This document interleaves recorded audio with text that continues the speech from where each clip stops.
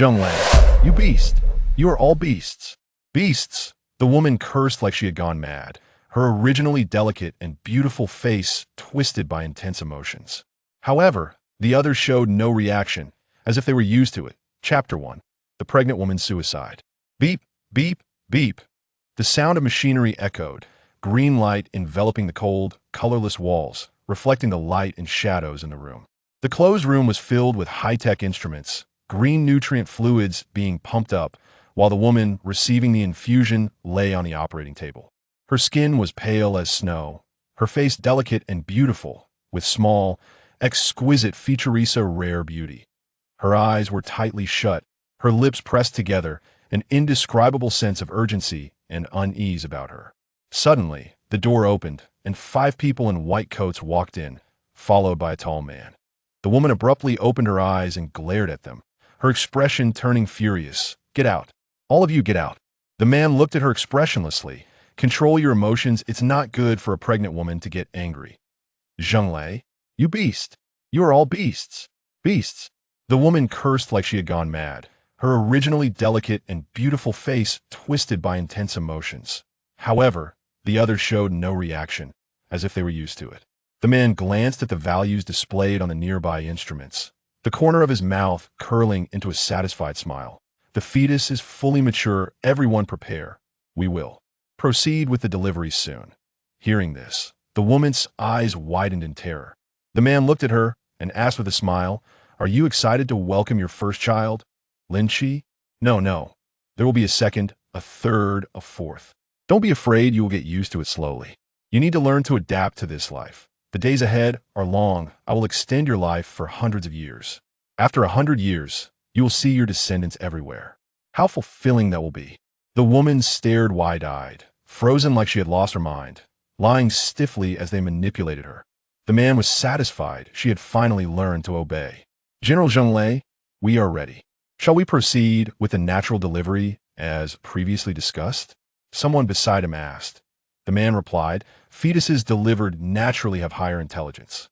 The leader insists we must ensure the quality of the fetus." "Understood." That moment, a loud commotion suddenly erupted outside. Zheng Lei frowned. "What's happening outside?" Someone replied, "It should be the test subject from the second team arriving. That one called Chi Wang." "Yes, he is the only class ability user found on the male candidate list." Zheng Lei raised an eyebrow, bent down close to Lin Chi's face and smiled. "I suddenly have an idea. You and Chi Wang are both class ability users. If we combine your genes and match them with ours, will we produce even better genes?" Lin Chi shuddered, spitting out 2 words through clenched teeth. "Beast." "Ha ha ha ha ha ha." Zheng Lei took pleasure in her insult, gesturing to those around him. "Start the operation." Yes. With a beep, the machine restraining Lin Chi's limbs released her, and the nutrient fluid in the tubes was replaced with red liquid, slowly entering her body. Lin Chi felt her blood flowing throughout her body, a long-lost strength surging within her, her heartbeat quickening. "You know you can't escape." Zheng Lei glanced at the heartbeat monitor and smiled confidently. "In this past year, you've tried to resist 38 times, but has any of those times allowed you to escape through this door? Moreover, there are 88 ability users waiting outside for you." Lin Chi calmly raised her gaze to him, saying nothing. He continued, "Cooperate with us and deliver the child, and you will become the greatest contributor to our planet. Does she have any other choice?" Lin Chi lay there like a lamb to the slaughter, numbly stretching her limbs, beginning to give birth under the guidance of those nearby. "Keep breathing, push slowly."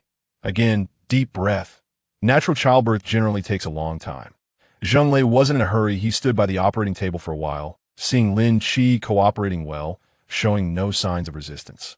It seemed she had come to terms with it, that he smiled in satisfaction and instructed those nearby, "Keep track of the time. Try not to exceed 3 hours. They'll check on the progress of the second team. Notify me of any situation." "Understood, General." "Take care." Lin Chi watched his departing figure, a strange light flashing in her eyes. She breathed a little weakly, thirsty.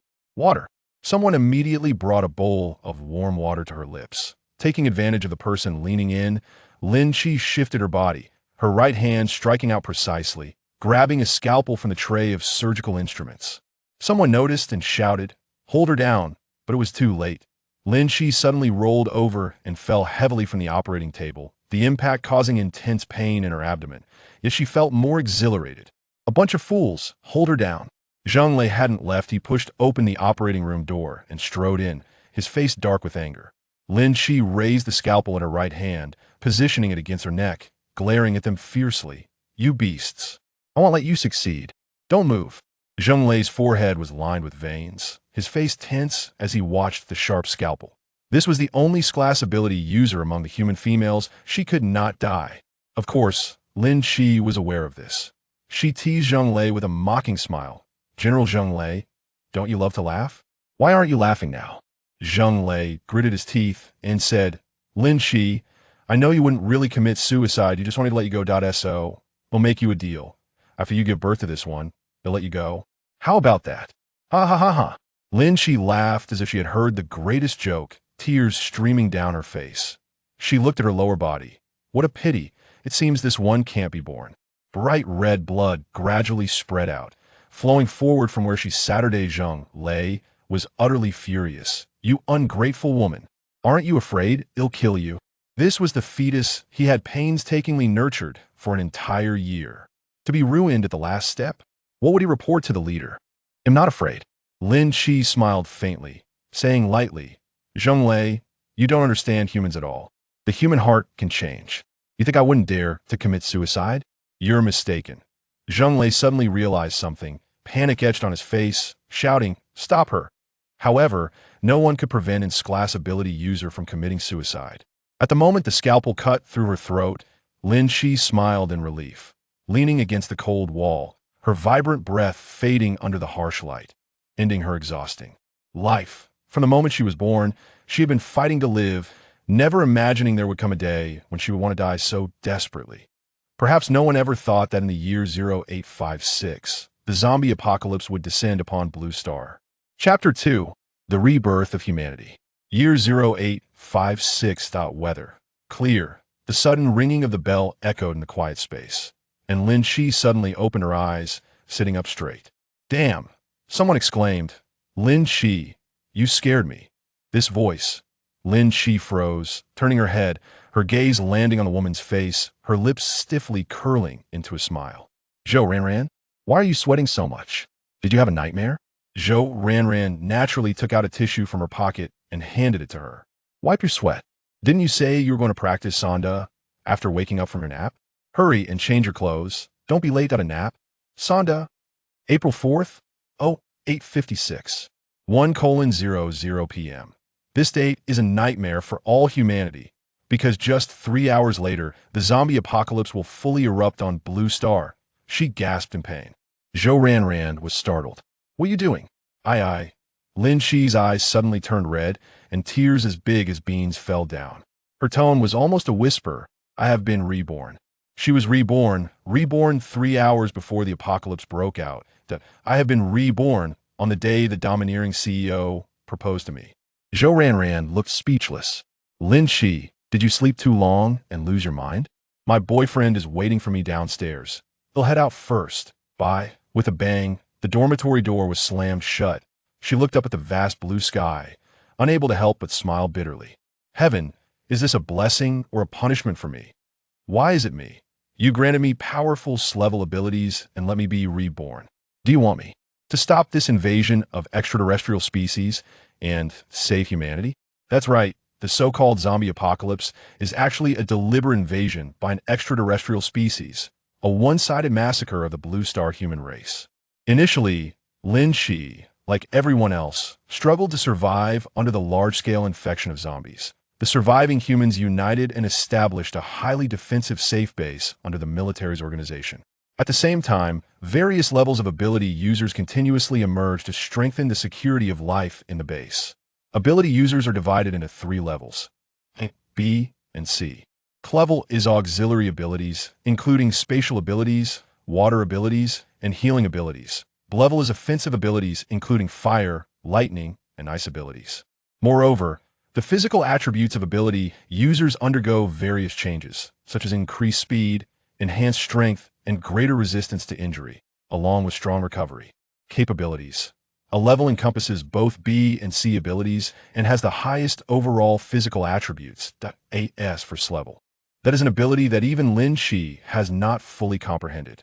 In addition to encompassing all three types of A, B, and C abilities, she also possesses perception and teleportation abilities. However, developing these abilities requires time. When Lin Shi discovered she was a hidden level ability user, Zheng Lei also discovered her. Who would have thought that the leading figure of the military, General Zheng Lei, was not human? He was a parasite of an extraterrestrial race. Lin Shi didn't know how long he had been parasitized, nor had she ever considered guarding against someone like Zheng Lei, who appeared tall and mighty. She was caught off guard and dragged into a laboratory. Then she learned this shocking secret. A.S., the leading figure of the parasitic race.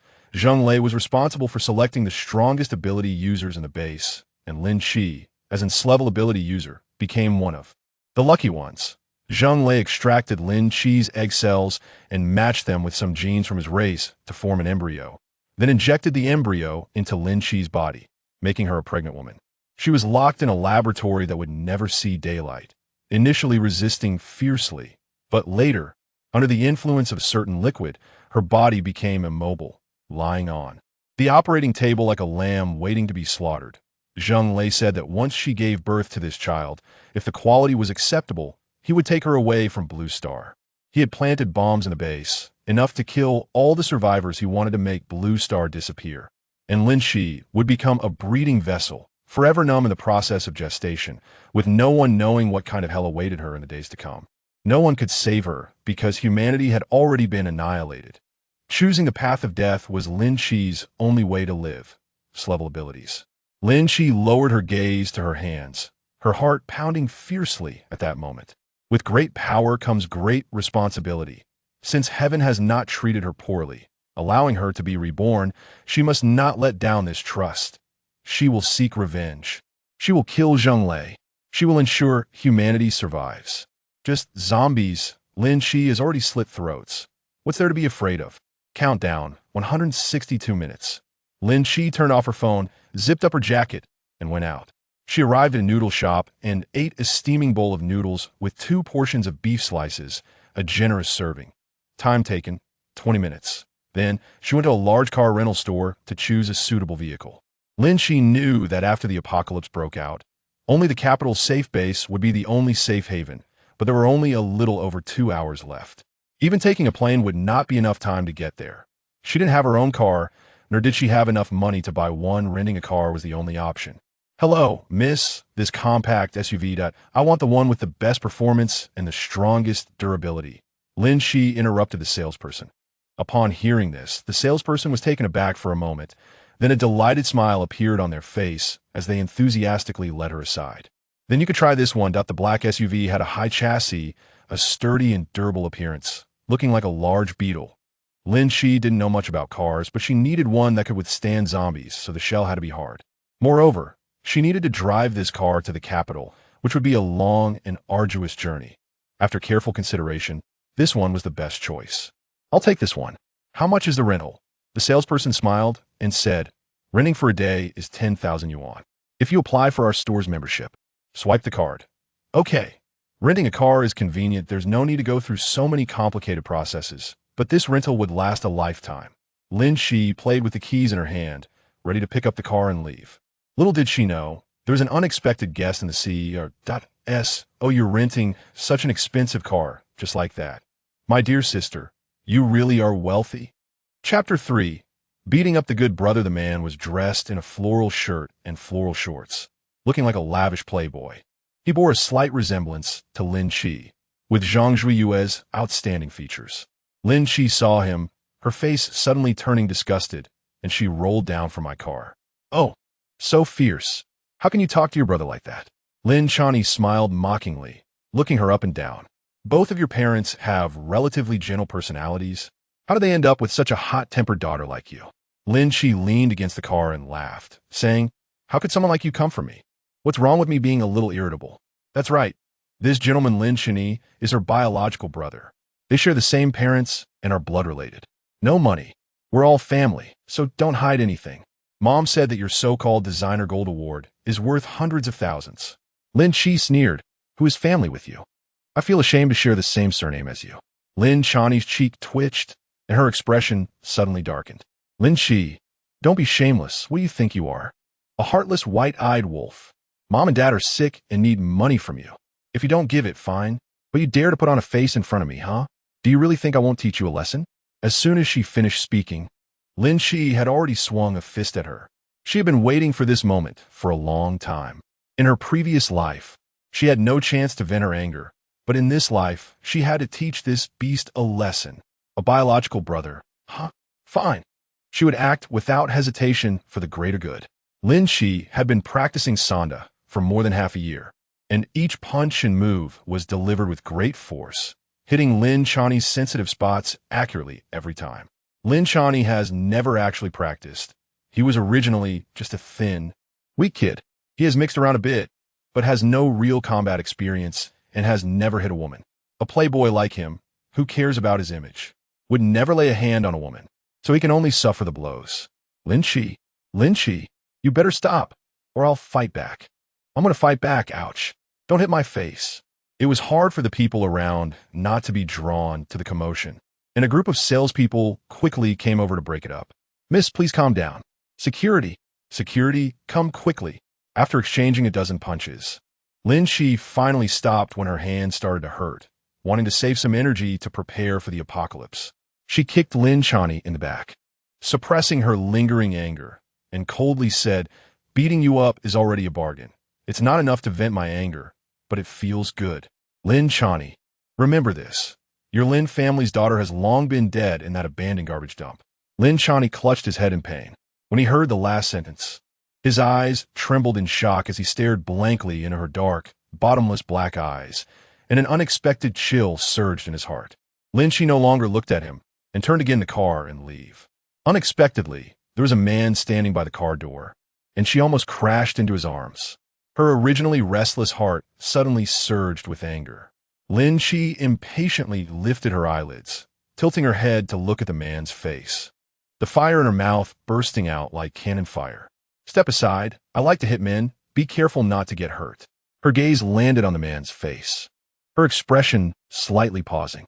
The man's eyes were as dark as ink, silent like stagnant water, with a gaze that could hardly suppress a gloomy and fierce aura. His handsome face had sharp and cold lines, yet he had a pair of narrow, affectionate peach blossom eyes, mingling a hint of gloom, adding to a chilly beauty. He had a face that was hard to look away from, but his eyes were cold and indifferent, with an aura of noble aloofness, creating a strong sense of pressure. "Lin Shi, you damn." Lin Chani's cursing voice came from behind.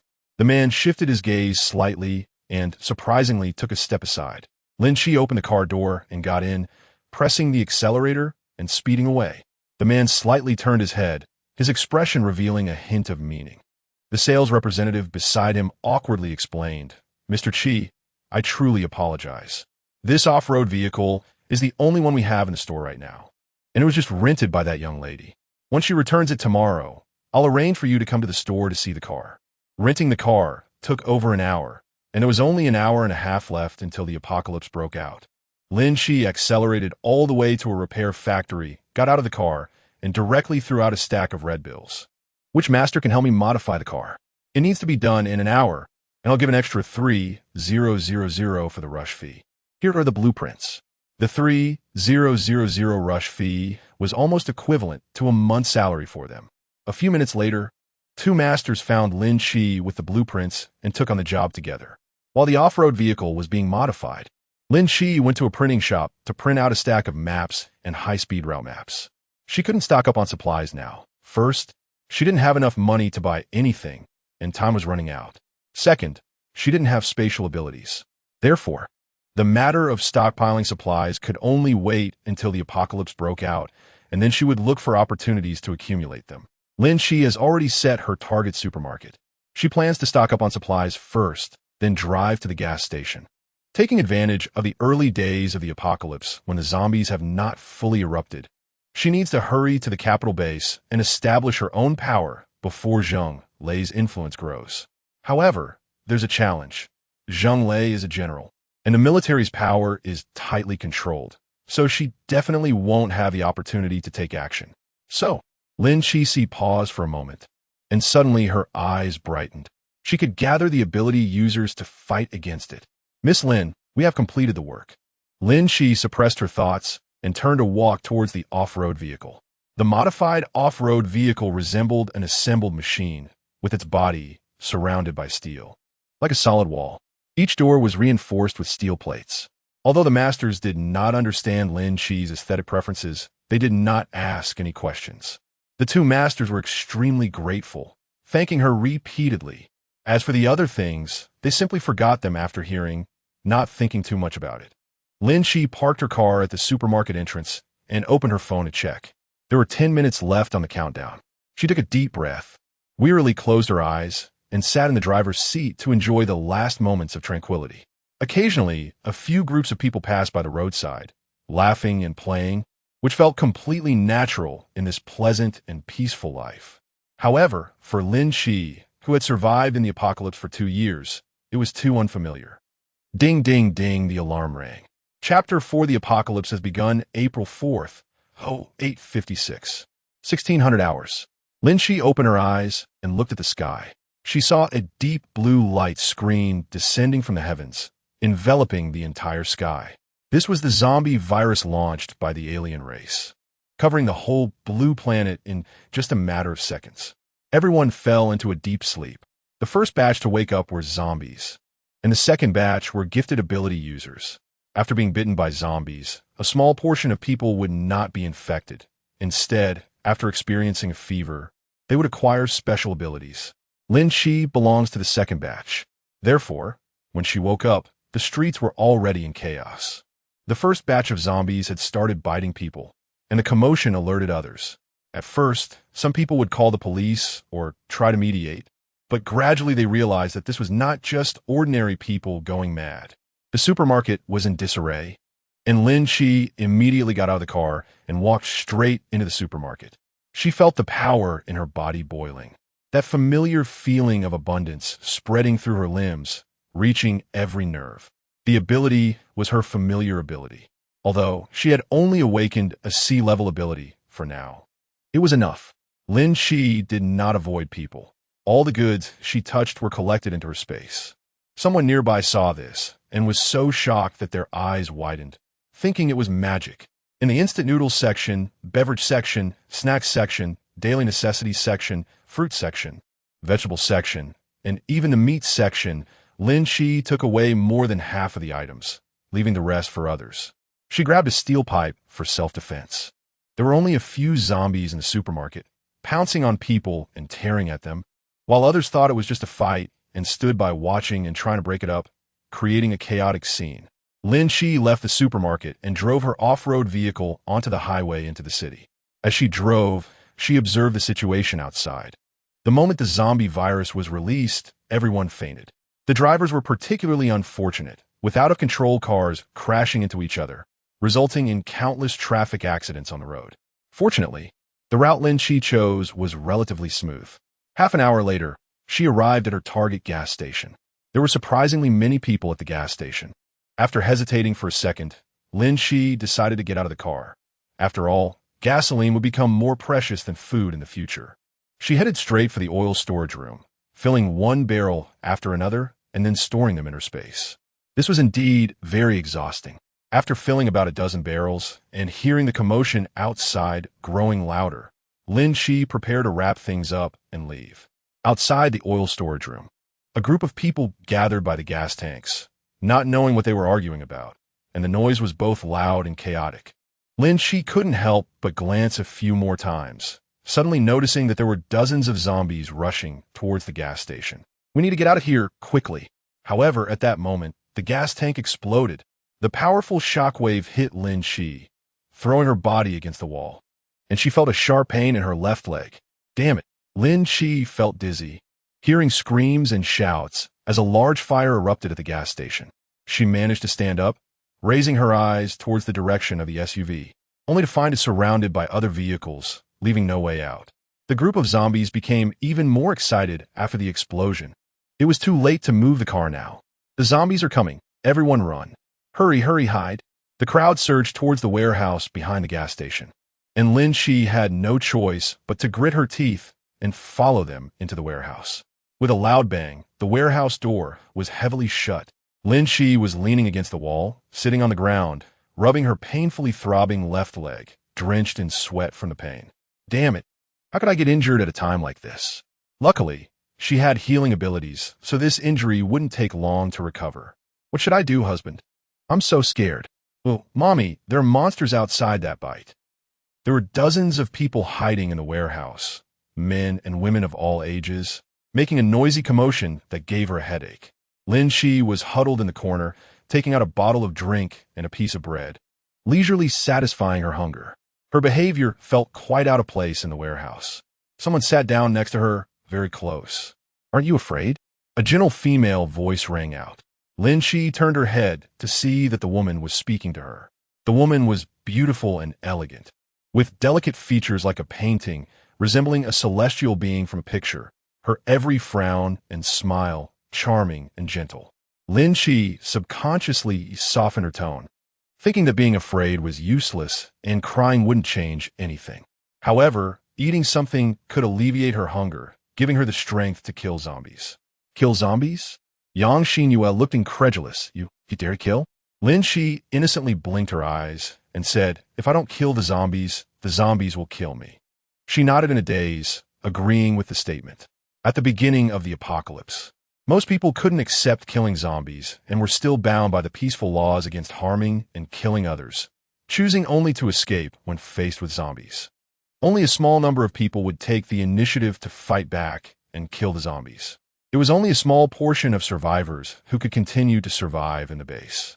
Lin Shi broke off half of the bread and handed it to her, saying, Here, have some. No, thank you. Yang Xinyue smiled slightly and politely declined. At that moment, someone called out to her. Sister Yu, I saw Chi Wang. He's outside. Sister Yu, hurry. Yang Xinyue's smile suddenly brightened significantly, and she quickly got up. Lin Shi's gaze followed the past, and her thoughts gradually surfaced. The name that the person just mentioned was Chi Wang. She couldn't help but recall the conversation between Zheng Lei and his subordinates just before her death in her previous life. It should be the test subject from the second team that had arrived. That one called Chi Wang? Yes. He was the only discovered S-class ability user among the male candidates. Chi Wang. This name really isn't common. It shouldn't be a coincidence that it's the same name. Lin Shi had an idea in her mind. Over there, Yang Xinyue walked to the warehouse door, looking outside through the glass window, her face showing anxiousness. It's really Chi Wang. There are so many zombies, he can't handle it alone. Hurry and open the door. Let us go help him. Yu Jia, are you crazy? We can't open the door. There's zombies outside. We'll all die. Yang Xinyue was so anxious that tears streamed down her face. But she was blocked by several big men and had no way to help, only able to watch helplessly as the zombies surrounded Chi Wang. Chi Wang. Chi Wang, run. Can't run anymore. Chi Wang was already injured. Just standing up took all his strength. The bite marks on his legs were too obvious, dragging a trail of blood, looking horrifying. So close, he was almost able to reach the warehouse. He looked up towards the direction of the warehouse, locking eyes with Yang Xinyue through the window, his cold brows furrowing slightly. If someone could come help him at this moment. We can't open the door. Zhou Jinchuan blocked the door with his body, sternly staring at Yang Xinyue, saying that once the door was opened, zombies could come in, everyone's lives would be threatened. Yu Jia, you can't risk all of us for just Chi Wang. The others chimed in with complaints. I don't want to die. We definitely can't open the door. What does she know as a woman? Get away, stay away from the door. Chapter 5, Who Saved Me? The others chimed in with complaints. I don't want to die. We definitely can't open the door. What does she know as a woman? Get away, stay away from the door. Yozenkuan Bulet Yang Sinua Bek, Sighing, saying it's not that we don't want to save him, it's just that we can't ensure our own safety. And I see Chi Wang is covered in wounds. He has probably already been bitten by zombies. Yang Xinyue was in tears, trembling all over. But what could she do? She was weak and powerless, unable to help at all. The zombies outside would eat people. She didn't want to die. Lin Shi silently watched all of this and quietly walked to the glass window of the warehouse, looking outside.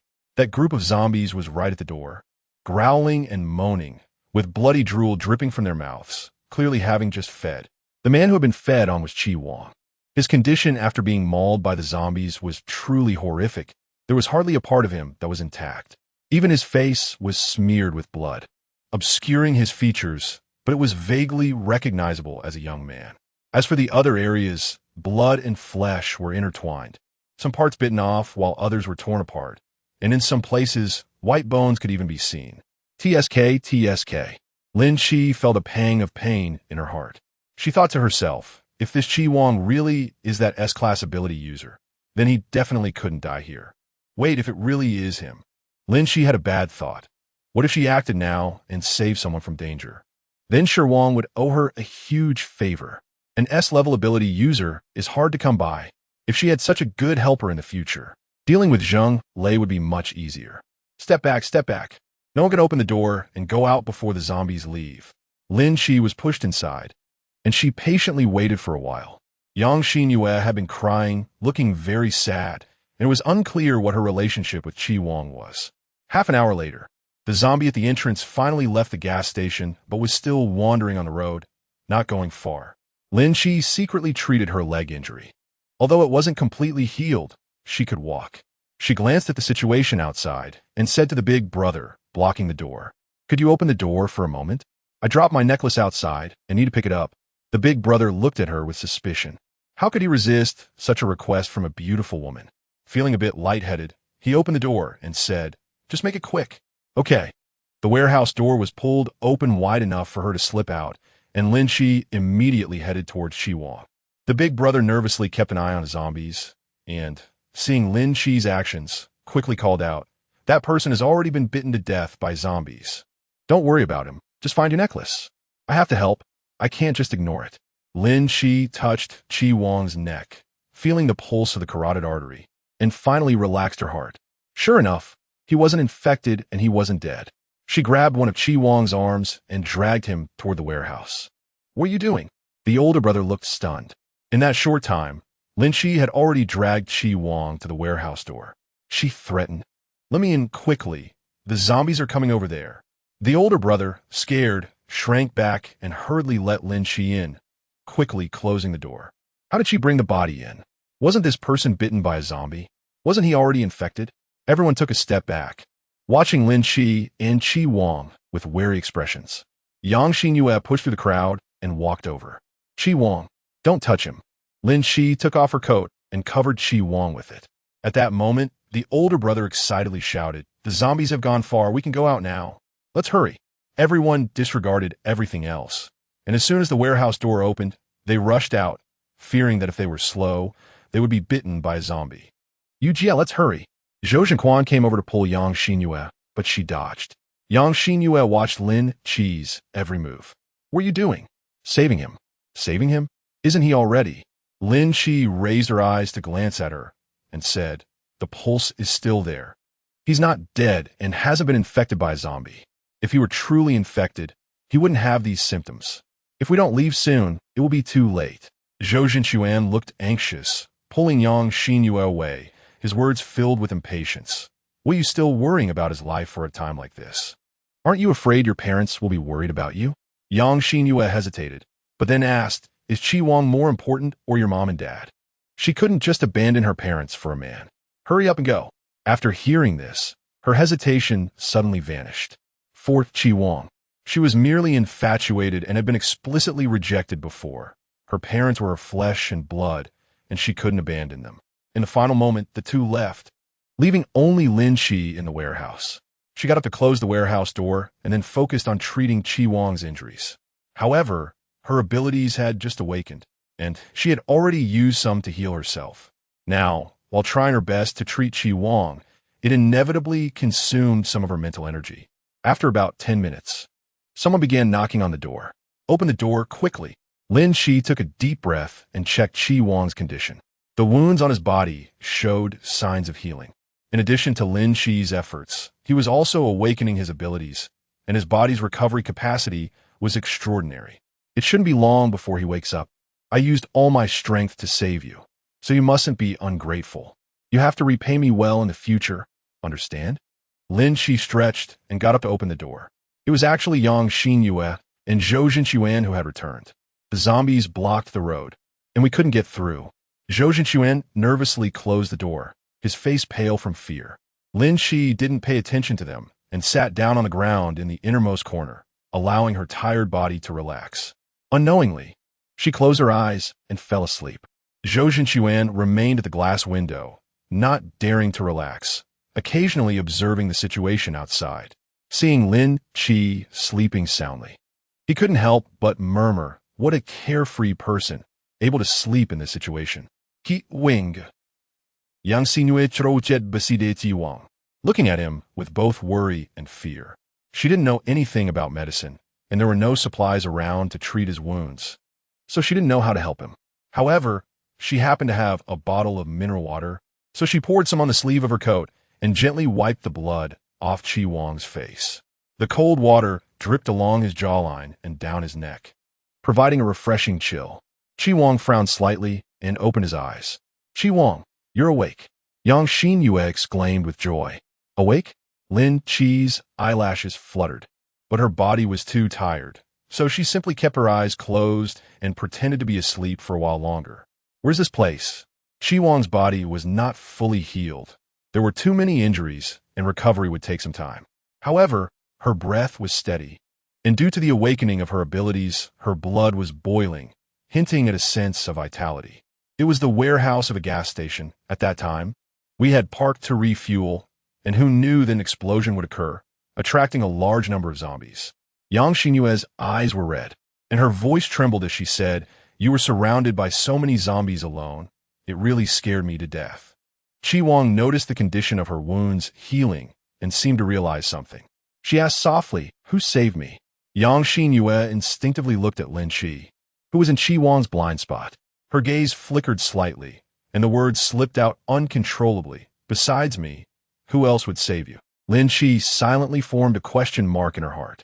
"Sister, why are you still taking credit?" Chapter 6. Living together in a big villa beside them. Zhou Zhenquan observed silently, choosing to remain quiet. He had grown up with Yang Xinyue, so they were naturally very familiar with each other. He definitely leaned towards Yang Xinyue and would never undermine her. Chi Wang's dark eyes fell on Yang Xinyue's face, pausing for a few seconds. Cough. Lin Chi coughed lightly, reminding them that there was still someone like her in the warehouse. Yang Xinyue blinked nervously and quickly said when she looked at her, "Let us wait until the zombies outside leave before we go out. It's too unsafe otherwise." Yang Xinyue secretly let out a sigh of relief. Zhou Zhenquan frowned and said, "Can his injury handle it? Our car was blown up, and we need to find another one. If we don't have a car, we can only walk." "We can walk," Chi Wang coldly replied with 2 words. At this moment, Lin Chi coughed again, her voice neither high nor low. "I have a car. It's parked outside." "That's great," Zhou Zhenquan said happily. "Then let us leave together later and take your car." "Sure." With just a few words, the plan was set. Yang Xinyue wanted to say something but held back, focusing her thoughts on Chi Wang instead. "Are you thirsty? Do you want some water?" She wanted to help him, but was stopped by Chi Wang raising his hand. "Don't touch me." Yang Xinyue smiled awkwardly, noticing Lin Chi looking over here. She maintained a bit of her noble and gentle demeanor and added an explanation for herself. "Sorry, I almost forgot you're still injured." As the sun was about to set, the zombies outside finally left. Zhou Zhenquan immediately said, "Hurry, let's south leave this place." Yang Xinyue wanted to help Chi Wang, but found that he could actually stand up by himself, and his complexion looked fine, not resembling someone seriously injured. As the warehouse door opened, when they stepped out together, Chi Wang slightly turned his head and finally saw Lin Chi's face. At the same time, Lin Chi also raised her eyes to look at him, and they both froze at the sight of each other. It's him. It's her. It's the man she had argued with at the car rental shop. It's the woman who had beaten up a man at the car rental shop. "Let us go," Yang Xinyue urged, breaking the eye contact between the two. Lin Chi put away her thoughts and found her car. Fortunately, the cars that were stuck behind had already left, allowing the SUV to drive out smoothly. Chi Wang opened the passenger door and got in. Zhou Zhenquan couldn't help but feel strange. The design of this car was so unique. It was too suitable for a zombie apocalypse. "Well, you got lucky. Now you don't have to return the car. You're going to the Huanshan Villa area, right?" "Yes." The car speeded up and directly entered the city highway. Lin Chi was contemplating how to recruit Chi Wang, but couldn't find an excuse. A glance caught her eye, and she saw Chi Wang looking down at something. She turned her head to take a closer look, and her expression changed subtly. Earlier, she had printed out the highway route map and marked the route to the capital with a pen, casually tossing it onto the passenger seat. Now, it was in Chi Wang's hands, and he was studying it carefully. However, Chi Wang only looked at it for a while, his expression unchanged, not asking anything. By dusk, the SUV arrived at the Huanshan Villa area. This place was spacious and sparsely populated, so there were naturally not many zombies. Zhou Zhenquan and Yang Xinyue's homes were here, so they got out of the car together. Lin Qi listened on the side, her brow twitching. No, sister, don't take him away. How am I supposed to make a move then? Where are you going? A cold voice suddenly sounded. She sluggishly glanced at the darkening sky. It's dark, I don't know. Then let's go to the villa together. Chi Wang spoke sparingly, reaching out to press the button on the seat, reclining it back. He casually placed his legs on the front desk, closed his eyes, coldly dry. How straightforward. However, Lin Qi quite appreciated this kind of personality. He was ruthless and spoke little, straightforward and to the point, which was commendable. Yang Xinyue didn't expect Lin Qi to stay as well, maintaining a smile on her face. My house is villa number 2. It's very close. Zhou Zhenquan had already run home. They were neighbors and not far apart. But since no one was home, Zhou Zhenquan ran back to find Yang Xinyue.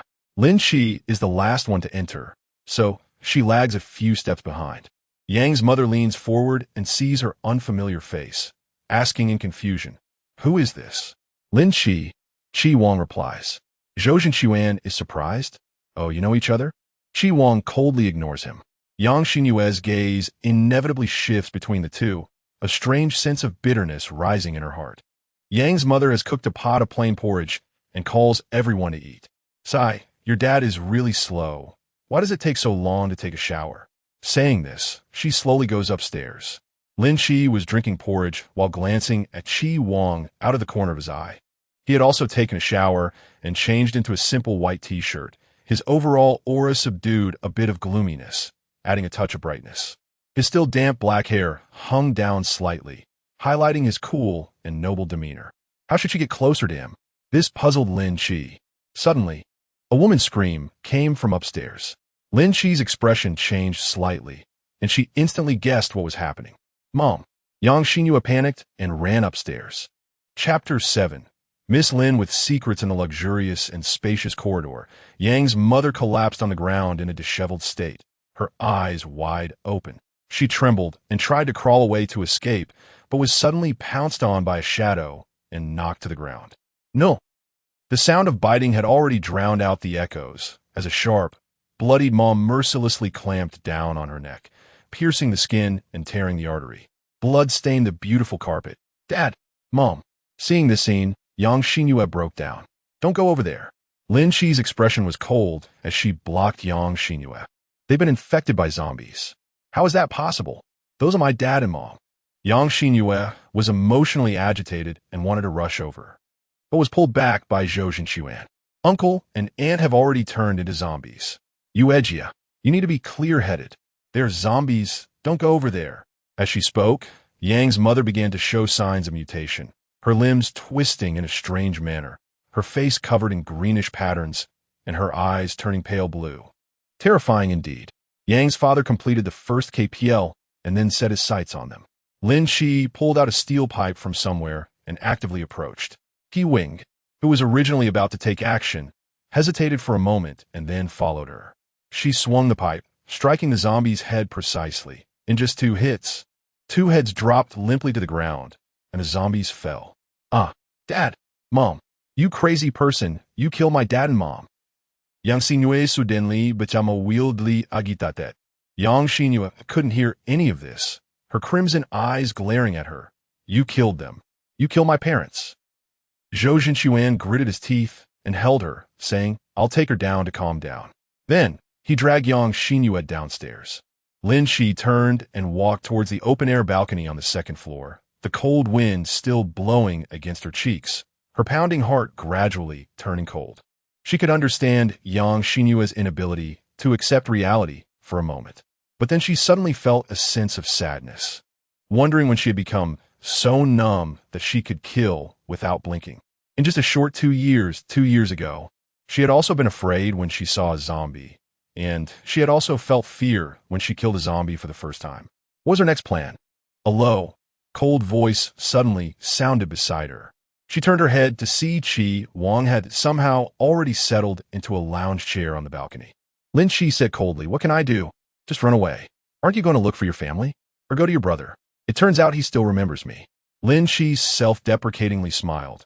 "I am an orphan with no family." Chi Wang did not ask who Lin Chi was. Her gaze shifted toward the direction of the corridor, and the topic changed quickly. "Actually, you didn't need to step in just now. I would have killed him myself." Her brow slightly moved. You? You also saw that young lady's reaction. Aren't you afraid she holds a grudge against you? What about you? He raised his eyes, precisely locking onto her gaze, a hint of deep meaning rising from the dark depths of his eyes, and he faintly smiled. You were credited for my accomplishment. Don't you hold a grudge against her? Lin Chi was momentarily taken aback. When she saw the smile in his eyes, she suddenly realized something. You know it was me who saved you? Chi Wang casually explained. Even though I was unconscious at that time, my mind was very clear, and I could hear every word you all said. So, he knew that Zhou Jinchuan and Yang Xinyue had abandoned him, and he also knew that it was Lin Chi who saved him. As for Yang Xinyue taking credit, it was merely out of the acquaintance's sentiment that he did not confront her directly. Lin Chi was in a good mood when she suddenly remembered something. Her mouth stiffened for a moment, and under Chi Wang's meaningful gaze, she awkwardly spoke up. Then you must have heard me say, cough. What did I say back then? I used all my strength to save you. You can't be ungrateful. You must repay me well in the future, understand? How embarrassing. So, Chi Wang lowered his brows, his dark eyes blending into the night, making it hard to read his expression. What do you want me to do to repay you? An opportunity, that's the opportunity. Lin Chi's chest surged with emotion as she tried to maintain her expression, not wanting to appear too excited. She softened her tone and said, I want you to protect me. What? I want you to protect me. After thinking it over, this excuse seemed the most reasonable. She couldn't just say, come with me to the capital, could she? That would be so strange. To make it sound even more reasonable, Lin Chi deliberately softened her voice, sighed wistfully, there's zombies everywhere outside. I'm really scared that one day I'll get bitten by a zombie. If I had a strong man like you to protect me by my side, I wouldn't have to worry anymore. Perfect, just perfect. Lin Chi secretly applauded herself. It was thanks to Yang Xinyue that she had found inspiration. Chi Wang quietly watched her, his silent gaze inexplicably filled with scrutiny and speculation, each glance sharp and mocking, making Lin Chi feel inexplicably guilty. She always had a sense of being seen through. This person is truly not simple. Are you going to the capital? His question was suddenly thrown out. It turned out he had noticed after all. Lin Chi nodded calmly, yes. Why? Because the military power in the capital is the most comprehensive. After the apocalypse breaks out, a safety base will definitely be established there. It's the safest place. Logically speaking, it makes perfect sense. However, Chi Wang suddenly dropped a shocking statement. You know the apocalypse is coming. So you modified the car in advance, and even created an escape route map. Lin Chi was taken aback. Is this guy too smart? How could he guess this? The next moment, Chi Wang suddenly smiled, and his originally gloomy and cold face softened, revealing a more gentle and handsome appearance. He said in a nonchalant tone, I don't like to force people. One day, you'll tell me the reason, so you don't have to be nervous. However, I'm very interested in Miss Lin's proposal. It's quite straightforward. Lin Chi relaxed and was willing to express his sincerity to him. Don't worry, since I am willing to save you, I won't harm you. In the apocalypse, having one more helper means one more strength. We are all in the same boat. He raised an eyebrow and said, with Miss Lin's skills, you probably don't need my strength, do you? That momentum just now was enough to crush a rock. Lin Chi smiled awkwardly, saying that she usually wasn't like this and was actually quite gentle. If she had known earlier, she wouldn't have rushed to take action and cut off her own escape route. It was really a mistake. Now, pretending to be weak was clearly not working. Then I'll go downstairs to sleep. After saying this, Lin Chi turned and left the balcony. Chi Wang stared at her back, a thoughtful smile creeping up the corner of his mouth, while the gloom in his brows and eyes deepened, turning into an inescapable darkness in his gaze.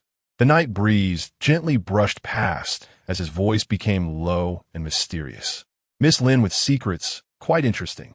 Chapter 8, Departing for the Capital, Going to the Capital? That Lin Shi is coming with us too? Why should she? In the living room, Yang Xinyue received this news from Zhou Zhenquan, her face showing anger. She's just a madwoman. Why should she be allowed to come? Zhou Zhenquan's expression turned cold. He never usually showed a stern face. But this was the first time he spoke harshly. He gritted his teeth and warned, "If you keep talking nonsense like this, I really won't care about you anymore." Yang Xinyue's eyes were red and swollen, trembling as she held back tears, saying, "My parents are dead. I don't want to live alone. Stop talking such nonsense. Life is your own. The Yang Xinyue, I know, isn't a weak person. Besides, you still have me, and you have Chi Wang, who is so capable he could take on 10. We could go to the capital with him and live well." At that moment, the 10-man Chi Wang was sitting on the sofa, listening to their conversation. Yang Xinyue was still a fragile and soft-hearted person. Under Zhou Zhenquan's comfort, she gradually calmed down, went upstairs to pack a few simple clothes, and prepared to leave the place she had lived for over 20 years. "Is there enough gas in the tank?" Zhou Zhenquan asked worriedly as they got into the car. Now everyone was in the same boat, and this car was their only means of escape. So they had to be cautious. She touched her leg, feeling that it was almost healed. Zhou Zhenquan thought anxiously, "Not only that, but we also need to stock up on food and water. I wonder if we can fit so many things in the car." Resources were scarce. At first, most survivors were in a state of panic and didn't have a strong sense of stockpiling. It wasn't until they were hungry and thirsty that they realized the importance of supplies. However, with zombies running rampant, stockpiling was not easy. Lin Shi did not reveal her spatial abilities. To them, she was merely a newly acquainted stranger, a companion in flight, alone. If she did not leave herself an escape route, it would only lead to her own disadvantage. She was still selfish at heart and would not easily trust anyone. In the apocalypse, human nature is the most difficult to test. This was the second day of the apocalypse, and the urban area was no longer a scene of peace. Terrifying zombies roamed everywhere.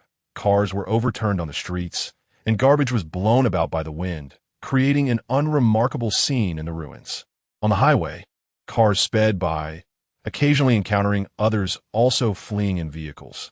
The service station ahead was crowded, and everyone was cautious, trying not to wander far. Chi Wang reminded in a low voice, "Be quick, don't take too long. Anyone who dawdles won't get to ride." Yang Xinyue whispered, "I want to go to the bathroom." Zhou Zhenquan, "I'll go with you." The service station was filled with people, and occasionally a few zombie corpses could be seen on the ground, indicating that they had been cleared not long ago. "Hurry up, move quickly." The loud shouts drew Lin Chi's attention. She saw a bus parked in a car wash area, surrounded by a crowd of about 20 or 30 people. On an off-road vehicle behind them stood a rugged man with a large machete over his shoulder. The previous 2 sentences were spoken by him, indicating he was in charge. He stood there arrogantly, with occasional flames flickering from his palm. Lin Chi's eyes narrowed slightly.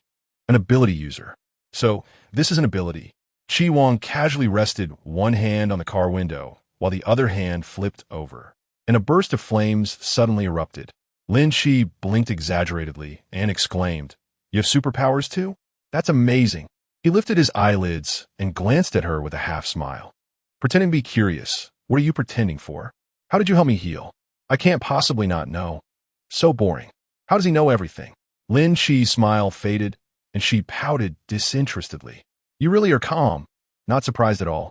He furrowed his thick brows and said lightly, "Miss Lin, not everyone is as theatrically skilled as you. Sorry, I haven't studied acting." At that moment, Zhou Zhenquan walked over with a man carrying a large knife. "Chi Wang, great news. This is Brother Niu Sanlang, the one I've mentioned to you many times.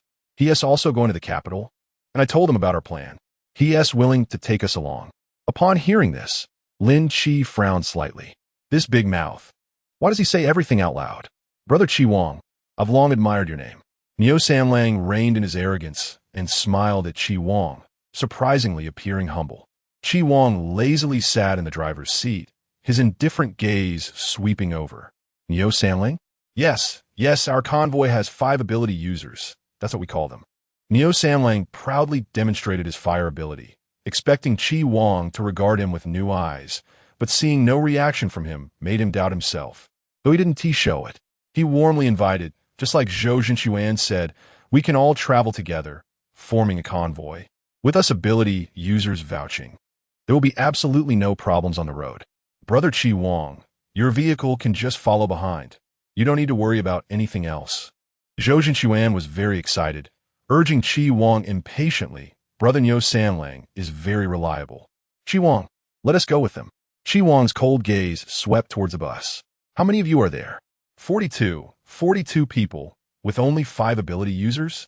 Facing his deep black eyes, Neo Samlang's previous pride dissipated. He glanced around and lowered his voice to reveal a secret. "To be honest, brother, we actually have 10 ability users. But we're afraid others might want to join us. Having more dead weight isn't a good thing." Then he shifted the topic back to flattery. "But you guys are different. Zhou Zhenquan and I have known each other for many years, and moreover, Brother Chi Wang, your extraordinary presence can't possibly belong to an ordinary person, right?" Unexpectedly, Neo Samlang's thoughts were quite profound. Lin Shi quietly observed and noticed that Chi Wang seemed to pause for a moment after hearing those words. As the conversation reached its conclusion, both sides reached a kind of unspoken cooperation, but it was Zhou Zhenquan who became anxious. "What do you mean, Chi Wang? What are you considering? How can you not agree to such a good thing? How old are you?" Lin Chi asked this question out of nowhere. Zhou Zhenquan blinked in surprise. 22. She was puzzled. "That shouldn't be. Why do you seem so innocent like a minor?" Zhou Zhenquan was speechless, realizing she was indirectly criticizing him. Suddenly, he remembered something and exclaimed in surprise, "Hey, wait a minute, Chi Wang. Weren't you seriously injured yesterday? How come you seem completely fine? Can you guys with abilities heal yourselves?" "That's amazing." Chi Wang raised an eyebrow at him. "You finally noticed." That look had a hint of looking at a fool. He shed tears of envy. "Why doesn't God give me abilities? Am I not worthy enough? I've helped old ladies cross the street, donated to charity, sent supplies to impoverished areas. I've done all those things. It shouldn't be like this." Lin Chimei slightly raised her eyebrows and met Chi Wang's gaze. She tilted her chin slightly, her expression silently conveying that she deserved the most credit. Chi Wang seemed to truly understand this meaning. A hint of an amused smile playing on his lips, everything unspoken between them. He opened the car door and got out, saying to Lin Chimei, "You refuel the car? I'll go over there to ask some questions." "Okay." Zhou Zhenquan quickly followed. "I'll go with you." "What about Yang Xinyue? She said she wanted to take a shower. There's nothing we can do about her. But with Brother Neo Samlang and the others on watch, the service area is very safe and the zombies can't get close." Chapter 9. Protecting you. Is that considered qualified? Lin Shi guessed that Chi Wang would likely reach an agreement with Neo Samlang to head to the capital together. After all, it was on the way, and traveling together with a convoy would create a bigger spectacle and enhance safety. Moreover, Neo Samling's attitude towards them was fairly good and sincere. At night, they stayed overnight at a service station, and Neo Samlang privately handed 2 handguns to Chi Wang. Chi Wang then distributed the handguns to Lin Shi and Yang Xinyue for self-defense. Lin Shi glanced at Zhou Zhenquan beside her and suggested, "How about I give you this gun? I feel like you need it more." This was a blatant insult. Zhou Zhenquan rolled his eyes. "Do you look down on me?" She chuckled softly, then put away the handgun and got out of the car, heading towards the restroom. Seeing her walk away, Yang Xinyue couldn't help but ask, "Are you two getting familiar so quickly?" "What?" Zhou Zhenquan replied, confused. "We're all in the same boat. Getting to know each other isn't a problem. Besides, didn't Chi Wang know her before, right? Chi Wang?" Upon hearing this, Yang Xinyue's heart tightened. "Chi Wang, did you know each other before?" "Just a brief encounter."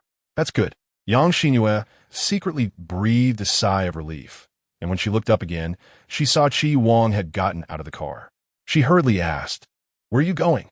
At this time, the service area was quiet, with only a few people on watch, while everyone else was resting either in their cars or indoors. The lights were out everywhere, and only the solar lights by the roadside were still on, casting a dim light in the service station. Lin Shi splashed her face at a nearby faucet, brushed the soles of her shoes, and after tidying up for a while, felt the urge to urinate. Thinking it was a good time to go to the bathroom, Little did she know, a pair of footsteps was approaching from behind. She thought it was someone else and paid no attention. Suddenly, a bony claw landed on her shoulder, and Lin Chi reacted instinctively, raising her hand to block it. At the same time, the bony claw's zombie suddenly became agitated, roaring as it lunged at Lin Chi. Lin Chi was forced to retreat. Her right foot slipped into a puddle, and her body fell backward. Not good. Her expression tightened slightly, but her back collided with a warm embrace, and a strong arm locked around her waist. Flames instantly enveloped the zombie, and Chi Wang kicked the zombie away. When he saw the zombie struggling weakly, the flames in his palm finally dissipated. He lowered his gaze to the person in his arms. "Are you okay?" "No, I'm fine." Lin Chi looked at the dead zombie with lingering fear, not noticing how close she was to Chi Wang, their posture intimate, due to her lowered gaze. The contour of her side profile appeared delicate and soft. Chi Wang's gaze lingered for a moment, his Adam's apple bobbing slightly as he released the hand that had been holding her waist. It was only then that Lin Chi reacted, instinctively taking a step to the side to create some distance. "You arrived just in time. I almost got ambushed by the zombie." He surveyed the surroundings and warned, "It's too dark here. The guards might overlook something. Be careful." As he spoke, Lin Chi quickly walked into the bathroom. When she came out, she saw a shadow leaning against the wall. She paused slightly, meeting Chi Wang's quiet black eyes. "Were you waiting for me?" He curved his lips. "You asked me to protect you. Does this count as qualified?" Lin Shixin's heart skipped a beat, and she calmly said, "Qualified. I'm very satisfied." Regarding Chi Wang, she felt both curious and cautious, but also thought she might be overthinking. His intelligence didn't seem to carry any malice. However, she needed his strength even more. So, she wanted to deepen their understanding and maintain a good relationship. A qualified, high-quality ally is hard to come by. Suddenly, a little boy ran out from around the corner and bumped into Lin Chi. "Be careful," Lin Chi reminded, not moving her stance, while the little boy almost fell over. Chi Wang reacted quickly and steadied the boy. A woman came running from behind, apologizing anxiously. I'm sorry, miss. My brother didn't hurt you, did he?" Lin Chi shook her head. "I'm fine." "That's good." The woman sighed in relief and looked at the little boy with a reproachful tone. "Quickly apologize to your sister." The little boy was not tall, probably a middle school student, with a delicate appearance and well-behaved. He sincerely apologized with a crisp voice. "I'm sorry, sister. I didn't mean to." "It's okay." The next morning, as the convoy was getting ready to set off, she saw the boy again. He was sitting in the last row of the bus, and when the window came down, he waved and greeted Lin Chi. "What are you looking at?" Chi Wang noticed she was standing still. The convoy, led by 2 SUVs and followed by the bus, officially hit the road. Zhou Zhenquan was very attentive, placing Chi Wang and the other 3 in the middle, ensuring safety both in front and behind. "I didn't expect it, Chi Wang. Your reputation in the community is quite high. Even my brother Niu Sanling respects you," Zhou Zhenquan teased. In fact, he knew Chi Wang mainly because of Yang Xinyue. Apart from a few entertainment events, he and Chi Wang had little interaction. However, since they had known each other for a long time, they had become familiar. Zhou Zhenquan was straightforward and would joke with anyone. Chi Wang usually ignored him, and he was used to it. Lin Chi was studying the map the whole time, and after a long while, finally noticed something was off. I'd already noticed that the number of vehicles on the road had increased, and it turned out there was a very long tunnel ahead, which could pose a risk of traffic jams. Chi Wang frowned. "It would be troublesome if we got stuck in traffic." Hearing this, Yang Xinyue anxiously spoke up. "Then let's take another route. We don't know what the situation is inside the tunnel, and the risk is too high. We shouldn't go in recklessly." This was the only way, and there was no detour. Lin Chi put away the map and noticed that the off-road vehicle ahead showed no signs of stopping. After thinking for a moment, she said, "Get ready for battle."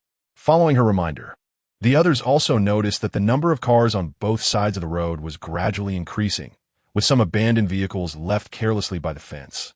And no one knew where the people inside had gone. An increase in traffic flow was not a good sign. As the tunnel entrance came into view, Chi Wang focused on the road conditions, his voice becoming deeper. "You guessed it right. We're going to hit a traffic jam." One by one, cars rushed into the tunnel, and the brightness in front of them suddenly dropped, visibility becoming very low. Lin Chi instinctively squinted, and a sharp screech of brakes suddenly rang in her ears. When she saw the scene in front of her, her expression changed drastically, reversing, but was already too late. Chapter 10. Lost in the Mountains. Bang! Sizzle. Lin Shi's face was pale, her cheeks covered by a large hand. The tearing pain in her forehead spread through her nerves at this moment, a warm liquid dripping down her cheek. She grabbed the hand blocking her face, only to feel it covered in blood. Turning her head, she met Chi Wang's cold and oppressive gaze. His face was tense due to the sudden situation, his expression a mix of restraint and relief. The shards of glass had been blocked by his hand and did not injure Lin Shi's face, only leaving a cut on her forehead. "Chi Wang, you're hurt," Yang Xinyue exclaimed, suddenly realizing that Chi Wang had acted to shield Lin Shi from the glass shards. Lin Shi frowned. "You need to reverse." A loud shout interrupted her words. Niu Sanlang leaned out of the front off-road vehicle, looking anxious as he yelled back. "There are zombies ahead. Hurry and reverse." The situation suddenly became tense. There was no time to worry about injuries. Chi Wang looked into the depths of the tunnel, a look of urgency flashing in her eyes. A group of zombies was approaching. The road ahead was blocked, and the vehicle couldn't pass. We needed to get out of the tunnel. The bus horn honked repeatedly, urging the vehicles behind to back out, but it had no effect. "If we can't reverse." We abandoned the vehicle and run back. Lin Shi quickly unbuckled her seatbelt and got out of the car. At the same time, Niu Sanlang and the others did the same. If we didn't abandon the vehicle, we could only wait to die. Yang Xinyue anxiously followed behind Zhou Zhenxuan, feeling a bit lost. But where should we run? Lin Shi, go up the mountain. At this moment, everyone on the bus got off and ran back together. The hurried screams and anxious footsteps echoed particularly loudly in the tunnel, and before she knew it, Lin Shi was swept away by the crowd. Lin Shi was bumped into by someone and steadied herself to look back, only to see zombies crazily rushing towards them, clearly about to catch up. She didn't have time to look for Chi Wang and the others, so she nimbly climbed over the fence and dove into the forest. At the same time, she took out a steel pipe from her space for self-defense. If she encountered a zombie up close, she could handle it, but facing many with just one was too risky. She couldn't guarantee she wouldn't get scratched. Life was only one, and she didn't dare to gamble. "Go away, go away. Don't chase me." Suddenly, a boy's shout came from the front of the jungle. A zombie was chasing the boy, and seeing this, Lin Shi immediately grabbed the steel pipe and strode over, accurately striking the zombie's head. The zombie's body shook but surprisingly did not fall. Instead, it twitched its arms and lunged at Lin Shi. Her expression turned cold as she placed the steel pipe across the zombie's shoulder and forcefully twisted it, pushing the zombie down, then stabbed one end of the pipe fiercely into the zombie's neck. The zombie twitched violently as the strength in its limbs slowly faded away. "I'll smash you. I'll smash you." The boy suddenly picked up a brick and gritted his teeth, smashing it down onto the zombie's head. White brain matter exploded everywhere. Lin Shi raised her hand to stop him. "It is already dead." The boy suddenly widened his eyes and pointed behind her. "Sister, look. So many zombies, they are coming." After saying this, she picked up a steel pipe and charged at the zombies. He was extremely scared, but he wanted to be like the heroes on TV, to kill the zombies and save everyone. But he was still too young to kill the zombies. Watching Lin Shi fight decisively, every strike hitting the zombies with full force, admiration sparkled in the boy's eyes. What an amazing sister. But no matter how powerful she was, there would be a moment when her strength would be exhausted. After killing the 10th zombie, Lin Shi clearly felt her body struggling. Since she hadn't awakened her B-level ability yet, her physical strength wasn't high, and holding on until now was already impressive. She was alone, but the zombies were endless. Lin Shi gasped for breath and turned to run towards the boy. "Don't look anymore. Run quickly. I can't handle it." The boy's eyes trembled. "Sister, even you can't handle them?" Lin Shi grabbed his little arm, running up the mountain while saying, "Do you know that a few can't defeat many? It's not that your sister can't do it. It's just that there are too many of them." I know. This tactic is called the 36 stratagems. Retreat is the best strategy." The boy excitedly raised his hand. She raised an eyebrow in praise. "Not bad. You even understand military tactics." The mountain path was difficult to traverse, and the zombies found it even harder, gradually unable to keep up with their speed. Lin Chi took the boy on a shortcut and quickly shook off the zombies. Standing on a high slope, the zombies were still slowly chasing at the bottom. "Sister, you're amazing. Can you teach me how to kill zombies?" The boy, being young, was not tired at all. Instead, he felt a bit excited and enjoyed the thrill of the escape. Lin Chi sat on a rock, panting, slowly adjusting her breathing. This kind of thing doesn't require teaching. It's all about feeling. Moreover, you just smashed a zombie with a brick quite skillfully, which is commendable and worthy of praise. The boy's performance surprised her. At such a young age, he adapted faster than most adults. "Is my sister praising me?" The boy's cheeks flushed, and he shyly lowered his head. Lin Chi smiled lightly, raising her head to observe the surroundings. Due to the high terrain, she could see the situation not far away. In a valley over there was a small white building that could serve as a temporary shelter, and perhaps they could wait for others there. "Stay close behind me and walk this way," she instructed. The boy nodded eagerly. "Don't worry, sister. I'll stick close to you." "Sister, do you want some candy?" "This is my treasured cotton candy. I'll give it to you." "Sister, I wish my sister was as amazing as you.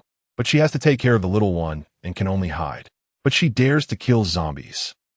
Along the way, the little boy's chatter never stopped. His name was Zhu Pingyan, a typical lively character. They didn't encounter any zombies along the way. Finally, they came across a stream, and Lin Chi, dying of thirst, quickly knelt by the water to drink. Zhu Pingyan joyfully exclaimed, "There's a wild cherry tree here. Sister, can I pick some cherries to take with me? My sister loves cherries the most." Wow, there are indeed a lot of them. The cherries on the tree were all big and round, bright red and tempting. Zhu Pingyan looked at them with desire, and Lin Chi nodded. "Then hurry up and pick them. We can't linger here." "Okay." He was overjoyed, bouncing toward the cherry grove. Lin Chi watched his back for a moment before shifting her gaze elsewhere. Ahead was a fork in the road, which way led to the white building. The dense trees blocked her view, and Lin Chi unconsciously took a few steps forward, parting the branches to look in the direction of the white building. "It should be the right path," she muttered to herself. When she turned to call for Zhu Pingyan, she saw him standing motionless with his back to her under a tree. What was he looking at? Lin Chi frowned and walked over. The next second, a zombie sprang out from behind a tree and suddenly pounced on Zhu Pingyan. "Sister." Lin Chi suddenly felt a heavy heart, wishing for peace. She watched in horror as the zombie opened its bloody mouth wide and bit down on Zhu Pingyan's neck. That fragile neck was swaying dangerously, almost breaking. Chapter 11. Redeeming Oneself, Don't Die. Lin Chi's hands were covered in blood, like a butcher accustomed to killing, but she didn't dare to be distracted. The powers surging from her palms were continuously fed to Zhu Pingyan. Just now, if she had been a moment slower, Zhu Pingyan's neck would have been bitten off by the zombie. Fortunately, she acted in time. Zhu Pingyan had not been infected by the zombie and should awaken his abilities. But the wound on his neck was too large, and the blood wouldn't stop flowing. "Zhu Pingyan, hold on. You can't die, do you hear me?" Beads of sweat the size of mung beans dripped from her forehead, and as her mental energy drained excessively, Lin Chi's face gradually turned pale. Perhaps knowing she was desperately trying to save him, Zhu Pingyan's fingers curled slightly, his thumb gently hooking onto the corner of her clothes. "Sister, it hurts so much. Am I going to die? I'm so scared." Lin Chi took a deep breath, realizing that her limited healing ability alone was not enough. She had to find other healers. She wrapped Zhu Pingyan's neck with her clothes, picked him up horizontally, and sprinted towards the white building. She hoped someone would be there. Fortunately, Chi Wang and Niu Samlang's group were all in the building. Seeing Lin Chi covered in blood running over, several people were startled and took a step back. She was bitten by a zombie. "Not me." Lin Chi laid Zhu Pingyan flat on the ground, her gaze urgently scanning them. "Are there any healers? Come out and save him." At that moment, a woman pushed through the crowd. When she saw Zhu Pingyan lying on the ground, she nearly broke down. "Pingyan, Pingyan, what happened to you?" She cried out and rushed over. When she saw his bloody neck, she trembled violently. Her face as pale as paper. "Please save him. Is there anyone who can save him? I'm begging you, save my brother." "Calm down first." Lin Chi reassured her, then looked around. "Is there no healer?" Chi Wang came down from the second floor. Upon hearing this, he first looked at Niu Samlang with sharp eyes. "Is there?" Niu Samlang then shouted into the room. Old heir, come out and save someone. Save whom? Just come out when I tell you to. Stop being so verbose. If it weren't for Chi Wang speaking up, he wouldn't bother getting involved. I'm coming. Niu Lao heir reluctantly walked out, and upon seeing Zhu Pingyan's injuries, he gasped, he's hurt so badly. Can this kid still be saved? If he ends up dying after I use my ability, it would be a waste of effort. The woman suddenly knelt down with a thud, repeatedly bowing her head towards him. Please, say my brother. I'm begging you. Please. Lin Shi helped the woman while coldly saying to Niu Lao heir, how do you know if you don't try? If you and I work together, the probability of saving him will be 60. Niu Lao heir looked at Niu Samlang's expression and reluctantly listened to Lin Shi. The two of them used their powers to save the person simultaneously. Chi Wang pursed her lips and said lightly, don't underestimate women. Not long ago, Yang Xinyue accidentally discovered her spatial abilities and couldn't wait to share the news, which indeed drew everyone's attention. At this moment, she stood on the stairs looking at Lin Shi, her beautiful eyes filled with deeper meaning. She thought that having spatial abilities would earn her Chi Wang's attention and special treatment. But unexpectedly, Lin Shi was also an ability user. Healing type? It might not be as useful as her spatial abilities. Zhou Jinchuan muttered softly, why does everyone have abilities but me? I didn't expect Lin Shi to be so kind, willing to do everything to save a boy they just met. Kindness isn't always a good thing. I hope her kindness won't harm her. Yang Xinyue's tone was faint, jealousy sprouting in her heart. Even Zhou Jinchuan was praising her. A few minutes later, Niu Lao heir stood up grinning, shaking his head repeatedly. My abilities are almost exhausted. This kid is too badly injured. Whether he can survive depends on luck. The woman hugged his thigh and pleaded, please save him. He's speaking the truth. Lin Shi raised her hand to wipe the sweat from her forehead and said to the woman, we've done all we can. The rest depends on him. What do you mean? He's awakening his abilities. If he's lucky, he might get through this. The woman was stunned. Abilities. She didn't understand what abilities were, but she knew Lin Shi had no reason to lie to her. Don't move him. Just let him lie here. After saying this, Lin Shi took a deep breath, forcing herself to stand up, but unexpectedly, her head spun, and her body fell forward. A pair of strong arms caught her around the waist, and in an instant, she was pulled into a warm embrace. Do you still have the strength to walk? A low voice came from above her. Lin Shi tried to move her feet, but it was useless. Her head leaned against Chi Wang's chest, breathing lightly. No. Chi Wang frowned and said, I'll carry you upstairs to rest. Yang Xinyue looked at them with a face full of restraint. After going upstairs, Chi Wang placed Lin Shi on the sofa, lowering his gaze to the crimson wound on her forehead, his tone inevitably a bit cold. Sacrificing oneself for others is commendable. Lin Shi closed his eyes. His name is Zhu Pingyan, a very sensible boy. If I have the ability to save him, I won't just stand by and do nothing. I originally thought that having experienced death would make me numb to it, but at the moment blood spurted out, I seemed to see the scene of my past life when I committed suicide. The chilling, warm blood was everywhere, and my breath extinguished in despair. When a person faces death, they're actually afraid. At that time, no one redeemed her, so now she wants to try to redeem Zhu Pingyan. Did you think the same way when you saved me? Chi Wang deeply gazed into her eyes, seemingly capturing some emotional fluctuations. Lin Shi didn't answer, tilted her head to the side, and mumbled, I'm a bit tired, I'll take a nap. Occasionally, two zombies would appear in the surrounding forest, but their movement speed was slow. Whenever the sentinels spotted them, they were always able to deal with them quickly. After this commotion, the sky gradually darkened. Under Niu Samlang's organization, the women went to the vegetable fields to pick vegetables, while the men chopped wood and made a fire to prepare a meal. Since they hadn't had the chance to stock up on food, Chi Wang and the others all shared the meal together. When Lin Shi woke up, she heard loud voices coming from downstairs. Rubbing her sleepy eyes, she was suddenly startled by a crisp slap sound. With a loud smack, an older woman slapped a younger woman across the face and angrily pointed at her. Are you trying to harm me on purpose? If you had listened to me and gotten rid of this burden earlier, how could Boss Niu be angry? Now look, we only deserve to eat leftovers. At that moment, a baby's crying echoed. Little Bao, It turned out that the little Bao that Zhu Ping'an mentioned referred to his sister's child. Such a small baby. The woman panicked, soothing the infant in her arms. Little Bao, don't cry, don't cry. If you cry like this, it will attract zombies. The older woman looked irritated, and seeing the younger woman's weakness, a vicious glint appeared in her eyes. If you can't bear to part with her, then just hand her over to me. Saying this, the woman snatched the baby from the swaddling and turned to run upstairs. The younger woman immediately chased after her, tears streaming down her face, pleading, Mom, Mom, please give little Bao back to me. I beg you, Mom. Is she her mother? Lin Shi frowned and followed. But as soon as she reached the rooftop, she witnessed the woman's shocking act. The woman threw the baby wrapped in swaddling clothes off the rooftop of the 3rd floor. Chapter 12. Waste your right, the night wind was desolate, and the woman let out a terrified scream. My baby! My baby! I need to find my baby! The woman struggled frantically, and although Lin Shi felt some reluctance, she firmly held on to her and spoke the harsh truth. A baby that small falling from the 3rd floor should not survive.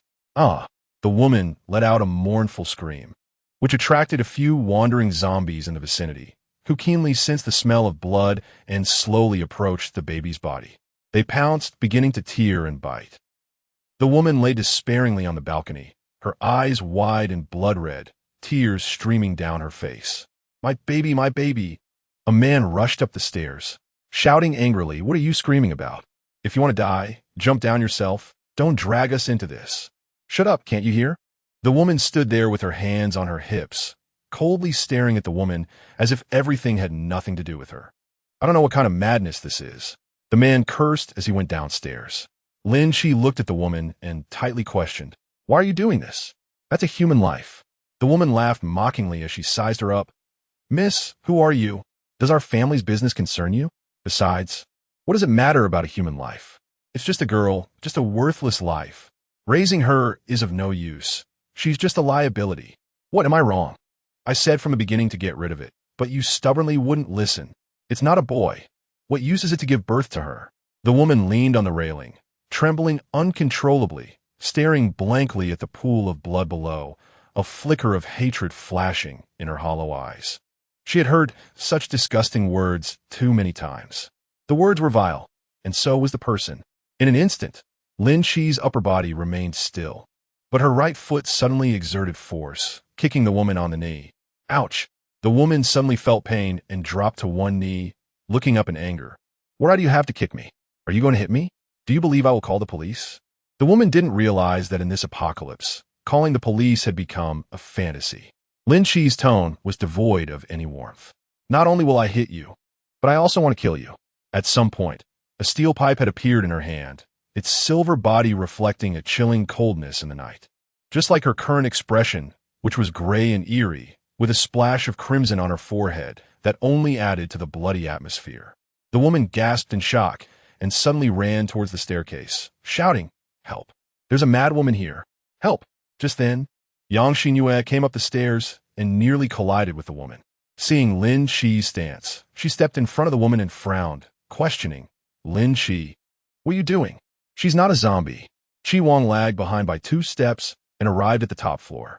His sharp gaze swept over the crying woman as he asked in a deep voice, What happened? The woman quickly took the initiative, crying and sniffling as she accused.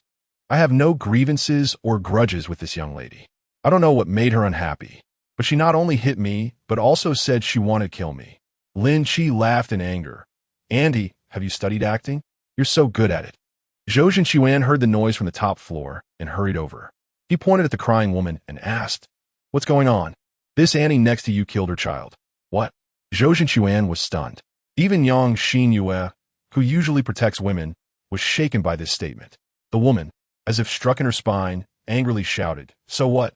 She is my son's wife, so she must listen to me as her mother-in-law. What is wrong with killing a worthless little girl? A worthless female fetus should just rot in the womb. Who are you to meddle in my family's affairs? Huh! Her words were extremely harsh, clearly heard by everyone, and they were filled with a filthy mindset. Almost as soon as the words fell, a steel pipe, glinting with cold light, suddenly sliced through the air and came crashing down. The woman let out a piercing scream, covering her bloody right eye as she awkwardly sat on the ground. The sound of the steel pipe hitting the ground shook every nerve. Chi Wang's face changed slightly as he raised his eyes to Lin Chi in the darkness, a sense of shock rising in his chest. Such speed, even he didn't react in time. Yang Xinyue let out a short gasp, staring blankly at Lin Chi. Zhou Zhenchuan had the same reaction. They never expected Lin Chi's strike to be so ruthless. Lin Chi sneered and curled her lips, slowly walking towards the woman. She half squatted in front of her and picked up the steel pipe, playing with it leisurely.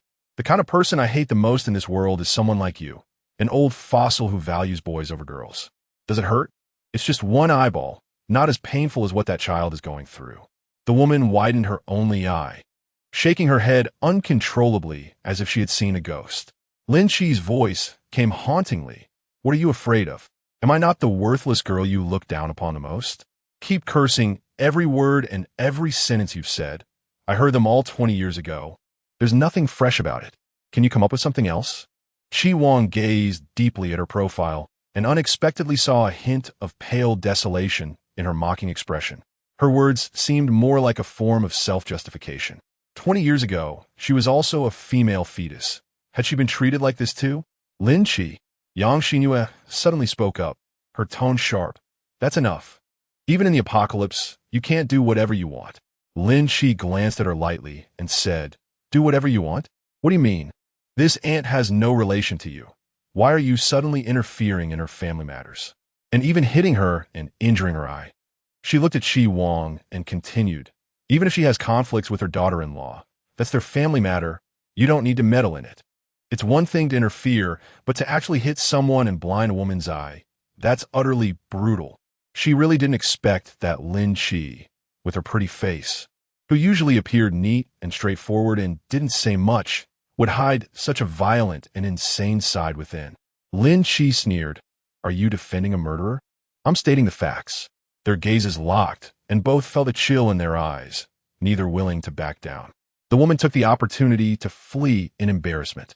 Yang Xinyue, you go downstairs first. Chi Wang's tone revealed no emotion, but it infuriated Yang Xinyue to the extreme.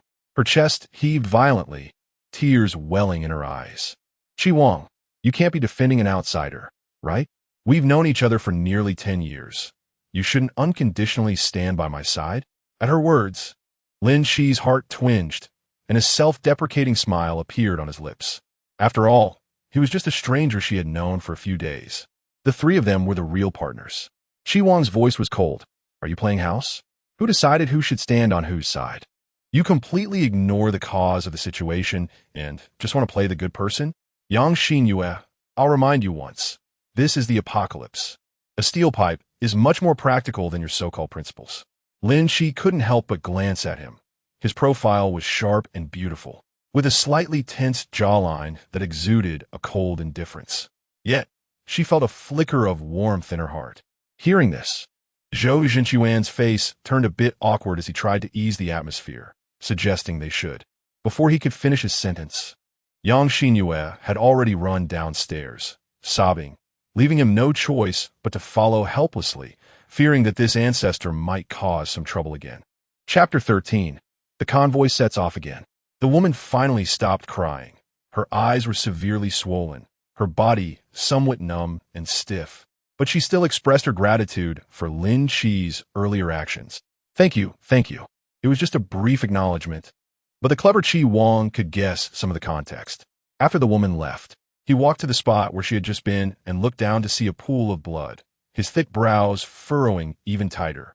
Lin Chi leaned against the wall with a blank expression and said, Among the three of you, you are the only one without a pig brain. I'll take that as a compliment. Chi Wang's gaze lightly swept over the steel pipe in her hand, then met her eyes again, her demeanor inscrutable. Miss Lin's strength seemed to be a mystery. She certainly knew what she had exposed, but she didn't care. Without hiding it, she shrugged nonchalantly. Everyone has their own secrets, right? Often, interesting things should be explored little by oneself. That wonderful feeling of touching the unknown is what he likes the most. The small building was uneventful throughout the night, but they still had to leave. Driving to the capital was the top priority. Zhu Ping'an miraculously survived.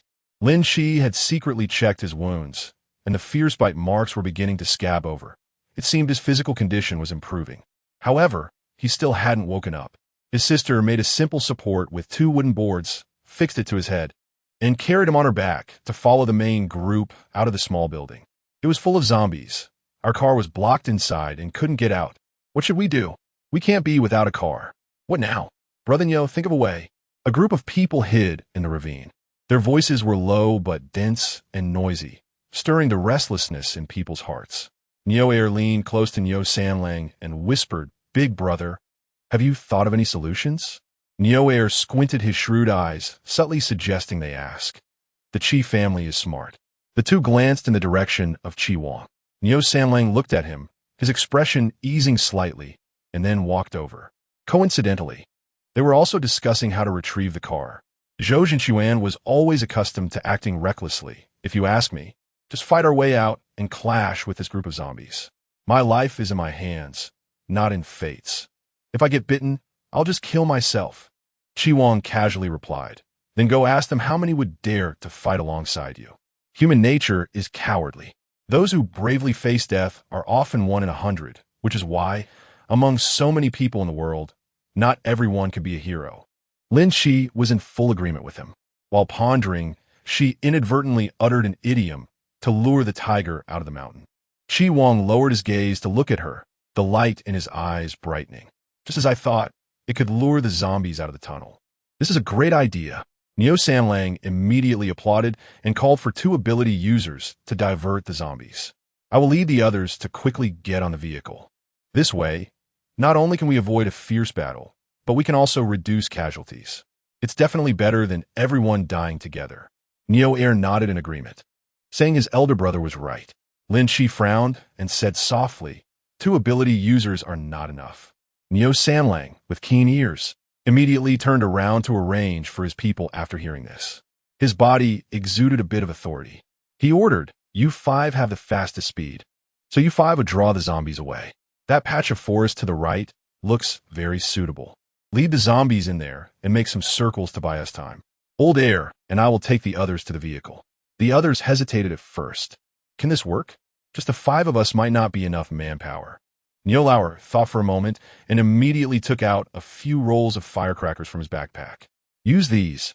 He flattered. Big Brother's plan is absolutely foolproof. If I didn't trust you, how could I possibly assign such an important task to you? After all, they had been survival partners for a few days, and most of them complied with Nyo Sanlang's arrangements. After some back and forth, the plan was set. Lin Shi paid more attention to Nyo Lauer. He was quite clever.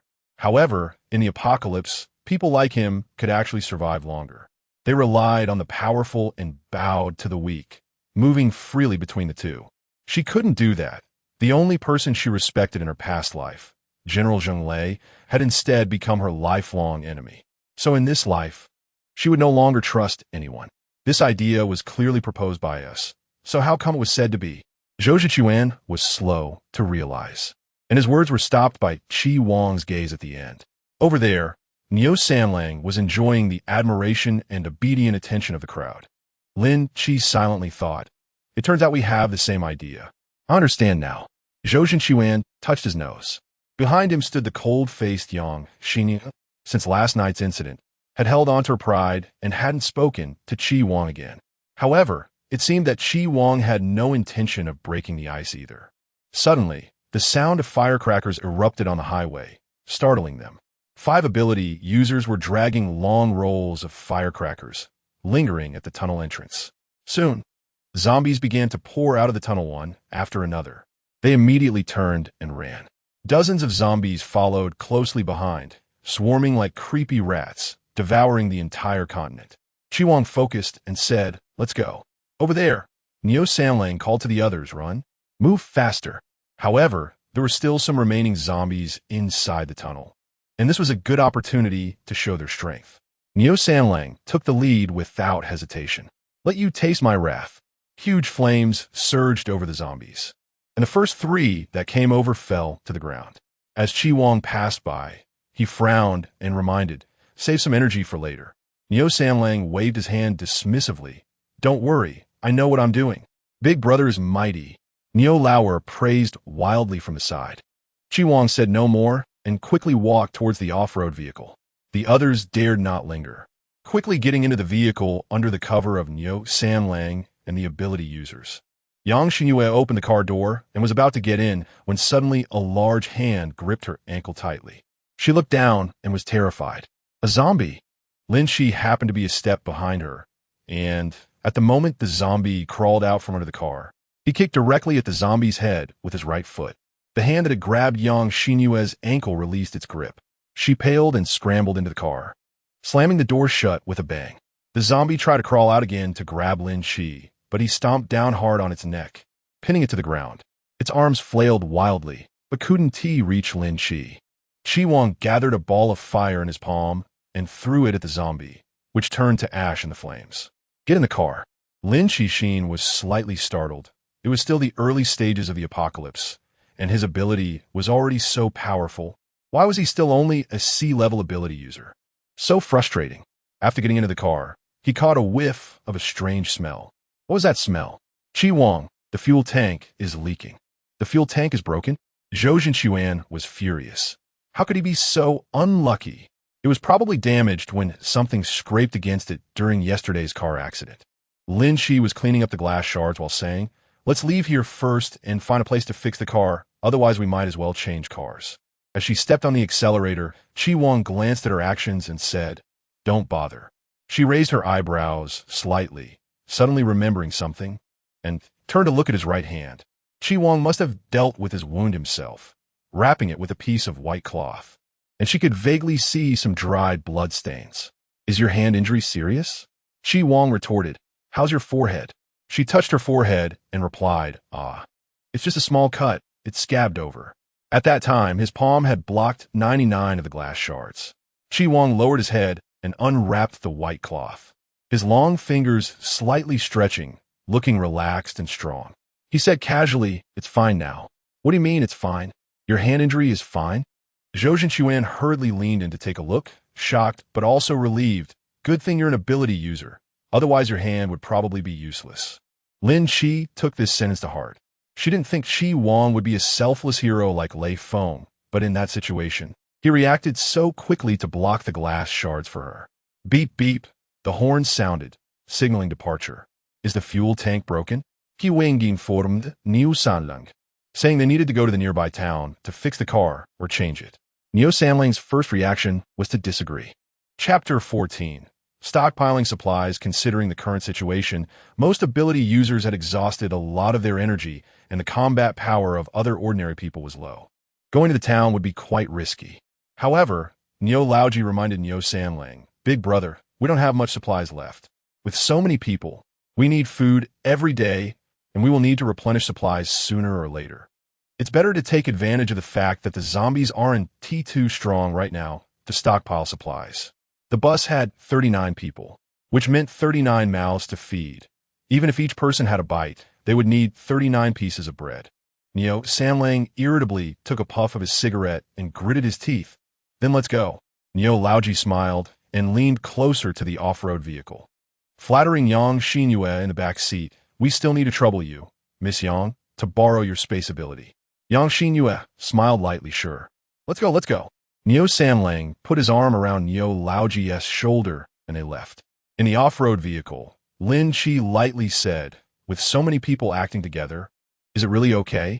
If we don't stockpile supplies, do you want them to starve?" Yang Xinyue in the back seat spoke in a low tone, laced with sarcasm. She seemed to have deep hostility towards Lin Shi. Zhou Zhenchuan quickly spoke up. Lin Shi is worried about everyone's safety, after all. There are still quite a few ordinary people without abilities, like me. I haven't killed a zombie yet. It's quite scary.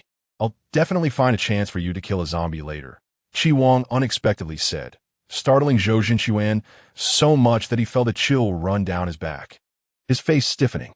"There's no need for that." He, however, spoke as if mocked. "You underestimate me, don't you? Even without abilities, I can still kill zombies." Lin Shi smiled and said, "Oh, then I will wait and see." Men are not easily provoked. An hour later, the convoy slowly entered the nearest town. This town was quite large with mostly old buildings, and there was a huge natural lake in the center. As the convoy just entered, a number of zombies followed. staggering and roaring behind the vehicles. Chi Wang drove the off-road vehicle as the vanguard, needing to choose wide roads while also keeping an eye out for repair shops. Fortunately, they found a large repair shop, and there didn't seem to be many zombies inside. The convoy drove in grandly, and Zheng Lei led the group to close the gate. As for the zombies inside the repair shop, Lin Shi threw his precious steel pipe to Zhou Zhenquan and said, "Go ahead, let me see your strength." Zhou Zhenquan's face stiffened, but out of pride, he forced himself to stay calm and took the steel pipe to confront the zombies. Currently, not many zombies had rushed out, just a few. Chi Wang had already dealt with 3 of them on his left side and deliberately left the lone zombie on his right for Zhou Zhenquan. What a good brother, so considerate. Zhou Zhenquan wiped the cold sweat from his forehead, looked at the ugly zombie, and gritted his teeth, raising the steel pipe to strike. As a skilled fighter, before the zombie even touched him, it had its neck broken by the steel pipe and fell down limply. Huh, it just died? So easily? Chi Wang explained lightly that zombies were not very strong in combat. As long as one did not engage them at close range, there would be no problem. However, he did not know that zombies could evolve. In the later stages, the zombies would become powerful and possess a certain level of intelligence, which was extremely frightening. Lin Shi sighed inwardly as she picked up a new weapon and walked towards the zombies. Zhou Zhenquan confidently blocked her, saying, "Step back, leave this to me. You get in the car and hide." She raised an eyebrow. "No way, I want to kill a few more zombies to practice. I can't fall behind." Fall behind in what? Survival of the fittest. Do you understand? TCH, listening to their back and forth, Yang Xinyue sneered inwardly. What survival of the fittest? Did they really think they were something special? So reckless. What if one day they accidentally got bitten by a zombie? At this thought, Yang Xinyue felt a twinge of regret. How could she have such a terrifying thought? ISNT that too. Evil? A few minutes later, the zombies that charged out were dealt with. Chi Wang found some tools. "First, let's fix the fuel tank, then I'll look for a suitable windshield." "All right, start fixing it." Zhou Zhenquan rolled up his sleeves and got to work. At that moment, Niu Laojiu walked over and said, "Chi Wang, you all stay here to fix the car? My brother and I will take some people outside to find supplies." Before Chi Wang could respond, Zhou Zhenquan crawled out from under the car. "Is sister you going too?" Yang Xinyu hesitated sleekly. She didn't want to act alone. She originally thought everyone would move together, but seeing Chi Wang's demeanor, it seemed he planned to stay here to fix the car. Niu Laojiu confidently patted his chest. "Don't worry. I'll take care of the safety of the beautiful Yang. She's the most important person. We will definitely protect her well." Zhou Zhenquan originally wanted to say he would go too, but then thought about it and realized he wouldn't be able to help much. Chi Wang realized what was happening and said, "Then let's pause the car repairs, and we'll all go look for supplies." Pause the repairs? How can that be? Her car is the most important. Lin Shi immediately raised her hand, saying that she and I would go, while the others could stay behind to fix the car. Chi Wang paused slightly, seeing her resolute expression, and nodded in agreement. Yang Xinyue opened her mouth to say something, but a thought flashed through her mind, and she closed her mouth, surprisingly not hesitating any further. After the people left, Zhou Zhenquan murmured thoughtfully, "Do you really trust Lin Shi that much?" "I don't think she will necessarily protect Yang Xinyue." "Why should she protect Yang Xinyue?" As his cold voice emerged, Zhou Zhenquan looked at him suspiciously, only to see his expression was indifferent, his narrow eyes carrying a hint of chill. The words that came out were clear and straightforward. No one is obligated to protect anyone.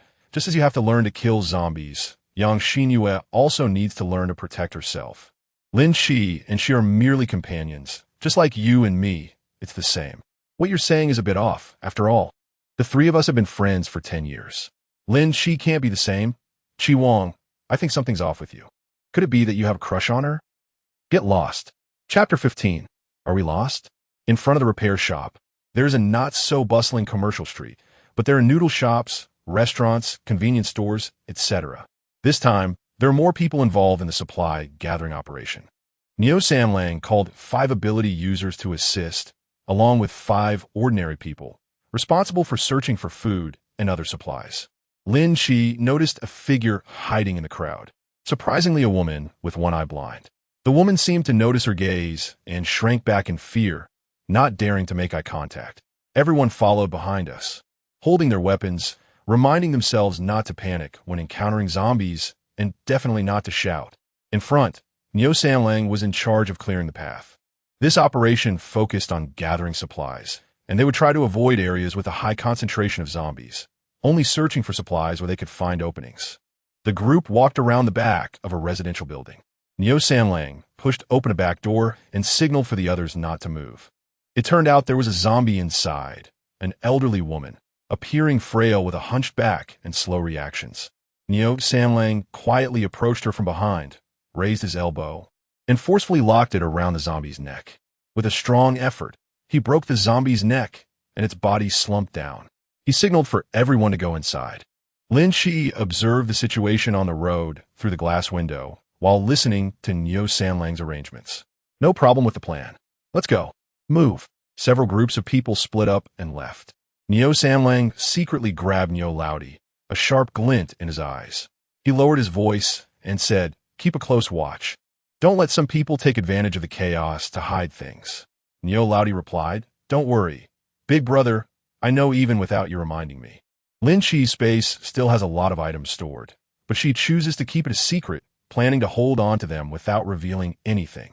Right now, she is following them to scavenge in a small supermarket, which seems to have been raided several times.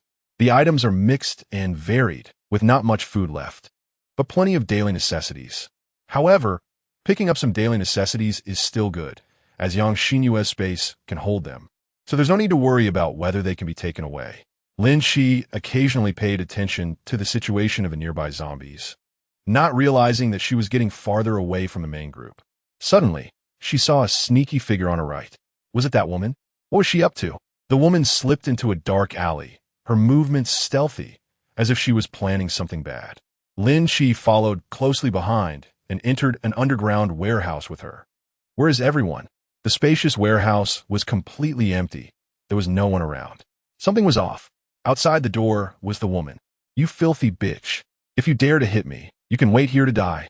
The woman smirked insidiously, propping a steel pipe against the door. And after confirming it couldn't be pushed open, she turned away triumphantly. "Hey!" Lin Shi banged on the door, shouting for her to open it. It was useless. The woman hated her and would never open the door. Lin Shi gave up on knocking on the door and turned to look for another exit in the warehouse. Unfortunately, there was no back door, not even a window, but there was a ventilation duct. In her space, there were boxes of food stored, and at this moment, she had to use them as stepping stones. Otherwise, she wouldn't be able to climb up at all. 20 minutes later, the outside was no longer calm.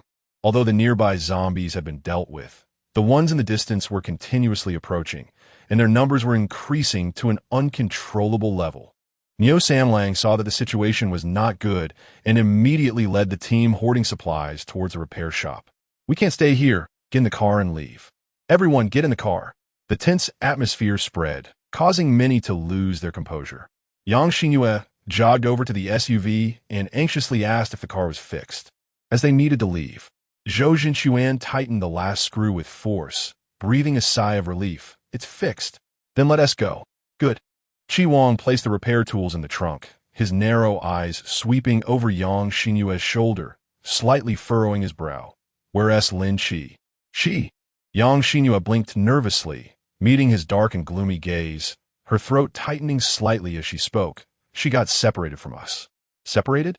Chi Wang's brows darkened, and with a bang, he slammed the trunk shut, lowering the surrounding pressure. Yang Xinyue explained dryly, "I don't know the specifics. Everyone was searching for things at that time.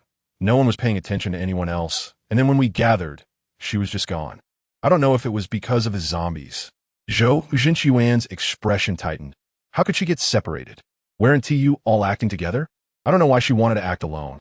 Suddenly, chaos erupted at the entrance, with a large number of zombies trying to break in, and the ability users at the door were desperately fending them off. Niu Sanlang shouted to Chi Wang, "Brother Chi, drive away." Beep, beep, beep. The sharp sound of the horn echoed in the repair shop, stirring the restless zombies, their deep-seated thirst for blood burning intensely. With such a commotion outside, Lin Shi could hear it clearly in the ventilation duct. She didn't know if this damn duct had an end. Her hands were tired from climbing. After nearly 10 more minutes of crawling, she finally saw a glimmer of light. Lin Shi first ate a piece of cake to replenish her energy before jumping down from the ventilation duct. This was an abandoned back street, with a drainage ditch beside it. She walked up the stairs of the building, hoping to get a better view of the repair shop from a higher vantage point. There were zombies on the second floor. She swung a steel pipe without hesitation at a male zombie, dirty blood splattering on her face. And she couldn't care less about wiping it off. Keep going up. After killing 7 zombies, she reached the top floor on the 6th floor. The cold wind blew against her face, calming her racing heart. The view opened up in front of her, and she could see the entire street situation, including the repair shop that had been overrun by zombies. No wonder there were so few zombies here. They'd all gone there. Lin Shi's face showed a hint of worry, but upon closer inspection, she found no trace of the convoy. There were obvious tire marks on the ground in front of the repair shop. They left. She furrowed her brows, and her worries gradually cooled down, replaced by a hint of sarcasm. A rumble of thunder echoed in the sky, and light raindrops began to fall, hitting her cold cheeks. She turned and went downstairs, slipping into a cramped room. Raising her hand to touch her forehead, it was burning hot. How could she have a fever? Lin Shi was puzzled, wondering if her physical condition was really that poor. At the same time, she felt a heavy fatigue wash over her. Her head felt heavy while her feet felt light, and even breathing felt somewhat oppressive. After ensuring that the door was locked, she sat on the single sofa and closed her eyes to rest. Originally planning to rest for a while, but unexpectedly fell into a deep sleep. Heavy rain poured down, cleansing the dirty land, trying to wash away the dust of the abandoned city. Soon night fell. Outside the window, an off-road vehicle sped past, its lights flashing across Lin Shi's face. Her long eyelashes trembled, and her delicate brows furrowed tightly, clearly indicating that she was sleeping very uneasily. However, the fatigue in her body prevented her from opening her eyes. Chapter 16. I'm back to pick you up. The heavy rain lasted for a day and a night. And Lin Shi also had a fever for a day and a night. When she woke up, she found 2 zombies wandering at the door. They must have caught her scent. Touching her forehead, she found that she no longer had a fever, and she breathed a sigh of relief, planning to leave this place. Since the convoy had already left, she would need to find another vehicle to head to the capital. She couldn't delay any longer. Lin Shi stood up and sensed something was off. Her body felt much lighter. She focused her mind and was surprised by her abundant mental strength. This feeling, she flipped her palm, and several strands of lightning shot out. It's a lightning-type ability. Great, she had awakened a B-level ability. Excited, Lin Shi couldn't wait to test the power of her ability. After opening the door, the 2 zombies at the entrance became her test subjects. The zombies howled and lunged at her, and the lightning from her palm accurately struck the zombies, causing their bodies to convulse uncontrollably as if they had been electrocuted. Her chest surged with excitement. With a B-level ability, she no longer had to live in fear. However, finding a vehicle became a challenge. A week after the apocalypse broke out, human survivors were basically divided into 2 types, those fleeing for survival and those hiding to stay alive. Lin Shi belongs to the first type, but without an off-road vehicle, it is impossible for her to walk to the capital. That would be like going to fetch scriptures from the West. The cars on the street are mostly abandoned, and even those that can be driven are hard to find keys for. Lin Shi had already searched 5 cars, but none had the keys. TSK. She didn't even know why they left her car behind. She couldn't help but feel a bit annoyed. With zombies closing in from behind, she vented her anger on them. The steel pipe crackled with electricity. When she struck down, the zombie's body convulsed grotesquely and fell. 1, 2, 3. The zombie corpses scattered around her. And from a distance, she looked like a butcher, blocking everything with her solitary and monotonous figure. This was exactly what Chi Wang saw. He stood on the balcony of the 2nd floor, his dark eyes reflecting the woman's form, slender and fragile, yet fiercely fighting against hundreds, her face resolute and stubborn, exuding a killing intent that didn't belong to her. This woman, why is she so fierce? Doesn't she know to hide? Is she really not afraid of dying? Without hesitation, Chi Wang went downstairs.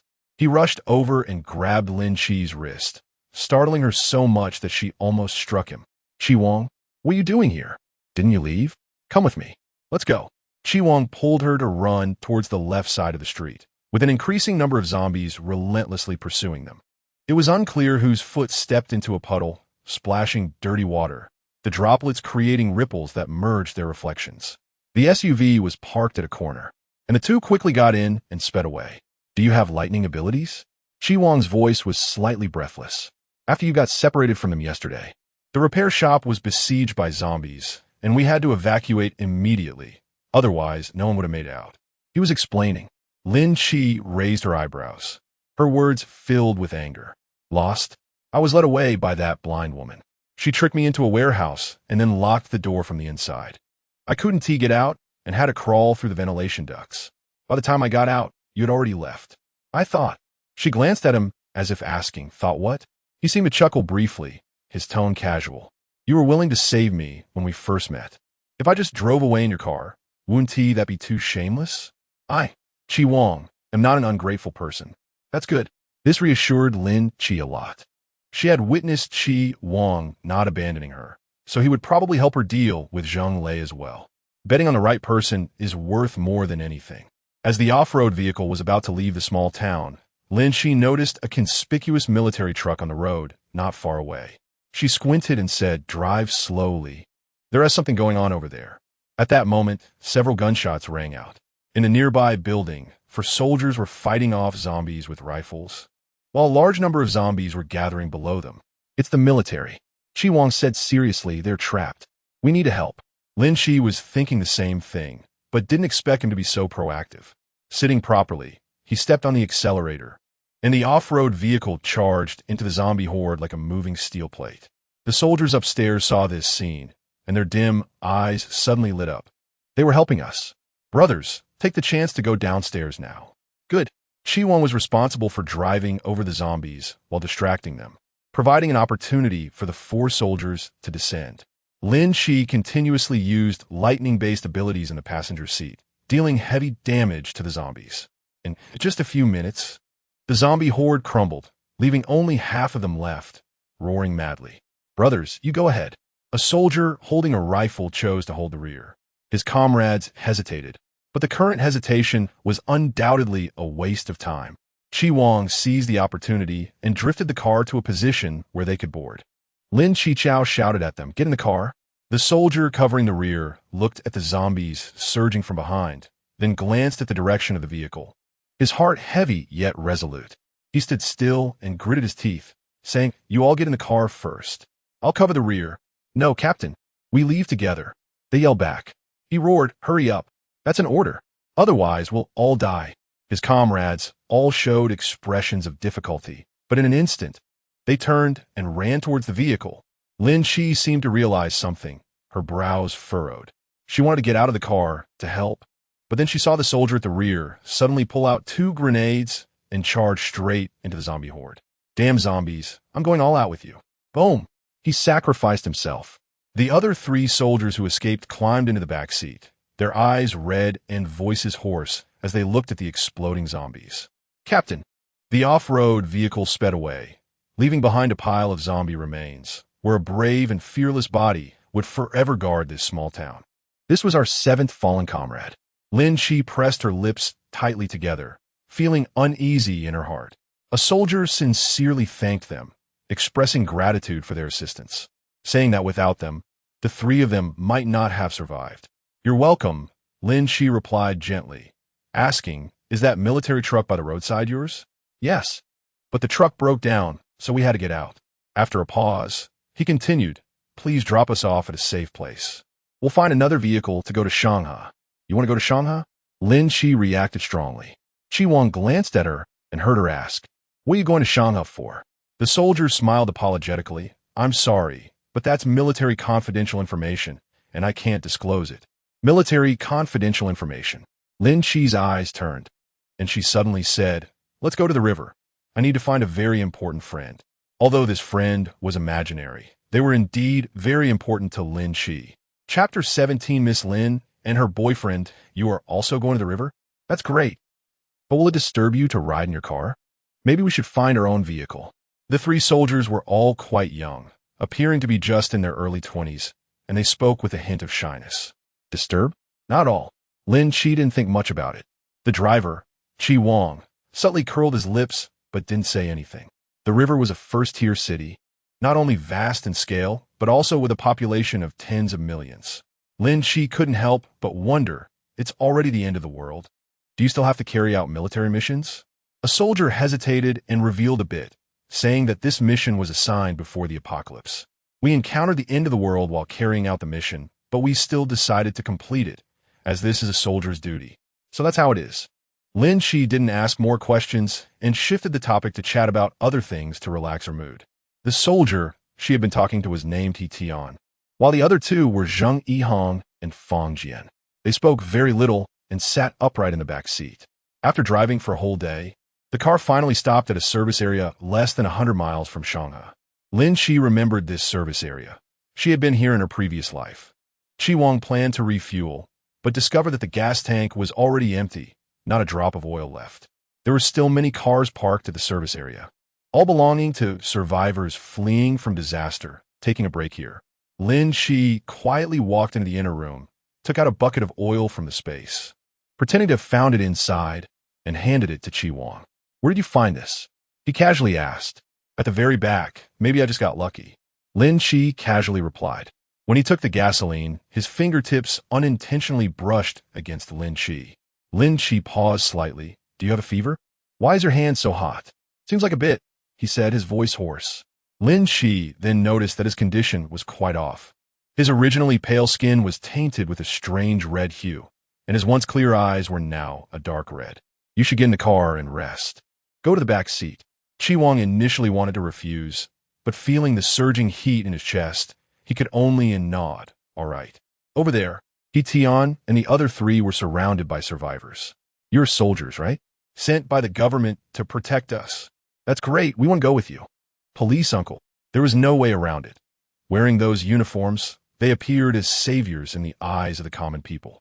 However, with the apocalypse arriving, the country's difficulties were no longer something soldiers could manage to protect every citizen, sacrificing the small for the greater good, considering the bigger picture while letting go of individual families.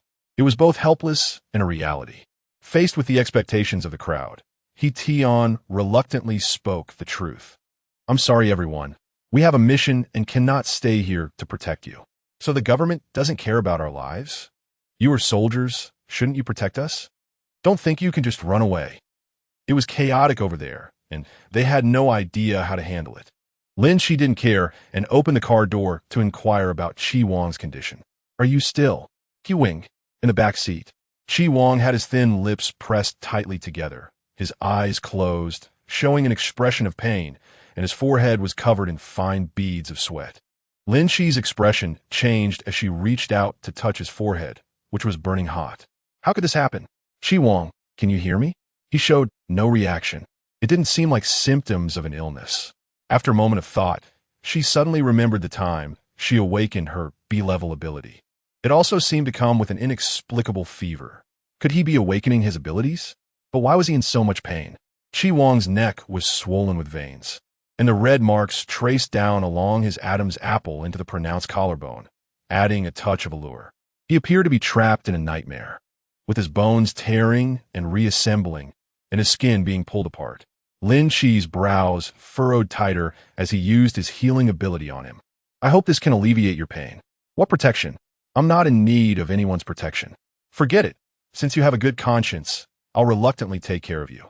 After the healing ability was administered, his complexion eased a lot, but he was still in a high fever state, his whole body feeling like it was in a sea of fire, with a scorching temperature that was frightening. Lin Chi took out a bottle of water and a towel from the space. She wet the towel with water and placed it on his forehead for physical cooling. Although it might not lower the temperature, at least it wouldn't make you too uncomfortable. Her palm rested beside Chi Wang's leg, and suddenly, it was unconsciously grasped tightly by his hand. Lin Chi was taken aback for a moment, then immediately tried to break free. What are you doing? Taking advantage of me? Huh? Let go. If you don't let go, do you believe I will break your right hand? He didn't let go. Instead, he tightened his grip even more, the bones pressing painfully against each other. Lin Chi clicked her tongue in frustration, having no choice but to let him hold on. Before long, He Tian and the other two came over. Miss Lin, Are we ready to set off? Lin Shi nodded and gestured to Chi Wang, saying, he has a fever and can't drive. Does anyone know how to drive? He Tian chuckled and said, I'll drive. I know the way. His gaze inadvertently caught sight of Chi Wang's hand gripping Lin Shi's, and a shy smile appeared on his face. Miss Lin and her boyfriend have a really good relationship. Lin Shixin's heart skipped a beat. No, he is not my boyfriend. Ah, is that so? He Tian's smile deepened. So you guys, oh, I understand. We get it. An hour later, Chi Wang woke up. The hair on his forehead was already damp, covering his delicate brow and eyes, revealing a pair of dark red deep eyes, and his tightly pressed thin lips relaxed into a curve. His gaze fell down his right hand that was tightly gripping Lin Shi. Can you let go of me now? Lin Shi looked at him innocently. Chi Wang curled his lips, explaining as he released her, sorry, I couldn't control my actions. Lin Shi suddenly remembered something and asked a bit nervously, you can't hear me. Can you? I can. Damn it, how could she forget this? She coughed, awkwardly changing the subject. We're about to reach the river. Are you okay? Chi Wang closed his eyes to feel the changes in his body, speaking with a hint of confidence. Of course I am. It seems she really guessed right. He was awakening a new ability. Lin Shi was relieved. The sky was getting dark, and we had to reach the military base before nightfall. He Tian frowned and said, if there's no one at the military base, then we can only. Lin Miss, where do you plan to find your friend? Let us get you to the place first, she replied. Her friend was at the military base. Chapter 18. Finding friends at the military base on the river. Under the towering buildings, the streets were desolate and chaotic, with decaying zombies dragging their ruined bodies, wandering and searching. The off-road vehicle disturbed the calm surface of the lake like pebbles, suddenly provoking an agitated horde of zombies. Chi Wang was constantly paying attention to the road conditions and asked in a deep voice, we can only take this main road. Are there no shortcuts? How far is it to the military base? Are you sure the military base is safe? Not sure. His expression tightened, but our task location is there. No matter what, we must go to the military base and personally deliver the items to him. Hearing this, Lin Shi made a bold guess.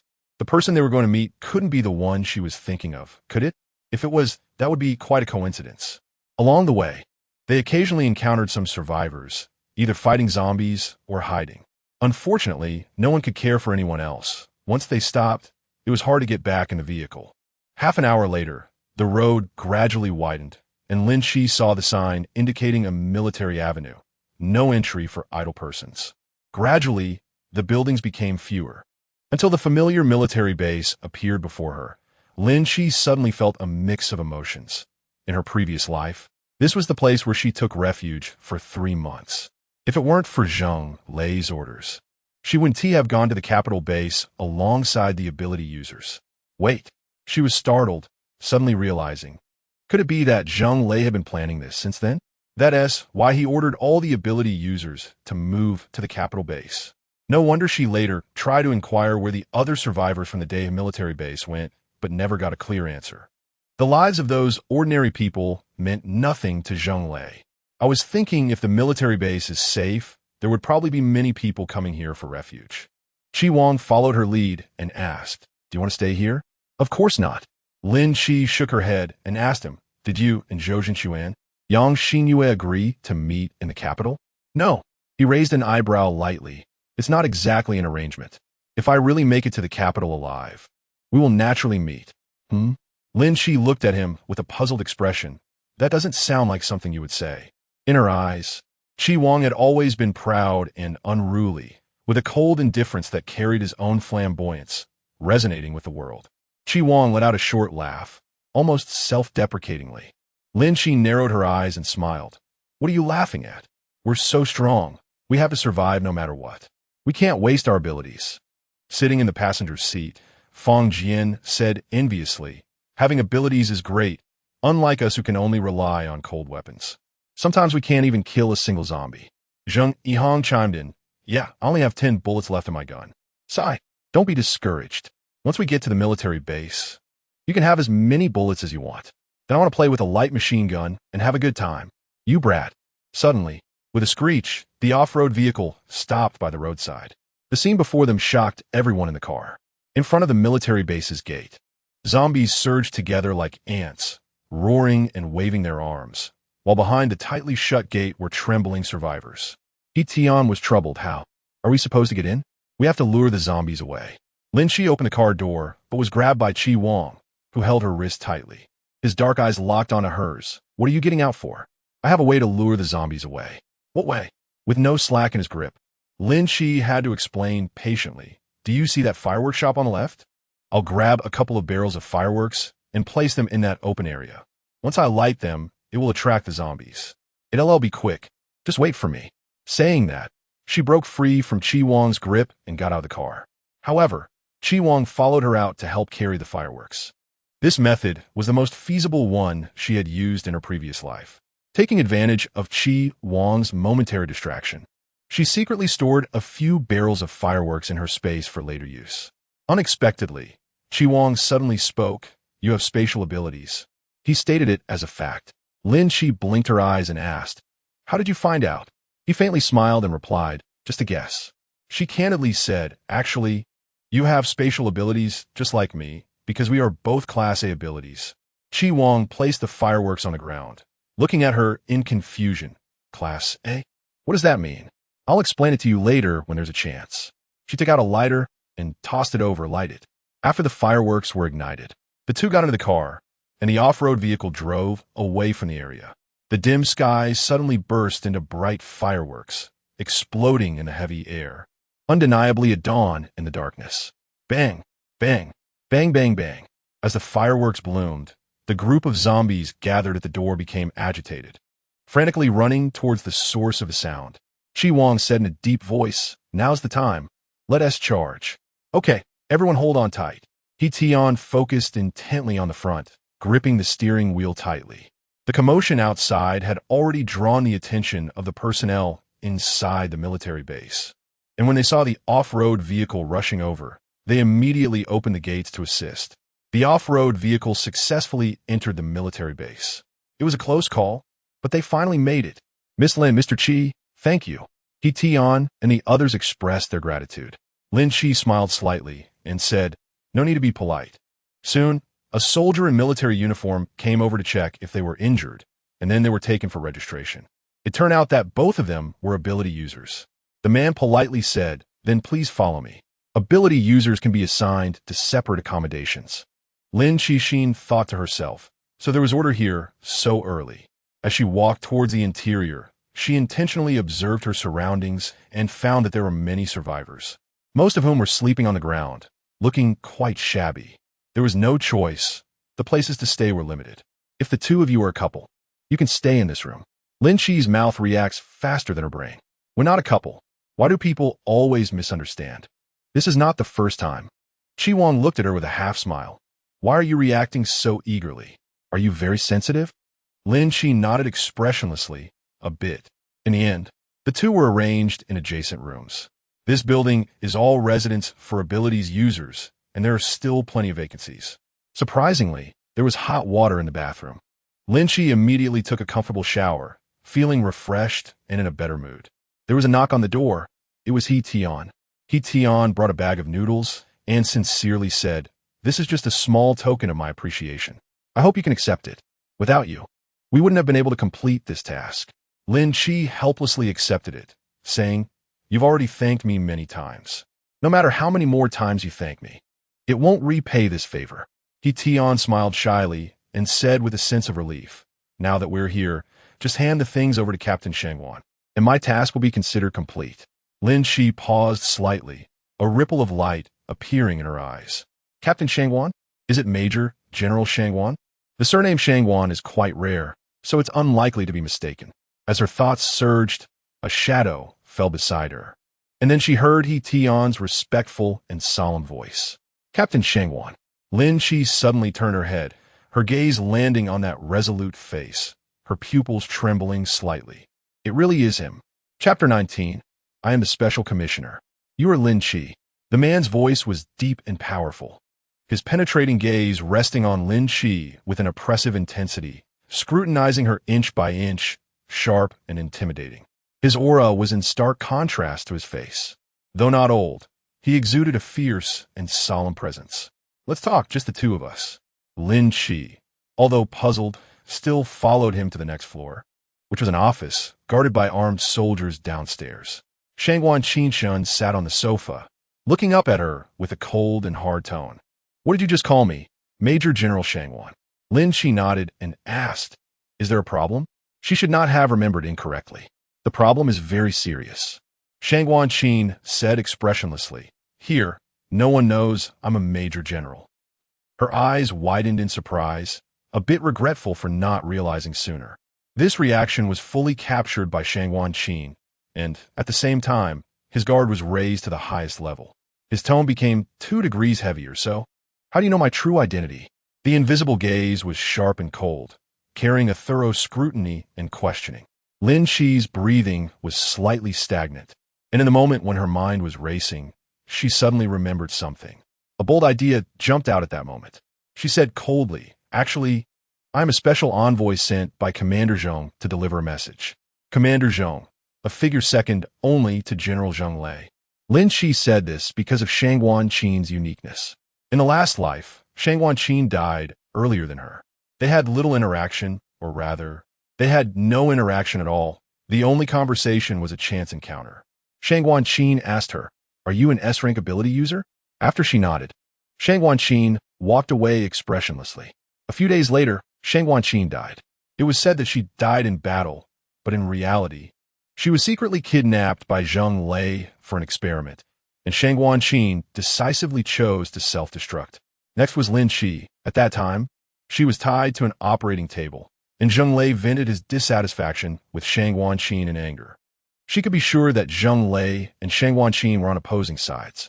The enemy of my enemy is my friend. Therefore, this was also Lin Qi's reason for coming to Shanghai. She wanted to find an opportunity to win over Shangguan Qin for her own use. Unexpectedly, a remark about Major General Shangguan caused Shangguan Qin's suspicion. To gain Shangguan Qin's trust and explain the remark about Major General Shangguan, Lin Qi had to tell a lie. She remembered that Commander Zhongzhen was Shangguan Qin's teacher, and their relationship must be good. She used the pretext of being a special envoy to lay the groundwork for her next words. After all, this was the end of the world. Information was blocked, and Shangguan Qin couldn't verify it. Sure enough, the furrow in Shangguan Qin's brow relaxed a bit. "The special envoy from Commander Zhong?" "Yes. The commander asked me to inform you to go to the capital immediately." His expression changed slightly, but his sharp gaze remained unchanged. Lin Qi's heart was tightly wound up. Just as she thought she was about to fail, Shangguan Qin suddenly said in a low voice, 2 identical orders came down at the same time.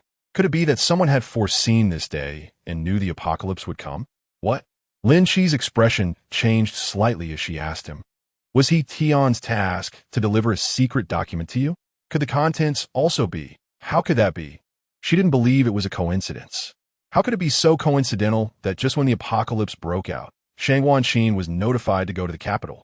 Unless. A terrifying thought suddenly surged into her mind, and Lin Qi felt a chill down her back. Tentatively, she spoke. "The other person who ordered you to go to the capital, could it be General Zheng Lei?" Shangguan Qin's face was resolute, and he pressed his lips together without answering. However, she got the answer from his eyes. It was Zheng Lei. So, Zheng Lei had already become a host for an alien species at this time. His first target was still Shangguan Qin. "Your eyes tell me that you are afraid." Shangguan Qin's intuition was frighteningly accurate. At that moment, a noisy sound came from downstairs, and someone knocked on the door before pushing it open. "Captain Shangguan." There's a man with an unfamiliar face trying to force his way upstairs. As soon as the words were spoken, a black figure had already appeared beside him. "Step aside." Facing her eyes, Chi Wang's coldness gradually faded, and his originally gloomy expression softened considerably. Shangguan Qin said to Chi Wang with an expressionless face, "We have important matters to discuss. Please wait downstairs for a moment." Chi Wang let out a cold snort, kicked the door open, and strode in. "What is it that I can't hear?" He stopped behind Lin Qi, his tall figure overshadowing her, inadvertently highlighting their relationship. Shangguan Qin paused slightly, the coldness on his face receding. "So you two are a couple. Don't misunderstand. We're discussing serious matters." Here we go again. Lin Qi was helpless and was about to explain when a hand suddenly pressed down on her shoulder. Chi Wang's arm rested on Lin Qi's shoulder as he casually asked, What's serious matter? I want to hear too. Zheng Lei firmly refused, saying, this involves military secrets. So I'm afraid I can't tell you. Military secrets? He lifted his eyelids, his dark eyes meeting Zheng Lei's gaze, showing no sign of backing down. With a hint of mockery in his tone, he said, at this point, is there really a political issue that needs your resolution? When zombies eat people, they don't care whether you're a soldier or an ordinary person. Zheng Lei's voice deepened. First of all, I am a soldier. Secondly, I am an ordinary person. No matter when, I will always remember the discipline of the military. Since this is a military secret, I think it's better if you don't inquire about it. The sudden hostility made the atmosphere tense in an instant. Stop, stop, stop. Lin Chi pushed away Chi Wang's hand with a headache and said to Zheng Lei, let's leave it at that for today. After saying that, she tugged at Chi Wang's sleeve and walked out. Chi Wang narrowed his eyes slightly, his rebellious face showing impatience. Yet he obediently allowed her to pull him away. Downstairs, the two soldiers on guard looked at Chi Wang with fear, while Lin Chi stared wide-eyed at the person involved. Did you just make a move? He gloomily lowered his eyes and replied, why? He didn't answer and walked to the side on his own, his handsome face shrouded in coldness, suppressing his unruliness. Chapter 20. Total collapse, what's wrong? Lin Chi followed him, confused. What were you just talking about? He asked in a deep voice, his dark eyes landing on Lin Chi's face, but he noticed her hesitant expression. After all, they had been comrades through life and death, and barring any accidents, it was highly probable that they wouldn't part ways in the future. Lin Chi didn't want to lie to him. Some private matters. Private matters? His gaze deepened, and his Adam's apple bobbed. The friend you mentioned, is it him? It is not. Lin Chi bit her lip and said, it's not him.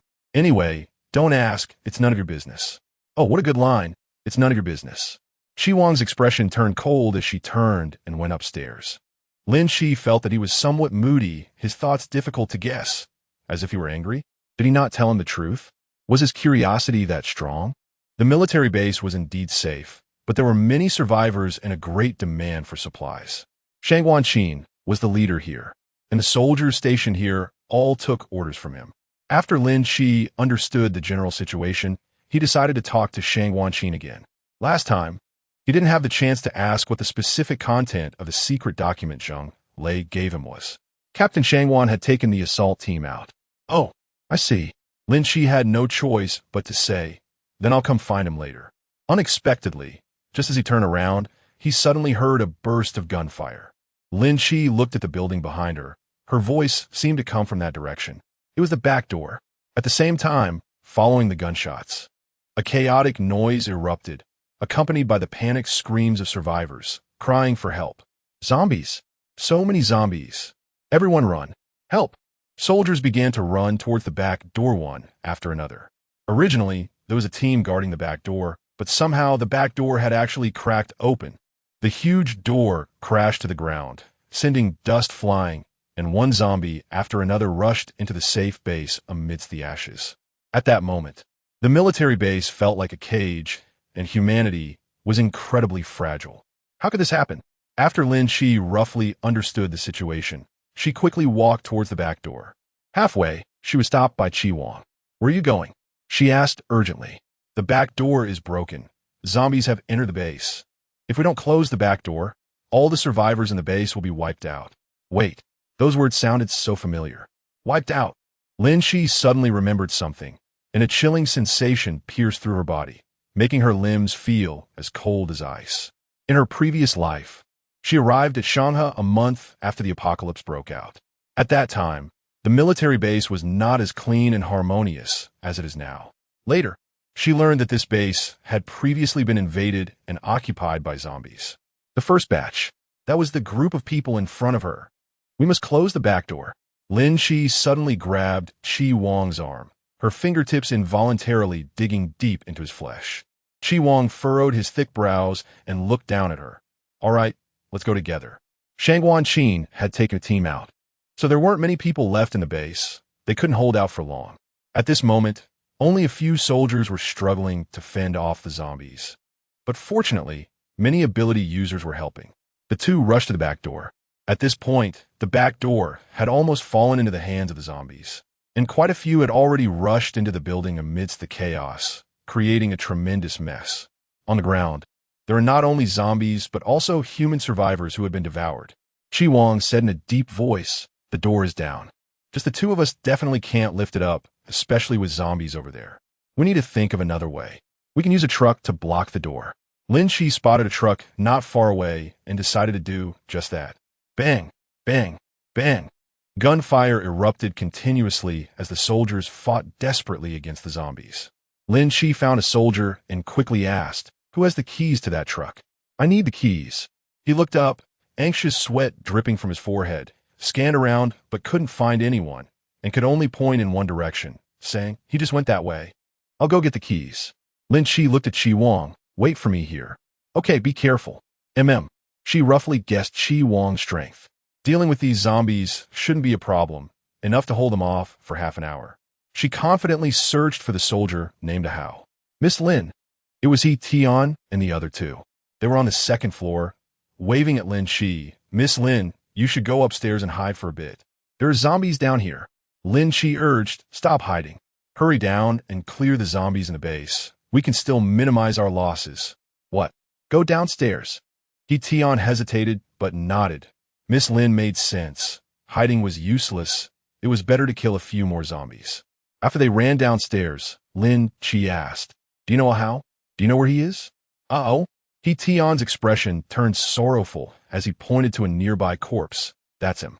He was bitten by a zombie on his thigh and got infected with the zombie virus. He just committed suicide." Lin Chi instructed him, saying that the zombies in the base were up to them, and they must clean them up thoroughly. After saying this, she immediately ran towards Hao's body. A zombie jumped down from the window and pounced directly at Lin Chi. Caught off guard, Lin Chi lost her balance and was knocked down to the ground. "Ha." The zombie opened its bloody mouth wide, ready to bite her neck. Lin Chi used her elbow to firmly pin the zombie's neck. Her cheek only a fist's distance away from the zombie's decayed face. She focused her energy, and lightning surged from her palm, striking suddenly at the zombie's head. With a crackle, the zombie's body convulsed, and Lin Chi quickly kneeled to strike the zombie's abdomen, kicking it away in the process. Another palm of lightning struck the zombie, and that zombie finally stopped moving. Lin Chi got up and ran to Hao's side, rummaging through his pocket to find a set of keys, then ran toward the back door. In such a short time, dozens of zombies had already surged into the base. "Block the stairs. Don't let them come up. Hurry. Lend a hand. Everyone evacuate in an orderly manner." The soldiers were organizing the evacuation, while only Chi Wang was left at the back door fighting the zombies. His powers were sometimes flames, sometimes lightning, exuding an extraordinary aura that left people dumbfounded. At this moment, Lin Chi came rushing with the keys, intending to drive herself. But at the moment she was getting into the car, Chi Wang snatched the keys away. "You get down, I'll drive." She paused, but he insisted, "Get down." Chi Wang coldly pushed her aside, then stepped into the driver's seat and slammed the car door shut. Lin Chi had a faint sense of unease. Chapter 21. "My Miss Lin, you're so overbearing." Although in her previous life, Chi Wang had lived well before her, in this life she had changed Chi Wang's fate. What if? Such a possibility made her feel alarmed. She knew that everything she was doing now would change the destinies of many people. But to let it go and watch so many people die before her eyes would be incredibly heartless. Similarly, she also did not want anything to happen to Chi Wang. Lin Chi focused her thoughts and used her lightning ability to attract the attention of the zombies, trying to reduce the danger around Chi Wang as much as possible. Even so, the continuous stream of zombies outside would still target Chi Wang first. The truck charged toward the back door, but the width of the truck was not enough, so it needed to be turned sideways. This process required slowing down, which meant the zombies had enough time to climb onto the truck. 1, 2, 3. Eventually, one would successfully reach Chi Wang. Lin Chi gave up on the zombies here and swung the steel pipe toward the back door. At this moment, the soldiers were busy killing the zombies inside the base, and simply didn't have enough manpower to help them. Even if they did, with so many zombies, the assistance they could provide would be minimal. Bang! In a moment of distraction, the truck's rear box crashed into the side door. Chi Wang pressed her thin lips tightly and shot a cold glare at the rearview mirror, having to slow down and adjust her position. At that moment, a zombie was firmly hanging on the passenger window, continuing to climb up using the pole. It couldn't get into the driver's seat, but Chi Wang would eventually have to open the car door, or she wouldn't be able to get out. Sizzle. Lin Chi's lightning ability surged into the zombie horde, stunning the surrounding zombies. She attempted to kill the zombies on the truck from a distance, but a sharp pain shot through her mind. Her mental energy was about to be exhausted. She had to hold on. She needed to help him. Chi Wang pulled out the key and opened the car door. At the moment the zombies lunged at him, he suddenly slammed the door shut, successfully trapping the zombies. A flicker of flame climbed up the zombie, and in an instant, the zombie was dead. After dealing with these 3 zombies, he jumped down from the truck, his arm reaching up to the bright blue lightning, with layers of clouds rumbling. A fierce aura rampant. A large number of zombies crawled out from underneath the truck, desperately trying to enter the base. Lin Chi dragged the piled iron boxes and started to block the bottom of the car. The front hood of the car also needed to be covered. Be careful. With an urgent voice ringing out, her back bumped into a warm embrace. The man let out a low grunt, his body firmly blocking her behind without a hint of movement. The iron box fell heavily. Did you get hurt? She showed a worried expression. Chi Wang shook his head. I'm fine. As he spoke, he turned and stepped onto the front hood of the car. Several zombies frantically waved their arms, desperately trying to squeeze through the gap, hoping to touch Chi Wang's living body. Chi Wang coldly kicked the zombies down. Behind him, Lin Chi also came to help. She desperately used the iron box to block, but the weight of the box was far from enough to stop the zombies. No, the iron box won't work. Chi Wang realized something. His expression slightly changed, and as he pulled Lin Chi back, the iron box in front of them was suddenly pushed down by the zombies. The two were crushed under the fallen iron box. In the blink of an eye, Chi Wang turned to embrace Lin Chi and jumped off the front hood of the truck. Clang, clang. The iron box came crashing down, and Lin Chi's head buzzed. Her body didn't hurt as much as she imagined when she fell, because Chi Wang protected her. Hiss! Chi Wang? Lin Chi pushed away the iron box and hurried to check on Chi Wang's condition. His face was pale, and cold sweat was forming on his forehead from the pain. That fall and crash were not light. The zombies were still pushing in continuously. Get up! Lin Chi supported Chi Wang, helping him move to the side. At that moment, she was already exhausted, but she still held on to her last breath, taking Chi Wang away from this dangerous area. Wait for me here. Lin Chi Song let go of Chi Wang, but was caught by him as he turned around. He drooped his eyelids and looked to the other side, where there were wooden boxes and curtains. Use these things to block, then pour gasoline and set it on fire. Good. Lin Chi followed the instructions directly. At the moment the curtains ignited, Shang Wanqin arrived at the back door with the assault team and cleared out the remaining zombies in the base. Everything returned to calm. Chi Wang wearily closed his eyelids. He heard Lin Chi's footsteps approaching, and a warm hand covered his forehead, with a faint healing light filling his body. It's fine. Chi Wang raised his hand to grasp her wrist, stopping her actions, and a faint smile curled at the corners of his lips. Don't waste your energy. I'll be fine after a nap. Lin Chi stubbornly continued her treatment, and I wasn't wasting my energy. Why are you trying so hard? Are you not afraid of dying? Her tone carried a tension she wasn't even aware of. Chi Wang lifted his eyelids to look at her, his pitch-black eyes as calm as water. Why be afraid of death? Dying painlessly is a kind of liberation. These words pierced Lin Chi's heart like an invisible needle. In her previous life, this was how she ended her own life. But it hurt so much. When the blade cut her throat, she cried from the pain. You're not allowed to die. She glared at him fiercely, enunciating each word. Your life is mine, so don't think you could die easily. Hey, Miss Lin. Chi Wang smiled faintly. I haven't sold myself. Trying to play tricks? Lin Chi stared at him deeply, saying, only by living can you protect me. Do you hear that? So domineering. Chi Wang chuckled lightly. I heard it. My Miss Lin, you are so domineering. The collision of their gazes was like invisible sparks, igniting a heart that had long been dormant. Lin Chi blinked her long eyelashes and, slightly flustered, turned her eyes away. She cleared her throat and said, you should rest first. I'll handle the rest. What do you need me to handle? Chi Wang glanced at the people not far away, his tone a bit arrogant. Of course, my base is handled by me. I'm willing to help, but it's entirely for your sake. Otherwise, if the base blows up, it has nothing to do with me. Speaking of this, Lin Chi suddenly asked, somewhat unromantically, by the way, what were you angry about yesterday? Chapter 22. Leaving the base returned to a temporary calm, but this incident still resulted in more than 10 human survivors sacrificing their lives, including 5 soldiers and 2 ability users. Meanwhile, his subordinates reported the basic situation. The incident occurred suddenly, with a large number of zombies breaking in through the back door, catching us off guard. Several comrades suffered tragic fates. Later, it was Miss Lin and Mr. Chi who worked together to block the truck at the back door, preventing more zombies from entering the base. Zheng Wanqin's expression was serious. After listening, he had a general conclusion in mind. He didn't expect that they had saved everyone. This eases wariness towards Lin Chi a little. After dealing with the matters, he went to the floor where the ability users lived and knocked on Lin Chi's door. Miss Lin, his tone was serious yet polite. On behalf of all the survivors at the base, I would like to thank you. Mr. Chi seems to be resting. I will thank him later. Lin Chi smiled slightly and said, Captain Shangwan, you're being too polite.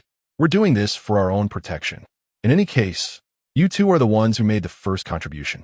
This time, consider it a favor that I, Shangwan Qin, owe you. If you ever need help in the future, just let me know, and I'll do my best to assist. She didn't expect him to say that. Lin Chi was secretly pleased and asked, Can you show me Zheng Lei's secret document? No. She was taken aback. Shangwan Qin stood tall and imposing, with broad shoulders and cold, hard brows. He was a true soldier, and his inherent aura was impossible to ignore. Even if he had to express gratitude, he wouldn't joke about principles. Miss Lin, you should understand that secret documents cannot be shown to others casually. Lin Chi shrugged disinterestedly. Although that was the principle, this was the apocalypse, and there was no need to adhere to rigid rules, right? A thought flashed through her mind, and she quickly changed the subject. Captain Shangwan, may I ask you a question? Go ahead. If one day you need to judge right from wrong under your superior's orders, even if you clearly know it is a mistake, would you still execute it without hesitation? Shangwan Qin lowered his gaze and ruthlessly exposed her. You want to ask if I would completely obey General Zheng Lei, right? Lin Chi, having been seen through, was not flustered. She raised her eyebrows slightly. Yes. You can understand it that way. Perhaps Miss Lin should know that the easiest thing to change in this world is the human heart. He is human, and he can change. But exactly how he will change and what he will become is an uncertain future. Lin Chijio's heart, which had been hanging in suspense, finally settled. She raised her eyebrows slightly and smiled, saying, It is a blessing for the human survivors to have such an outstanding major general managing the military base. So, I hope that when we meet in the capital, the major general won't forget what you promised me. Shangwan Qin paused for a moment and asked, Are you all going to the capital? Yes, we'll set off as soon as Chi Wang's injuries are healed. Lin Chi blinked and casually came up with an excuse to brush him off. I had a mission outside last month, so that's how it is. Shangwan Qin didn't ask further and soon took his leave. I wish you both smooth sailing. See you in the capital. No problem. Watching Shangwan Qin leave, Lin Chi's smile faded little by little. Shangwan Qin was testing her. Although her excuse wasn't perfect, from his reaction, it seemed there was no issue. Moreover, with so many people at the banquet, he couldn't possibly remember everyone's appearance, right? She wondered if he had discovered anything. But never mind. Everything would wait until they reached the capital. She also wondered how Chi Wang's injury was. With that thought, she went to knock on the door next door. When Chi Wang opened the door, he was wiping his wet hair with a towel, strands falling over his brows and eyes, looking much more pleasing than his usual aloof demeanor. Did Shangwan Qin just come by? Lin Chi's gaze fell on him, and she couldn't help but feel dry-mouthed. He wasn't wearing any clothes. His skin was already pale, with broad shoulders and a slim waist, no excess fat, and not exaggerated muscles. The lines of his arms were slightly prominent, of very healthy thinness. His 8-pack abs were well-defined, and droplets of water from his wet hair fell onto his chest muscles, sliding down the strong, clear lines, until they disappeared into the waistband of his jeans. Are you satisfied with the view? Cough. Lin Chi turned her gaze away, awkwardly. I was looking at your tattoos. They seem quite special. On his right chest, There was a flower tattoo about the size of fist. Chi Wang turned around and casually put on a black short-sleeve shirt while sitting on the bed, raising the corners of his lips and asking her, "Can you tell what flower this is? It looks a bit like a poppy." He chuckled. "You actually know?" Lin Chi frowned. "Why did you get this tattoo?" "The poppy flower is poisonous." Seeing that he didn't answer, Lin Chi's expression changed. "You wouldn't?" He scoffed. "What are you thinking? I don't use that stuff. It's pointless." "That's good." Lin Chi-sung took a deep breath and asked about his injuries and how his recovery was going. "Once you're better, we'll head to the capital. Didn't you say you wanted to find your friend in Shanghai?" "Ah, I can't find them, forget it." "So casual? Aren't they an important friend?" No. Lin Chi was too lazy to explain too much, her eyes wandering over him. "You still haven't said whether your injury is healed or not. Should I treat you again?" "It's fine now. Since you're fine, we can't stay any longer. Let's set off to the capital immediately." Just thinking about Zheng Lei made Lin Chi's head hurt. Currently, she was just a nameless pawn. How could she possibly confront Zheng Lei directly? Not to mention the ability users, even soldiers like Shang Wanqi numbered in the tens of thousands, or even hundreds of thousands. In the capital, Lin Chi's first task is to stop Zheng Lei's plan to plant a bomb in the capital. She has a suitable candidate in mind, and that is Commander Zheng Zhen. If she can gain Commander Zheng's trust and work together to confront Zheng Lei, then their chances of winning would be 50. As for the other 50, Lin Chi needs to strategize step by step. Chapter 23. I am your mother in the car, seeing her looking lost in thought. Chi Wang raised his hand and snapped his fingers in front of her face. "What are you daydreaming about?" Lin Chi put away her thoughts and began studying the route on the map, pondering, at our current speed, it will take at least another week to reach the capital. He glanced at her and asked, "Are you in a hurry?" "Yes, but not too much," she replied. Noticing she didn't respond, Chi Wang raised his eyebrows slightly and said, "Miss Lin, you seem to still be wary of me." How could he not see that Lin Chi was hiding many things? He had guessed some, but aside from her abilities, he couldn't figure out anything else. Lin Chi sighed softly. With only the two of them in the car, there are some things that could be said openly. There are many things I can't explain to you, but you'll understand later. For example, about the abilities, I can tell you that I did conceal my powers. In fact, besides my healing ability, I also have space abilities and lightning abilities. My space stores a large amount of food, enough for both of us to last until we reach the capital. Speaking of this, Chi Wang had a deep question. He asked softly, "You mentioned an A-level ability before. What is it?" Abilities are divided into 3 levels, A, B, and C. A level combines the latter 2 types of abilities, which is a situation between you and me. As one's strength increases, the number of abilities will also grow. Chi Wang looked at her suspiciously. "How do you know all this?" "Well, it seems quite convincing." Chi Wang self-deprecatingly curled the corner of his lips, holding a faint smile. "In the end, you still don't trust me, do you?" Lin Chi admitted that one should not easily trust others in the apocalypse. "Isn't that how it should be?" His tone lowered a few notches. "I thought that after experiencing life and death, we should be different from others." Lin Chi didn't hear clearly. "What?" "Nothing." His expression gradually became gloomy, looking somewhat unwilling to talk to her anymore. Lin Chi was accustomed to his mood swings and wisely kept his mouth shut. On the highway, there were cars speeding by, but even more abandoned ones. Fortunately, the road was clear until the sky began to darken. Chi Wang parked the car at a service area, planning to rest here for the night before continuing the journey. On the white wall in front of the restroom, someone had drawn a striking pattern with a black pen, resembling a soaring eagle. Chi Wang stopped there, quietly observing for 2 seconds. It was a mark left by Zhou Jinchuan. Lin Chi looked closely and saw an eagle. It was painted really poorly. This is the logo of his company. An eagle? At this moment, a man walked out of the restroom and stopped behind the two. "Lin Chi, who are you calling?" A sharp female voice came from behind. "Lin Chi." The woman's eyes widened, her expression shifting from surprise to anger. "You're so lucky to still be alive." Lin Chi sneered. "You know, I've always been tough since I was little." The person standing next to the woman was Lin Chi. At this moment, he assessed Lin Chi and then turned a teasing gaze towards Chi Wang. "Are you two together? What does that have to do with you?" Lin Chi glared at him, trying to pull Chi Wang away, but was blocked by Lin Chi. "Indeed, The woman with a resentful gaze and a face full of disdain was Lin Chi's biological mother, Lu Mei. Chi Wang suddenly raised his hand to push aside the obstructing Lin Chini. His eyes cold and fierce, step aside. He didn't hold back, and Lin Chini was unexpectedly pushed, stumbling a few steps to the side. Son! Lu Mei nervously supported Lin Chini. Lin Chani's eyes lit up. You must be a supernatural ability user. Such great strength. Supernatural ability user? Lu Mei looked at Chi Wang with intense interest. So you're a supernatural ability user. No wonder Lin Chi is fine following you. Lin Chi didn't even glance at them. Let's go. She pulled Chi Wang to the off-road vehicle, but unexpectedly, they actually chased after them, opened the back door, and got into the car on their own. Lin Chani laughed shamelessly. Good sister, we are family, of course we should go together.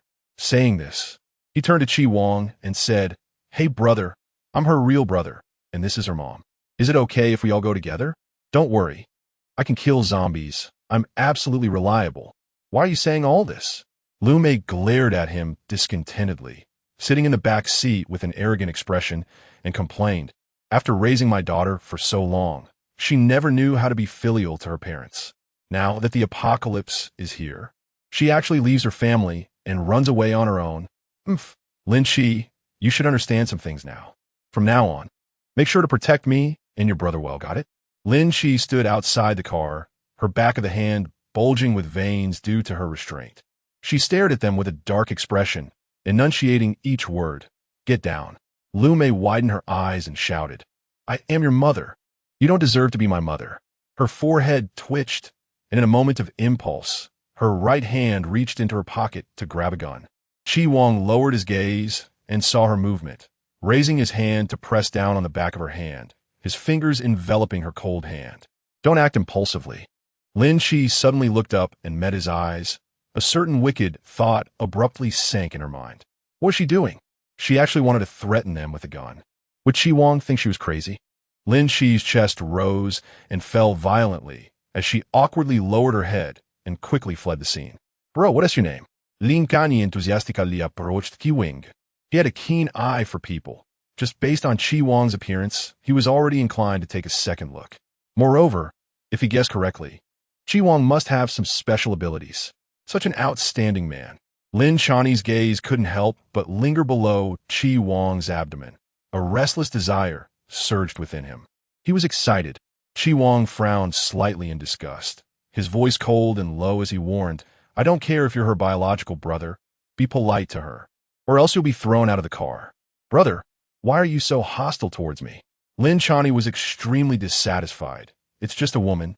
Let's not talk about her for now. I'm Lin Chani, what's your name? Chi Wang ignored him. In the car, Lu Mei looked around, not missing a single corner inside. She grabbed Lin Chani's arm and said joyfully, Look how sturdy this car is. With them here, we can finally sleep soundly. Lin Chani was also beaming with joy. Mom, you can rest assured. Lin Chi is after all your biological daughter. Does she want to shake us off? Impossible. Huh, that ain't great. If I were to act according to my previous temper, I would have slapped her long ago. Lin Chani's eyes flickered slightly as he comforted, No, Mom. You can't hit her. What if she gets emotional and secretly runs away, leaving us behind? That would be terrible. Don't worry, Mom knows how to handle it. In any case, the two stubbornly insisted and ultimately clung to Lin Chi, getting into the off-road vehicle, heading to the capital together. Lin Chi was thinking, if it weren't for Chi Wang's obstruction, would she have impulsively killed him, killing her own mother? Just the thought of it felt like a sin that would send her to the 18th level of hell. She felt a sense of desolation in her heart, even thinking it was madness. Chapter 24, Hailstorm. An hour later, there was a traffic jam ahead, and Chi Wang slowed down the car. There were zombies over there. We can't stop here. Lu Mei shrank nervously in the back seat, immediately putting on a vigilant expression when she noticed the car had stopped. Chi Wang unbuckled his seatbelt and said calmly, The road is blocked. I will go clear it. Lu Mei exclaimed, How will you clear it? There are zombies over there. Lin Chi and Chi Wang got out of the car together. They stood on either side of the vehicle, exchanged a glance, and a sharp understanding flashed in their eyes. They then moved in unison, picking up their weapons and advancing toward the zombies. Their bodies were wrapped in the glow of their abilities, and their fierce assault was laid bare without any concealment. 1, 2, 3. With a bang, a head smashed against the hood of the car and exploded. Greenish-blue brain matter bursting out. Lu Mei watched and felt a wave of nausea, about to vomit. Lin Chani got off the car in anger and shouted at Lin Chi. "What are you doing, Lin Chi? Are you trying to scare Mom on purpose? How could you be so heartless?" Lin Chi looked at him innocently and said, "I didn't mean to scare her. I just wanted to scare you." "What's wrong? Are you so timid that you got scared too?" "Oh, I almost forgot. Didn't you say you could kill zombies? Then I'll leave the remaining 3 zombies to you to handle." Lin Chi crossed her arms and stood aside, coldly staring at him. Lin Chani's gaze was vacant. Just hearing the low growl of the zombies made his legs tremble. Turning her head, she rightly said to Lin Chi, "This is what you should do. We're just ordinary people, so it's better not to have close contact with the zombies." Lin Chi sneered, "Since you know you're useless. Just keep your mouth shut or get the hell out." Lu Mei rolled her eyes but didn't dare to provoke again. This time, she clearly saw the strength of Lin Chi and Chi Wang, and privately wanted to rely on them to survive in the apocalypse. Lin Chani was constantly reminding Lu Mei not to fall out with Lin Chi. After dealing with the zombies, Lin Chi cooperated with Chi Wang to move a blocked car out of the way, allowing the off-road vehicle to pass smoothly. Unfortunately, the weather turned bad and it started hailing. Lu Mei sighed in frustration, cursing the weather for this damned hail. Hail the size of fists pounded on the car, creating a symphony of noise, and it wouldn't be long before the car would be smashed. Chi Wang turned the car into a service area, where several vehicles were already parked, clearly seeking shelter from the hail. The indoors were packed with people, and the glass doors were tightly locked. The 4 of them got out of the car, and Chi Wang stood at the glass door, signaling to the people inside. Soon, someone inside opened the door just a crack, squinting at them. They were all survivors, right? Not bitten or scratched by zombies. Chi Wang succinctly replied, "No." The man hesitated, then opened the door a bit wider, but suddenly fixed his gaze on Lin Chi. "Wait a minute. Why is your face so red? Do you have a fever?" He quickly slammed the door shut, looking wary. "No. You must be infected by a zombie. You can't come in." Lin Chi was indeed running a fever, but she had been enduring it all along and did not show any signs of abnormality. As her temperature gradually rose, her steps became unsteady and her breathing quickened. "I'm just running a fever. I haven't been infected by zombies." "No, there are so many people inside. What if you get infected? What will happen to our safety?" Chi Wang spoke coldly. She was an ability user and wouldn't easily get infected, not to mention she hadn't been bitten. "Open the door and let us in." The hail fell harder and harder, splattering in and hitting people's backs painfully. "Ouch!" Lu Mei cried out in pain and hurriedly shouted, "Let us in. She's running a fever, so just let her stay outside alone." Lin Chani impatiently pushed the door, shouting, "Open the door, open the door." In the end, the man opened the door. However, he only allowed Lu Mei and Lin Chani to enter, blocking Lin Chi with one leg and arrogantly saying, "You can't go in." All the eyes in the room were focused on Lin Chi's face, filled with vigilance and fear, both men and women, young and old, all showing unfamiliar hostility. There was a small room next door, but the glass window was broken, letting in the cold wind. Chi Wang grabbed her arm, saying they should go together. She frowned and refused. "No, it's cold outside. I'm not afraid of the cold." The temperature dropped. Lin Chi recalled the things in her space. When she walked into the room, she took out a brand new quilt and handed it to Chi Wang. He raised his eyebrows. "You even prepared this?" "I just grabbed it," Lin Chi said as she curled up in the quilt, casually finding a corner to sit down. She murmured drowsily, "I want to sleep for a while." "Don't worry, it's nothing. I'll be fine after I wake up." She estimated that, like last time, she would awaken new abilities after the fever. Based on the current situation, she would become an S-level ability user faster than in her previous life. This couldn't be better. The hail continued to fall without any sign of stopping. Chi Wang sat quietly beside her, his gaze falling on her cheek, suddenly recalling the last time. At that time, he awakened his abilities, but had to go through a painful process, which was more than just a simple fever. The boiling mental power, the surging strength. Lin Chi's voice was crisp and pleasant then. Her feigned annoyance, almost like a reproach, entered his heart, becoming the only solace in the anxious passage of time. "Miss Lin, how can I see through you?"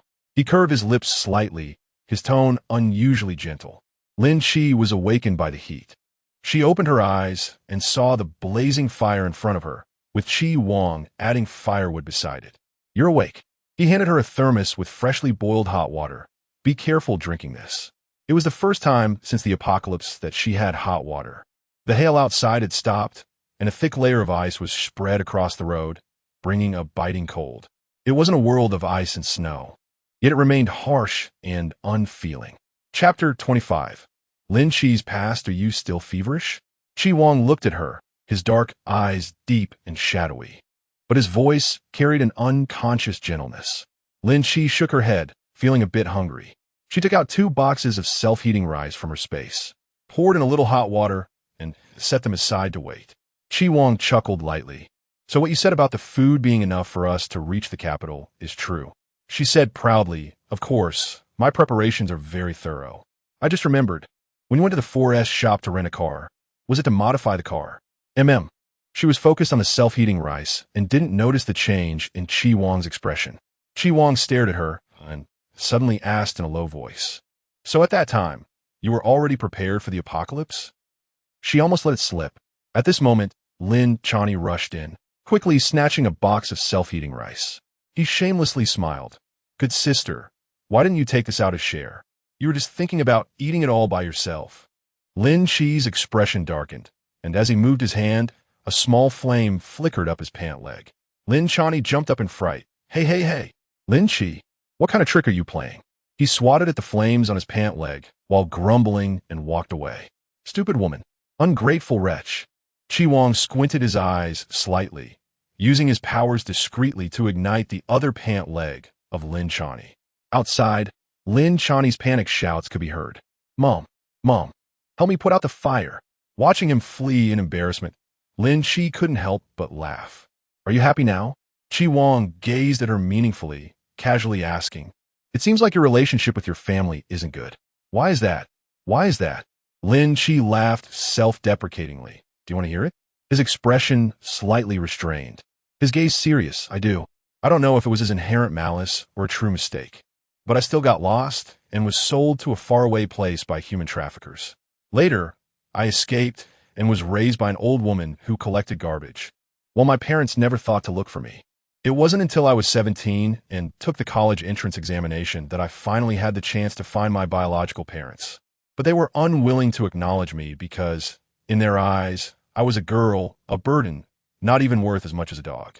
Her eyes were sore and hard to suppress, but she desperately held back, not letting a single tear fall, because she knew that crying would only show weakness, which was the last thing she wanted to do. Later, I learned that after they found out I was lost, they never thought about looking for me. Lin Chi smiled bitterly, meeting Shi Wang's deeply understanding gaze. She mockingly curled the corners of her lips and continued, "But heaven has not treated me poorly. When I was in college, one of my design works became popular and won an international first prize. When they found out about this, they suddenly had a change of heart and wanted me as their daughter. Actually, they thought that since I won the first prize. There was a prize of 500,000, and they wanted that money, but I refused to give it to them, no matter what. What did they do to me? Scold me for being unfilial. Call me a white-eyed wolf? Huh." Lin Chi couldn't help but laugh bitterly, yet her words were like ice. "It doesn't matter. I like to hear these words, so that I can always remember everything that once was, and I will always whip myself. I have only myself, and even this worthless life must be lived well." This is her family, the relatives she hates and despises. Chi Wang silently listened to everything, saying nothing, just gently patted her head, and then turned to leave the room. Lin Chi opened the self-heating rice and started to eat. The fragrant rice filled her mouth, warm and satisfying. Her mood suddenly lifted significantly. Why overthink? Just move forward steadily, and miracles will happen. She wanted to survive. She wanted revenge. Anyone who got her way had to die. At that moment, a noisy sound came from outside, just as she was about to go out to check. Chi Wang walked in. "Have you eaten?" Lin Chi handed him another box of self-heating rice. "You can eat this." She looked up to see what the noise outside was. "I don't know," he replied, lowering his eyes, his emotions unclear. Lin Chi didn't ask further. "Speaking of my own matters, I have gained another ability, just like you, a fire-type ability." He smirked. "Isn't that quite strong, almost surpassing me?" It's about the same. It seems that I will have to rely more on Miss Lin to protect me in the future. Lin Chimay raised her eyebrows slightly and said cheerfully, it's not impossible. Once the leisurely time passed and the hail on the ground melted quite a bit, it would be time to set off again. Lin Chi finally realized that Lin Cheney had been beaten by Chi Wang. She didn't check on Lin Cheney's condition and found Chi Wang next to the off-road vehicle. Did you hit Lin Cheney? He seemed indifferent, not at all like someone involved in the situation. Lin Chi almost thought she misheard the news and asked in confusion. Did he provoke you? No. Then why did you hit him? Chi Wang stopped her actions, looked at her seriously, and said, he doesn't deserve to be a human. I wanted to hit him, so I did. If it weren't for his mother stopping me, I would have probably broken one of his legs. Her calm and indifferent tone conveyed the cruel words. Lin Chi-Sheen's heart skipped a beat as she suddenly realized the reason behind it. A warm current spread from her chest to her whole body. She bit her lip and said softly, thank you. Chi Wang smiled, raised his hand, and pressed down on her head, saying, no need to thank me. Protecting you is my duty, isn't it? Lin Chi lowered her head and bent down to get into the car. She spoke quickly, let's go. Chi Wang closed the hood of the off-road vehicle. Okay. As he walked towards the driver's seat, Lin Chi turned her head and quickly wiped away the tears that had spilled from the corners of her eyes. She bitterly thought that this was the first time in 20 years that someone had stood up for her. They drove off directly, and Lu Mei, who was taking care of Lin Cheney, had no way to chase after them, only able to stamp her feet in frustration and curse. The off-road vehicle sped down the highway, and even the air outside was exceptionally fresh. Lin Chi opened the car window, feeling the cold wind brush against her cheeks, and the suppressed emotions of many years finally found a bit of relief. She suddenly realized that having a companion by her side seemed really nice. She wondered how the situation in the capital was. She said softly, I hope we can smoothly enter the capital base. Chi Wang smiled and asked, what if there is no base? Where will you go?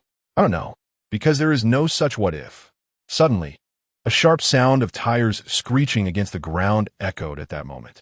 With a sudden break, Lin Chi's body involuntarily lurched forward, but thankfully she had her seatbelt on. Chi Wang's expression darkened. There's something on the ground.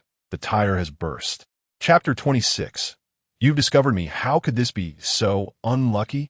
The two quickly got out of the car to check the condition of the tire. Strange noises came from the nearby forest, and, thinking it might be zombies, Lin Chi instinctively took a defensive stance. Turning her head, she saw a group of young people with brightly colored hair. Don't move. Stand there honestly, don't move. No one is allowed to move. This group of young people rushed over aggressively. Lin Chi raised her eyebrow, her eyes sweeping over the flat tire on the ground. Realizing something. This thing was intentionally placed here by you? That's right. The blue-haired leader arrogantly lifted his chin, holding a stick in his hand, threatening. Hand over the food you have on you quickly, or you'll regret it. Brothers, search their car. Take anything useful. Chi Wang calmly locked the car door. The men couldn't open the door and raised their sticks to smash the window. His eyes darkened as he suddenly kicked that person away. Ouch! The yellow-haired guy fell to the ground, rolling in pain. The blue-haired leader was instantly furious. You dare to resist? Brothers, go. Beat him to death. Before they could get close to Chi Wang, Lin Chi tripped one of them with her leg and with agile movements. She grabbed another person's arm and executed a shoulder throw. These guys were loyal brothers, seeing their comrade being attacked. They immediately swung their sticks to teach Lin Chi a lesson. Lin Chi used the long and used San skills, easily handling 3 opponents. Stop, stop. The blue-hair guy saw the situation was bad and immediately backed down. What bad luck. He kicked a steel plate. Chi Wang lifted his eyelids to look at him, his dark eyes shimmering with a cold light. If you don't want to die, you'd better scram. The blue-hair guy felt a chill in his heart and quickly said, this time, we'll let you go. Brothers, let's go, let us go. Several people were knocked to the ground, unable to get up. Hurry up, hurry up. They helped each other and fled into the woods in a disheveled manner. They originally thought they had encountered 2 easy targets, but who would have thought that a slender, beautiful woman could fight so well? Can't mess with her. Can't mess with her. Lin Chi was still angry. What kind of wicked thing did he do to puncture my tire? What should I do now? I don't have a spare tire in my trunk. Do you have one? Chi Wang frowned. I considered the spare tire issue last time, but I couldn't find a suitable tire at the repair shop. Great, now the car can't be driven. Chi Wang took out a map to study and came up with a solution. There's a town beyond this mountain. Let us go there to find a tire and also stock up on some gasoline, so we won't have to venture into the city again later. Lin Chi sighed. It can only be this way, to prevent those people from returning for revenge. The two of them exerted a tremendous effort to push the off-road vehicle several hundred meters forward. They also dragged a few zombie corpses and placed them next to the off-road vehicle to deter others from approaching. After doing all this, the two set off on foot. The mountain forest had small paths, which were relatively easy to walk on. After 2 hours, they finally caught a glimpse of the town's initial appearance. Chi Wang gathered a pile of firewood, lit it with a lighter, and prepared to cook instant noodles. Instant noodles truly deserve the title of king of food. They smelled so good. Lin Chi sighed with satisfaction and looked up to see Chi Wang sitting there eating noodles, a mix of seriousness and a slightly absurd humor. He had a handsome and upright appearance, with a graceful figure that was anything but ordinary, yet he was lowering his brows and eating the simplest food, resembling a fallen nobleman. Lin Chi's lips curled into a smile. Noticing the gaze, Chi Wang raised her eyes to meet her gaze, blinking in confusion. What are you laughing at? Is there something dirty on my face? No. She smiled faintly, simply finding this scene amusing, like a survival in the wild. But you can't eat instant noodles in the wild. That's true. Survival in the wild requires making fire by friction, which is harder than what we're doing. Chi Wang took a sip of cold water and said lightly, actually hiding in the countryside could be a good way to survive, isolated from the world. There wouldn't be many zombies. Moreover, as the apocalypse drags on, the abilities of the supernatural beings are constantly improving, their status gradually replacing that of soldiers, becoming the main force of the base. The human race has always supported those who bring the greatest benefits to themselves. In peacetime, it's soldiers who maintain peace. In apocalyptic times, it's supernatural beings who fight against zombies. An hour later, the two arrived at the outskirts of the town.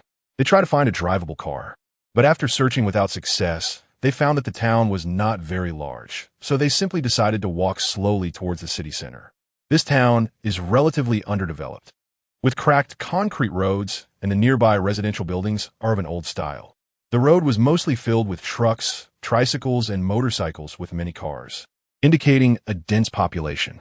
Gas stations were not hard to find. They spotted one from a distance, but looking ahead, the intersection was filled with abandoned vehicles, causing severe congestion. And there were quite a few zombies wandering inside. Chi Wang surveyed the area and said, "There's a low wall on the left side of the residential building. We can climb in from there." Okay. Lin Chi looked up at the sky. It was getting dark. Then we'll wait until sunset to act. Good. At sunset, the sky darkened, and the light on the ground faded, leaving only a few broken streetlights, dim and unclear amidst the low growls of zombies. Chi Wang nimbly climbed over the wall, kicking off and leaping effortlessly. Lin Chi couldn't help but mutter, so skilled. "You must have skipped a lot of classes in high school, right?" "You caught me." Chi Wang sat on the wall, his lowered brows hiding a hint of interest. He reached out to Lin Chi. "Come up, good student." Lin Chi handed her hand to him. The moment her palm was grasped tightly, a strong pull brought Lin Chi up onto the wall. As she sat down, her figure swayed slightly, making her a bit unsteady. Chi Wang's palm pressed against her lower back, and due to the inevitable closeness, his warm voice was right beside her ear. "Sit steady first." Her fingers curled slightly, and she didn't dare to move her head, responding with a low mm. After confirming that she was steady, Chi Wang leaped down. There was a green belt in front, perfectly concealing them, and no zombies noticed the movement over here. "Jump down, I'll catch you." Chi Wang reached out his hand to Lin Chi. Lin Chiwei hesitated for a moment, but then decided to trust him and jumped down. Chi Wang firmly caught her. Her forehead accidentally bumped into his shoulder, and her nose was filled with his unique masculine scent. Did she hit it? Chi Wang naturally touched her forehead. She felt an inexplicable flutter in her heart, and quickly took a step back to create some distance, saying no. Chi Wang was focused on the movements of the zombies and didn't notice her expression. The two of them crouched behind the greenery, observing the situation on the route through the gaps in the flowers. "Follow me, stick close to the right wall." "Okay." Lin Chi tightly followed behind Chi Wang. The light was dim, and the zombies were slow to react and moved slowly, not disturbed by the two. However, as they passed by a car, an unusual sound suddenly came from inside. Chi Wang's expression tightened. Chapter 27. The people at the gas station. Lightning suddenly surged from his palm, but the next moment, the car door opened a crack, and a faint female voice came from inside. Don't be afraid. I'm a human, not a zombie. Human? Lin Chi was taken aback for a moment, then pressed down Chi Wang's hand and asked softly, Are you hiding here alone? Yes. The girl cautiously pushed open the car door, revealing a delicate face. Perhaps due to lack of sleep, her dark circles were quite prominent, and her eyes were bloodshot. Her voice was small and nervous. Are you looking for a place to hide? You can come into this car. It's very safe. I've been hiding here for 3 days. Lin Chi shook her head. No, we're looking for gasoline. Are you the only one here? After a pause, she said, If you're looking for gasoline, you should try another gas station. The tanks here have long been emptied. Upon hearing this, Lin Chi and Chi Wang exchanged a glance, hesitating at the girl's words.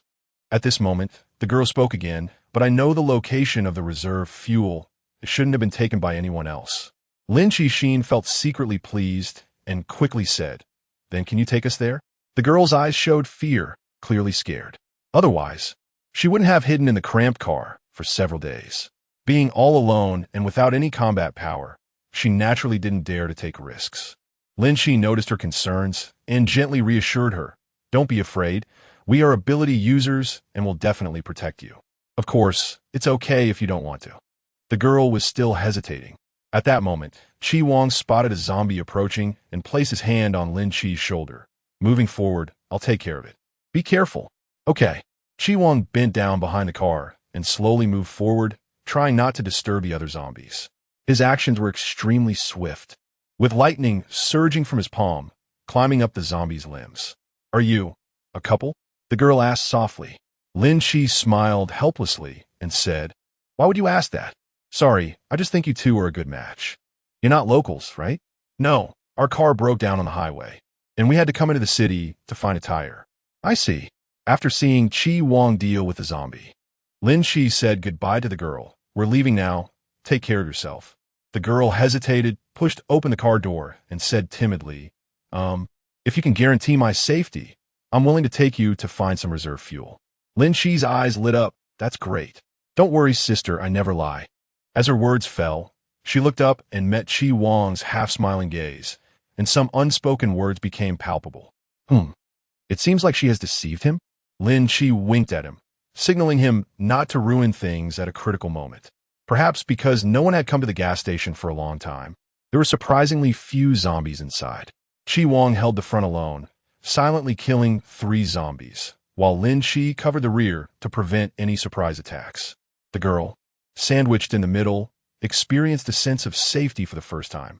She had been anxious these past few days, not having slept well or eaten a full meal, hiding in the car in fear, constantly on edge. She was timid and not as brave as Lin Chi, and surprisingly, she was not afraid of the zombies at all. The fuel reserves were inside. The girl pushed open a side door and was about to step in when Lin Chi suddenly pulled her back. Be careful. A zombie was hiding behind the door. Fortunately, Lin Chi reacted quickly, pulling the girl back to avoid the zombie with one hand while conjuring flames with the other to burn the zombie. The girl was so scared that she froze. It's my colleague. Lin Chi was checking the situation inside the room while asking her, Are you a staff member of this gas station? Yes. So she knew the location of the reserve fuel. It's safe inside. Lin Chi said to Chi Wang, I'll guard the door. You come and fill up the fuel. Okay. The girl curiously asked, Don't you need to take fuel cans? She watched in astonishment as Chi Wang suddenly produced several empty fuel tanks out of thin air. Lin Chi leaned against the door and smiled as she explained, This is spatial ability. Spatial ability. The girl was taken aback, and water droplets began to flow from her palm. Actually, I also have an ability, but mine can only quench thirst. It doesn't seem to have much effect. Lin Chi comforted her, saying that water-based abilities are quite good and that water sources are very important. An hour later, all the barrels were filled. The sky outside had also turned dark, and they planned to sleep here for the night before setting off again tomorrow. Lin Chi took out a quilt and spread it on the ground, then divided the bread to give to the girl. The girl's name was Zhang Jinjin, an ordinary worker who couldn't be more ordinary. She was timid and weak, yet carried a bit of resilience. She didn't talk much, but every word she said was clear, never wasting words. "Thank you for the bread, but I don't have anything to exchange with you," Zhang Jinjin said shyly. Lin Qi smiled and said, "No need, we should thank you." Then, Zhang Jinjin glanced at the resting Chi Wang with his eyes closed and lowered her voice, saying, "Lin Qi, can I go with you tomorrow?" After a pause, she said seriously and sincerely, "I'm not trying to freeload. I can kill zombies and help you. I just don't want to hide here alone anymore. It's no different from waiting to die. If you don't want to take me with you, you can just refuse me directly. It's okay, really." Lin Qi hesitated a bit. In the past few days, she and Chi Wang had gotten used to being alone together, which made them feel relaxed. If there was an unfamiliar person in the car, many things would change. For example, some things wouldn't be convenient to say, or certain matters would need to be considered for 3 people instead of just 2. Of course, it wasn't that having one more person would be a burden. It was just an additional connection. Moreover, Zhang Jinjin was only a C-level ability user, and her self-defense capabilities were yet to be tested. Zhang Jinjin thought she needed to discuss it with Chi Wang and wisely said, "I'm a bit tired, so I'm going to sleep now. You should rest early too." Lin Qi smiled faintly. "All right." She lay on the bedding, slightly turning her head, and suddenly met Chi Wang's gaze. He seemed a bit drowsy, his long eyelashes drooping over his deep-set eyes, exuding a lazy aura, and his exquisite features were shrouded in dim light, looking strikingly handsome. In their brief eye contact, his brow lifted slightly. It was unclear whether he had heard their earlier conversation. However, he probably wouldn't express any opinion and would likely consider her own thoughts. She slept soundly that night. Chapter 28, starting again. After a simple breakfast, Lin Qi remembered the issue with the car tire and asked Zhang Jinjin, "Do you know where the nearest car repair shop is?" Zhang Jinjin thought hard for a moment. "I remember there should be one on the street to the right when you go out, but I forgot the exact location." After a brief pause, she suggested, "Actually, you could look for another car that could drive. You don't necessarily have to change the tire. There are all kinds of cars on the street." Lin Qi shook her head, saying it would be very troublesome. Even if they found a car, there might not be a key. "That's true." Chi Wang said, "Let's go." Her smile was warm and strong, and Zhang Jinjin was momentarily stunned before realizing the meaning of her words. Together, they could leave this place? Finally, they had companions. The zombies at the gas station were still wandering aimlessly. Chi Wang used the car as cover and gradually cleared the zombies blocking their path. Then, the 3 of them arrived at the wall. Despite her slender appearance, Zhang Jinjin climbed the wall with great agility, not needing help from anyone else, and boldly jumped down. This time, Lin Qi didn't let Chi Wang assist her. She raised an eyebrow at Zhang Jinjin, surprised that she could climb. Zhang Jinjin awkwardly touched her face, saying, "I don't want to hold you guys back. I may look thin, but I'm actually very strong." Lin Qi handed her a steel pipe and said, "You need to protect yourself." "Okay." After leaving the gas station, the 3 of them bypassed the residential buildings and walked deeper into the street. Occasionally, they encountered 1 or 2 wandering zombies. Lin Qi was about to take action when she saw Zhang Jinjin charging in with the steel pipe. She didn't know how to use finesse, but she had brute strength. The steel pipe struck the zombie's forehead, causing its skull to cave in like a deflated ball. Zhang Jinjin's face turned pale, and she felt nauseous, but she managed to hold it back. Lin Qi observed her silently, and his opinion of her rose a few notches. She was indeed a resilient person. I spotted the repair shop. Chi Wang stopped behind a building, well aware of the situation as his gaze swept across the street, and said in a low voice, "The shop isn't big, but there are plenty of tires. We should be able to find what we need. Let's just go in and take it." Lin Qi replied, "With my current abilities, I should be able to cover you, so don't worry." He couldn't help but raise an eyebrow, a hint of teasing in his voice. "So my life is in your hands?" "If you trust me," Lin Qi said, looking him in the eye, her gaze serious. Chi Wang chuckled softly, "Of course I trust you." After saying that, he swaggered out. That's right, he swaggered out. Lin Qi's eyes widened. "No, you shouldn't be so arrogant." She immediately activated her abilities and walked out of the alley. "Zhang Jinjin, follow me closely." Zhang Jinjin hurriedly kept up with her. "Okay." This was Lin Qi's first time fully revealing her strength. Her lightning and fire abilities were unleashed simultaneously, wrapping around the zombies in a brilliant blue and fiery red. In an instant, the zombies convulsed and slowly fell down. Zhang Jinjin was responsible for delivering the finishing blows. Chi Wang's speed was fast. After rummaging through the repair shop, he finally found a suitable tire. He also conveniently stored all the other tires in his space for future needs. After finishing everything, he turned around to see Lin Chi standing alone against the zombies. Her profile was beautifully delicate, yet she was engaged in killing zombies, creating a strange contrast. Chi Wang couldn't help but smile, thinking she really was different from other women. "Stop watching the show. Can you just get the stuff and come help?" Lin Chi shot him a speechless glance. Chi Wang's smile deepened at the corners of his lips. Coming. Half an hour later, the three of them left the town and entered the mountains. Lin Chi, how could the human civilization of the Blue Star, which has existed for thousands of years, be easily exterminated? Zombies are transformed from humans. Do you think we can kill them all just by fighting? Huh? Does that mean we will have to live alongside zombies in the future? Lin Chi was amused by her words. Living together. Suddenly, a thought flashed through her mind. Zhang Jinjin's words were correct. Zombies could not be exterminated, and humanity could only survive.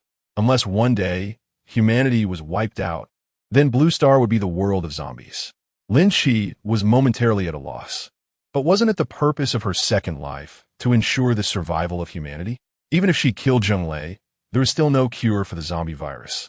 It was impossible for humans and zombies to coexist on Blue Star. She asked, "Do you think there will be a day when humanity develops a cure for the zombie virus?" To her surprise, he and Lin Chi were thinking along the same lines. Lin Chi reined in her thoughts and sighed softly. Perhaps there would come a day like this in 3 years, 10 years, or even several decades. But it was also possible that it might never be developed. Zhang Jinjin felt worried upon hearing this. Sigh. While chatting, the three of them had already reached the highway. Fortunately, the off-road vehicle had not been damaged, and Chi Wang took out the toolbox to start replacing the tire. Lin Chi checked other parts of the off-road vehicle. Fortunately, the damage to the outer steel plate wasn't too severe, so it still had some defensive capability. Lin Chi, your car is so cool. No wonder you guys are reluctant to switch to another vehicle, Zhang Jinjin said, looking at the off-road vehicle with curiosity. Lin Chi smiled proudly. Cool, right? This is a design I created myself. You designed it? You're so unique. Before long, the tire was replaced. Lin Chi sat in the passenger seat and slammed the car door shut. Let's go. With enough gasoline and food, they no longer needed to restock supplies. They encountered no unexpected events along the way, and 2 days quickly passed. However, at this dusk, a wrecked and overturned SUV on the road caught their attention. It was Neo Sanling's car.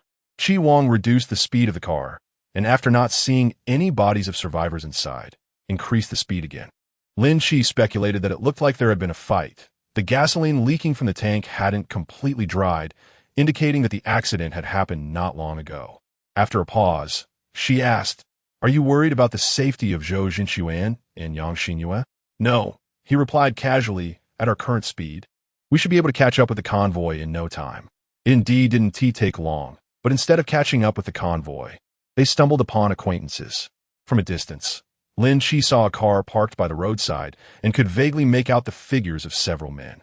However, when she focused her gaze, her expression changed. What were they doing? Chi Wang furrowed his brows and accelerated to stop the car next to the vehicle. Chapter 29. Encountering acquaintances. Let me go. Let me go. The woman's voice was already hoarse. You damn bitch. Don't shout at me. A man slapped the woman, causing her head to buzz and her eyes to glaze over. Inside the car, Zhu Ping'an was desperately banging on the window, using his small fist to pound on the glass. Even though his fingers turned red and swollen, he didn't stop. You can't hit my sister. Aw, sister. Sister. 2 men were dragging the woman, and upon hearing his screams, they became even more excited. Ha ha, look at this little brat, banging on the glass like a pig. Let me taste what this woman is like. Just as the man was unbuckling his belt and preparing to pull down his pants, he suddenly heard the sound of a car stopping.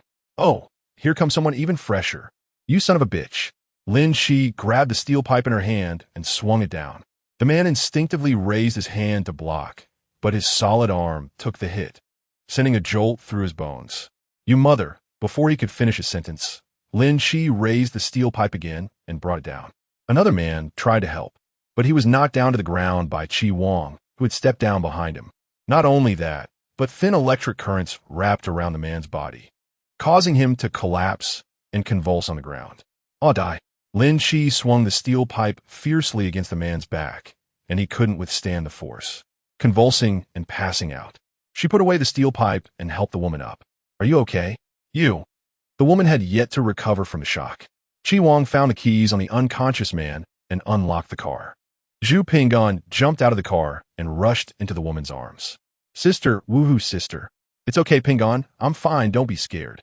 The woman hugged him and finally couldn't hold back her tears any longer. Her cries were filled with resentment and grievance. She hated herself for being unable to protect herself, and even more for not being able to protect her brother. Zhang Zhenjin watched with red-rimmed eyes, taking off her coat and draping it over the woman. Sister, the ground is cold. You should get up. Thank you. Zhu Pinggan sniffled, his emotions calming down a bit. He finally realized that the person who came to help was Lin Chi. Sister Lin Chi, he said with surprise, suddenly feeling the urge to complain. Sister Lin Chi, I thought I would never see you again. Please tell me, you risked everything to save me. Sister Lin Chi, you are my benefactor. Lin Chi raised her eyebrows slightly, a smile curving at the corners of her lips. So considerate? I didn't save you for nothing. It turned out they knew each other. Zhang Zhenjin finally realized. No wonder Lin Chi was so furious at that time. She almost killed those two men. Remembering this, she looked around and found Chi Wang dragging the two unconscious men into the nearby woods. She hurriedly asked, Lin Chi, what is he going to do? I don't know. Lin Chi replied, not bothering about it. She took out a sports outfit from her space and handed it to the woman. You should change your clothes in the car. The woman's clothes had already been torn to shreds. She looked grateful and said, thank you. If you hadn't come at the right time, I might. I really appreciate you all. Lin Chi asked in confusion. Aren't you following the convoy? Where's everyone else? Why are there only the two of you? It's that wicked old woman. She accused my sister of hiding things. We were just thrown off the bus. Zhu Pingyan clenched his small fists, his youthful face filled with anger, cursing with a lot of conviction. Hearing this, Lin Chi sneered, while said, this old woman's schemes are exceptionally deep. She previously set me up and locked me in the warehouse, and now she's slandering you. What a venomous person, not even sparing her own daughter-in-law. She also caused Xiao Bao's death. Zhu Pingyan dared not mention this matter, his voice small. He was afraid his sister would be upset. However, Zhu Rou's eyes were vacant and numb, showing no reaction. It seemed she hadn't heard? No, she had already engraved this incident deep in her bones. The hatred for the murder of her child. As a mother, she would definitely seek revenge for her child, even if it meant death. She would transform into a vengeful spirit. Lin Chi looked behind him. Where are those two beasts?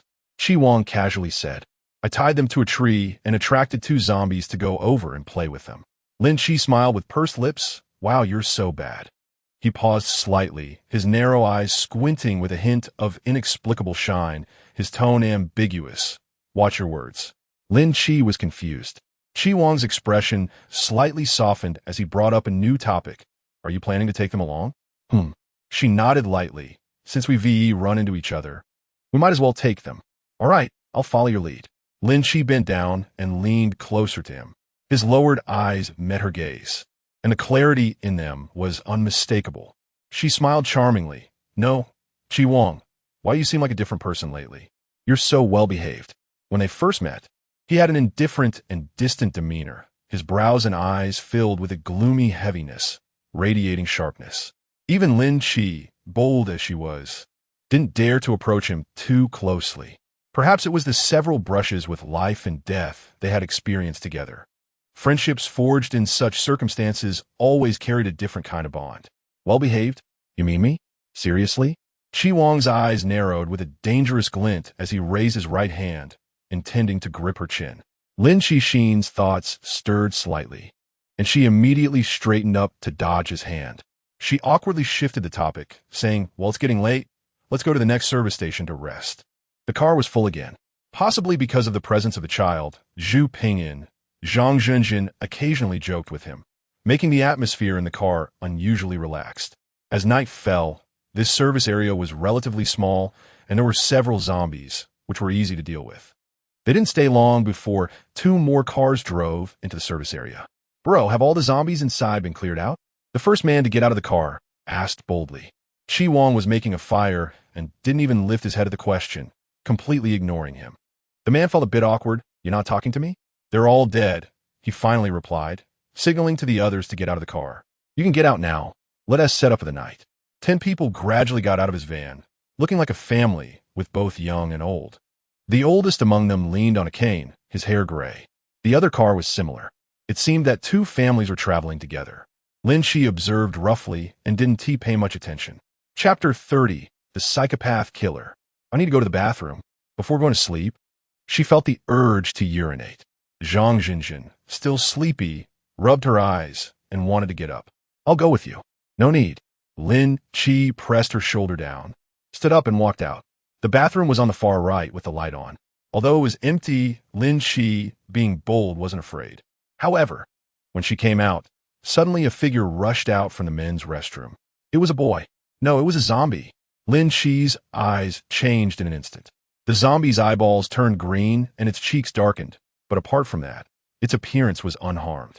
If she hadn't taken a closer look, she would have almost thought it was a normal person. "Huh." As it charged forward, the zombie boy emitted a low growl from its throat. Lin Chi flipped her palm, and a burst of flames shot out, igniting the zombie boy. "Stop! What are you doing to my son?" A man who had been standing guard suddenly yelled in anger. Lin Chi frowned. He had been infected by the zombie. The zombie boy was burned to a black-gray color, lifelessly lying on the ground. The man rushed forward, holding the corpse and crying out loudly, "Son! Son, wake up!" The commotion drew the attention of others in the room. A woman screamed as she rushed over. "Where's my son? My son was a living person, not a zombie. You killed my son." The man suddenly looked up, his eyes filled with hatred, staring fiercely at Lin Chi, his red-rimmed eyes bursting with rage. "It's you. I will kill you to avenge my son." Saying this, he charged forward. In a critical moment, Chi Wang stood in front of Lin Chi, grabbing the man's arm and violently throwing him aside. Lin Chi coldly explained, "Your son has been infected by the zombies and has turned into one. If you don't believe me, you could check if there are bite marks on him." "You're talking nonsense. He was burned to this state. How could there be any wounds?"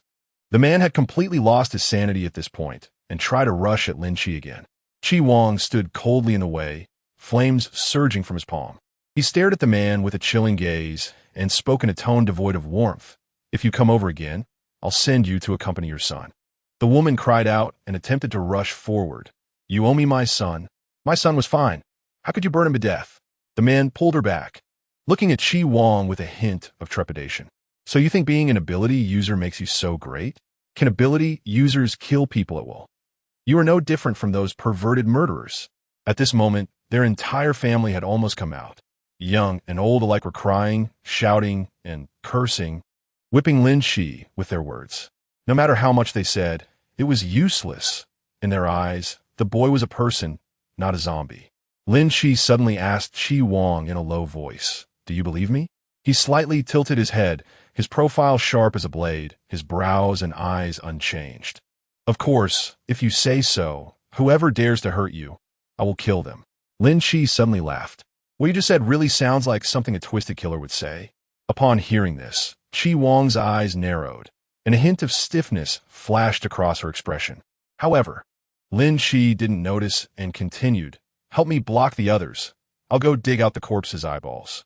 "Okay." After saying that, Chi Wang used her lightning abilities to create a circle around the zombie's body, separating the others. "What are you doing?" A man instinctively took a step forward and was shocked by the lightning. "Ah, Dieu." Lin Chi is a supernatural being and is not affected by lightning. She boldly walked to the corpse, took out a kitchen knife from her space, and began to target the corpse's eyes. This scene scared the others. "Don't touch my son. Don't touch him. You filthy bitch, what the hell?" The man, shocked by the lightning, lay on the ground twitching. Chi Wang looked down at him, her gaze as calm as water, as if she were looking at a dead person, the corner of her lips curling into a malicious smile. "Cursing, keep cursing. I've never seen someone electrocuted before. You guys." The people were terrified and anxious. Chi Wang said in a low tone, "I suddenly quite like the title of murderer. Call out a few more times to hear." Between madness and perversion, he chose madness and perversion. Those people had never seen such a merciless madman. They were so intimidated that they couldn't even cry. You can see for yourselves. Lin Chi plucked out an eyeball and threw it on the ground in front of them. The man stared blankly down. She walked to the sink to wash her hands and calmly said, "This is your son's eyeball. If it were a normal person's, it would be entirely white, covered in blood vessels, but this eyeball is obviously dark blue, even a bit black, and the blood vessels are dark green, indicating it's not a normal person, but a zombie." Upon hearing this, the man's expression changed slightly. They indeed encountered zombies this afternoon. Could it really have been at that time? From their changing expressions, Lin Chi knew she guessed right. She said to Chi Wang, "All right, let's go." Back indoors, Zhu Rou asked with concern, "Are you okay?" "I'm fine. It's already resolved. Let's sleep." Zhang Zhenjin swallowed hard.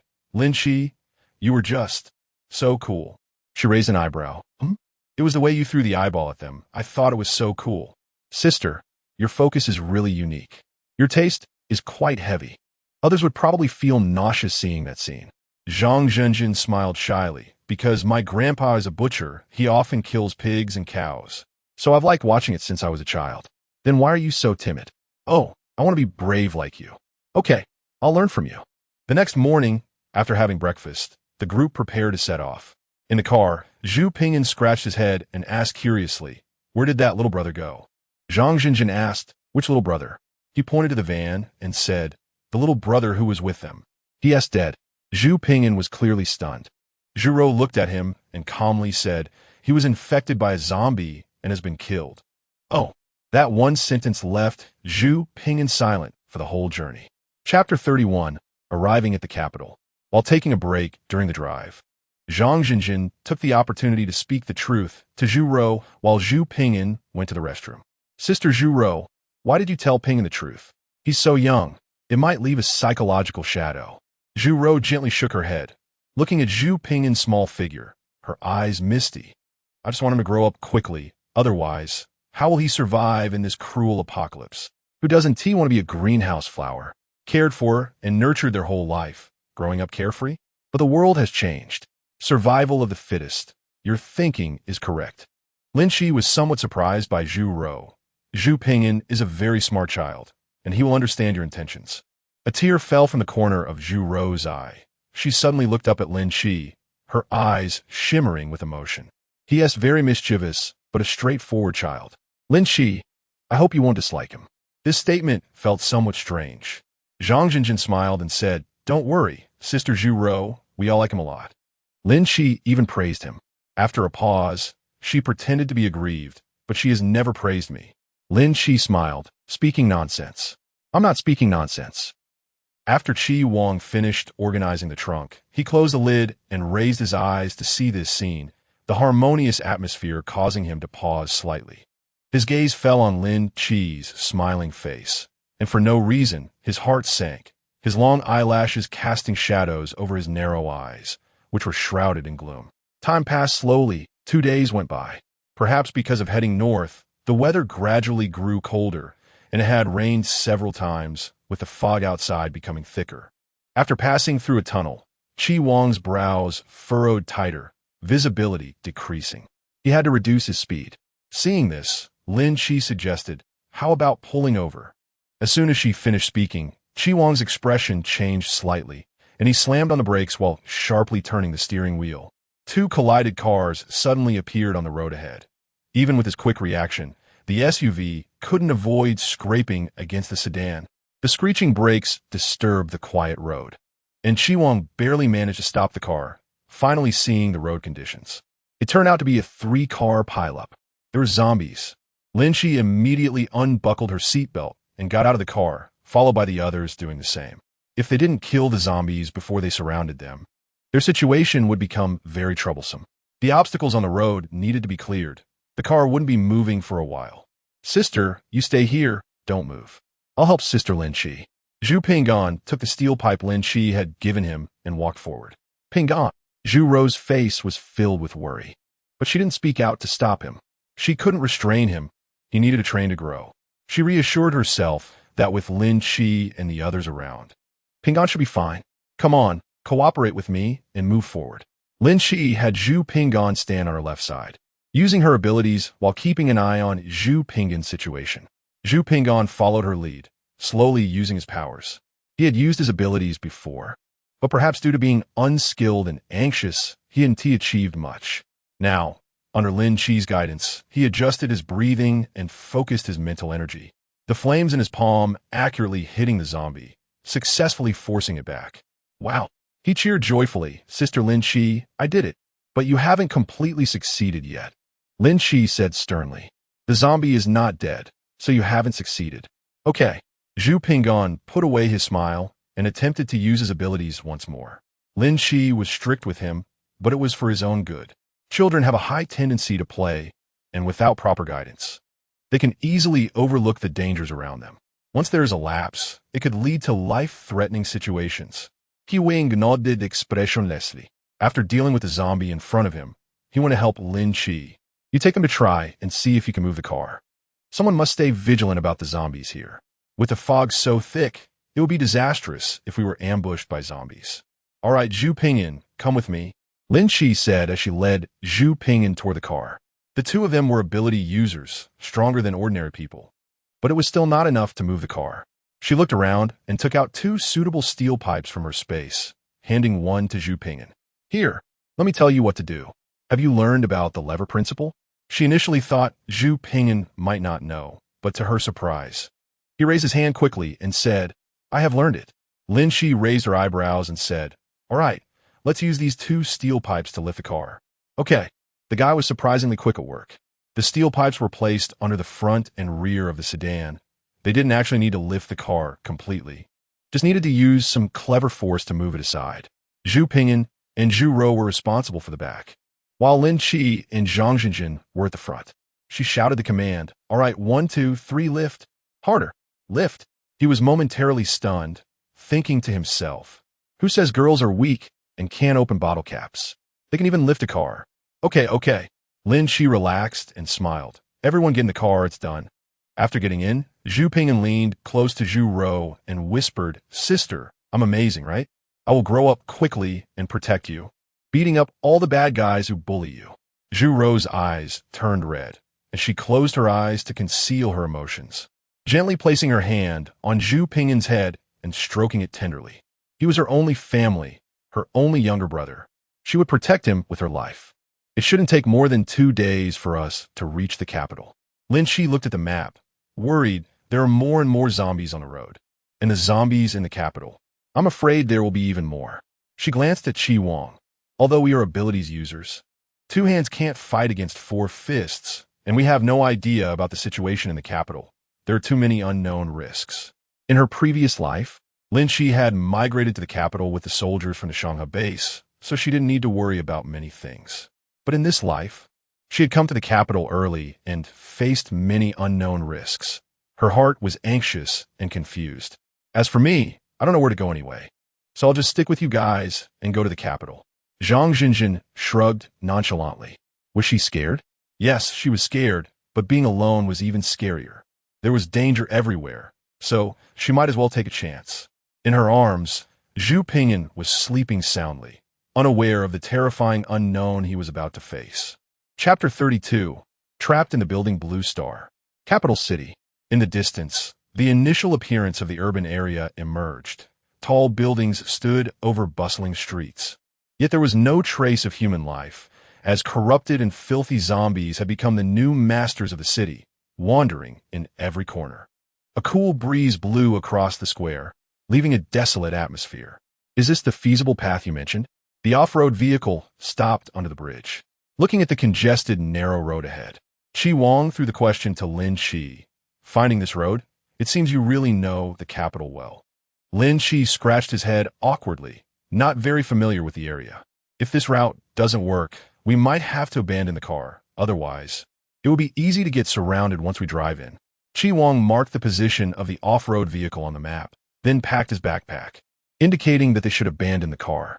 The other 3 in the back seat quickly gathered their things, preparing to face the challenge. Each of them had food to stave off hunger and a bottle of water, and they each held a weapon, ready for action. Zhu Rou patted Zhu Ping'an's head and asked, "Are you scared?" He shook his head vigorously, saying, "I'm not scared. I have powers I can kill zombies. Don't be scared. Sister, I will protect you." Zhu Rou smiled gently, "Okay." Zhu Ping'an was sensible and well-behaved, and he didn't forget to reassure Zhang Zhenjin. "Sister Zhenjin, I will protect you too." She was tense all over, not good at hiding her emotions, and the anxiety on her face was very evident. Lin Chi couldn't help but look at her a couple more times. She took a deep breath, forced a smile on her face, and said, "I'll try my best not to hold you back." Lin Chi nodded and encouraged, "Everything should be centered around yourself. When necessary, prioritize your own safety. Don't overthink it." I understand. Is everyone ready? Then let's set off." Due to a lack of personnel, they couldn't use the front and back tail cutting method. So the 5 of them advanced in a half-encirclement formation. Lin Chi and Chi Wang were in front, one on the left and one on the right. At first, they were walking along the riverside boardwalk and did not encounter many zombies. Later, they had no choice but to move onto the main road, and soon they were discovered by the zombies. Huh. Several fierce and strong zombies came running over at the same time. Chi Wang immediately used a special ability and said to the people behind, "You all move forward." Lin Chi raised her hand and pressed it against Zhang Zhenjin's back, gently pushing her forward. With Chi Wang's strength, killing 2 zombies with a single gesture was no problem, but these zombies were robust, with speed and strength surpassing that of ordinary zombies. Chi Wang could only use his fire abilities to block the zombies and quickly turn to catch up with them. He realized a troubling fact. The zombies had become stronger. Naturally, Lin Chi remained calm, stating that while they could improve, so could the zombies. Just as she finished speaking, she looked up and saw a scene ahead, immediately shouting, "Stop! Don't run! There's a group of zombies coming towards us." Zhang Zhenjin froze in place, her face pale. Chi Wang looked towards a nearby building. "This way. Let's go." Lin Chi grabbed Zhang Zhenjin's arm and pulled her along. The group hurriedly ran into the building, and at that moment, Lin Chi suddenly heard several gunshots. She looked around but couldn't tell which direction they came from. The zombie horde was getting closer, so she hurriedly ran upstairs. A zombie hidden on the stairs lunged at her, and Chi Wang used his lightning abilities to paralyze it, while Zhang Zhenjin gritted her teeth and smashed a steel pipe down on it. Zhu Rou nervously said, "There's zombies upstairs too. How about we hide in a room?" Chi Wang pointed to the only room with an open door. "That one. Quickly, let's go." He watched as the 3 of them entered the room, then stood at the staircase waiting for Lin Chi. Lin Chi climbed up the stairs in one breath, without stopping to catch her breath, panting heavily. Chi Wang stood there, reaching out his palm towards her. "Cool me." She extended her right hand, and they clasped hands, both of their palms feeling hot. "Where are the others?" "They're here." Chi Wang led her into the room, then closed the door, locked it, and pushed a table forcefully against the door. "All right." Lin Chi sat down casually, unaware of everything else. She didn't expect there to be so many zombies. This was just the beginning, and they hadn't even walked into the capital city yet. After a pause, she suddenly remembered something. "By the way, did you hear gunshots just now? Do you know which direction they came from?" "I don't know. I didn't have time to pay attention." Her expression became more confident. "Those gunshots likely came from soldiers. If the military is nearby, we can find a way to seek their help and get to the capital base faster." Chi Wang's expression shifted slightly as he walked towards the window to check the situation outside. But because they were on a low floor, the view was limited. "So how do we contact the military?" Zhu Rou's heart ignited with hope. To her, the military was a strong shield. She would unconditionally trust the country and its forces. If they could really enter the capital base and receive protection from the military, their future would have some hope. "Will special forces come to rescue us?" Zhu Ping'an also looked expectantly. "Special forces," Chi Wang murmured, his eyes lowered. A thought flashed through his mind, and he smirked. "There's a way we can try." All the others' gazes gathered on him. "Lin Chi, what method?" "This method requires going to the rooftop." He turned his head to look at Lin Chi, a certain invisible understanding rippling in their intertwined gazes. Lin Chi understood and said, "All right, then I'll go to the rooftop with you." He replied softly. "After we go out, you all just lock the door from the inside. As long as you don't leave this room, there shouldn't be any danger." Zhang Zhenjin nodded vigorously. We'll lock the door properly.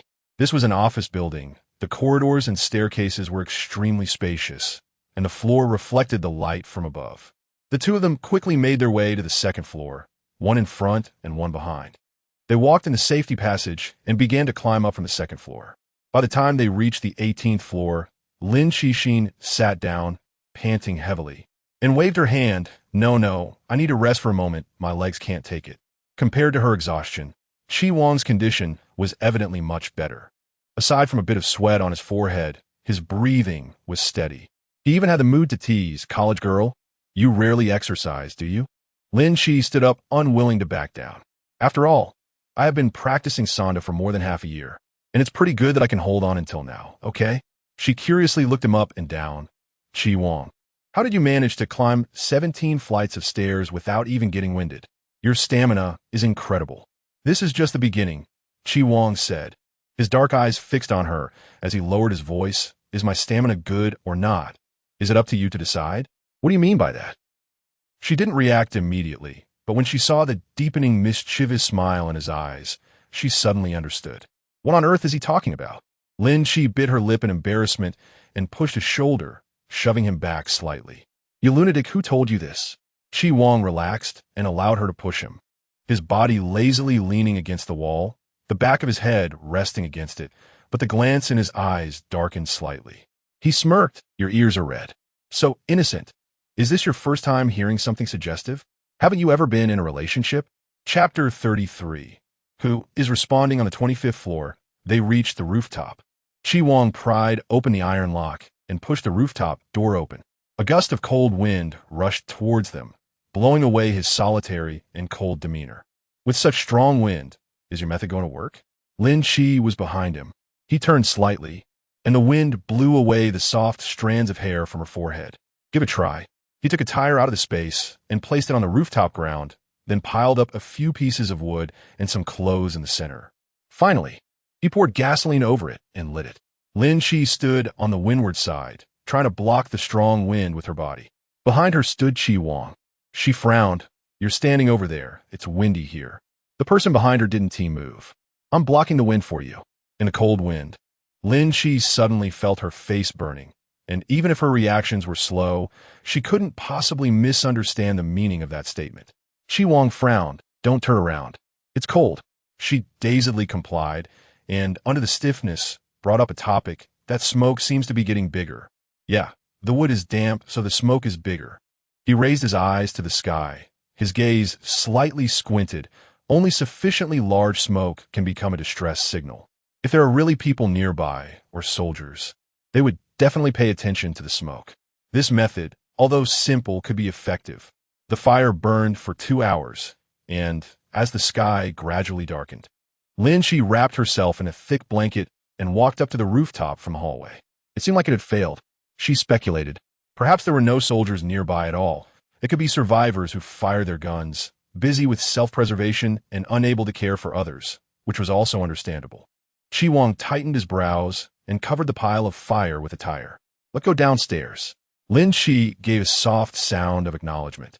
As she turned around, a red dot suddenly flashed in her eyes. She was taken aback and then looked over in surprise. It was a laser. The dot of laser lingered on her for a few seconds before shifting to Chi Wang, as if trying to confirm something. Due to the distance, they couldn't accurately capture the source of the laser. Chi Wang said, from the angle of the laser, it seemed to be looking down on them. We're on the 25th floor, so it could be shining on the 25th floor from this direction. His gaze locked onto a tall building slightly to the left in front of them. It should be that building. Lin Qi looked up and read the name of the building. Purple Gold Building. But her expression changed slightly, and her heart sank. We can't get through.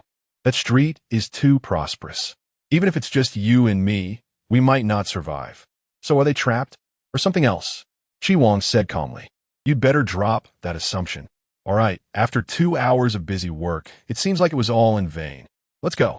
Chi Wang was preparing to leave tomorrow. He secured the rope to the beam on the windowsill, tested the length, and it just reached the ground floor.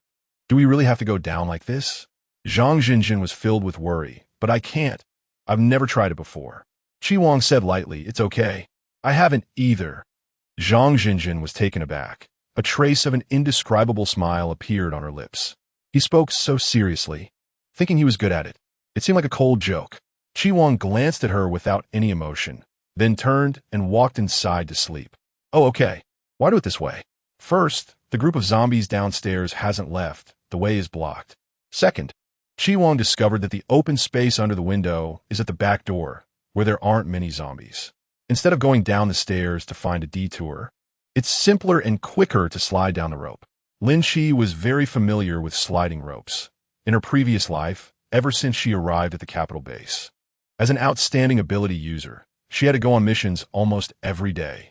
Whether it was searching for supplies or rescuing survivors, such basic escape methods, even without formal training, she had already become skilled. So, she bravely volunteered to be the first to slide down. Her smooth operation surprised everyone. Wow, Sister Lin Shi is so cool. Zhu Ping'an expressed his admiration. Zhang Zhenjin was equally surprised. Lin Shi was so skilled, just like the special operations in TV dramas. Upon hearing this, Chi Wang furrowed his brows. This set of movements really doesn't look like a novice. He suppressed his rising emotions and coldly threw a word at Zhang Zhenjin down. I'm a little. She felt a bit awkward but still braced herself and moved forward, mimicking Lin Chi's actions, wrapping her arms around the rope. As she slid down, Zhang Zhenjin was extremely scared, and for some reason, she looked up at Chi Wang, trying to seek a bit of comfort and encouragement. However, Chi Wang was actually looking elsewhere, not paying any attention to her at all. Disappointed, she lowered her head and had no choice but to grit her teeth and slide down. Lin Chi steadily caught her and smiled. Why are you so nervous? Didn't I say I would catch you? Zhang Zhenjin bit her lip. I just have a small courage. It's okay. You pay attention to the situation around. I'll catch Zhu Ping'an. Zhu Ping'an going down the stairs was the easiest. He was tied to a rope and slowly lowered by Chi Wang. The process was very safe. Next was Zhu Ro. She spoke little but acted quickly, sliding down by herself before Chi Wang could say anything. Lin Chi praised her. Sure, Sister Zhu. Zhu Ro smiled shyly. Actually, my family is from the countryside. I've been used to jumping on the ridges of the fields since I was little. The height of the second floor is okay, not too high. It turned out that I was the only one who was timid. Zhang Zhenjin felt a bit shy. As they spoke, Chi Wang had already come down the stairs. When he stepped on the ground, Zhang Zhenjin instinctively wanted to reach out to support him, but then she suddenly stopped her movement. A wave of great frustration surged in her heart. What was she doing? How could she? She nervously looked up and, realizing that no one was paying attention to her, let out a sigh of relief. This way, Lin Chi led the way ahead. Chapter 34. You underestimate me too much. I thought we had avoided the zombies, but the good times didn't last long. Just a few minutes after we started walking, we were discovered by the zombies downstairs. Lin Chi killed 2 zombies and discovered that there seemed to be an exit in the right corridor. Quick, go this way. After Chi Wang made the decision, the others quickly followed Lin Chi. Behind the arched door, Lin Chi almost collided head-on with a zombie that appeared in front of her, but she barely dodged it. Zhu Ping'an used a flame to burn the zombie's face, stopping its further movement. Taking advantage of this opportunity, she retaliated and killed the zombie. Lin Chi looked quickly. Zhang Zhenjin pointed excitedly ahead. The group looked up and saw 2 soldiers in the dark alley across the street waving frantically at them. However, there was a sidewalk between them, and on the sidewalk, there were densely packed zombies. Lin Chi frowned, realizing she would have to take a detour to get through. There was no time for detours. Chi Wang's expression darkened slightly as he delivered some bad news. Just as we were coming over, the horde of zombies entered the building, and we no longer have a way back. In their current position, to reach the sidewalk, they would have to jump down from the high steps in front. Jump where? Into the horde of zombies. I can distract these zombies, and then you all need to jump down quickly to find the soldiers. Saying this, Lin Chi turned around, telling them to hide here. Chi Wang grabbed her wrist tightly, his brows furrowed, asking, how will you distract them? I have fireworks in my space. Just like last time, lighting the fireworks will draw the zombies away. Then how do you plan to get away? She hesitated for a moment, noticing the zombies inside moving this way, and in a moment of urgency, she had to break free from his grip, saying, I have a way. She skillfully squeezed into the green belt and climbed through the window of a side room. Chi Wang's gaze followed her, filled with worry. In fact, Lin Shi was confident she could escape, but she wasn't sure if she could reunite with them. She had a tension. If she climbed down from this window, she could reach the underground parking lot. If she acted alone, the risk would be lower. Arriving at another building, Lin Shi set up 3 boxes of fireworks in an open area. Whoosh bang whoosh whoosh. 3 huge fireworks exploded in the sky, stunningly beautiful. But in the apocalypse, no one had the mood to appreciate them. A few minutes later, Lin Shi clearly felt the number of nearby zombies increasing. It worked. She didn't dare to linger any longer and immediately bent down to leave the room, jumping down from the high platform at the entrance and running towards the underground parking lot. In the vast parking lot, the low growls of the zombies echoed loudly in her ears. Lin Shi hid behind the back of the car and slowly moved inside. She remembered the route she had taken. She should be able to find Chi Wang and the others by going out through the west exit. West exit. Hee. Suddenly, a shadow lunged at her from ahead. Lin Shi raised the steel pipe and blocked it with all her strength. The zombie's teeth crashed heavily against the pipe, losing 5 of them in the process. You eat anything, it will only harm you. She twisted her wrist, and the pipe accurately struck the zombie's temple. At the same time, another zombie nearby noticed her. 1, 2, 3. Endless to kill, simply endless. Alone, Lin Shi needed to conserve her strength. She had no desire to fight and hurried to run as soon as she found an opportunity. The parking lot was dark, and the deeper she ran, the darker it became. District 23. No, wrong direction.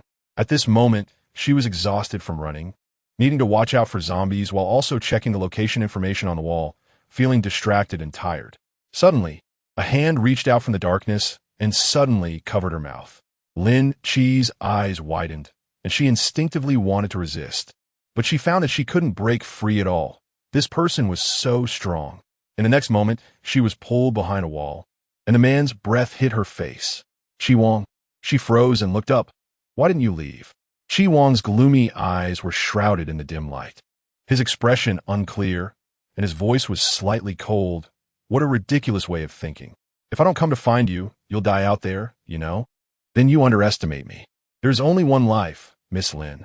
He rarely spoke to her in such a cold tone. At that moment, several zombies were approaching, and the two stopped their conversation. After exchanging a glance, they headed towards the safe passage together. The safe corridor was filled only with the sound of footsteps. Lin Shi looked out the window.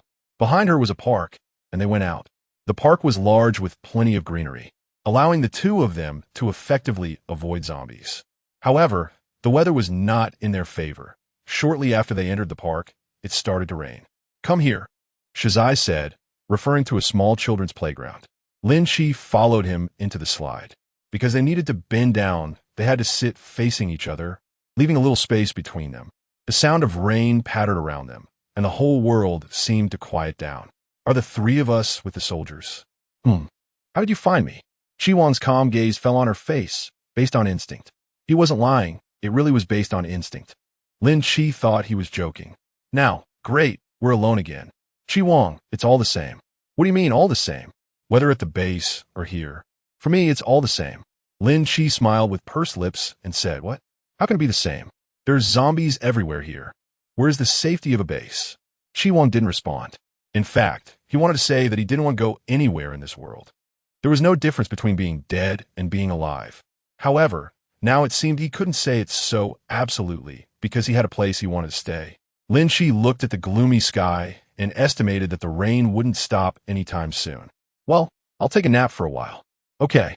Lin Shi adjusted her posture, ready to rest, but no matter how she moved, it was uncomfortable. Chi Wang lowered his gaze and looked for a while before saying, Come sit over here. Will it be more comfortable for you? She was half convinced, but did as he said, her expression strange as she remarked, It's still the same. There's not much difference on either side. He shifted his body a bit closer to her and said, Just lean against me and sleep. Lin Shixin's heart skipped a beat, and she didn't dare to look up at him, pretending to be calm as she tidied her clothes. I think sitting like this is quite nice. Saying this, she closed her eyes, forcing herself to enter a state of rest. Chi Wang faintly curled his lips and raised his hand to press her head against his shoulder. His tone carrying a hint of helplessness. It's just the 2 of us here. What are you afraid of? The sound of rain grew louder in the silence, falling incessantly. Outside, there was a cold, chilling air. Inside, two figures nestled together, merging all the hardships and experiences, quietly softening the long-burdened heart. Chapter 35. We can only be comrades when Lin Qixin opened her eyes again. It was already pitch black outside. It's dark now, we're very safe here. We can stay another night. Chi Wang's voice came from above her head. She suddenly realized her position, and her ears burned with heat. She immediately sat up straight, using the movement to observe outside as a way to dissipate the unnatural heat. It's still raining, it's a bit annoying. Yeah, the rain hasn't stopped. Chi Wang adjusted his position, naturally leaning his head against Lin Qixin's shoulder, speaking very lightly. I'll sleep for a while. Wake me up in the second half of the night, and then you can sleep. Lin Qi's body stiffened, and she opened her mouth. Okay. She didn't dare to move, her eyes secretly glancing at Chi Wang. His face was truly flawless. From such a close distance, the deep-set eyes were paired with a strong, well-defined nose, and the curve was exceptionally superior. His tightly pressed thin lips were cool and indifferent. This guy was really stunning. Lin Qi is not a face control person, but she couldn't help but take another look. Is it good-looking? The sudden voice startled her. Chi Wang didn't open his eyes, but the corners of his lips curled up. Miss Lin, are you satisfied with my face? Lin Qi's face flushed suddenly, and she dryly denied it. You're so narcissistic, I wasn't even looking at you. He chuckled softly and said nothing more. The night was long, and emotions were easily subdued. Lin Qi thought about many things, about her past life, about Zheng Lei, and also about the road ahead. In the end, she suddenly began to think about Chi Wang. What does she want to know about him? Of course, she wanted to ask her own heart. Everything seemed to be developing in another uncontrollable direction. She was a 20-year-old adult, already past the naive age of youth, but also at the most vibrant age, encountering a special man. This man was Chi Wang. She felt he was very different. She would feel flustered, embarrassed, and even shy. Lin Qi suddenly realized that she might have a bit of crush on Chi Wang, but she remained calm. This was the apocalypse, and love was the least important thing to consider. She wouldn't let herself get too caught up in it. This long path of revenge was what she should focus on the most. Late at night, Chi Wang woke up. He lazily squinted his eyes and said, "You sleep. I'll keep watch." Lin Qi smiled slightly, feeling very happy to have a good comrade like you by her side at this moment. Chi Wang met her gaze and smirked. Comrade? I don't want to be your comrade. Their eyes locked, intertwining with unspoken deep meaning. Lin Qi's smile was faint, but there was little amusement in her eyes. Chi Wang, we can only be comrades. The smile on Chi Wang's lips gradually faded, her thin lips pressed into a straight line. After saying this, she leaned against the cold slide, crossed her arms, and closed her eyes to sleep. The surroundings were silent, with heartbeats echoing one after another. Chi Wang's expression was obscure. A sense of indescribable oppression surged in her heart, creeping up every nerve, making her uncomfortable. The latter half of the night seemed to drag on painfully. When the sunlight poured into the park, the entire city began to awaken, including the wandering zombies. The two of them took down several waves of zombies in the park and finally found an exit. Lin Qi began to determine the direction. The center of the capital is Tianmen, where the troops are stationed. If I'm not mistaken, that should be a safe base. Following this road, we can access the Ring Road Highway. When the time comes, we'll find a car and drive across the river. Once we cross the river, we'll be in the city, not far from the base. Chi Wang looked at the several zombies closing in again, his previously agitated emotions rising once more. He had a grim expression and coldly said, "Kill them." What? Lin Qi didn't have time to say anything. He had already unleashed his fierce abilities and charged towards the zombies. Today, he was unusually irritable. The appearance of the zombies provided him with a perfect outlet for his anger, and Lin Qi noticed this, but she chose to remain silent. Along the way, she hardly needed to take action, and they quickly got onto the Ring Road Highway. Lin Qi couldn't find a car to drive, but instead found a flipped Kawasaki H2 motorcycle, with the keys still in it and enough fuel. Can you ride it? Yes. Chi Wang didn't say a word and got on it directly. Lin Qi picked up the helmet from the ground, studying it as she was about to put it on. Suddenly, Chi Wang turned around, took the helmet from her hand, and put it on for her. Through the two visors, she looked into his eyes. Even though she couldn't see anything, it felt as if she could sense that intense gaze piercing her heart. His fingers were nimble, quickly fastening the buckle, and finally, he patted the top of her head. "Let's go for a ride." Lin Chi smiled and said, "You really know how to do it, huh?" He got on the car, tilted his head towards her, and said, "Come up. Hold me tight, or I won't be responsible if you fall." Lin Chi swallowed hard, her arm loosely resting on his waist, constantly reminding herself, "This is normal contact. Why am I so nervous?" Under the helmet, Chi Wang curled his lips. The next moment, a roar erupted, and the motorcycle shot up the highway like an arrow. The sudden push against her back almost made Lin Chi cry out, her arm unconsciously tightening around his strong waist. "Chi Wang, why you need to slow down?" Chi Wang's voice was clearly filled with delight, teasingly responding, "No way, Miss Lin. Slowing down means no racing." He accelerated again, and the person behind him pressed even closer, a guilty thrill rising from deep within. He wickedly thought, just a little closer. "Chi Wang." Lin Chi initially asked him to slow down, but gradually she adapted and found that the thrill of speeding was really enjoyable. The world was retreating as she and Chi Wang sped through the wind. The man's back was solid and powerful, his waist was lean, and the feel was great. She secretly smiled, but forced herself to stay calm. Half an hour later, the motorcycle suddenly slowed down. Lin Chi leaned forward to take a look and found that the road was blocked. There were people. A lot of people with several cars stuck on the road, seemingly in some kind of dispute, with several groups arguing fiercely. "I damn well don't want to give you gas. What are you going to do about it?" "Hey, beg me, and I'll give it to you. How about that?" "I beg you, old man. Don't beg me, just beg me. That little bit of gas of yours.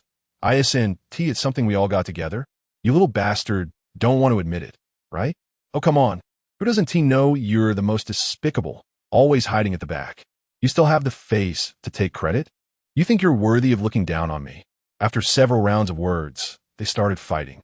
Several men joined in the brawl, and there was no one trying to mediate. It seemed they had long been displeased with each other. Lin Chi walked over holding a helmet. "Brothers, it's noisy enough. Can you move the car a bit to let us pass?" The brothers were too busy fighting to pay her any attention. Chapter 36. Unexpected disaster at that moment. A woman got out of a nearby car, her high ponytail and confident stance catching everyone's eye. She held a beer bottle and charged into the group of men without saying a word. It was actually Wen Jing. In her previous life, Lin Chi hadn't interacted much with her, but as fellow supernatural beings, she had heard some rumors about Wen Jing. That incident had caused quite a stir, apparently. A high-ranking official had taken a liking to Wen Jing and, after being rejected, had attempted to force himself on her, only to be met with her severing his lower body on the spot.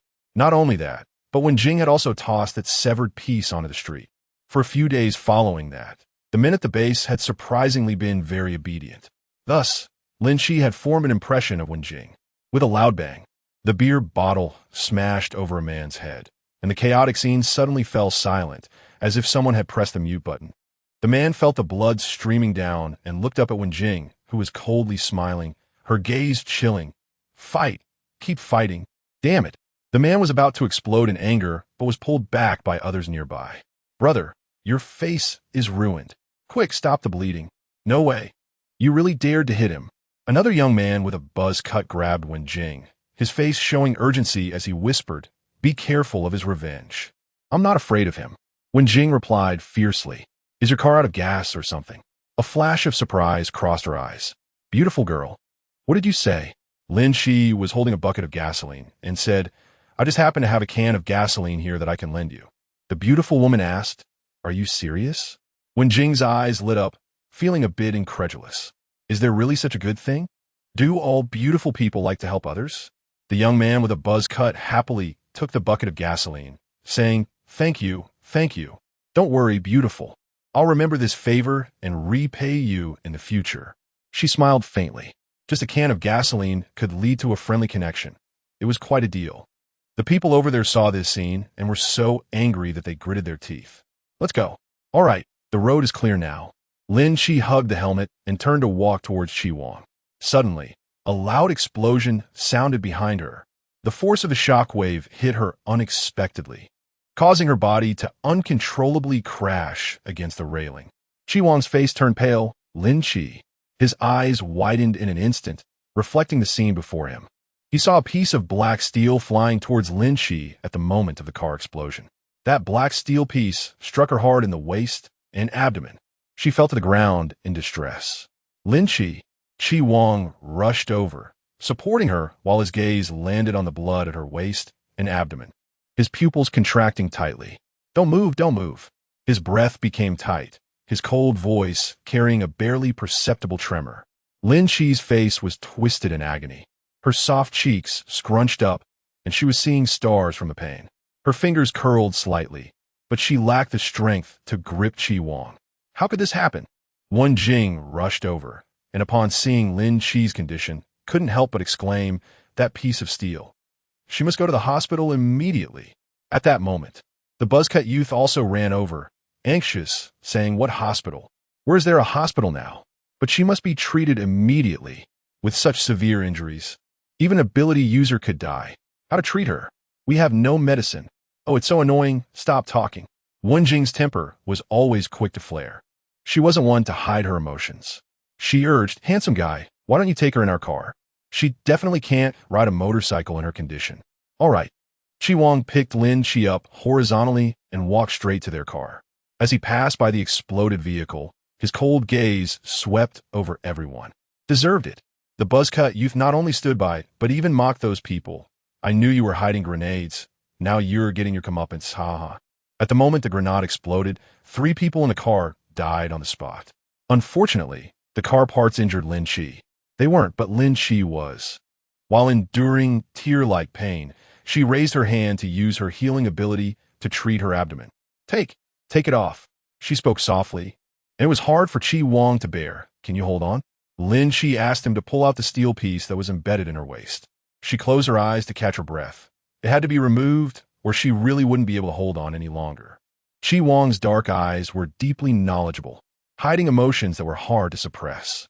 His fingers rested on the steel piece, yet he hesitated to make a move.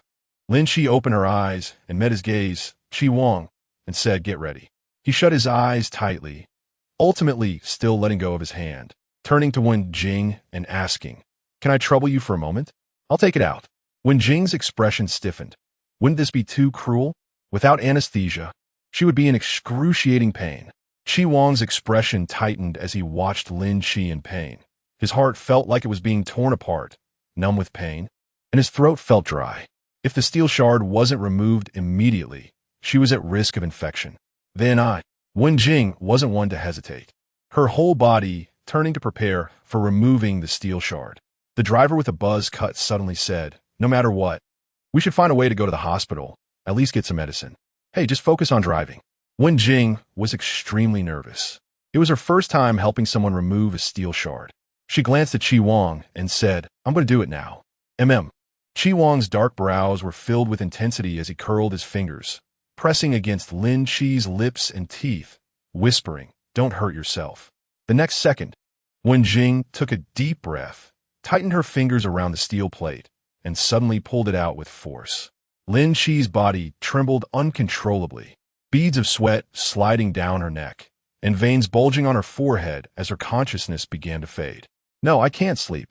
She uncontrollably bit down on Chi Wang's fingers, tasting blood between her lips and teeth. Yet throughout, Chi Wang's brows remained unwrinkled. She was in pain, and so was he. If it could be shared, he would willingly be tortured to death by pain. How do we? Watching the wound bleed, Wen Jing was in a state of panic.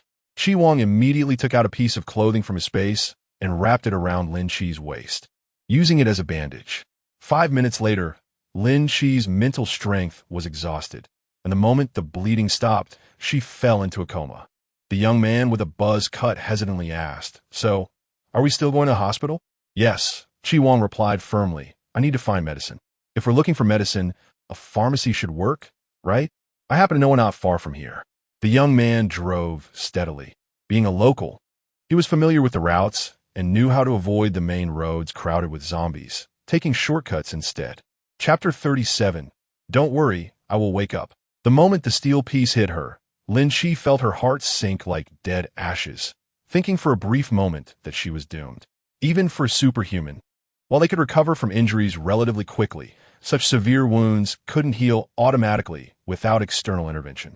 Held in Chi Wang's arms, she sensed his tension and unease, which suddenly ignited a strong will to survive within her, forcing herself to hold on. In the end, her mental strength ran out, and she could no longer endure. As her eyelids heavily closed, she saw a panic on Chi Wang's face that she had never seen before. It turned out that there were still people in this world who cared about her. Then she wanted to live, to fight hard to survive. All right. My powers are really about to disappear. Wen Jiaming, don't make me hit you. Oh, my dear sister, the water is warm. That's enough? Okay? Who drinks hot water? I can't be bothered to argue with you.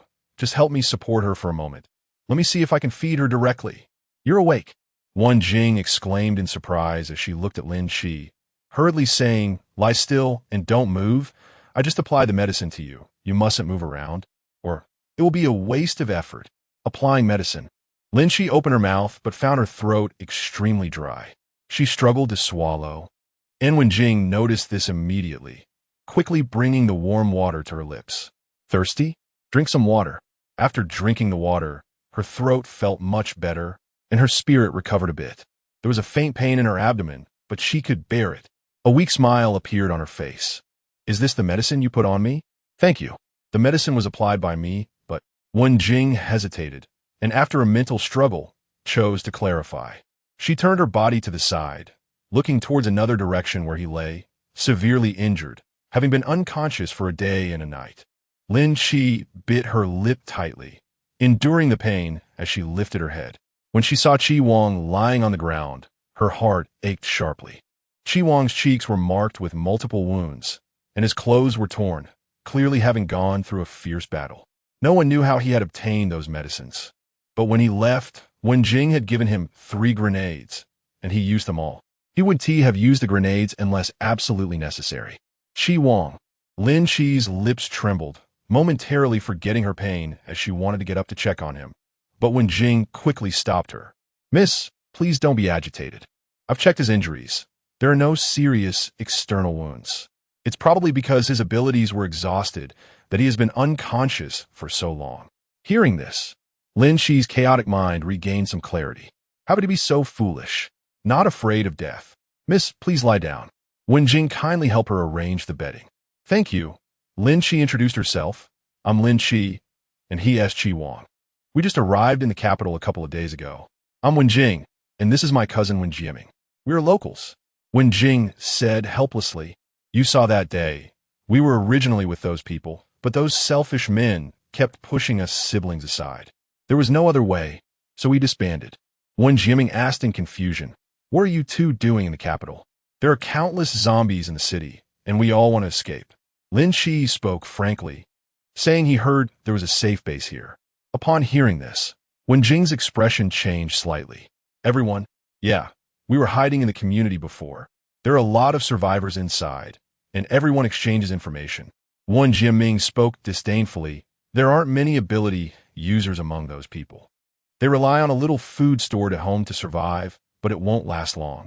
And they still want to trick me into finding food for them? Ha! Do they really think I'm that foolish? Speaking of this, Wen Jing showed a face full of disdain. I don't even know who it was, but after being kissed by a pretty girl, he willingly became a simp and almost ruined himself. My sister, can you not bring up such private matters? Wen Jiaming almost jumped up, glancing at Lin Shi, feeling extremely embarrassed. How could he say such things in front of a beautiful woman? Wouldn't that ruin his reputation? TCH, Wen Jing rolled her eyes at him. Turning to Lin Shi, she found another topic, but you two are really impressive. Your abilities are quite strong, right? Especially this handsome guy. Lin Shi smiled faintly, saying there was nothing strong about her. After killing many zombies, it naturally became easier. Strong abilities could protect oneself, but they also came with heavy responsibilities. She wished she could be like a superhero, protecting everyone, but she felt too insignificant to achieve that. Perhaps it was because she had been unconscious for too long. During the night, Lin Shi felt no drowsiness at all. She took it upon herself to stand guard, allowing Wen Jiaming and Wen Jing to rest. As for Chi Wang, he still lay there quietly, his handsome face marred by scars, exuding a charming weariness. In the latter half of the night, after treating her own wounds, Lin Chi forced herself to get up despite the pain and went to Chi Wang's side. Exhausted, she sat next to him, gently placing her hand on his forehead, and a stream of green healing light flowed into his body. The ground was so cold. "Are you cold?" Her voice was soft, the only vibrant breath in the silent night. Still burning, she muttered to herself, "Is this the awakening of powers? Hopefully so. My wounds are healing quickly. Thanks to your medicine. I guess we can be considered life and death friends now. Chi Wang, can you wake up tomorrow? Please wake up. Otherwise, I will be very worried." In the desolate, silent space, Chi Wang struggled in pain. The only soothing, comforting voice could heal all scars, he thought. "Don't worry, I will wake up." The morning light streamed into the room, and Lin Chi felt drowsy, lazily yawning. When Jing woke up early, and the first thing she did was tell Lin Chi to go back to sleep. "Sleep well. I'll keep watch." "All right, then I'll trouble you." "It's no trouble at all," when Jing smiled. She knew that the connection of eyes was something that could be spoken of. For some reason, the first time she saw Lin Chi, she felt that this beauty was just her type. Not just in looks, but also in personality. "Older sister, you're not a lesbian, are you?" Wen Jiaming looked at her suspiciously. He received a heavy punch from Wen Jing, telling him to roll. Chapter 38. Chi Wang's matters at noon. Chi Wang woke up. He regained his mental strength, and the fatigue and weariness on his face gradually faded. The scars on his face only added a touch of battle-worn handsomeness. "Are you all right?" Wen Jing asked with concern. "I'm fine." Seeing him glance at Lin Chi, Wen Jing explained, "Don't worry. She woke up a long time ago, and she is not in any serious trouble. She just needs to heal her wounds." As she spoke, Lin Chi lightly furrowed her brows and opened her eyes, meeting Chi Wang's dark eyes. She smiled gently. "I'm tough. I want to die." Chi Wang's expression relaxed a bit.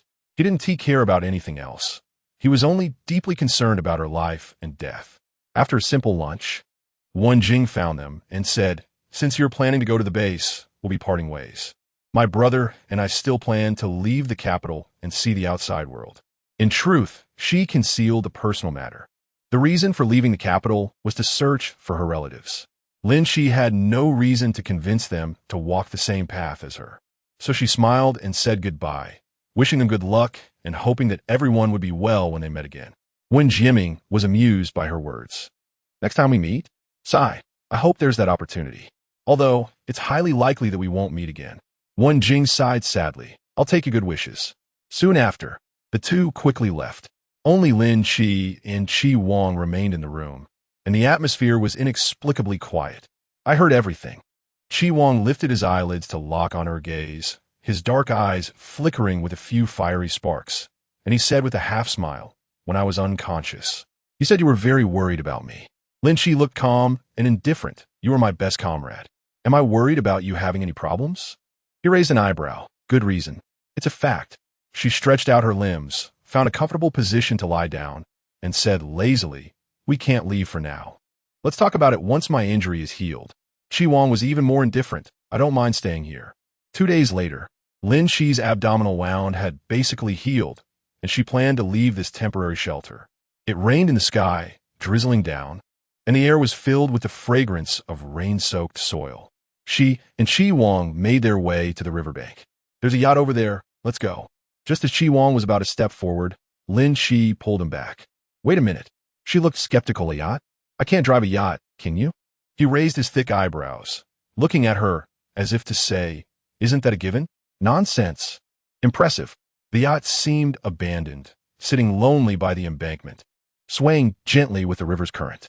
Chi Wang went up first, confirmed that there were no zombies inside, then reached out to Lin Chi. "Watch your step." "Get off. I'm not that delicate." Lin Chi refused his help and stepped onto the yacht. These past 2 days, he had been very attentive, treating her like a critically ill patient, as if she couldn't lift her hands or shoulders, almost making her forget that this was the apocalypse. Just then, a wave surged from the river, causing the yacht to sway. Lin Chi hadn't steadied himself yet, and his body suddenly swayed. He instinctively grabbed onto Chi Wang beside him to steady himself. "Can't stand still." His tone was teasing. Lin Chi coughed awkwardly. It was an accident. What was he trying to prove, sitting there? His hand pressed on her shoulder, and only after she was settled did he walk to the cockpit to start the yacht. The yacht slowly headed into the river. Seeing his skilled operation, Lin Chi couldn't help but curiously ask, "Have you driven a yacht before?" "Yeah, we have a few at home." Lin Chi paused for a moment and suddenly realized, "You are a rich second generation, aren't you?" Lin Chi was surprised. "Yes, it was last year." "How did you know?" "I am an investor." What a coincidence, right?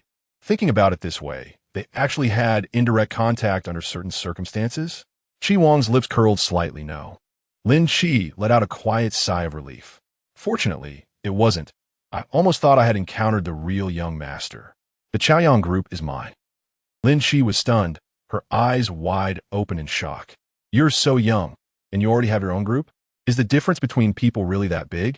While she was still feeling pleased about winning the grand prize, outstanding individuals had already taken their seats as investors, casually discussing alternative lives of others. Chi Wang smiled slightly. "So your work was chosen by me." Lin Chi raised an eyebrow, showing insight. "Of course." He chuckled lightly. "Isn't it a kind of destined connection between you and me?" The design competition at that time was merely a project he casually invested in, and the selection of works had to receive his approval in the end. He didn't expect that, in a single glance, there would be an inexplicable bond between the two of them. A coincidence, truly a coincidence. Lin Chi smiled pleasantly and said, "But I really have to thank you for making me famous in one battle." His tone was soft. "You truly deserve it." "What does your company do?" "Jewelry design." "So you must understand design well, right?" "Not really," he replied. "I only provide the jewelry. As for the design, I pay others to handle it." "So what do you usually do? Sit in the office, attend meetings?" Lin Chi thought, "Is it like the domineering CEO in TV dramas? Wearing a suit and leather every day, typing on the computer and reviewing documents in the office?" Putting herself in Chi Wang's shoes, she couldn't help but smile a little. It felt so out of place. "Me?"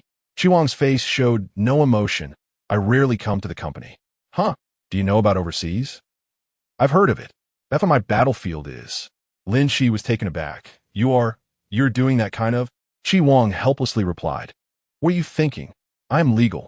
Although overseas transactions are chaotic, they must adhere to the legal systems of various countries in order to achieve cooperation. Without rules, it would really be a mess. Chaos and danger are characteristic of overseas dealings." Lin Chi thought he was not an ordinary person, but he didn't expect to be part of that circle. More than 10 minutes later, Chi Wang found a secluded spot and brought the yacht to shore. Looking at the familiar area, Lin Chi felt much more relaxed. They were finally close. "This way." Chi Wang walked ahead, and soon, the two left the riverbank and headed towards the road. They needed to find a car. Haha. Chapter 39. Finally arrived at the base, zombies surged up one after another along the roadside. "Stay behind me." Chi Wang stood in front, not allowing Lin Chi to make a move, fearing that it would cause her wound to reopen. Considering he couldn't hold them back, Lin Chi was particularly careful with her injury. Only by healing her wound could she have a future. Otherwise, Chi Wang's medicine would be wasted. "Chi Wang, this car can still be driven." Lin Chi, hiding behind the car, was pleasantly surprised to find that the keys to the sedan were still on the vehicle. She immediately got in, stepped on the gas, and it worked. The fuel tank had gas and the car is fine. "Get in." Chi Wang fended off the zombies in front of him, and as he stepped back, he stepped on a piece of paper. He looked down quickly, bent down to pick up the paper, and climbed into the passenger seat. With a bang, the car door closed. The sedan crashed into the zombie horde, the tires ruthlessly crushing the bodies of the zombies, creating a bloody and disgusting scene. Lin Chi didn't feel anything, and even felt quite frustrated. Chi Wang chuckled lightly. "All right, let's go." He lowered his head and carefully studied the paper in his hand. "What are you looking at?" Lin Chi asked casually. "It says the entrance to the safe base is at the pig farm on Dongsheng Road." Upon hearing this, Lin Chi frowned. "Dongsheng Road? The pig farm is complicated, smelly, and dirty. It's also part of the abandoned area. Can we trust it?" Chi Wang looked up at her. She thought for a moment and nodded. "Let's go." "How should we proceed?" "The main entrance is a big street, and the number of zombies there is definitely high.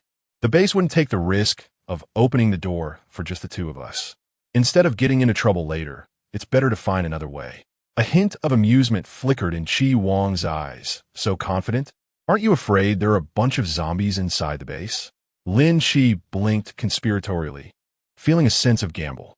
The base was right in front of her, just one step away. There was no way she could retreat. After a pause, she glanced at Chi Wang and asked, "You trust me so much. Aren't you afraid I'll let you down? What do you have that's worth me betraying you?" He suppressed a smile, his gaze firmly locked on her cheek, his voice carrying a deeper meaning. "Besides, I've already boarded the pirate ship, Haven TI. The reason Dongxing Road was named so was that there was a national flag in the center of the road, which was raised every morning at 8 o'clock. At that moment, the flag continued to flutter in the wind, while beneath it, the once respectful people had turned into zombies with murky eyes and decaying skin. With a bang, a zombie was knocked away by Lin Chi. "This car couldn't take a hit." Chi Wang touched the crack in the windshield and said casually, "Modified cars do have their advantages. Otherwise, after driving all this way, this car would have been wrecked long ago. We would have at least delayed several days on the road to the capital. Lin Chi, since we are already here, if you like modified cars, you can just modify them yourself in the future. There probably won't be this opportunity." "There will be." Lin Chi raised her eyebrows and smiled. "We are ability users. There are many opportunities. In the base, the status of ability users is very high." She didn't say much and focused on driving. She knew the location of the pig farm, which was relatively remote, but fortunately, the number of zombies gradually decreased along the way. The car was eventually scrapped, and they could only rely on walking. Right ahead, Lin Chi pointed to the end of the road, and suddenly heard strange noises coming from the hallway. Chi Wang pulled her to hide behind a pillar. Hoof. An elderly zombie was swaying down the stairs. Chi Wang's gaze turned cold, and just as he was about to act, the zombie suddenly stepped wrong and rolled down the stairs. Along the way, its head and body separated. Lin Chi was speechless. She looked down and saw Chi Wang's hand still clasped around her wrist. The veins on the back of his hand were clearly defined, making it a perfect piece for hand enthusiasts to admire.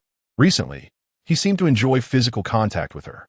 He would often pull at her arms or wrists, or wrap his arm around her back and waist. Chi Wang naturally loosened his grip on her and said, "It's fine now. Let's go." "Chi Wang, have you ever had a girlfriend?" He looked at her with indifferent eyes and replied, "No, I haven't." Lin Chi continued to ask, "Do you have someone you like?" His eyes dimmed slightly. A deep smile curled at the corners of his lips, and he replied in a low tone, "Yes." "Really?" Lin Chi's chest felt as if it were blocked by invisible cotton, and the sparkle in her starry eyes faded. Her expression appeared slightly unnatural. "Well then, let's hurry up. The pig farm is almost here." The conversation flowed awkwardly, but at least there were no visible issues on the surface. Chi Wang revealed a faint smile, as if trying to show off. Bang! A gunshot. It came from the direction of the pig farm. As Lin Chi and Chi Wang approached the pig farm, they could clearly hear the sounds of a struggle inside, while the zombies outside were drawn to the commotion, surging crazily towards the pig farm. The two hid in a shadowy corner, quietly observing the situation. Suddenly, an 8-wheel truck crashed uncontrollably into the pig farm's gate, smoke billowing from the left side of the truck. Lin Chi took a closer look and found that the cargo hold was full of people. They were soldiers. Chi Wang said their vehicle was disabled. As the zombies were about to surround them, the two didn't hesitate and quickly used their abilities to hold off the zombies, buying precious time to escape. The lightning and fire abilities intertwined and struck fiercely at the zombies, causing the front row of zombies to fall one after another. Seeing this scene, the soldiers reacted. An ability user had stepped in. "Brothers, let's go. Let's go." The door was blocked by zombies, so they had to fight their way through. After running out of bullets, they began close combat, but they inevitably got scratched and infected by the zombies. Lin Chi's face tightened as she pulled Chi Wang inside, urging him to hurry. There were too many zombies. At the same time, she grabbed a soldier, her voice cold and stern, telling them to retreat because the zombies were endless. "You go first." The soldier, filled with righteous anger, replied, "Our mission is to kill these zombies and create a safe passage for other survivors." Lin Chi was puzzled. "What does it mean?" "The two of you run inside, and someone will come out to assist." After saying this, the soldier resolutely joined the battle. The number of zombies was increasing, and the number of sacrifice soldiers was also rising. Lin Chi felt overwhelmed. At this moment, two soldiers ran out from the pig farm and stood in front of her. "You two hurry. Go." The soldiers led Lin Chi and Chi Wang to the wall inside the pig farm, where a bamboo ladder was lowered from the wall. It turned out this was how they initially entered the base. Lin Chi noticed that the wall was filled with machine guns, indicating it was the most rudimentary defense. After entering the base, she was still thinking about the soldiers outside, so she asked, "Aren't you going to support them?" Lin Chi was silent for a moment. Chapter 40. Moving into the base. The reason why the capital security base was able to establish a first-level defense mode in such a short time is closely related to the military base here. The military base is equipped not only with tanks and helicopters, but also with a large amount of firearms and ammunition, including various machine guns and grenades. The interior remains a heavily restricted military area, and aside from military personnel, others cannot enter freely. The survivors entering the base are divided into ordinary people and those with abilities, and their treatment is different. Ordinary people are distributed in the outer circle. Their living conditions are not only simple, but resources such as food, water, and fire are also restricted. Soldiers do not take care of the daily needs of ordinary people. They only provide an area where they can move around, and where they sleep is up to them. Those with abilities are treated at different levels. Level C ability users are provided with 1 meal a day, Level B with 2 meals, and Level A with 3 meals. Outstanding ability users will have leadership rights, and their status in the base is even higher than that of soldiers. Of course, soldiers only manage the highest level of the military. Lin Chi, may I ask what your ability is? A female soldier sat in a chair, seriously taking notes. Lin Chi, B-level fire ability. All right, please enter the room for an examination. Okay. She pushed open the door and walked into the room, noticing a doctor beside her, and asked, "What is this?" The doctor replied, "We need to keep your blood sample. It's a standard procedure." Lin Chi's face stiffened. "Can I not get pricked?" I feel a bit dizzy from the needle." The doctor smiled slightly. "Just turn your head and don't look. It's fine. Come over." She still stood in place until the doctor showed a puzzled expression, and only then did she have to walk over. This is clearly Zheng Lei's arrangement. He would analyze everyone's blood and select those with the best values for research that would not see the light of day. Lin Chi suppressed the unease in her heart and recalled her past life, when she had also given blood, but it seemed that nothing had happened then. Although her current strength was not weak, it wasn't particularly strong either, so there shouldn't be any issues. After completing the process, Lin Chi took her admission information and arrived in front of the corresponding building. 5th floor. Lin Chi. A surprised voice called out from the 2nd floor. Zhang Zhenjin waved at her with a beaming smile. Lin Chi. Zhenjin. A smile appeared on her face. The two met on the stairs. "You finally came. I thought. For the past few days, Zhang Zhenjin had been waiting for Lin Chi's figure to appear here, and, thankfully, she had waited long enough. You're okay. And that Chi Wang. He came too, right?" Lin Chi nodded. "He was fine, but I didn't know where he was assigned." Upon hearing this, Zhang Zhenjin finally relaxed her tense heart, and her smile became even more radiant. "The boys' dormitory is in the front few buildings. Lin Chi, which floor is your room on?" "The 5th floor. I live on the 2nd floor, but I want to move in and live with you." Lin Chi naturally wouldn't refuse.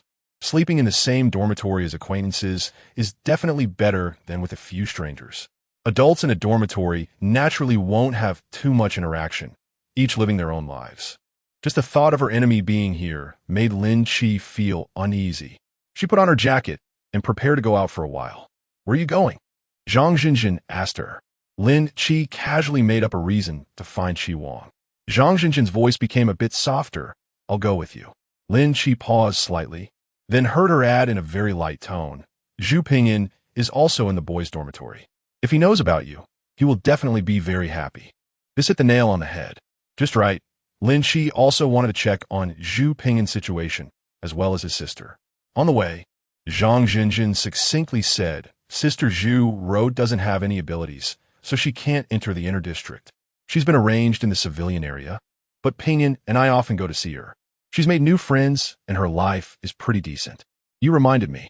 A fierce killing intent flashed in Lin Chi's eyes, and a cold smile appeared on her lips. She almost forgot. There should still be an old acquaintance in the civilian area. "Who?" "Zhu Ro's mother-in-law." "What happened to her?" Lin Chi chuckled. "I have an account to settle with her." "That probably isn't a good thing." Zhang Jinjin didn't ask any more questions. Along the way, the two encountered many other ability users like themselves. Currently, there are over 1,000 female ability users, but they are not classified by rank. Zhang Jinjin said with bright eyes, "If only I were an A-level ability user. I wouldn't have to do missions and could be a manager instead." Ability users are required to complete missions. They have quotas and must undertake missions 3 times a week. Otherwise, they will have to surrender designated supplies. Lin Shi asked, "Are there A-level superpowers now?"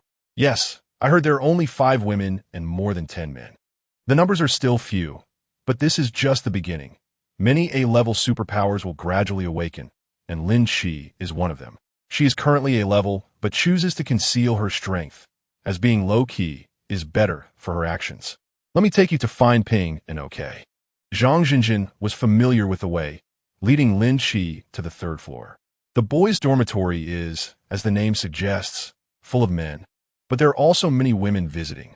They are mostly acquaintances or companions like them. A man was standing at the door of a room. The moment he saw Zhang Jinjin, he whistled into the room. "Hey kid, your good sister is here." Zhang Jinjin smiled shyly. The man's gaze turned to Lin Shi behind her, his eyes brightening. Oh, a new face. Jinjin's sister. Zhu Ping, and came bouncing out. And as soon as he saw Lin Shi, he joyfully exclaimed, "Sister Lin Shi, you finally came?" He hugged Lin Shi and affectionately acted spoiled. Zhang Jinjin couldn't help but feel a little jealous, saying, "It's still your sister Lin Shi that you are close to." Zhu Ping, immersed in joy, didn't hear her words and instead hugged Lin Shi even tighter. Ouch! Lin Shi felt pain in her waist and quickly grabbed his arm. "I have an injury on my waist." "Injured?" Zhu Ping hurriedly let her go, his little face filled with concern. "Is it serious? Does it hurt, sister?" Zhang Jinjin also expressed the same concern. "How did you get hurt?" "It's nothing. Getting injured is normal." Lin Shi leaned over to look elsewhere and asked, "Which floor do the new members live on?" Zhang Jinjin knew she was asking about Chi Wang and said, "Let's go up. We should be able to find it." "All right." There were more male ability users than female ones, and several buildings were already full. They climbed up to the 7th floor in one go before they heard some commotion. There weren't many people on the 7th floor, but at that moment, they were gathered at the door of a room, watching the excitement. It seemed like a fight was happening. The onlookers erupted in cheers, showing no concern for the chaos. Zhu Pingyan ran quickly, darting into the crowd and then back out. "Sister Lin Shi, Brother Chi Wang has been beaten." Chapter 41. Didn't I make you enjoy it? Who got beaten? Chi Wang. Lin Shi's mind buzzed for a moment, and her calm restraint exploded in an instant, filling her with a chilly aura. She pushed away the men surrounding her, her voice cold and sharp. "Get out of the way. Who are you?" Before a few men could react, Lin Shi grabbed their arms and pulled them apart.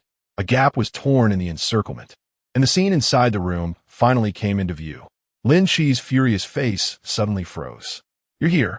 Chi Wang stepped on the man's back, casually glancing at her, then kicked the man beneath her away and nodded lightly at Lin Shi. "Sit first, I need to handle something." "Aren't you?" For a moment, she didn't know what to say. On the ground lay 3 men groaning in pain, each with a look of defeat on their faces. In contrast, Chi Wang seemed unaffected, her breathing slightly ragged but otherwise unharmed. Who exactly was being beaten? "Enough, stop!" At this moment, a burly man pushed through the crowd and stepped forward. It was the mercenary Cheong Ho, also a martial arts expert. His face was extremely sharp and fierce, his eyes filled with killing intent, as if he could see through a person like an eagle. He glared at Chi Wang with rage, initially thinking he could intimidate her, but was surprised when she slightly raised her eyelids, an invisible pressure making him feel astonished. "This man looks familiar." Cheong Ho. The next second, Chi Wang said his name with a smirk. "So, you're in the capital. You know me." Cheong Ho's gaze became wary, a cold smile appearing on his face. "If you know me, then it's even easier. Those 3 are my subordinates. Today you beat them, and I will not let you go. So, how about a duel between men tomorrow? Do you dare?" Upon hearing this, Lin Shi furrowed her brows tightly and subtly shook her head at Chi Wang. She knew all too well how terrifying Cheong Ho's strength was. Moreover, as a mercenary, he had countless lives under his command. If Chi Wang fought him, she would either die or be severely injured. Chi Wang caught Lin Chi's hint, her brows slightly moving, and when she looked at Xiong Ho, there was a hint of disdain in her eyes. How old are you to still be playing this challenge game? The surrounding men erupted in cheers. In such a tense and exciting atmosphere, the spectators were the ones enjoying the show the most. Indeed, Xiong Ho's face twitched. Are you provoking me? Who is provoking whom? You know in your heart. Chi Wang's expression was indifferent, her eyelids slightly narrowed with sharpness, her tone even colder. You know who started the trouble first. Now in this apocalypse, whether it's your territory or my capital, we have only one enemy, and that's the zombies. Xiong Ho's face changed slightly. Who exactly are you? He casually lowered his voice. Your former employer. Which one? Poppy. A few minutes later, the onlookers were dispersed, and with the closing of the door, several crisp, forceful thuds echoed. Please, big brother, spare us. The three men who had just been beaten were now kneeling respectfully in front of Chi Wang, their expressions fearful as they pleaded for mercy. Xiong Ho stood with his hands on his hips beside Chi Wang, his voice booming like a bell. Recognize this, he is your big brother, my big brother. From now on, call him big brother. Whoever dares not to listen will die. Yes, yes, yes. This scene looked just like a gang boss accepting a little brother. Lin Chi watched seriously from the side, realizing that the underworld was like this, just as portrayed in TV dramas. Chi Wang glanced at her, a teasing smile flashing in his eyes, but his face showed no emotion as he said, You can leave first. Xiong Ho said nothing and took three little brothers out, closing the door with understanding. Why were you shaking your head at me just now? Chi Wang narrowed his long eyes, a hint of a smile in them as he looked at Lin Chi. She blinked innocently. Of course, it was to tell you not to take him on.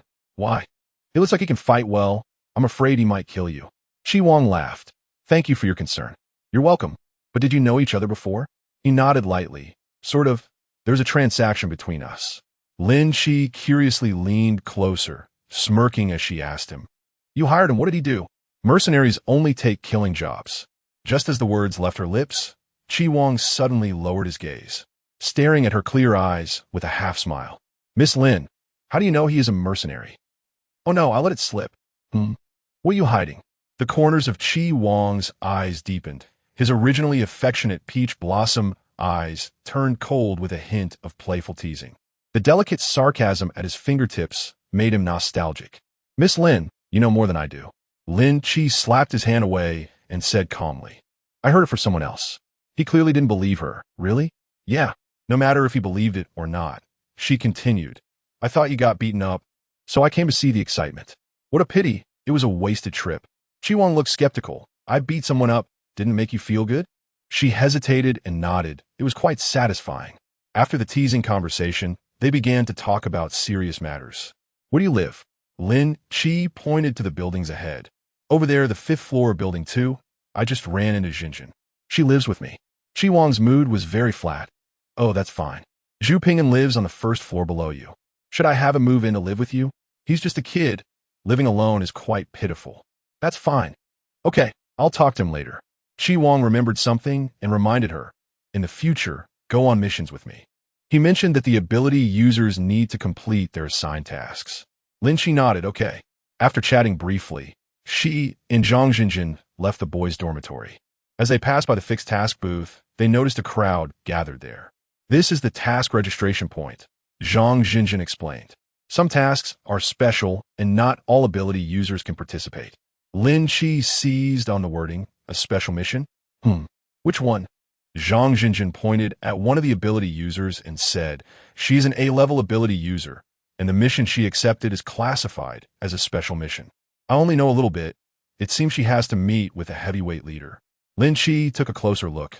The woman had an ordinary appearance, but her pair of beautiful fox-like eyes elevated her overall aura, making her hard to ignore. Perhaps sensing the gaze, the woman glanced at her lightly, filled with extreme contempt. Zhang Xinjin whispered, saying that she heard the woman was very arrogant and looked down on anyone who was weaker than her. Lin Chi raised her eyebrows, realizing it. Chapter 42, A Special Task. Lin Chi didn't take this matter to heart, but unexpectedly, at night, Chi Wang came to the dormitory door. Knock, knock. 2 knocks on the door. The people in the dormitory all looked towards the door in unison. Chi Wang's tall figure stood at the door. His weary yet handsome face inevitably startled people. His gaze was unwaveringly fixed on Lin Chi's face. Wait a moment. Lin Chi quickly jumped off the bed and went out with her coat. The corridor was dimly lit, casting long shadows of the two. I received a task. You should try to take it on. Lin Chi subconsciously thought of that special mission. Was it the special mission announced in the afternoon? Seeing him nod, she helplessly said, I don't have a high enough level, so I probably can't take it. Chi Wang understood her maneuver, probably hiding her true abilities and not revealing everything. He frowned and said, I think this mission is an opportunity. You know the situation in the base better than I do. The stronger the ability, the higher the status. Chi Wang has never been a character who endures quietly. If he is going to do something, he wants to be the strongest. He has his own pride and pursuits. Lin Chi understood his thoughts, thought for a moment, and said, I'll go ask. If it really doesn't work, there's nothing we can do. After all, I'm just a B-level ability user and still a newcomer. In fact, it's not that you have to take risks. Sure, Wang's dark eyes concealed deep meaning, and the corners of her lips curled into a faint smile. But I think you and I are the same kind of people, unwilling to be buried. Her expression changed slightly, and she pressed her lips together in silence. You only got half of it right. Which half? Lin Chi smiled slyly and said, guess. After speaking, she waved goodbye to him and turned to walk into the dormitory. She admitted that Chi Wang was right, but the unwilling Lin Chi had already died once. Who doesn't have a proud heart? Who doesn't have an overwhelming desire? A true strong person is not willing to be limited by their strength. She too has longed for greater power, for more absolute strength. However, it was precisely because she stood out too much that she became a target, suffering the consequences of being too ambitious. She had once paid for that with her life. So in this life, she was cautious with every step, hoping to achieve her wishes. The next day, Lin Chi arrived at the task release point and inquired around, only to find out that the slots were already full. There was nothing she could do. She was a step too late. Back in the dormitory, she happened to run into two roommates fussing around in the bathroom. Hey, close the door. The woman with freckles was named Zheng Ting, who had an outgoing personality and seemed easy to get along with. Hearing the noise, Lin Chi quickly closed the door and noticed that the other roommate, Chin, looked a bit unwell. She took the opportunity to ask if they needed help. Zheng Ting pulled the curtain to block Lin Chi's view and smiled at her, saying it was fine, no help was needed. All right then. Zhang Jinjin popped her head out from behind the curtain, asking, so, did you get a task? Lin Chi shook her head, no. The only level 1 task is no longer recruiting personnel. Tasks are divided into 3 levels. Level 1 is for urgent special tasks. Level 2 is for field tasks that test abilities, and Level 3 is for ordinary ability users dealing with many trivial matters. Do you want to take a Level 1 task? Chin's voice came from the bathroom. Lin Chiduan paused for a moment, nodded, and said, yes, I have a spot here. She walked out of the bathroom, her pale face showing little expression. Lin Chi hesitated. What do you mean? She smiled faintly. I'm feeling a bit unwell, so I probably can't take on the mission. If you're willing, you can go in my place. After a pause, she added, of course, if anything happens to you, it's not my responsibility. You need to make it clear that you're doing this voluntarily. Those two will serve as witnesses. That would be great. Lin Chi was secretly pleased and agreed. It was not uncommon to take on missions under someone else's name. It was simply a matter of mutual consent between both parties, and there were generally no major issues. Of course, if a very serious accident occurred, responsibility would be pursued. Clearly, Chin hadn't considered these factors. That night, Zhang Jinjin secretly told Lin Chi that the reason Chin was feeling unwell wasn't due to illness, but because she had discovered she was pregnant. Pregnant? Was she planning to have the baby? Zhang Jinjin shook her head, unsure, but I think she probably wouldn't have an abortion. Why? Lin Chi still doesn't know much about these two roommates, unlike Zhang Jinjin, who occasionally hears a bit of news. She analyzes things quite well. I often hear them talking about past events. Chin has a rich second-generation boyfriend who seems to have a family business or something, and he often buys her branded bags and lipsticks. Their relationship is so good. How could she possibly be willing to give up this child? Lin Chi smiled a little. You even know about these things. Their voices aren't low when they chat. However, when it comes to gossip, Lin Chi only listens and doesn't engage. After all, it's someone else's business, so why should she bother with it? On the day of the mission, Lin Chi checked the wound on her waist. The scar was deep, but fortunately, it had completely healed. She just wondered if the scar would completely disappear. If it left a mark, it would look unsightly. The first floor of the hall was the gathering place, and the first-level task team had a meeting room, which was relatively private. Lin Chi took the mission card and walked in, scanning the faces of others to familiarize herself. The others were also sizing each other up, and the atmosphere felt slightly stiff. Soon after, Chi Wang entered. The two exchanged a brief glance, tacitly choosing not to greet each other and sitting down as if everything was normal. Soon, everyone had arrived. This mission had 10 ability users, and Lin Chi quietly observed, guessing that most of them were likely Class A ability users, which indicated how much importance the higher-ups placed on this mission.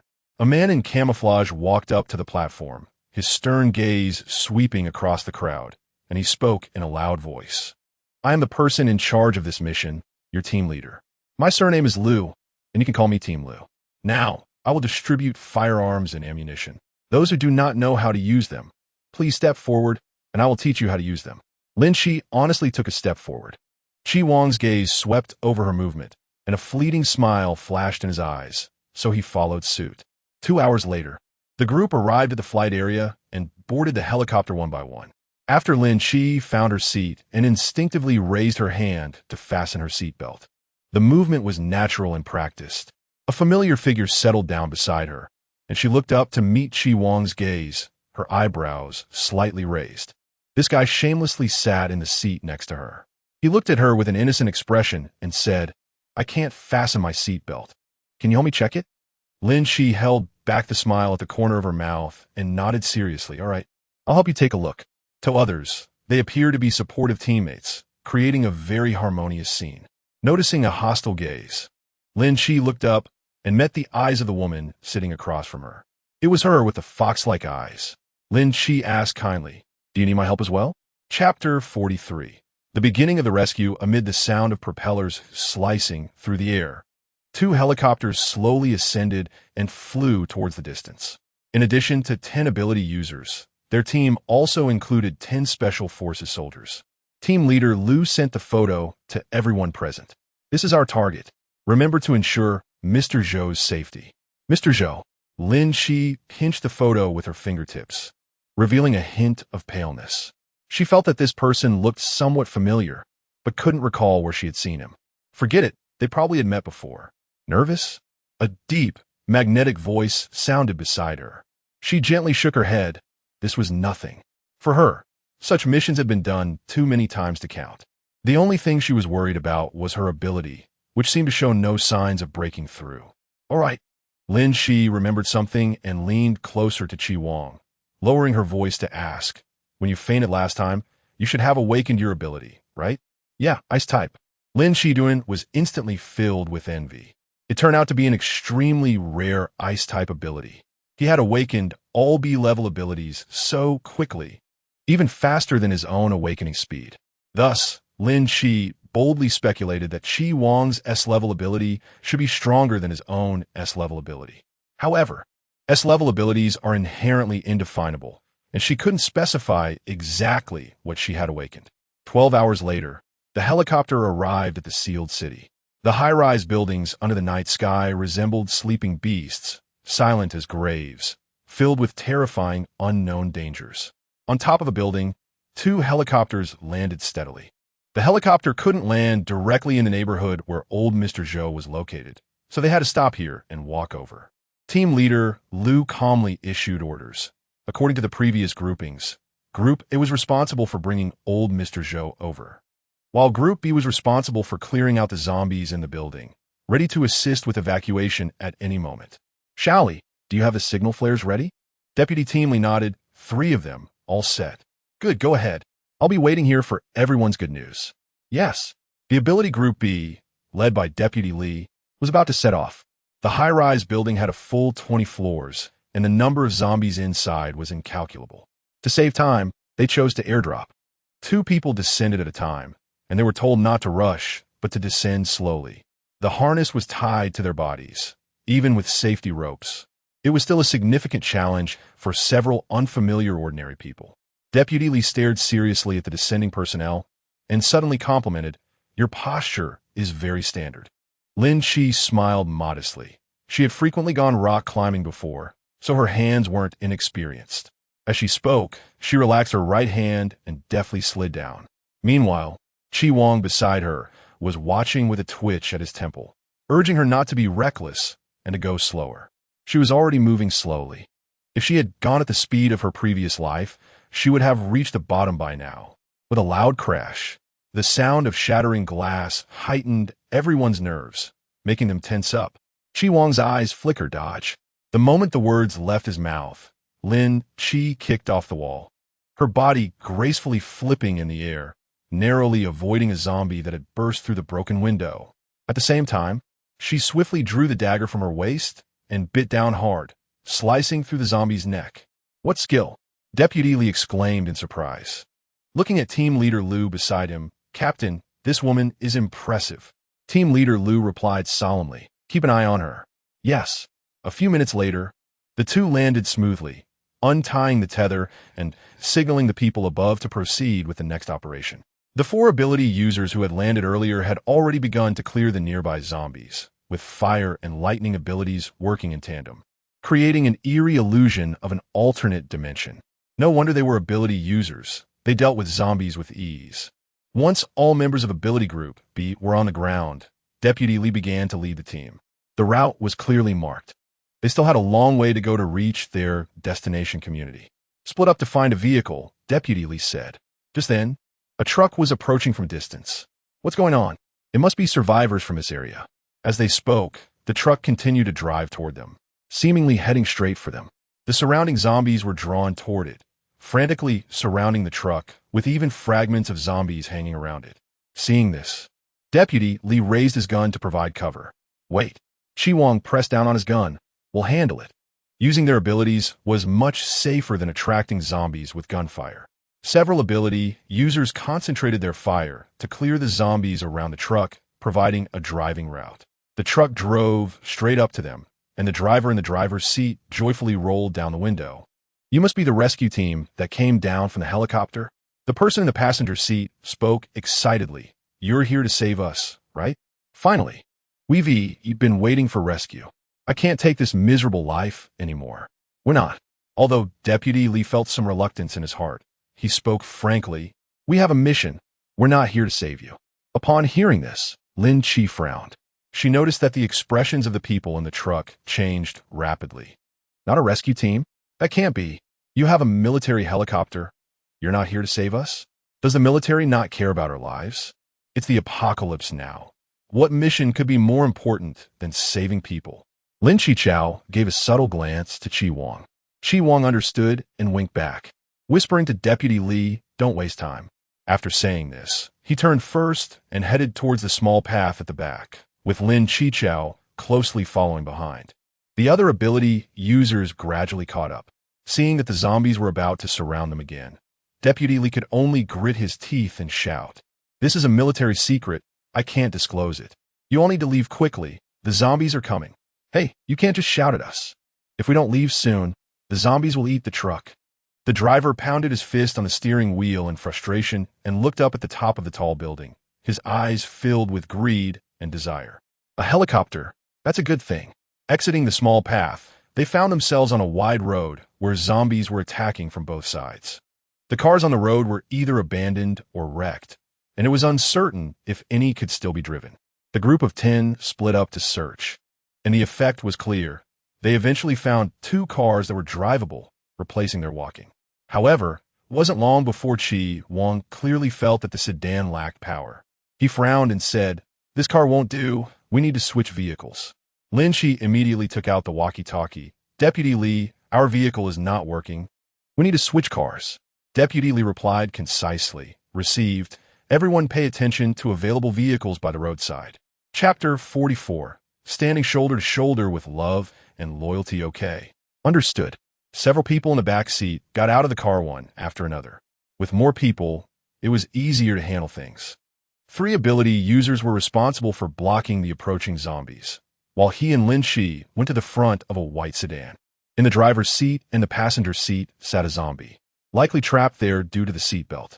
Chi Wang and Lin Chi exchanged a glance, and the two of them pulled open the car doors from either side, quickly and decisively eliminating the zombies and dragging them out of the car. There are keys. Get in the car. Okay. Lin Chi turned to shout at the others. Get in the car. Not far ahead. Deputy Li saw their actions and realized the vehicle was fine, so he turned to tell the driver to set off. The two cars drove one after the other on the wide road, but this smooth progress did not last long. An hour later, the road ahead was blocked, and they had no choice but to abandon the vehicles. Deputy Li said, "Hide the cars well. We will need them on the way back." At this moment, someone reminded him that it was getting dark. It was the woman with fox-like eyes. Her name was Fengyu. Lin Chi had paid attention to her. She had been highly vigilant throughout the journey, not only strong in abilities, but also impressive in combat skills.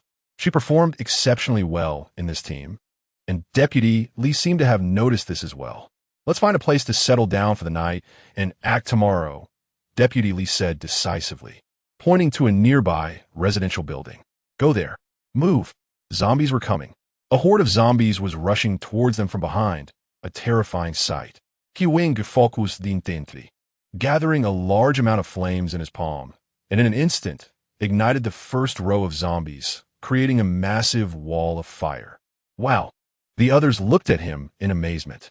Undoubtedly, this was the strength of an A-level ability user, easily holding off a group of zombies by himself. Deputy Li's eyes sparkled with intensity, silently noting this, but also casting a doubtful glance at Lin Chi. This woman's abilities seemed quite ordinary. She had performed rather averagely along the way without any standout moments. Had he guessed wrong? He suppressed his thoughts and raised his voice. "Everyone hurry up and leave. Fengyu, you, and I will lead at the front. Chi Wang, you take the rear."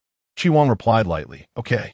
Lin Chi quietly walked in the back row and winked at Chi Wang, indicating that someone was stronger than you. Her gaze pointed towards Fengyu's back. Chi Wang's dark eyes narrowed slightly, and the corner of his lips curled into a disdainful smile. "I only admit that you are stronger than me. Others are not worthy." Wow, what a high praise. Lin Chi was flattered by the praise, and her expression inevitably turned pleasant. She spoke very humbly, saying, "No, I'm not as strong as you. I admit that." In terms of abilities, Chi Wang was indeed stronger than her, but compared to Fengyu, it was hard to say who was superior. So far, she hadn't seen Fengyu display any strength, but it was also possible that Fengyu was hiding her abilities just like she was, making it difficult to determine. Thinking of this, Lin Chi couldn't help but remind Chi Wang, "You need to be more careful in the base from now on. Not everyone sees you as the best comrade like I do. There are still many jealous and malicious people in this society." Chi Wang smiled coldly, her brows and eyes shadowed with a hint of hostility. Her lips were thin and merciless. "In this world, I don't trust anyone." Lin Chi nodded. "That's good." He suddenly lowered his gaze to stare at her and slowly added 3 words. "Except for you. I don't trust anyone except for you." The weight of this sentence can be compared to a solemn vow. Lin Chi's chest was burning, and she inexplicably felt that those vows were fearless. But she realized too late what she had said back then. She said she would never trust anyone again. Yet when she heard that sentence, she subconsciously felt moved. Why had she come to trust Chi Wang like this? Not quite. It was just that Chi Wang trusted her so much that she felt touched. "What about you?" Chi Wang's dark eyes did not miss any change in her facial expressions and asked softly, "Do you trust me?" "I." "Be careful." The sudden sound of fighting in the front row interrupted their conversation. It turned out that when they entered the building, they encountered a zombie hiding at the door. And Fengyu quickly protected Deputy Li. Deputy Li got up from the ground, his face slightly pale, clearly startled by the scene just now, still in shock. Fengyu asked, "Are you okay?" "I'm fine. Luckily you were next to me." "That was close." The zombie's hand almost reached my face. Fengyu's gaze swept to the back row, and he said coldly, "We must remain vigilant at all times to avoid such ambushes. It's best not to chat and get distracted at this time, or we won't even know how we die." Her gaze briefly met Lin Chi's, and the latter part of her sentence was all too clear about who she was reminding. Lin Chi was suspicious. Did Fengyu have such a strong hostility towards her? It was quite strange. After going upstairs, the 10 people split into 2 teams and stayed in 2 separate rooms. Lin Chi and Feng Yu, along with 2 female ability users, lived together, while Chi Wang resided next door. After eliminating potential hazards, they began tidying up to prepare a light dinner to replenish their energy. One of the women eagerly approached Feng Yu, saying, "Feng Yu, you should have this last piece of beef. You use your abilities the most and need to replenish well." "That's right," the other woman chimed in with a smile. "Feng Yu is the best among our female ability users. We should show those men that we women are just as capable." Feng Yu's eyes flickered slightly as she coldly laughed and said, "What is the use of having strong abilities? Men only care about looks. As long as you have a pretty face, you can just slack off on the tasks. After all, you don't need to act yourself, just hide behind a man." Ah, are there really people like that? However, having a good-looking face is indeed an advantage. The 3 continued to discuss this without restraint, occasionally glancing at Lin Chi with contempt in their eyes, as if they already considered themselves superior. Lin Chi finished the last bite of food, put down her chopsticks, and looked directly at them. "Are you discussing me?" Feng Yu chuckled. "You're so narcissistic. Are you the only good-looking person here? If you weren't blind, you should be able to see that I'm the only one who's good-looking here." "You." The woman with a low ponytail's expression changed. "Shameless." Lin Chi touched her face and thought, "It would be a shame to get rid of this face of mine, but your 3 ugly faces can definitely be discarded. No one wants to see that disgusting sight. Are you getting anxious?" Feng Yu sneered. "Is it because we spoke the truth that you're in a hurry? What? Can't you own up to your actions? We all know how you joined this mission. You just don't want to say it outright. It really is because of this matter." Lin Chi's indifferent eyes looked at her and said, "Then say it clearly to me. Did you get this spot by relying on your looks?" "No," Lin Chi patiently explained. "This spot wasn't originally mine. It was my roommate's. She got sick, so she asked me to take her place." "Sick? What illness?" Lin Chi furrowed her brows, opened her lips, but didn't say anything. Seeing her hesitant, Feng Yu seemed to see the truth, sneering as she concluded, "You're afraid you can't cover up your lies, right? I was curious from the start. How could a B-class ability user like you, a newcomer, easily get this task?" Chapter 45. Then tell her to shut up. Hearing this, anger flared in Lin Chi's eyes as she kicked over the low table in front of her, startling the 3 people into quickly moving aside. "Are you crazy?" Feng Yu stood up in anger. "Hey, we're on the same team now. Do you want to fight?" "Exactly. With such a bad temper, what man can stand it?" The 2 women, somewhat with the mindset of watching a show, fanned the flames and asked with some disbelief, "Feng Yu, is she really with that person called Chi Wang?" "What the heck? How could he like her?" It's no wonder that Chi Wang's face is definitely captivating. Just in these 2 days of appearing, he already has several admirers. Lin Chi smiled faintly. "Don't worry. Even if you don't look up to me, you won't even get in line because you're too ugly." A tit-for-tat attack on a woman's appearance can truly break her defenses. Sure enough, upon hearing this, the woman felt a mix of shame and anger, along with a hint of resentment.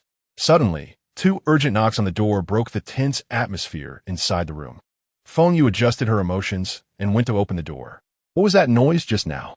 Deputy Li's gaze swept across the room, quickly noticing the overturned table and the expressions on the others' faces, forming a rough guess in his mind. Behind him was Chi Wang, who entered the room without waiting for him to say anything, and upon seeing Lin Chi's unusual expression, asked, "What's wrong?" "Chi Wang, this is our women's space. It's better if you don't come in," Feng Yu said arrogantly as she looked at him. Unexpectedly, she received a cold, sharp glance from Chi Wang. Who wouldn't he speak a word to her? "Speak." Chi Wang pressed his brows together with irritation, continuing to focus his gaze on Lin Chi's face. Lin Chi was already angry, and her tone was tinged with irritation as she said, "Don't ask anymore. I'm afraid that if I say one more word to you, some people could write a book out of the rumors they create." After speaking, Chi Wang's dark, bottomless eyes suddenly swept toward Feng Yu, his expression hiding a hint of malevolence that made it hard for others to feel at ease. He coldly asked, "What rumors have you spread?" "I haven't tea." "Then tell her to shut up." Chi Wang showed no sign of softening his cold and fierce demeanor, glaring at Feng Yu with extreme impatience as he said, "If Lin Chi feels even a bit unhappy because of your words, I will not let you off, understand?" Feng Yu was taken aback. a wave of long-standing humiliation sweeping over her. She had heard such warnings and scornful tones far too many times before, no matter how well she disguised it. The inherent weakness and fear surged again at this moment. At this time, his tone showed no hint of coldness. "Do you want to come sleep over at my place?" "No need." "All right, call me if you need anything." After the person left, the room returned to a momentary silence. Lin Shi didn't look at Feng Yu and said to the other two women who had been silent for a long time, "I don't like being discussed. If you have any questions, you can ask me directly.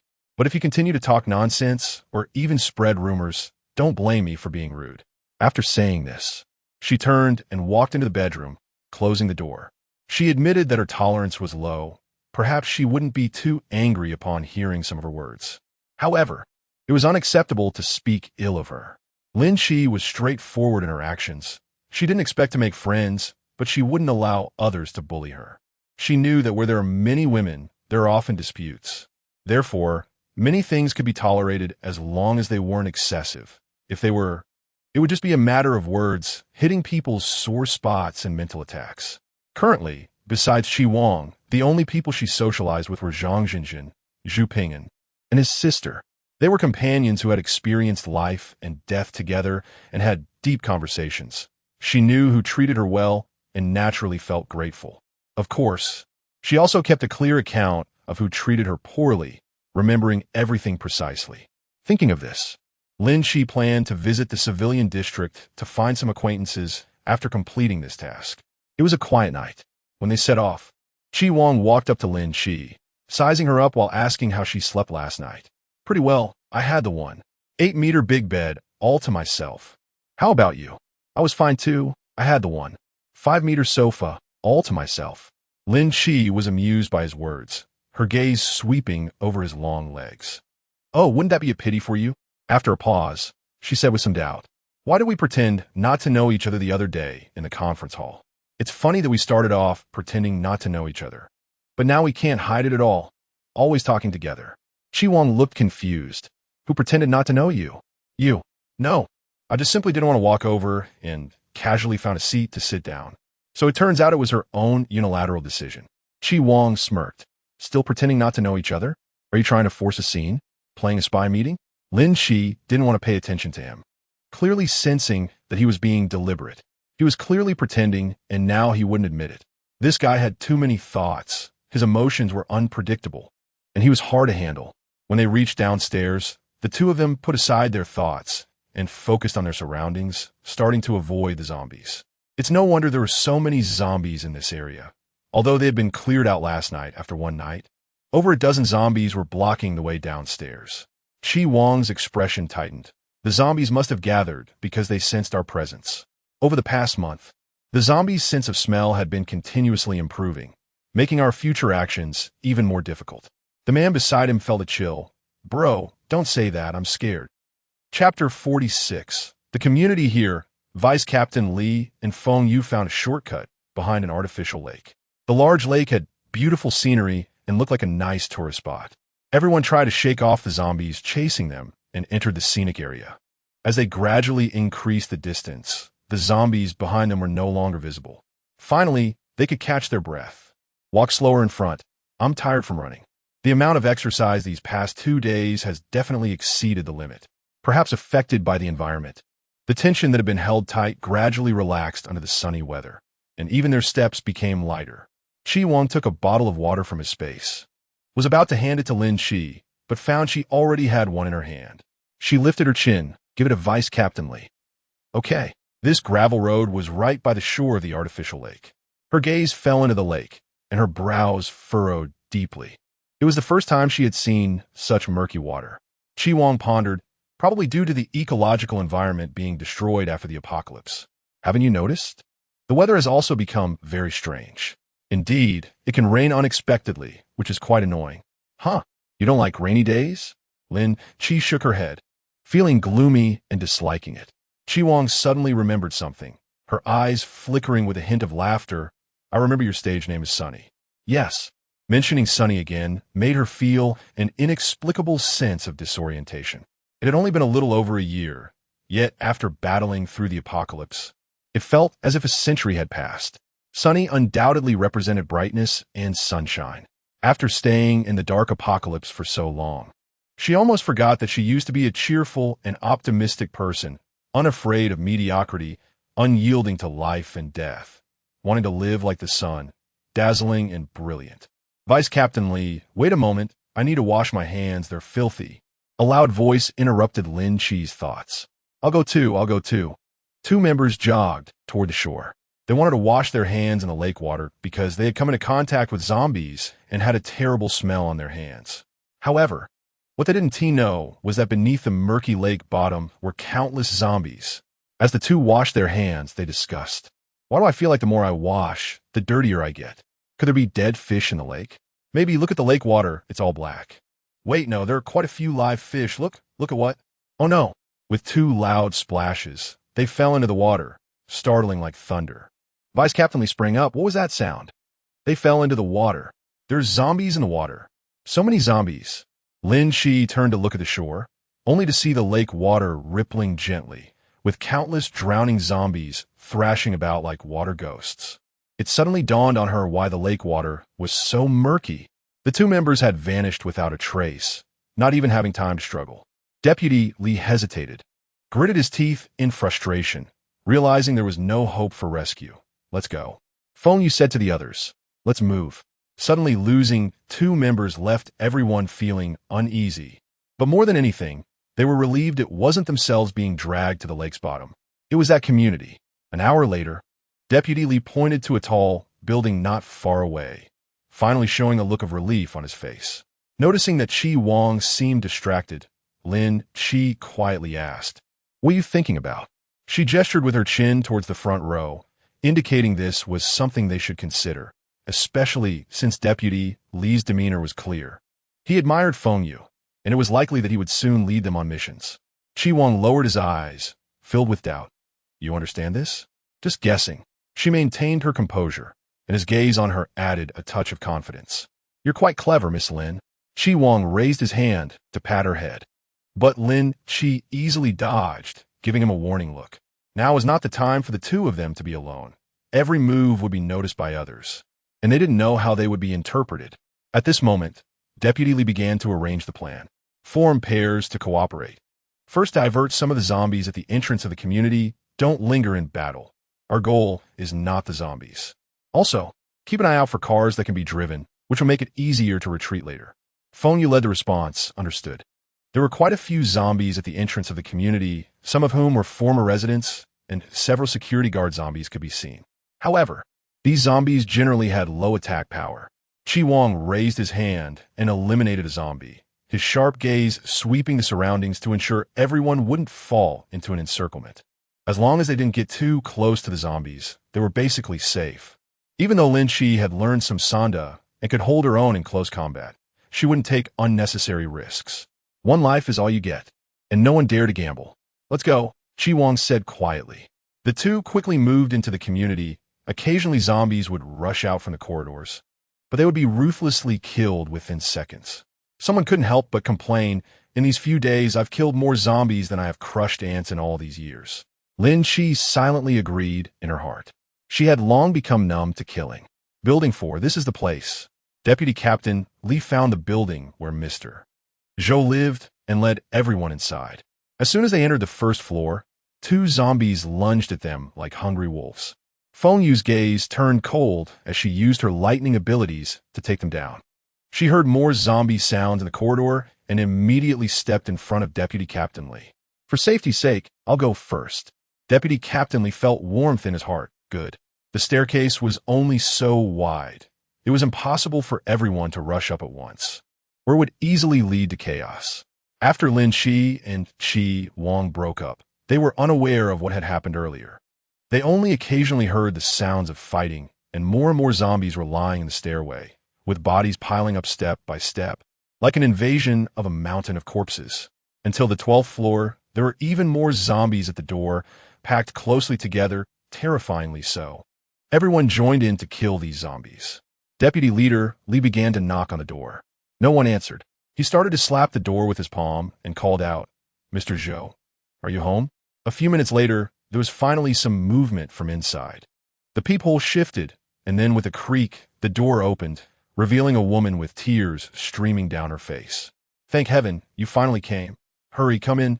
Lin Shi followed the team inside and noticed out of the corner of her eye that the door of the neighboring unit seemed to move, unsure if it was intentional or not.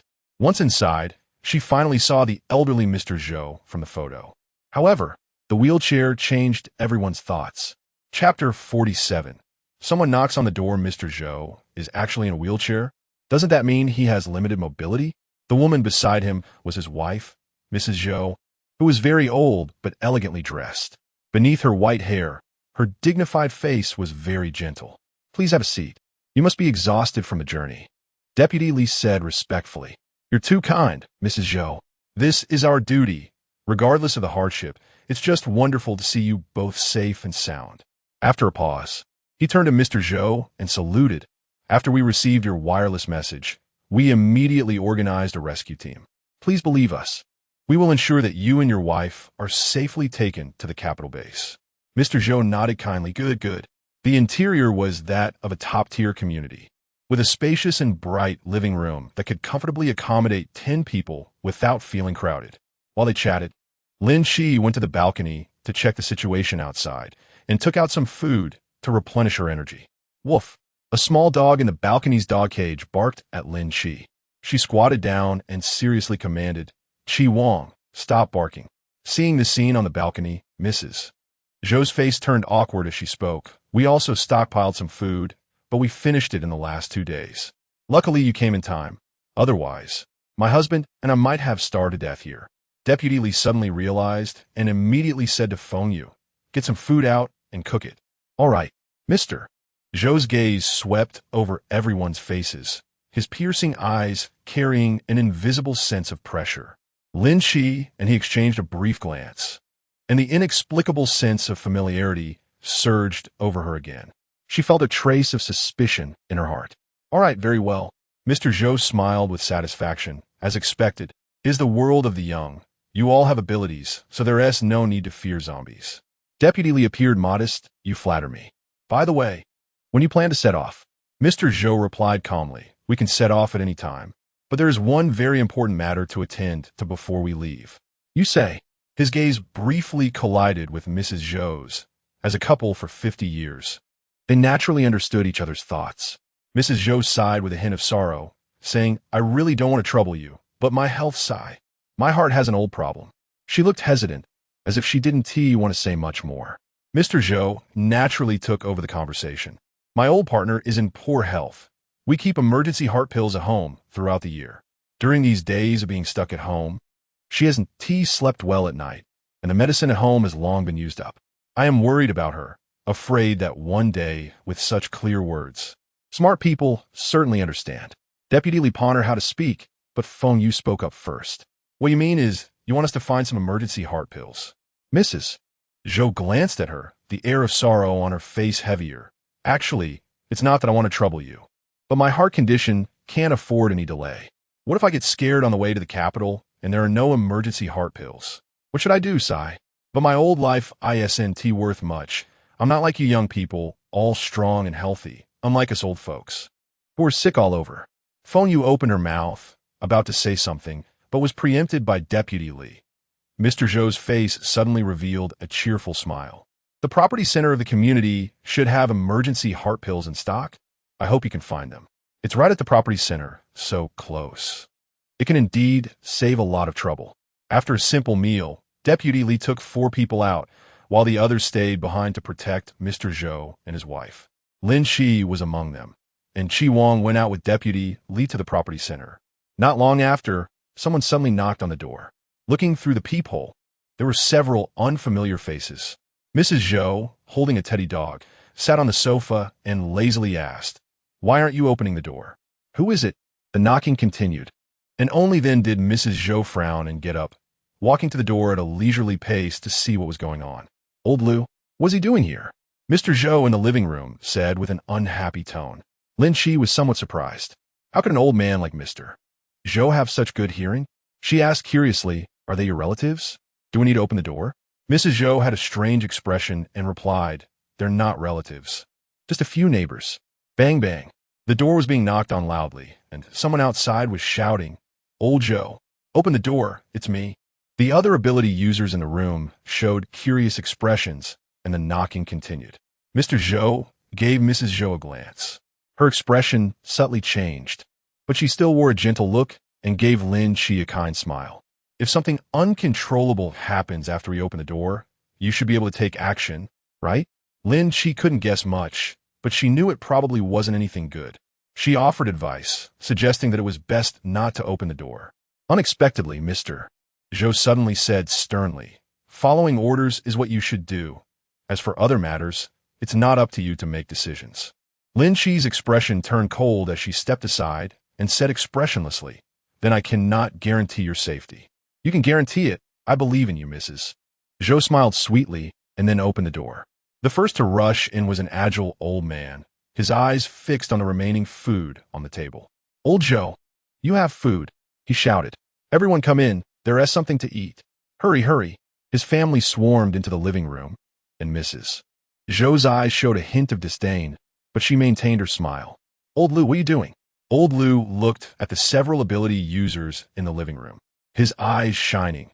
"The rescue team really came to save you, and they brought so much food. Old Joe, you can't abandon us. We've grown up together.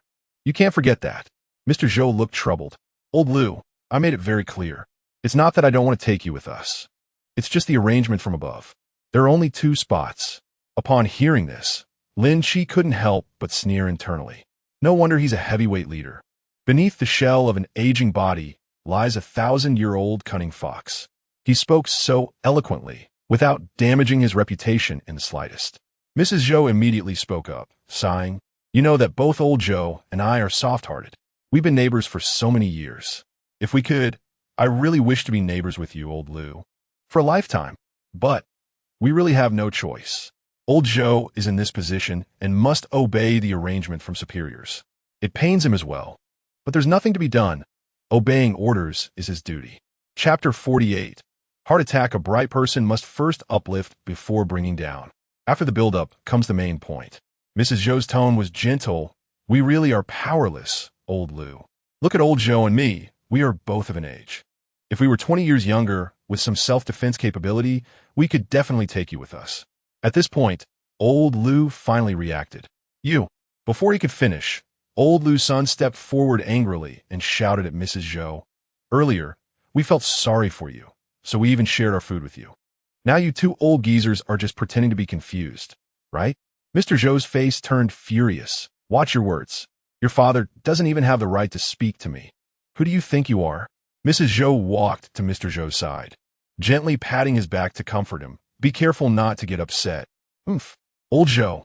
The living room was in chaos, and Lin Chi stood at the door, feeling impatient. She always thought that leaving this bunch of trouble here would definitely cause a mess. And she found it strange that since Mrs. Zhou looked down on this family, why did she still open the door? It was so noisy. Feng Yu had just finished washing up and came out, standing on the 2nd floor to watch the scene below. Woof, woof, woof. The little teddy dog kept barking at the strangers, adding a sharp edge to the original noise, stirring up the repressed irritation. "Damn it, stop barking." Old Lu's son suddenly exploded with anger, grabbing the teddy and slamming it onto the table. Mrs. Zhou gasped in panic, duo. After the teddy's head hit the table heavily, its whole body bounced to the ground, whimpering and convulsing. Lin Chi-mei's brows tightened as she planned to stabilize the situation. But when she turned around, she saw Mrs. Zhou collapsing backward, gasping for breath. She was secretly alarmed. "This is bad. Mrs. Zhou has a heart condition.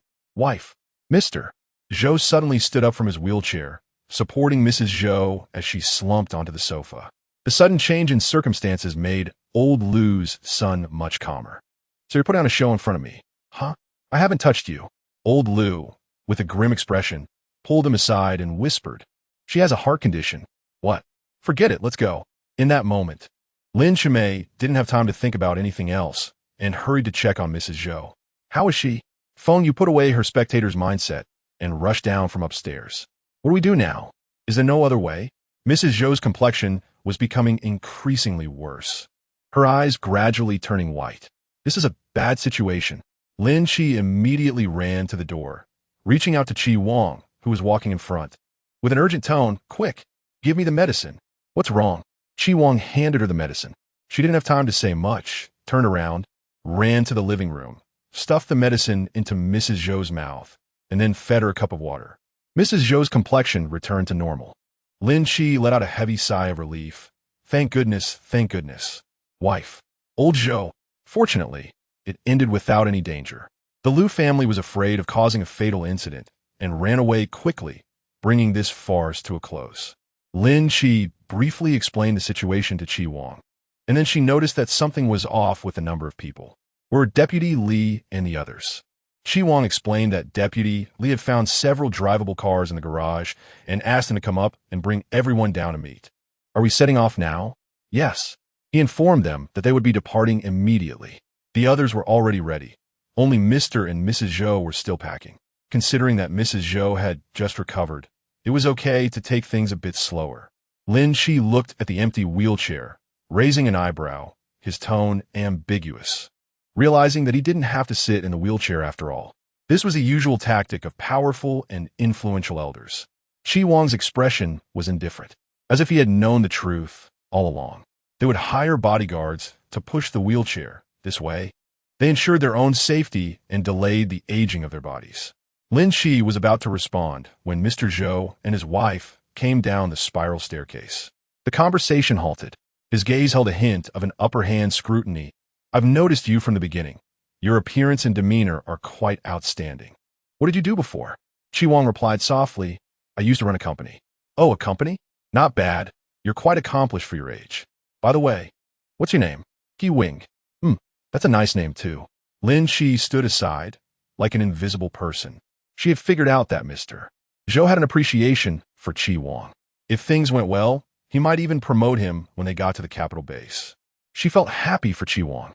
"We should go," Feng Yu said with an unhappy face, holding two large packages, which were all Mrs. Zhou's clothes and the like. There was also a gold-trimmed safe, which another ability user was carrying separately. Lin Chi heard people whispering behind her. "Do you know what's in that safe?" "I don't know, do you?" "I caught a glimpse. That old lady took all the jewelry and gold chains, and there were several gold bars too. What is the point of taking those now? Money is worthless." A group of people gradually walked out of the room, and Mrs. Zhou reluctantly closed the door, remembering the dead teddy bear, tears welling up in the corners of her eyes. Deal, good be. Sai, let's go." Mr. Zhou gently patted her shoulder to comfort her. As they went downstairs, they inevitably saw the bodies of the zombies, which terrified Mrs. Zhou and nearly triggered her heart condition again. Feng Yu reminded her with a serious face. "There's zombies outside now. If you can't control your emotions, no amount of medication will help." Mrs. Zhou suppressed her nausea, forcing a nod. "I'm fine, let's go." She was fine, but her legs were still sore from going downstairs. Chi Wang helped support Mr. Zhou as they walked this way. "Okay, Mr. Zhou nodded with satisfaction. "With you here, I feel at ease." Lin Chi took the initiative to walk at the front, responsible for scouting the way. Deputy Team Leader Li's arrangements were very appropriate. He had already driven the car into the community and was waiting for them at a suitable spot. Upon seeing them arrive, he immediately signaled the others to assist. After several rounds of clearing, there were not many zombies left wandering in the community. Occasionally, one or two would rush out, but the ability users acted quickly and dealt with them efficiently. Once everyone got into the car, Deputy Team Leader Li counted the number of people and said, "Chi Wang, the task of clearing the way is up to you." Chi Wang nodded. "No problem." He was the first to get into the car and gave Lin Chi a glance. Lin Chi understood and nodded, opening the passenger door to get in. "Clearing the way.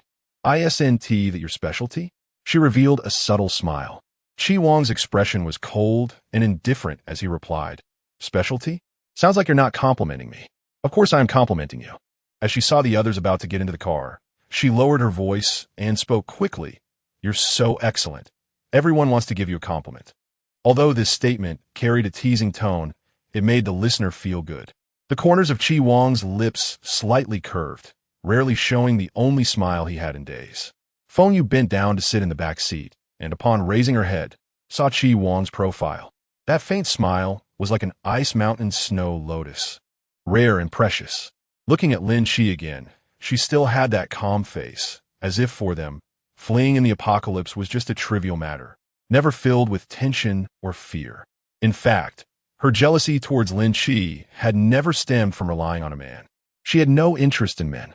She was just a bit envious of Lin Chi's state, envious of her composure towards everything. Chapter 49. The wealthy woman's outing. Who would have thought that while the journey had been smooth, an unexpected incident would occur during their retreat? Just as they left the community, the rear car suddenly had a flat tire. Hearing the noise, Chi Wang immediately slowed down and looked at the rearview mirror. Their car had stopped. The car has stopped, Feng Yu reminded. Once the car stopped, the zombies would swarm in. Find a suitable place, hit the brakes, get out, and help them. The few of them quickly got out of the car. The ability users took the lead, while Deputy Team Leader Li protected the elderly Mr. and Mrs. Zhou closely, his nerves taut, fearing that zombies would take advantage of any gaps. Mrs. Zhou, frightened, shrank behind Mr. Zhou, her lips trembling. God bless, God bless. Deputy Team Leader Li. Lin Chi ran over, saying, get them into Chi Wang's car first. Okay. Lin Chi supported Zhou's wife and said, let's go. The two of them protected the couple from the left and right, escorting them to Chi Wang's vehicle, ensuring their safety inside the car. Crack, crack. Intense lightning struck the zombies, shattering their limbs, one after another falling down. Chi Wang stood in front of the car, watching the group of approaching zombies with a cold gaze, suddenly gathering his immense psychic energy, bursting forth with powerful abilities. In an instant, the zombies fell down weakly, unable to resist. Inside the car, Mr. Zhou's gaze fell on Chi Wang, a spark of light igniting in his murky eyes. Meanwhile, Feng Yu noticed that the surrounding zombies were increasing, revealing an anxious expression. If they couldn't find a new vehicle, none of them would be able to escape. Found it. This vehicle could drive.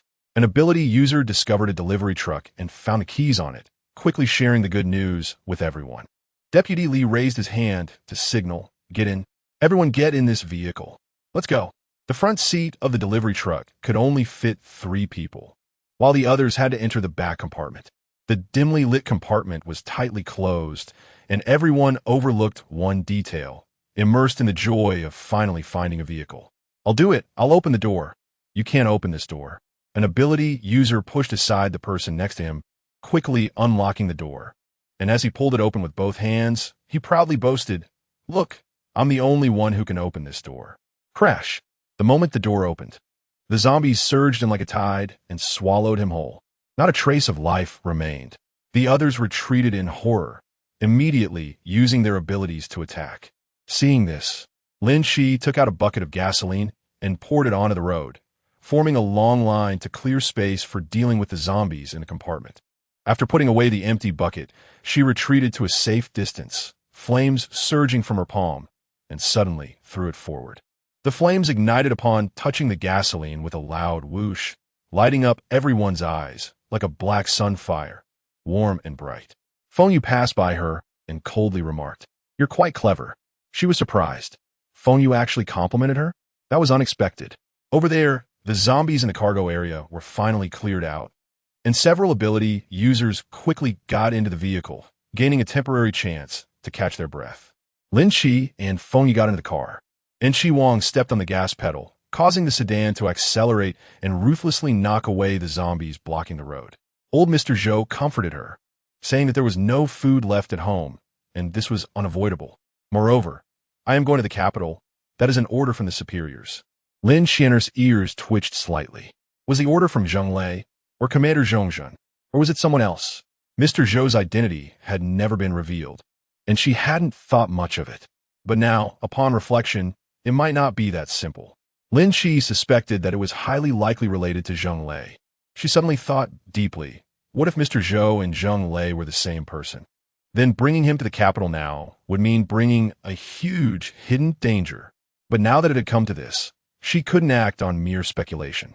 An hour later, with the fuel tank nearly empty, Deputy Li said over the walkie-talkie to stop and rest at the unfinished building ahead.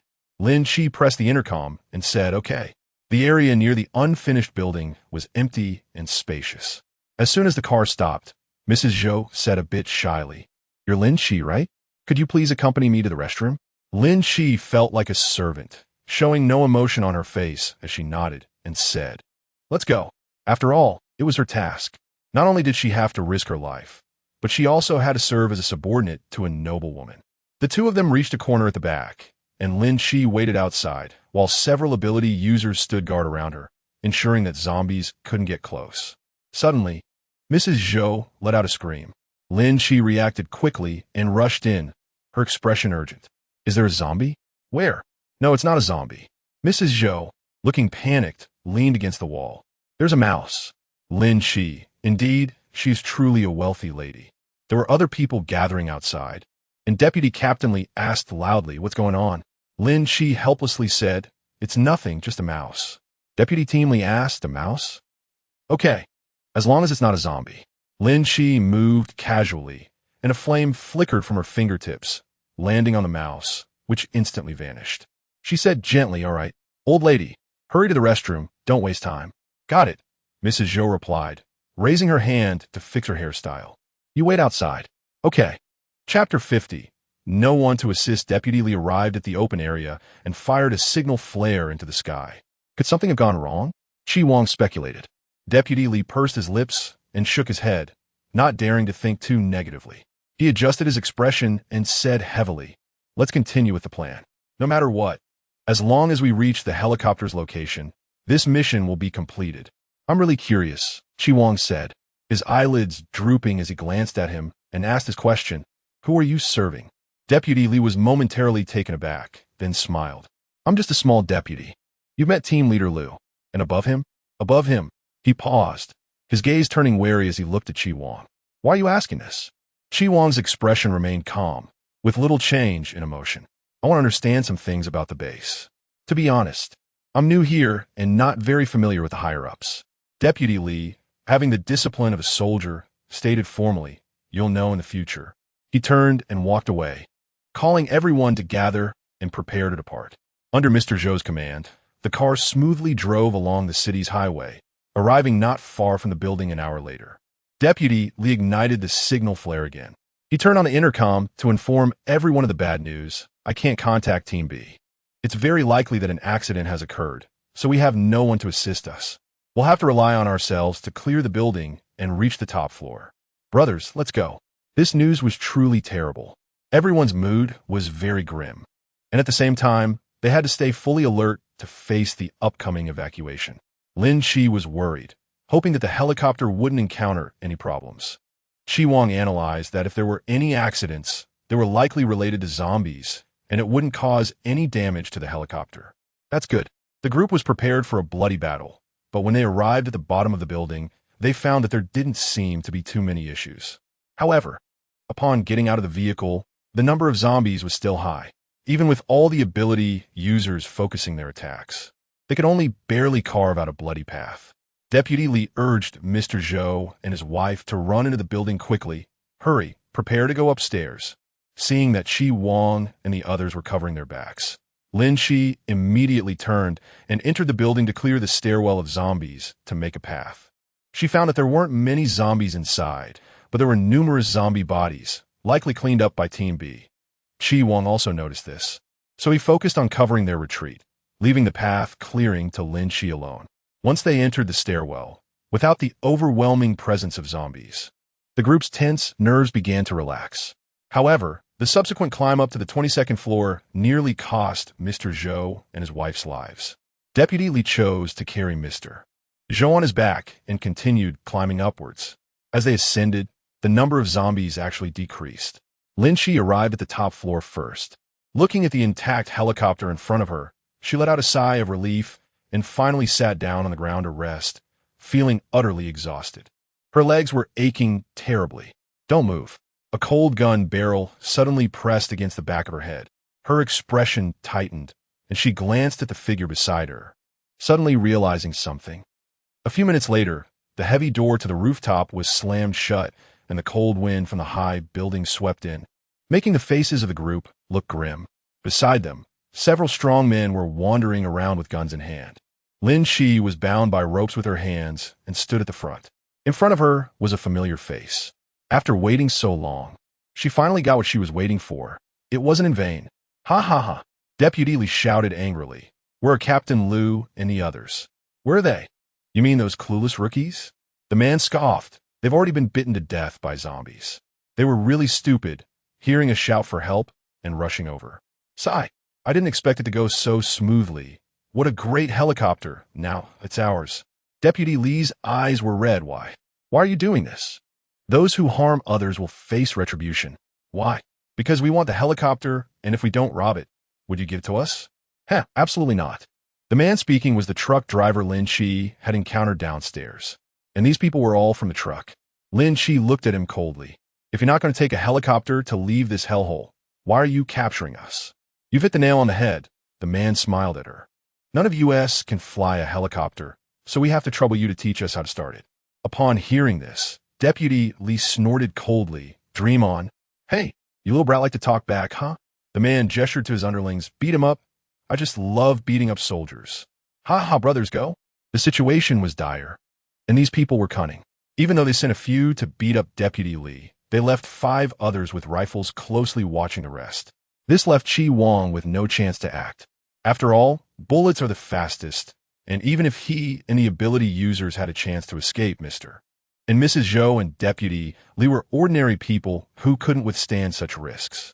What should they do now? Just sit and wait for death? His gaze turned to Lin Chi, only to see her speak up. Don't hit him anymore, Lin Chi said to the man. I can fly a helicopter. I can teach you. The man looked at her suspiciously. Really? You don't look like a pilot. Lin Chi sneered. First of all, I am indeed not a pilot, but I am the leader of the inspection team of the 24th Army Group in the Northern Military District. My daily job is to be responsible for the distribution of various flight materials, so there are things I know that pilots may not. However, there is nothing that I cannot understand that pilots can. After a pause, she showed a proud look, her tone sarcastic and strong. Secondly, I really dislike people like you who judge others by appearance. When I was filling out my college application, everyone said that it was useless for girls to study aviation, but I insisted on studying it, and no one could stop me. After hearing this, the man's expression changed slightly. Chi Wang almost believed her. His heart was tightly knotted, unable to guess what Lin Chi intended to do, and she did not respond to his gaze. Lin Chi began negotiating with the man. Since your only goal is the helicopter, I agree to teach you how to fly it, but you must also promise me that you won't harm any innocent people. The man chuckled mockingly. Oh, negotiating with me? What if I don't agree? She maintained a calm demeanor. What? Have you changed your mind? Planning to settle down on this rooftop? The man gritted his teeth and coldly snorted, raising his hand to signal his brothers. Come here, take her to the helicopter. Soon, the helicopter's rotor blades started to spin, and an excited smile appeared on the man's face. We could take off now. Someone nearby asked, what about these people? Lin Chi urgently spoke up. You guys take the helicopter away. They have nothing to do with you. Let them go. The man's gaze turned towards her, a playful smile curling at the corners of his mouth. I really can't be bothered to deal with them, but I'm quite interested in you. You're so beautiful and smart. You're perfect to be my woman. As soon as he finished speaking, the people around burst into lewd laughter. The teasing and mockery among the men were all just because of this. Lin Chi's face was ashen, showing a look of forbearance. Out of the corner of her eye, she glanced towards Chi Wang and saw others boarding the helicopter one after another, a glimmer of brilliance flashing in her eyes. The man laughed heartily and ordered, take off. He teased Lin Chi. You're about to follow me on a wild adventure. Are you excited? Lin Chi showed hesitation. Actually, Her voice disappeared entirely under the high-speed whirring of the propeller, making it impossible to hear a single word. The man leaned closer to her, asking what she meant. Actually, Lin Chi lowered her head, then suddenly smiled, just kidding. In the next moment, flames surged from her palm, burning the ropes. And with a quick lift of her hand, a handgun was easily pressed against the man's temple. Don't move if you don't want to die. The man's body stiffened. At that moment, the helicopter slowly lifted off the ground. Lin Chi intended to use the man to threaten others to stop flying, but she saw someone nearby actually raise their gun. Bang! That person fired without regard for the man's life. As Lin Chi dodged to the side, her finger pulled the trigger, and at that moment, the man changed his expression and retaliated. The handgun was misaligned and did not hit the man, instead making a loud bang as it struck the steel plate, startling her heart to race. Lin Chi's expression was tense as she raised her hand to unleash her special ability. Ordinary people were unable to resist such powers. Then she noticed the helicopter ascending, and for a moment, her focus wavered, not realizing someone was sneaking up behind her. The man attacking her suddenly wrapped his arm around Lin Chi's neck. Lin Chi struggled fiercely, elbowing the man in the abdomen. As he winced in pain, he pulled Lin Chi backward, throwing her off. At this moment, Lin Chi realized that she could no longer stop the helicopter from taking off and could only find a way to save herself. She used her strength to lean back and leaped out from the cabin door. When she saw the towering skyscraper below, she felt a surge of fear. Lin Chi, a voice broke through the boundaries and suddenly invaded her mind. In the instant of her fall, everything went silent, and a large hand suddenly grasped hers, abruptly halting her deadly descent. The propeller buzzed as it soared into the sky, the cold wind swirling around her. Lin Chi's entire body was hanging high above the 22nd floor, her heart pounding like a drum. She looked up in shock and met Chi Wang's gaze. In that moment when her heart tightened, a wave of intense emotion swept over her. He had caught her. "Hold on to me." Chi Wang dared not breathe for a moment, the veins on his neck bulging, cold sweat dripping into the void. Others quickly rushed over, grabbing Lin Chi's other hand and pulling her up together. Lin Chi's gaze turned to the sky. "Damn it, they actually let them go just like that." Vice Captain Li said, "As long as you're fine, it's okay. We still have a helicopter, no worries." Feng Yu coldly snorted, "Your life is really tough." Lin Chichao raised an eyebrow at her. "What's wrong? Are you disappointed that I'm not dead?" "A little." "Oh, who knows who will live longer?" After a few exchanges of banter, the atmosphere lightened considerably. In any case, those people had left. Apart from Deputy Team Leader Li, who took a beating, the others were unharmed. Lin Chi finally noticed Chi Wang's silence. His thin lips were tightly pressed, and his dark, deep-set eyes were fixated on Lin Chi, his chaotic heartbeat unable to calm down. After the others walked away, she asked in confusion, "What's wrong? Are you hurt? Do you really like to take matters into your own hands?" His sudden cold voice, with a gaze as icy as frost, carried a chilling tone. Lin Chi, wait, what? "That was a temporary idea. Someone has to come out to break the deadlock, otherwise everyone will die. So you come out to play the hero, to trade your life?" Chi Wang coldly laughed and pronounced her name with perfect enunciation. "Lin Chi, one day, you will be killed by your own games." This sentence pierced Lin Chi's heart like a cold needle. He really hit the nail on the head. It's quite ironic. In her previous life, it was indeed her own hands that ended her life. Lin Chi coldly turned her face away, saying, "My life and death are none of your business." After dropping this line, she turned and walked away. Chi Wang's chest rose and fell, and he couldn't express his inexplicable anger. He was angry, but deep down, he was afraid. However, his pride did not allow him to speak frankly in front of Lin Chi. "What did you say?" Deputy Li's face, already injured, turned even darker, black as coal. He never expected that they had actually damaged the internal equipment of the helicopter ahead of time. "Sigh. What's the use of sighing? We need to think of a way to fix it. Not to mention that we don't have any repair tools. Even if we did, we wouldn't know how to fix it. Are we just supposed to wait to die?" News of the helicopter being unable to take off spread, and everyone's mood plummeted to the lowest point. Looking at the dense crowd of zombies downstairs, Lin Chi felt troubled and worried, her face full of distress. Now it's a dilemma. They really have to settle down on this top floor. How about we find a car and drive to the capital? Deputy Li suggested. Feng Yu sneered, pouring cold water on the idea. How many lives do you have to gamble with? Let alone going to the capital. Even getting out of Fengdu is tough. At this moment, Mr. Zhou walked over holding a black box, clearing his throat. Perhaps I can contact the capital and have them send another helicopter to pick us up. He opened the black box and took out a military radio. Hope ignited in everyone's hearts. However, after half an hour of attempts, they were unable to connect to the capital signal. As the sky darkened, Deputy Li asked everyone to pack their things and prepare to rest for the night. Feng Yu took out food from the space and distributed it one by one. The group managed to find a temporary place to rest. Deputy Li comforted Mr. Zhou. "Let's take a break for now. We can try again later. Maybe we can get through." Chapter 52. Whoever breaks the ice first loses. Mr. Zhou carefully put away the radio. That's good. Now, this radio is their only hope. If they cannot contact the helicopter, then they will face the danger of going to the capital themselves. Only Lin Chi and Chi Wang understood the hardships involved. Nobody wanted to go through it again. When night fell, Deputy Li fired the last flare into the sky. The bright red light illuminating half the sky and lighting up the eyes of everyone on the rooftop with expectation. However, there was silence.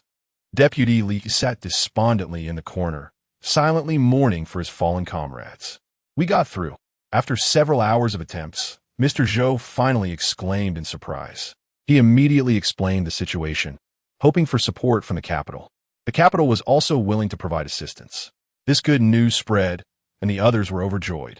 As long as they could safely sleep through tonight, they would be able to leave this cursed place tomorrow. Lin Chi's heart, which had been hanging in the balance, gradually relaxed. She instinctively looked at Chi Wang, her lips curling up. Great, Chi Wang, we. However, when their eyes met, she suddenly recalled the argument they had, and she pressed her lips tightly together, her expression abruptly turning cold. Chi Wang. He felt deeply frustrated. Wasn't he the one who was angry? What was she upset about? He truly couldn't understand a woman's mind. The helicopter arrived at the top floor the next afternoon, and the group boarded the cabin one after another. Feng Yu unexpectedly took the initiative to sit next to Lin Chi, her tone laced with a hint of gossip. Did you have a fight with Chi Wang? Lin Chi looked at her strangely. Are we that familiar? She coolly curled her lips. After all, we're teammates who have been through life and death together. Don't hold a grudge like that. What happened last time was a misunderstanding. Have you changed your face in just 2 days? Lin Chi maintained a cold demeanor, pretending to ponder, then apologized to me, and I'll consider whether to forgive you. Lin Chi, I'm sorry. Regarding her ability to adapt, Lin Chi felt a slight admiration. When they first met, she had an air of superiority, looking down on others, but now she was willing to lower her stance to talk. It was a bit strange. Lin Chi first reminded her, just to be clear, I didn't say I wanted to be friends with you, and I won't share my personal matters with you. Feng Yu shrugged, okay. Perhaps it was because she had slept enough last night. Lin Chi spent several hours sitting in the helicopter without feeling sleepy. She silently observed the others. Several ability users were asleep, while Deputy Li was changing his bandages, grimacing in pain. On the other side, Mr. Zhou spent most of his time taking care of Mrs. Zhou, his movements gentle and meticulous, clearly showing how much he loved his wife. Lin Chiu felt a twinge of envy. How many people long to grow old hand in hand with their loved ones, to share gray hair and twilight years together? The reason Zhou's wife could live a life of luxury without restraint is probably because she has someone to rely on, giving her confidence. She thought that if she had someone to depend on, perhaps she could directly find Zheng Lei now to take revenge. Suddenly, her gaze fell on Chi Wang's face. He was sleeping, his brows and eyes hidden in the dim light, but his facial features remained sharp and handsome, with a perfect physique, broad shoulders, and long legs. Lin Chi suddenly had a bold idea. She wanted to kill Zheng Lei. In fact, there was no need to wait for any opportunity. As long as she could use her abilities when she saw Zheng Lei, she could kill him. Zheng Lei was not an ability user, which was his weakness. Once she killed Zheng Lei, if the military tried to make things difficult for her, she would have Chi Wang find a way to help her out of trouble. This plan was very feasible. The next evening at 8 o'clock, the group arrived safely at the capital base. After getting off the plane, Deputy Captain Li reported in a loud voice. The mission target, Mr. Zhou, has safely arrived at the capital base. He thanked all the members who participated in the mission and paid the highest respect to the 12 teammates who sacrificed themselves during this mission. Sacrifice is the most common occurrence in the apocalypse. Therefore, surviving is truly not easy. Lin Chi felt a heaviness in her chest, a fluttering in her heart. And at that moment, she realized that Chi Wang was so angry because he was worried about her. There was indeed an element of gambling involved. But Chi Wang wasn't prepared. He was just a little bit short of catching her as she fell. If she died, he would be sad, right? She saw several loaves of bread piled up on her desk and asked, "Is this yours?" Zhang Jinjin shook her head and replied, "It's not mine. It's from Chini Chin. I have some too. I appreciate the gesture, but I don't need the items." She had a lot of these breads, all sent by her boyfriend. Zhang Jinjin lowered her voice. I just found out that her boyfriend is some officer here, someone with a bit of status. Officer. Lin Chi showed interest and asked Jinjin, do you know the names of the leaders in the base? How would I know?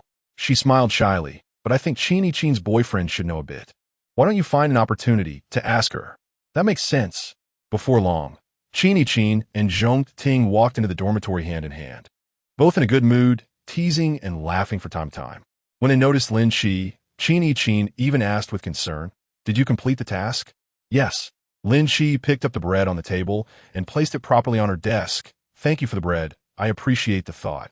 But I don't like accepting gifts without reason. She originally thought Qin would say more.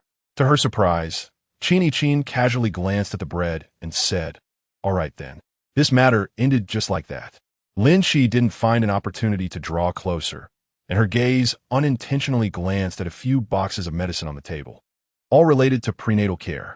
She could use the prenatal medicine as a favor, asking Qin for help. She didn't have any stocked medicine in her space, but Chi Wang did. Chi Wang. Lin Chi furrowed her brows and couldn't help but mutter to herself. Why hadn't she noticed that everything seemed to be related to Chi Wang before? Every time they had a Cold War. No, she couldn't be the one to break the ice first. Whoever took the initiative would lose. Upholding the pride of not initiating a thaw. Lin Chi hadn't seen Chi Wang for 3 days. During this time, she had taken on 2 tasks and completed this week's targets ahead of schedule. The night was chilly with a gentle breeze, and Lin Chi tossed and turned in bed, unable to sleep, her heart racing and feeling a bit uneasy. How strange. Suddenly, a piercing alarm rang out throughout the base. Chapter 53, Promoted. The tranquility of the night was shattered, waking the survivors from their dreams. And everyone instantly realized that something serious had happened at the base. Lin Chi opened her eyes, quickly turned over, got out of bed, and ran towards the door. At the same time, she heard someone downstairs blowing a loud military whistle. All ability users, go support Gate 2. Gota 2. Lin Chi quickened her pace down the stairs. Gate 2 was the pig farm. Last time she discovered that the wall was very weak, and now it was being used as a common entrance. Over time, certain areas were prone to vulnerabilities. Her worst fear was that the wall would collapse. When she reached Gate 2, she found that her guess was correct. The entire old wall had collapsed with a loud crash, bricks and tiles scattered everywhere, and fresh zombie corpses piled on top. At that moment, more zombies were surging madly through the breach. Gunfire erupted, rifles, machine guns, grenades, and the sound of artillery shook the sky. The soldiers were desperately defending with powerful lights, and behind them were hundreds of thousands of survivors.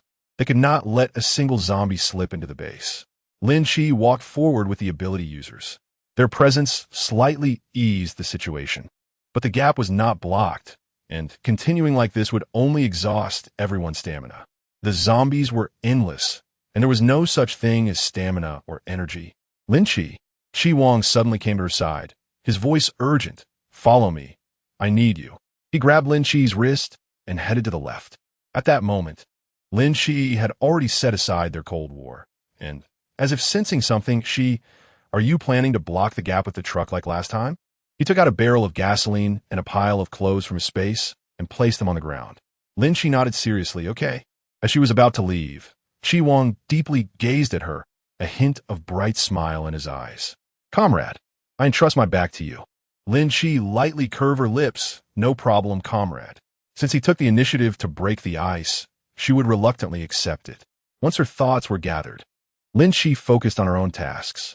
Compared to last time, this time was much smoother. Soon, Chi Wang drove the truck over, and the 2 headlights illuminated the entire area. Everyone quickly made way. An officer, who had already received Chi Wang's signal, stood at a high point, whistling and shouting, cover, cover. Lin Chi closely followed behind the truck. After the horn sounded, Chi Wang, fully alert, steadily parked the truck beside the wall, leaving a gap for Lin Chi to fill. She threw the prepared items into the space. Flames surged from her palm, and with a high throw, the gasoline-soaked clothes were instantly ignited. At the same time, the officer, accompanied by subordinates, moved in clothing racks, tables, and chairs to start blocking the gap, while the ability users at the back provided cover. With the situation safe, Chi Wang opened the door and jumped down. Lin Chi walked up to him and took a breath, saying, "There's strength in numbers. We finally came through without any danger." Chi Wang raised his hand to gently rub her head, saying, "You've worked hard." "Not hard, just unfortunate." The two exchanged smiles, as if all the hardships and dangers were nothing. Difficulties may be many, but solutions are always more plentiful. After arranging the cleanup work, an officer approached Chi Wang and said, "You made a great contribution today. Come with me. Someone from above wants to see you." Someone from above. Lin Chi suddenly hoped that this person was Zheng Lei. She nodded calmly and said, "Okay." The next day, Lin Chi eagerly found Chi Wang and asked about what happened last night. "Who did you see?" Her eyes were filled with anticipation, hoping to hear that name. However, it wasn't. It was an aide, not Zheng Lei. Lin Chi felt disappointed and lowered her gaze, but then she heard him add, "My surname is Wang, Officer Wang." Wait a minute. Officer Wang. A shrewd face flashed through Lin Chi's mind, and her heart began to race. Vice Officer Wang? Chi Wang glanced at her expression and said, "You seem surprised?" "No." She slightly steadied her emotions and continued to ask, "So what did you talk about?" "We briefly talked about last night's events. He told me that I would be responsible for leading the team from now on and that I wouldn't have to handle the target tasks." Lin Chi's face showed a smile. "Does this mean he has become an official?" "Congratulations." He chuckled lightly and said, "I mentioned you to him. He will report to his superiors and should come to find you today." "And my contributions?" "Of course, all the ability users who acted last night will be credited. You and I are the top contributors. Last night's incident happened suddenly, and there were at least a few hundred ability users who rushed to provide support, but there were not many outstanding ones. Chi Wang counted as one, and Lin Chi was only considered secondary. Gate 2 is under maintenance, and the tasks are reduced by half. Among the female ability users, it is not Lin Chi who becomes the manager, but Feng Yu. Regarding this matter, Lin Chi surprisingly felt it was expected, but her current thoughts were on Zheng Lei, since it was confirmed that Zheng Lei was at the base. The next step was to find an excuse to meet him. In the past few days, Lin Chi had inquired about Chi Wang's situation, and he had not had the opportunity to meet Zheng Lei, let alone her, an unknown nobody. With a clatter, an unusual sound came from the bathroom. Lin Chi warned, "Who? Isn't there no one in the dormitory?" Lin Chi took out the steel pipe from the old guy, concentrating her energy as she walked towards the bathroom, ready to strike at any moment. However, as she pushed the door open, a strong smell of blood hit her face, and she saw Qin Yichin lying on the ground. "Qin Yichin?" Lin Chi was surprised for a moment, and at the same time noticed that there was a pool of blood flowing from Qin Yichin's lower body. Her face was pale, but it didn't look like symptoms of being infected by a zombie. Lin Chi carefully supported her. "Qin Yichin, can you hear me? What's wrong with you?" She closed her eyes tightly, seeming to be in great pain. Lin Chi tried to carry her. "I'll take you to the infirmary." No. Her hand suddenly grasped Lin Chi's arm, pulling hard and shaking her head frantically. I can't go." "What does it mean?" "I'm not going to the infirmary." Qin Yichin trembled all over, not saying anything more, which was considered an acknowledgement. Lin Chi carefully checked her condition. Her complexion was not good, and she was still bleeding. If the bleeding didn't stop, she would lose her life. Qin Yichin's breathing was weak, and she no longer had the strength to grasp her, desperately squeezing out a few words from her mouth. "Save me, please." Chapter 54. The favor of her roommate. Since they were roommates who had interacted before, Lin Chi couldn't just stand by. She laid a sheet on the floor and then carried Qin Yichin over, using her healing powers to treat her. After about 10 minutes, the blood showed signs of clotting. Just as she got up, her corner of the clothes was grabbed by Qin Yichin. She was drenched in sweat and spoke awkwardly. Don't tell anyone else. Please." "I won't." After closing the door properly, Lin Chi jogged to find Chi Wang, who happened to be going on a mission at that moment. But fortunately, she saw him just in time. "Chi Wang." Lin Chi ran breathlessly and found him in the task hall. In front of him stood several rows of people, probably arranging some tasks. Hearing the noise, he signaled for others to continue and walked over. "What's going on?" As he got closer, Chi Wang keenly sensed a strong smell of blood on her, raising his eyebrows in concern. "What happened?" His tone was puzzled. "Who needs it?" She urged, don't ask. Just quickly see if there's any. Wait a moment. Chi Wang took out 2 plastic bags from his space and handed them to her. Here, take these. I don't know if there's anything inside. Lin Chi raised her eyebrows slightly, a grateful smile appearing on her face as she thanked him.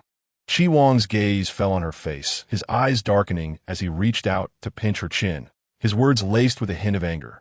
Now you know to smile at me, huh? This action was too ambiguous. Under everyone's gaze, Lin Chi immediately stepped back to avoid him, saying, I'm leaving. She seemed to flee from the scene. Chi Wang followed her with his eyes until she was out of sight before turning around, his expression gradually becoming restrained, his brows and eyes darkening, revealing his usual demeanor once again. Those who were observant would notice that Chi Wang had another side, but only towards that one person. However, since he had acted so openly, it was clear he wanted to tell everyone that he had the ability to protect the person he wanted to protect.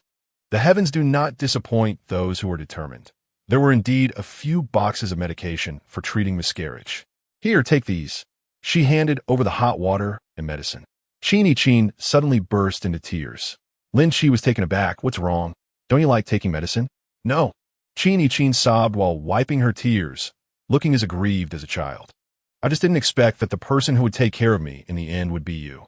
I always thought you were that kind of proud and arrogant person. I'm sorry, I misunderstood you. Lin Chi asked her, by the way, where is Zheng Ting?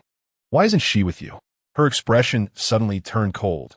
It's her who caused me to have a miscarriage. Lin Chi was surprised. Why did she do this? Aren't they friends? She backstabbed me, not only secretly flirting with my boyfriend, but also drugging my drink to make me have a miscarriage. Lin Chi had a feeling of stumbling upon a big secret. It turned out that these two were just surface-level best friends. I will definitely not let her off. Chin's eyes were filled with hatred. After gradually calming her emotions, she said to Lin Chi seriously, Lin Chi, today's incident counts as me owing you a favor. In the future, if you need my help with anything, I will do my utmost to assist you. I swear to the heavens, Lin Chi went to the bathroom, cleaned up the bloodstains on the floor, and opened the window for ventilation. To her surprise, someone knocked on the door at that moment. Chin, are you there? Chin, weakly sitting on the chair, heard the voice and said to Lin Chi, it's my friend. Can you please help me open the door? Lin Chi, okay. The one knocking on the door is a girl with a baby face. When she sees Lin Chi, she obviously pauses for a moment, feeling as if she knows Lin Chi. Clang, the bathroom glass is rattled by the wind. Lin Chi stopped her movements and walked over to close the window.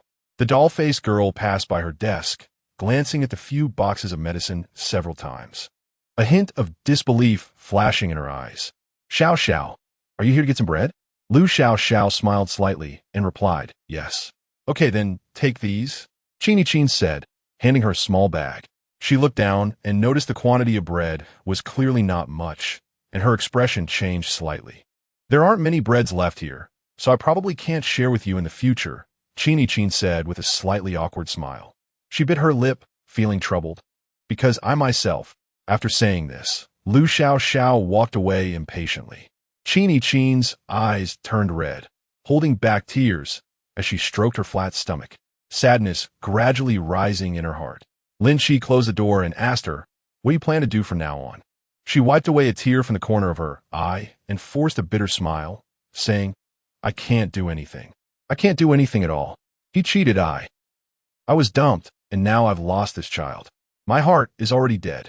Lin Chi tried to comfort her in a gentle tone, suggesting that perhaps the child not coming into the world wasn't a bad thing. At least you are still you. You have an infinite future.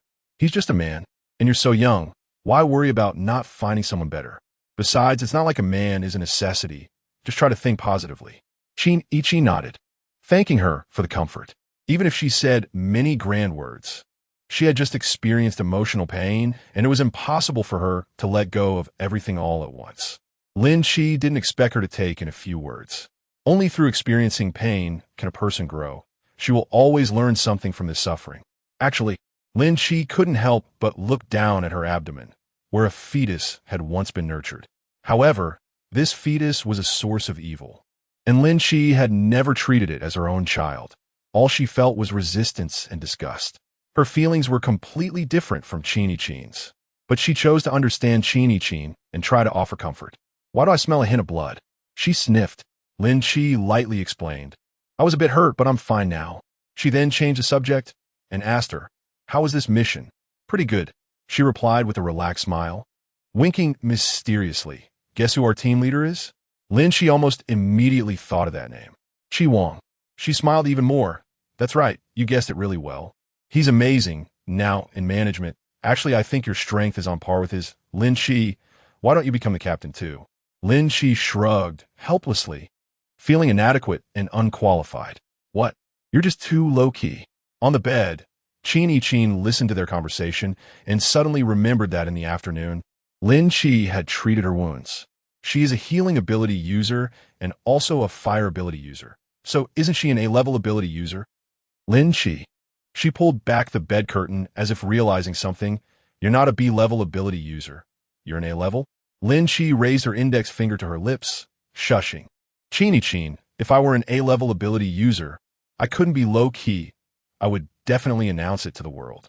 Secrets, remember to keep them. She made a zipping motion in front of her lips and gave an okay gesture.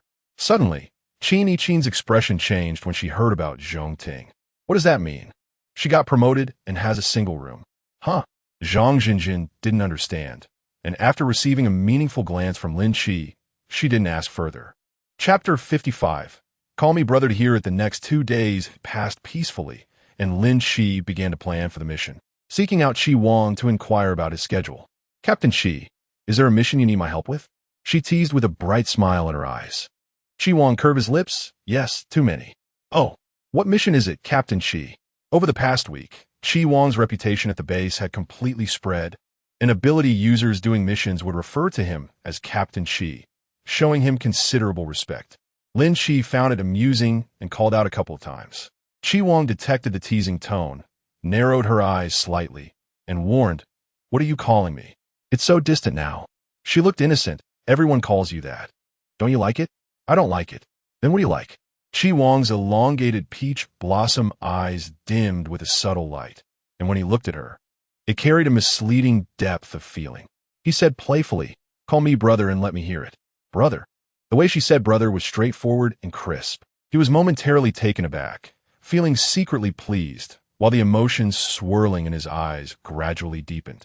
He looked her up and down, smiled lazily. Are you trying to curry favor with your superior? That's fine, I accept it. Now, tell me, what is it? I'll agree to anything you ask. Lin Chi deliberately asked. Will you agree to whatever I say? I want to take on this level 1 mission.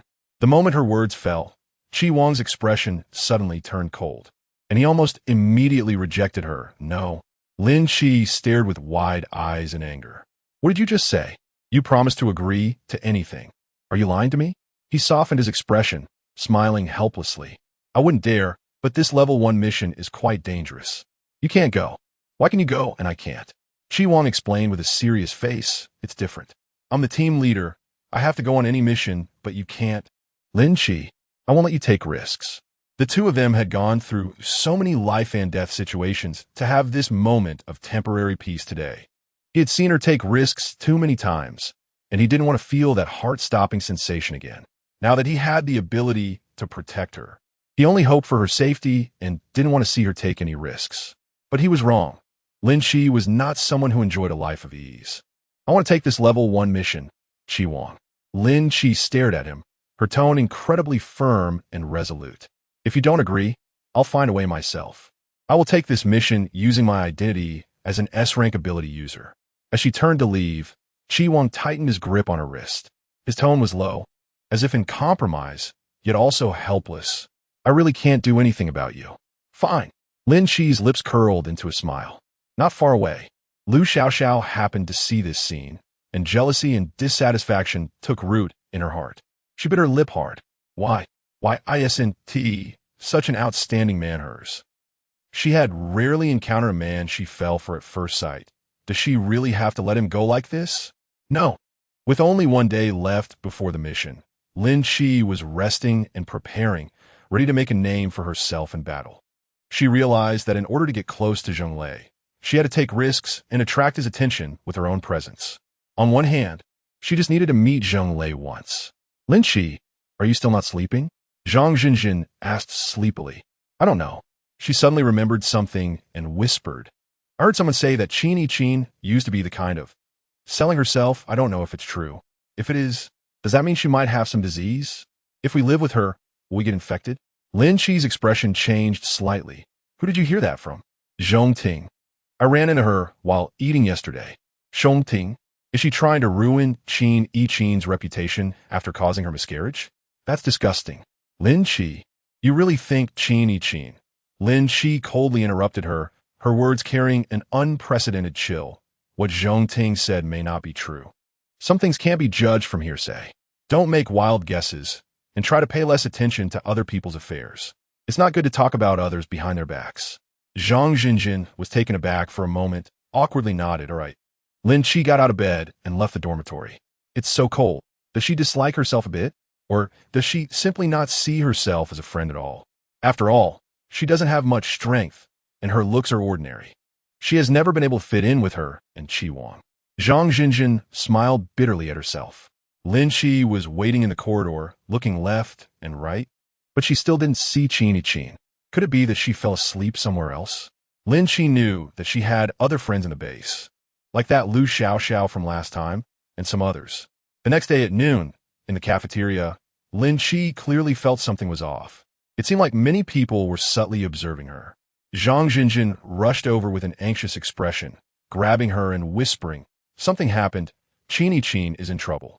What happened to her? Lin Qi asked. Zhang Jinjin's expression was not quite right. Her words were a bit unclear, and she said, it's not a big deal, but it has something to do with you. Lin Qi was puzzled. How is this related to me? She hasn't done anything recently. What could possibly be the matter? Two girls passing by glanced at her with that suspicious look again.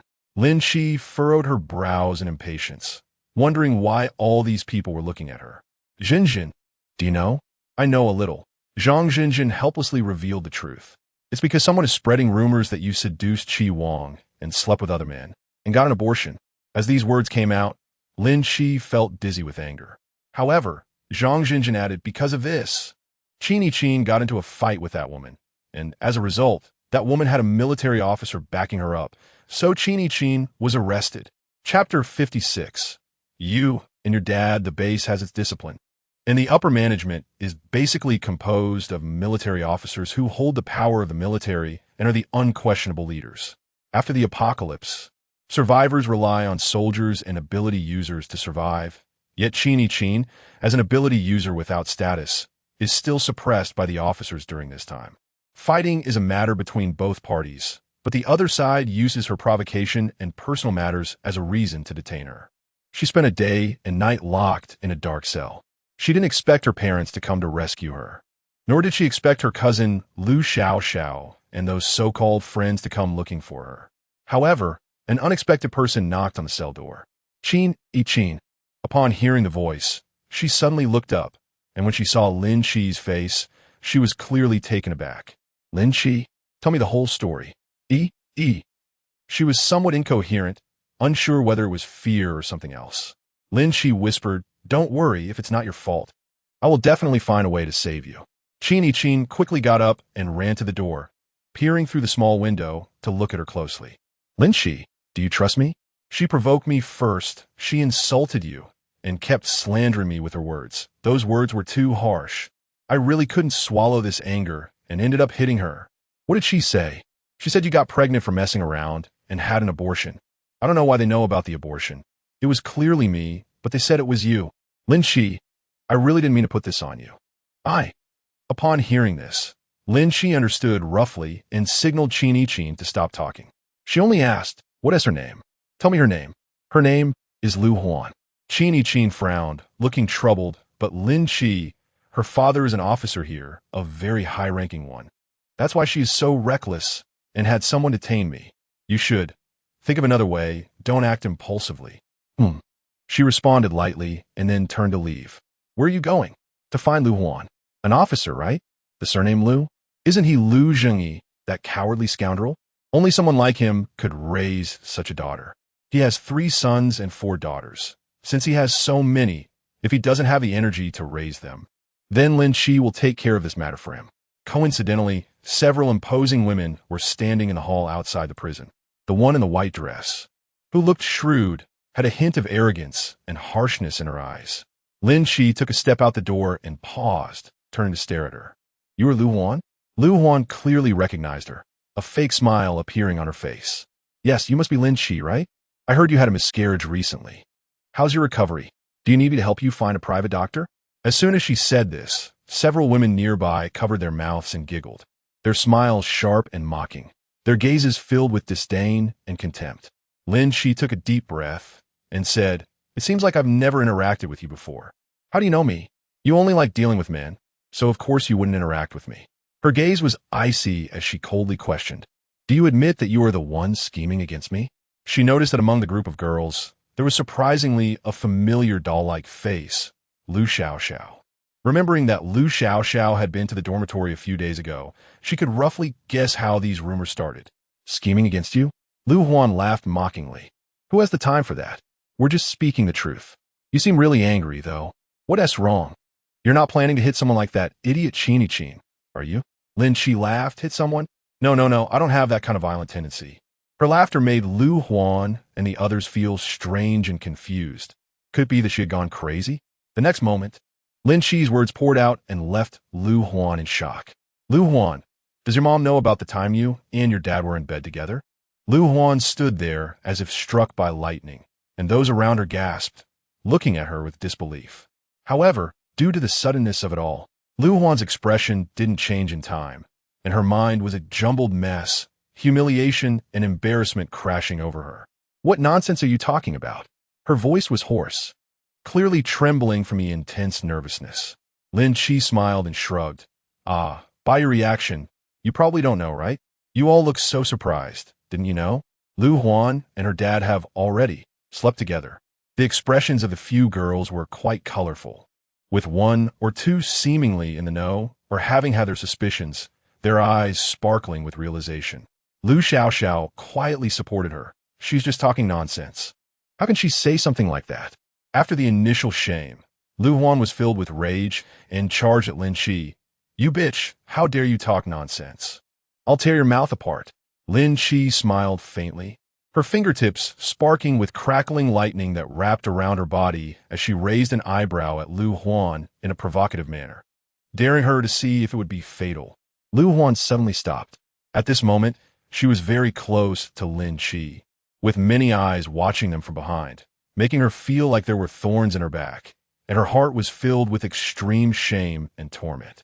Lu Huan gritted her teeth, enduring the humiliation, and warned Lin Chi in a low voice to keep her mouth shut if she knew what was good for her, or else she would die a very ugly death. Lin Chi raised her chin, looking at Lu Huan with a disdainful posture. "Are you sure you don't want to say something else?" She was too confident. She must know something. Lu Huan felt guilty and, while maintaining her composure on the surface, compromised with her in a very low voice. "I will let Chin go." Lin Chi still smiled. "What else?" Lu Huan gritted her teeth. "Don't push your luck." The blue lightning crackled around in circles, creating a mysterious sense of oppression. In the light and shadow, Lin Chi's face resembled a fallen angel, while the dark side remained a wasteland. Lin Chi never sought trouble, but she was not afraid of it either. "Lu Huan, clarify the pregnancy issue, or I'll spill all the dirty secrets about Lu Jingyi and your mom and that guy surnamed Li." Lu Huan's eyes widened in shock, sharply interrupting Lin Chi. Okay. No, what does she know about this too? Who exactly is she?" Lin Chi was satisfied as she retracted her lightning abilities, gently patted Lu Huan's cheek, and a cold smile appeared at the corners of her lips. "Just be obedient and go release Chin. Lu Huan almost bit her teeth to pieces. "Fine." Seeing this scene, her several female friends were stunned. Is this still the proud and precious little princess, Lu Huan, we usually know? What's she doing? How could she bow her head to someone without status? Incredible. When Chi Wang hurried to the hall, he happened to witness this scene. Seeing Lin Chi safe and sound, showing no signs of being bullied, he breathed a sigh of relief. He had just rushed over after hearing about Lin Chi from Zhang Zhenjin. He was afraid she would be bullied and wronged.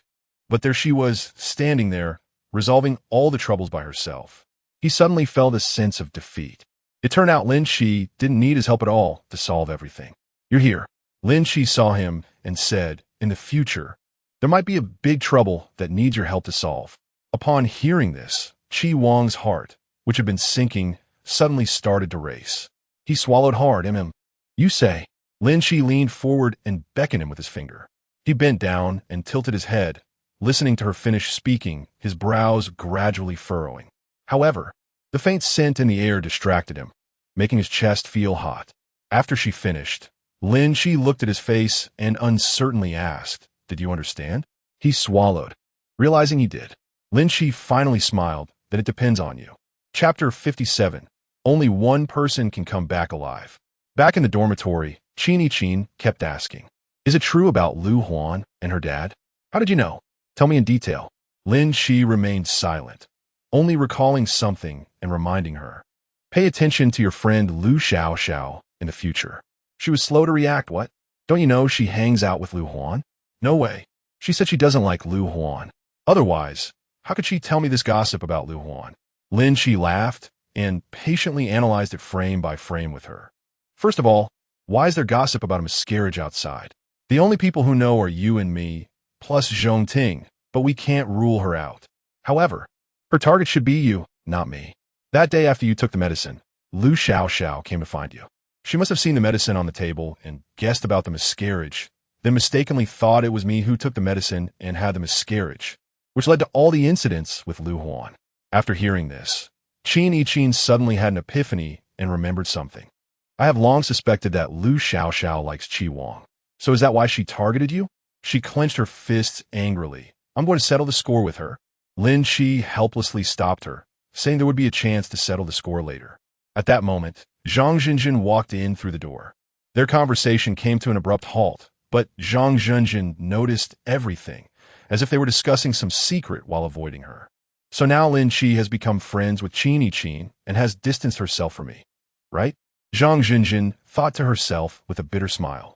No wonder Lin Shi was so anxious to rush to save Qin. She hurried to save Qin, and right after that, Chi Wang was anxious to find Lin Shi. Everyone has someone they care about, but only I, pitiful and sad, have no one to think about me, no one to rely on. "Zhenjin, are you going to have dinner?" Lin Shi asked aloud.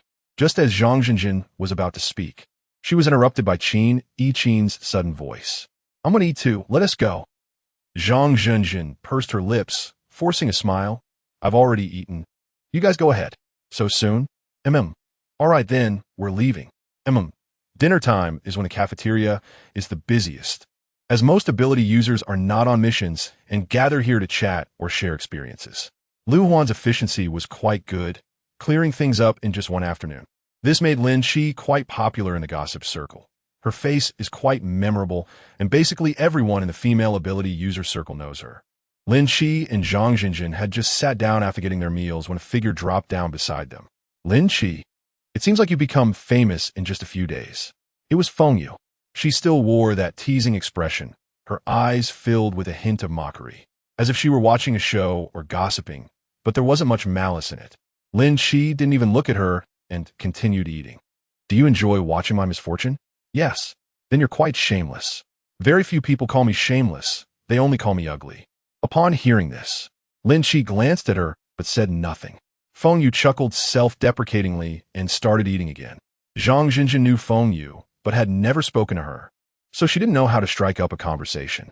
The atmosphere at the table was painfully awkward, and she couldn't find any topic to break the silence. Suddenly, she spotted Chi Wang not far away, remembered something, and said, "You both are part of tomorrow's level 1 mission, right?" Feng Yu paused slightly and looked at Lin Shi. "You're going too?" "Yes. I heard it's very dangerous. I thought about refusing, but I couldn't find a reason." Lin Shi nodded but didn't respond. She certainly knew how dangerous it was. Lin Shi knew that person should be Chi Wang. So, she chewed the meat in her mouth with a blank expression, suddenly feeling a bit tasteless. Feng Yu frowned and said, "I don't know why, but I always feel that something bad is going to happen. Since we know each other, don't blame me for not reminding you. It's still not too late to back out now." Lin Shi gave a light laugh and said, "Do you look down on me?" She honestly nodded and replied a little. Lin Shi was momentarily taken aback. "Don't worry, I will definitely make you see me in a new light. I look forward to it. The mission led personally by Chi Wang had the privilege of using a helicopter for transport, including weapons. However, supernatural beings usually don't use firearms or cold weapons. Grenades, on the other hand, can be brought along. This mission was special. We had no support and no accurate information, so we could only rely on ourselves to find the route. In the cabin, Chi Wang wore a black tactical jacket, the high collar concealing his sharp jawline, his thin lips cold and sharp. The cold wind tousled the hair over his forehead, and his exquisite eyebrows and eyes were deep and handsome. At that moment, he was a leader, more like a uniquely privileged figure, graceful and proud. Lin Chi narrowed her eyes, a faint smile tugging at the corners of her lips. Chi Wang's gaze lightly swept over her, and the coldness on his face almost faltered. He barely steadied his emotions and continued to speak coldly. We 10 are all on the same boat. Either we move forward together or retreat together. I don't want to see anyone sacrificed, so everyone, please make sure to protect yourselves. No problem, Captain. Okay, Captain. Got it. The voices rang out, settling the restless hearts. Lin Chi glanced towards the sky and suddenly felt the sunlight was glaring. These vibrant lives were silently counting down. Chapter 58, Entering the Desert. 18 hours later, the helicopter landed in the vast desert, where yellow sand filled the air and only the tamarisk trees were stubbornly growing among the thorny bushes. In other words, they had 8 days. Chi Wang's expression was serious as he nodded slightly, understanding. He turned to look ahead, where indigenous buildings could be faintly seen in the desert not far away. That was the only settlement in this area. The desert was vast and the journey arduous. He spoke in a deep voice. Let's go. The 9 people behind him followed his pace, leaving long footprints in the fine sand, marking their entry into the desert. When the wind blew, the sand would cover those marks again, and everything would disappear as if they had never been there. Chi Wang said softly, "This area is a tourist spot, so there will be sand vehicles in the settlement. We need 2 vehicles, otherwise we won't be able to move an inch." Lin Chi was puzzled. A sand vehicle? He succinctly replied, "It's basically an off-road vehicle. The desert has an advantage, which is that it is vast and sparsely populated, with fewer zombies, and it's difficult for them to move on the sand, greatly reducing their speed." The town was right in front of them, but it took 40 minutes to walk there. With the wind and sand swirling, Lin Chi had to take out a scarf to wrap around her neck, pulling it up to cover her mouth and nose. Chi Wang glanced at her. "Are you tired?"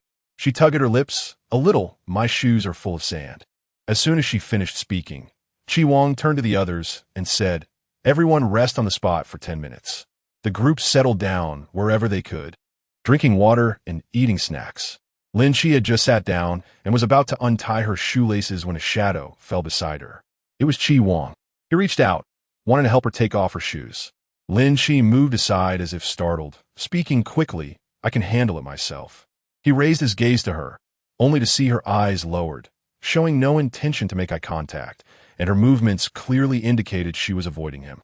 A hint of irritation emerged in Chi Wang's eyes, but was concealed as he lowered his gaze and sat beside her, opening a water bottle to drink. "Captain Chi." A soldier approached and said, "I've checked with binoculars. The rental car spot is right by the blue sign on the right. There aren't many zombies inside. You can climb over the right wall to get in. It'll save some effort." Chi Wang nodded to indicate he understood, then spoke to arrange, "You 2 stay here. No need to follow." The soldier replied, "Okay." He and another soldier were technicians familiar with the internal structure of the military base.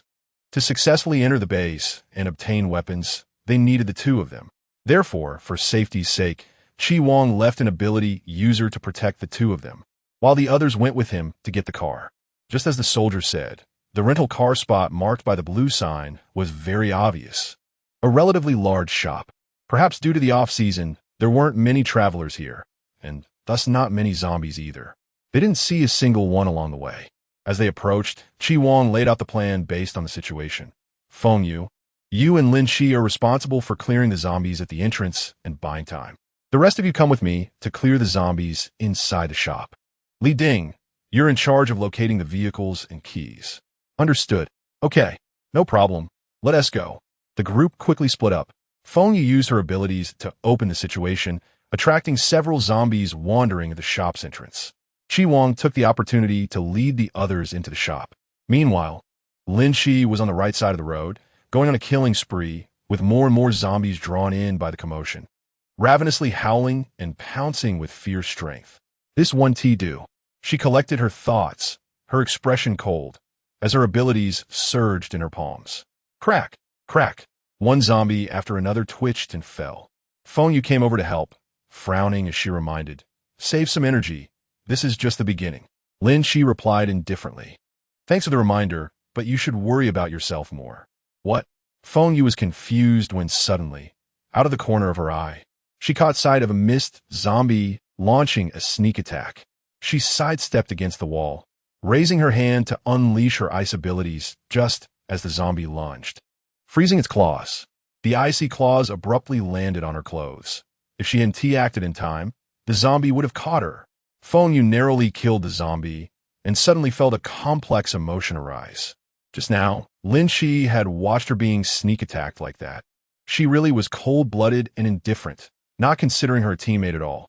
This was truly unexpected. Lin Shi didn't really notice that zombie.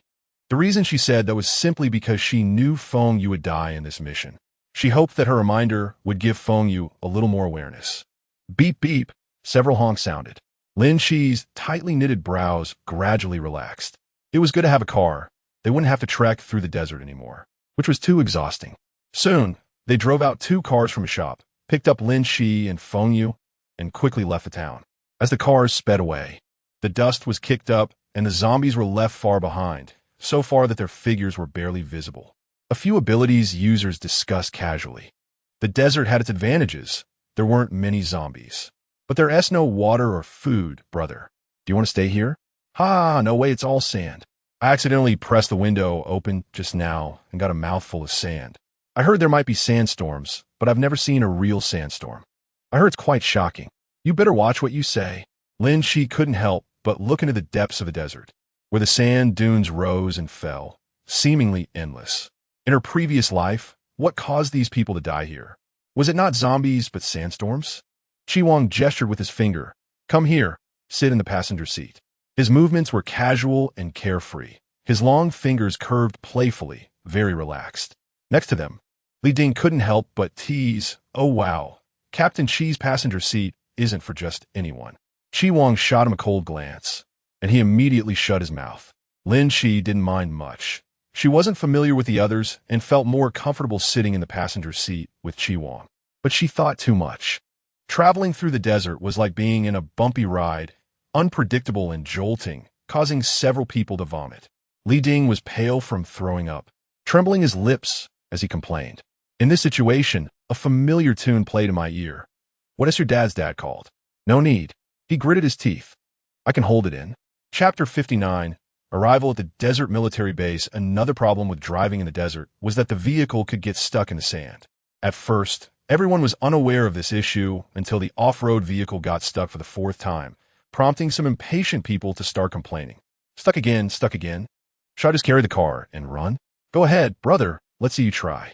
Get lost. Chi Wang listened in silence, carefully assessing the situation of the tires in the sand and directing others to push the car from behind. After 4 or 5 attempts, the off-road vehicle finally got out of trouble.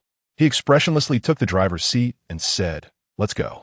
Lin Shi's gaze fell on his face, and she said, "I notice your emotions are quite stable, making you very suitable to be the captain." "I can't do it. I get easily irritable. In fact, I'm not only suitable to be the captain, but I'm also suitable for another position." He suddenly turned his head to glance at her, a meaningful smile playing at the corners of his lips. "Do you know what that is?" Lin Shi shook her head in confusion, not knowing what he meant. "You'll find out later. Why are you being so mysterious?" She guessed for a while but couldn't figure it out. His strange smile puzzled her. But her intuition told her it probably wasn't good news. After taking a nap, Li Ding groggily asked, "Are we almost there?" "Not yet," Lin Shi replied calmly. "At our current speed, we probably still have a day's drive ahead." She thought a day would be long enough. The unexpected happened suddenly. At sunset, both off-road vehicles got stuck on an uphill sandy road. Chi Wang got out with his team to push the vehicles, but they sank deeper and deeper. with the wheels almost completely buried. Li Ding, frustrated, kicked the tire and exclaimed, "It's done for, the car is ruined." Chi Wang looked at the sky and said, "Everyone rest here for the night, and be prepared to hike tomorrow." "Hike? Why are we so unfortunate?" "Bro, come with me to the restroom first." "Let's go." Since the car couldn't move, they had to accept their fate and hike. Complaining wouldn't help.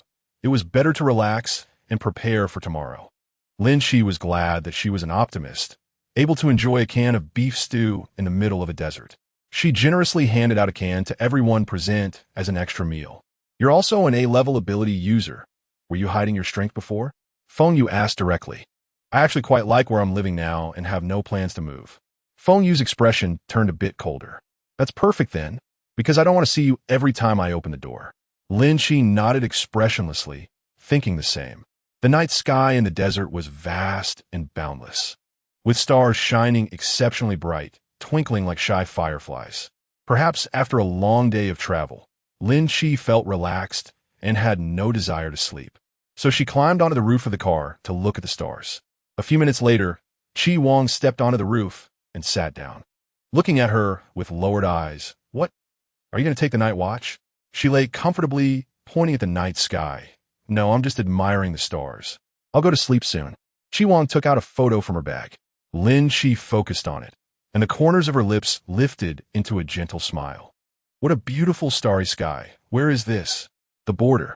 Lin Shi's tone was skeptical. "The border?" His expression was hidden under the dim moonlight. His features faintly handsome and three-dimensional, his eyes deeper than the night. "This photo was taken when I was 17, during the first New Year I spent at the border." Lin Shi seemed to sense something. "Are you alone for the New Year?" Her eyes slightly moved. At 17, not yet an adult, she was at the border, a place where there were daily terrorist attacks. "So why?" Chi Wang suddenly raised his hand, covering her eyes with a photo, the corners of his lips curling into a faint smile. "Don't look at me like that, as if you're looking at a puppy. This photo, I'll give it to you." Lin Shi rarely disrupted the atmosphere as she took the photo. "Well, speaking of which, this is the first gift I've ever received," she said with a light laugh. How pathetic." "Yeah, it's okay. I'll give you a second, third, fourth one in the future." She smiled along with him. The moonlight was bleak. Perhaps two pitiful people should lean on each other to receive the warmest light in the world. Even a little warmth was enough to bring two cold hearts closer together. After a good night's sleep, the real training began. Desert trekking. The sand blew into their eyes, and everyone wore hats or masks to avoid getting sand all over their faces. The temperature difference between day and night was significant. As they walked, Lin Shi wanted to take off her jacket, but was stopped by Chi Wang's voice. "Put on." She frowned impatiently. "It's hot, but you can't take it off." Time passed slowly, and the group walked and stopped, finally arriving at their destination after a day and a night. The desert military base. The purpose of their trip here was to take away all the weapons inside. The desert base was built underground, so from the surface, it looked like an ordinary sand dune, but there was something different on the right side. "Military base, please do not approach." Lin Shi picked up the sign on the ground, brushed off the sand, and put it back in place. She stepped forward to inquire about the situation. "So, is the password working?" Two soldiers were studying how to open the door. He nodded. "It works, but it will take some time." "Norus." The other sat nearby to rest. Li Ding asked worriedly, "What if there's zombies inside? Can we get in?" His brothers began to tease him. "Are you scared, bro? We're here specifically to kill zombies. It wouldn't do if there aren't any." He punched back. "Come on, who acts like a fool like you? Only knowing how to rush and blindly? We definitely need to be smart about this. With Captain Chi here, we don't need to worry about these things." Chi Wang had a good reputation among the ability users. These people were willing to follow him on missions, which meant they respected him. Lin Shi envied this. When would she be able to reach this level? If she could lead a group of ability users to carve out new paths, how cool would that be? "All right," the soldier said seriously. "Captain Chi, we have confirmed that we can open the door." Chi Wang nodded. "Everyone come over for a meeting."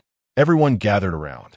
His expression was rarely severe, his voice not loud but firm, with a deep tone that was hard to ignore. "Once we open this door, we can only go in and not come back out. The situation inside is unknown, the dangers are unknown, so whether we can come out alive is also unknown. I want to ask everyone, does anyone want to back out now? Chi Wang's gaze was sharp, slowly looking at each person. Several exchanged glances. Their eyes filled with anxiety and unease, but there was no fear. Chapter 60. Getting separated. Lin Qixin's thoughts were heavy as she couldn't help but glance at him. The man was spirited and confident, with his frosty brows and eyes filled with pride. The future he had looked forward to so eagerly had ended in complete failure. She knew he rarely showed such vulnerability, but she didn't dare to remind him, fearing it would dampen his rare openness to others. Lin Qi knew that Chi Wang had always been a gloomy and indifferent person who didn't like to interact with others, stubborn and obstinate, sharing a similar temperament with her. The fact that he could say such words indicated that he was changing. A person's growth is often not smooth. She understood the harshness of reality. But it is precisely these experiences that can prompt maturity.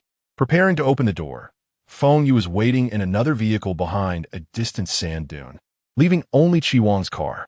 Two soldiers stood at the entrance, entering a special password. After 2 rounds of verification, the password lock lit up with a green light. Let's go. They quickly jumped into the car. Chi Wang pressed the accelerator, and the off-road vehicle kicked up a cloud of dust as it sped away, while the large gate behind them slowly opened. Zombies dressed in special camouflage uniforms rushed out from within the gate, but they couldn't catch up with the off-road vehicle. After a brief frenzy, they began to wander aimlessly. After observing for an hour, Chi Wang and Feng Yu each drove a vehicle to divert the zombies away from the desert military base, providing space for their entry and exit. Another hour passed, and only a few zombies remained at the entrance. The group arrived outside the base gate, eliminated the remaining zombies, and began to enter the interior. Since it was an underground base, the stairs led downward, and for safety reasons, they decided not to take the elevator. The interior of the base was intricate, with 3 entrances just to get in.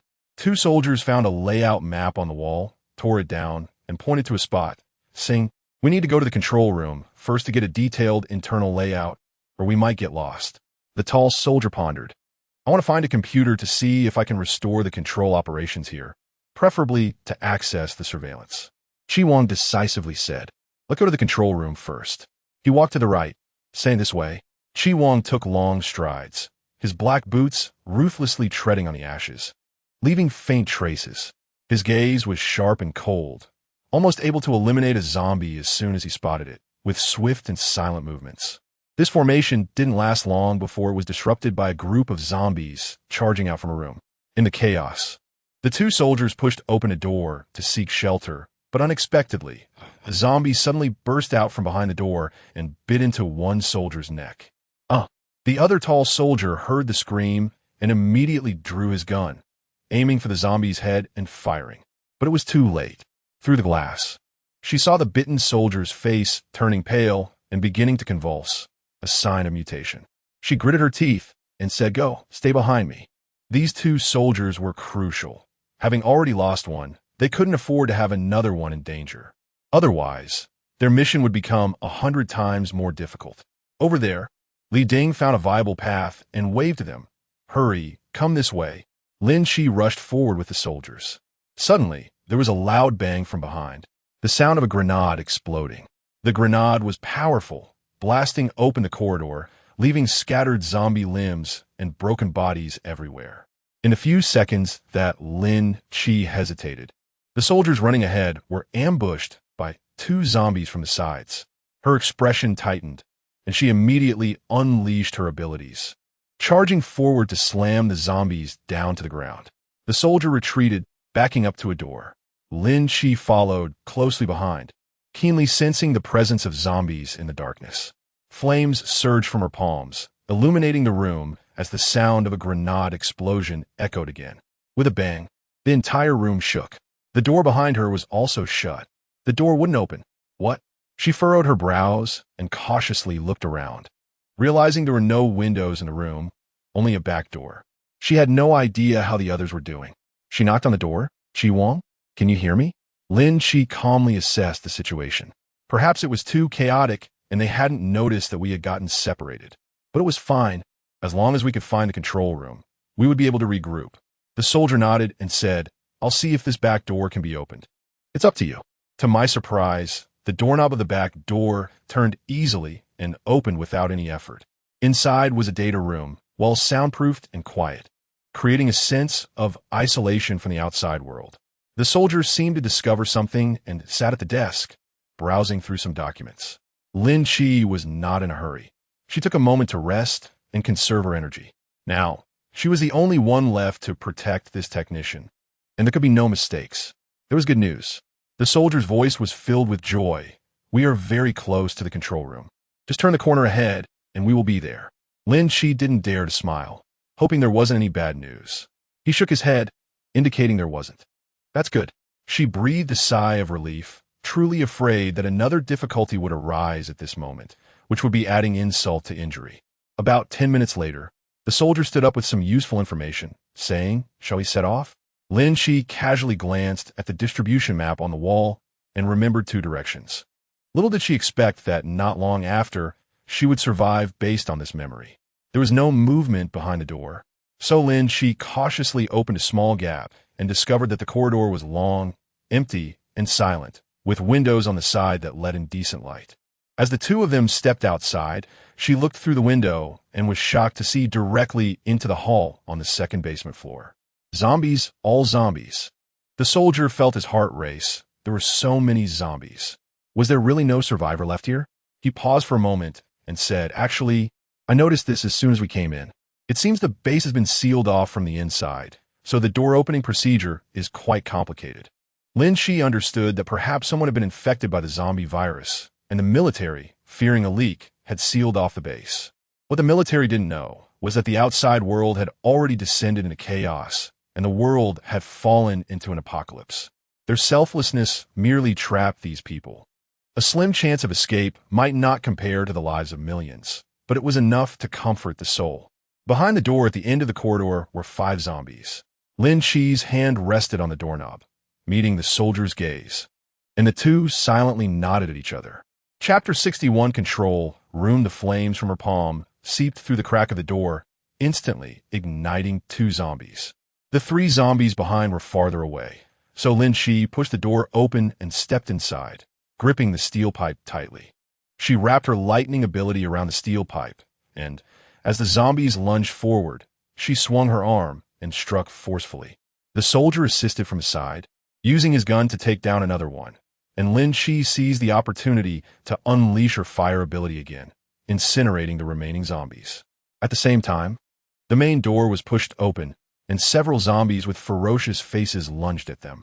The soldier quickly fired, taking down 2 with loud bangs. "Go!" Lin Chi saw a new path, closed the door, and the zombies began to frantically bang on it. Fortunately, they couldn't open the door and couldn't get through for the time being. As they moved further, they came to an open leisure area, where they could see dozens of zombies through the glass windows, densely packed and terrifying. The 2 of them hid in the shadows to observe. The soldiers said that from here, they could reach the control room.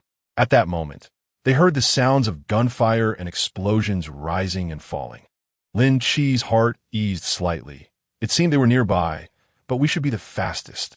The soldier pointed at the group of zombies with a bitter smile, asking how they were going to get through this. Together, we only had 4 hands. That's right. Let's take the secret passage. What secret passage? She smiled slightly and raised her hand to point at the ceiling. The soldier looked up and saw the ventilation duct. Yes, if we can't go through the open, we'll go through the dark. It's always good to develop stealthily. Although the ventilation duct was narrow, it could accommodate them crawling through, and Lin Chi, being petite, felt relatively comfortable inside. It's just up ahead. Okay, go slowly. Lin Chi quietly observed the situation below, silently passing over the heads of the zombies. It was quite thrilling. Thrilling as it was, she still maintained the necessary vigilance. At a corner, the soldier suddenly stopped. Zombies. Lin Chi immediately pressed down on his action of wanting to raise the gun, shushing him. "Let me do it." The zombie seemed unaware of them, with half of its face pockmarked and its eyeballs missing, looking like it had little combat capability. Lin Chi used her fire ability to quietly deal with it. After climbing for another 10 minutes, she finally arrived above the control room.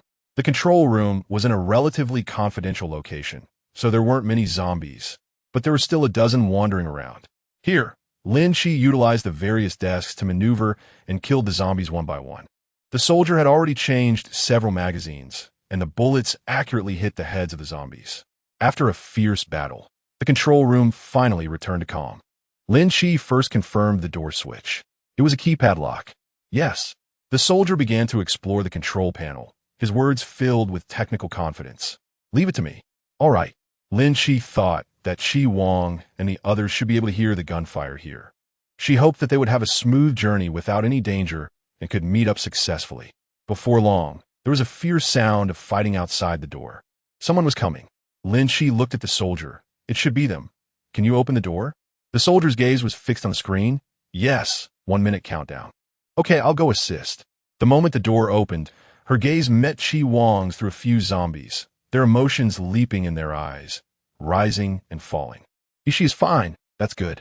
Lin Shi suppressed her joy and shouted at them. Over here. Hurry in. Chi Wang lowered his voice and commanded, retreat. Move. The group covered each other as they fought and retreated, and under the urgent circumstances, everyone successfully entered the control room. Lin Shi's gaze counted the heads, and her heart suddenly sank. 3 people were missing. Feng Yu was also not there. Chi Wang frowned and said, we got separated halfway. You guys were so fast. Yeah, it was just the 2 of us at the time. With him leading the way, we took a shortcut, so we were the fastest. He nodded slightly. I believe in Feng Yu's abilities. He should be able to find this place. Lin Shi pressed her lips together in silence. Although she and Feng Yu always exchanged cold words and were at odds, she recognized Feng Yu's strength. If possible, she did not wish to see anyone sacrifice. If history could change, Lin Shi suddenly thought that maybe she could give a try. Chi Wang. She suddenly grabbed Chi Wang's hand, stared into his eyes, and said with an unusually serious expression, let's pick up the pace and get out of here as soon as possible. What's wrong? I have a very bad feeling. She lowered her voice, only for him to hear, I'm afraid we all might die here. Chi Wang's pupils contracted slightly as he heard her trembling, soft voice. Chi Wang, I'm scared. Don't be afraid. He gently held her hand in his palm, softly comforting her.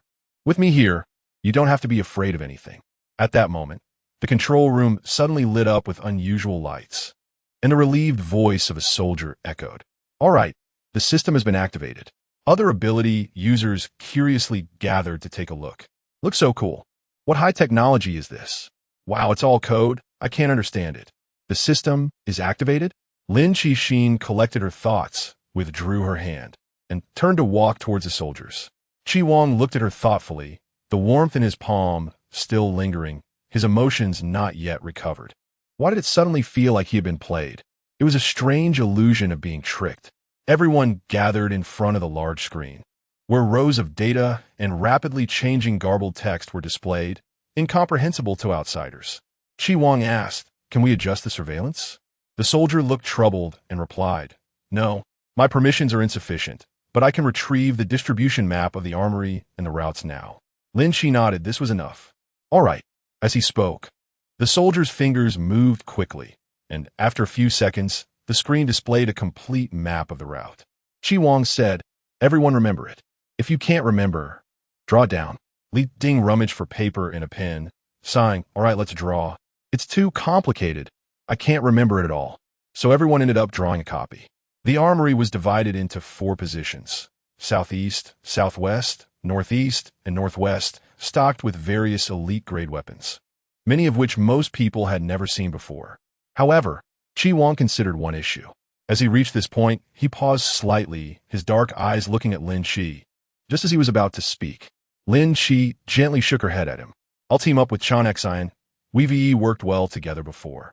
Chun Xian was the soldier. She could tell that Chi Wang wanted to arrange to be in the same group with him. But that wouldn't do. Teams needed to be assigned based on strength to ensure everyone's safety. Chi Wang's eyes were dark, and it was unclear what he was thinking. But his expression had taken on a coldness that Lin Chi found hard to read. Chapter 62. Armory. After quickly forming the teams, the group replenished their energy and prepared for the upcoming fierce battle. Lin Chi and Chun Xian continued to navigate through the ventilation ducts. Not only that, but others were also using this route, which greatly reduced the danger level. However, their speed was quite slow.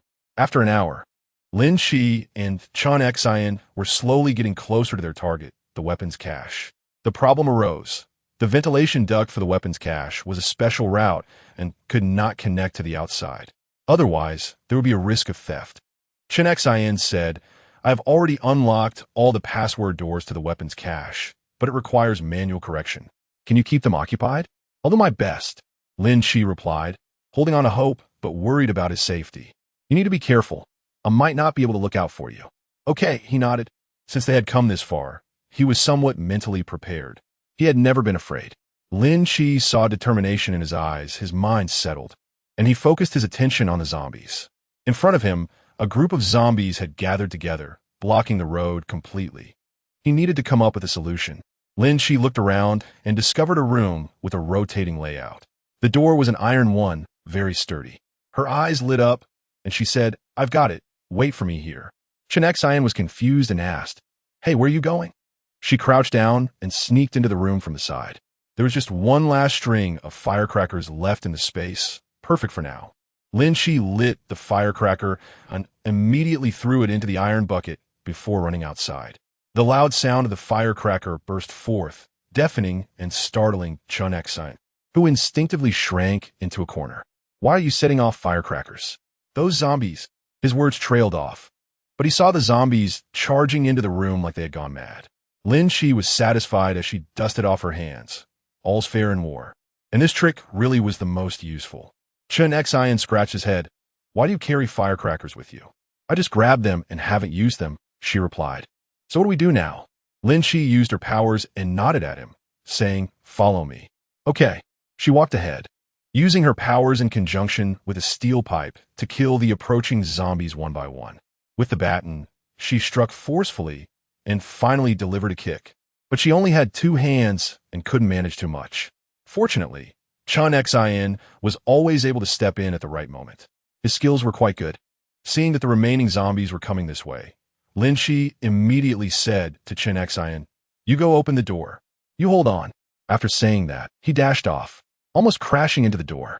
The manual process just required pulling down the turnstile and pressing a button. All right. A look of joy appeared on his face. And just as he was about to call Lin Shi over, he looked up and saw a zombie lunging at him. Get away. Chen Xian pulled out the dagger from his waist and, with a grim expression, slashed the zombie's throat, green blood splattering on his face, producing a foul smell. He couldn't help but start to retch. Jen Xin. She used her powers to push back the zombie in front of her and ran to Chen Xian's side. I'm Fine, he said, but he couldn't control his dry heaving. Lin Shi found that he was not injured, and his expression softened a bit. Are you okay? I'm fine, hurry. Let's go inside. She supported him as they stepped into the armory, and the large door behind them suddenly closed, isolating all the zombies outside. The armory was dimly lit, and the air was stifling, creating a sense of being cut off from the outside world. The 2 of them collapsed onto the ground, gasping for breath. Their breathing sounds elongated in their ears. In such an overly quiet situation, Lin Shi's senses were amplified several times. Her ears twitched slightly as her bright eyes suddenly scanned to the right. She raised a finger to her lips and shushed. Are there zombies? Chen Xian held his breath, not daring to move. Lin Shi tightly gripped the steel pipe, slowly rising to her feet, carefully inching along the wall to the right. The icy touch made every nerve in her body tense to the extreme. The sound was getting closer. A crawling figure was in the corner, but the light was too dim for her to see the face clearly. Her fingers tightened even more, and sparks began to flicker out. Lin Shi suddenly struck out, and at the moment the flames approached that thing, the fire dispersed the darkness, illuminating the brown eyes. She exclaimed in shock, It's a person! In her panic, she saw the flames suddenly turn into a void of light and disappear as they spread out. Lin Shizong took a breath, thankful that you are psychic. My ability can't harm you. What? There's actually a living person here. Chen Xian appeared from behind, looking incredulous. Water, water. The person made a weak sound.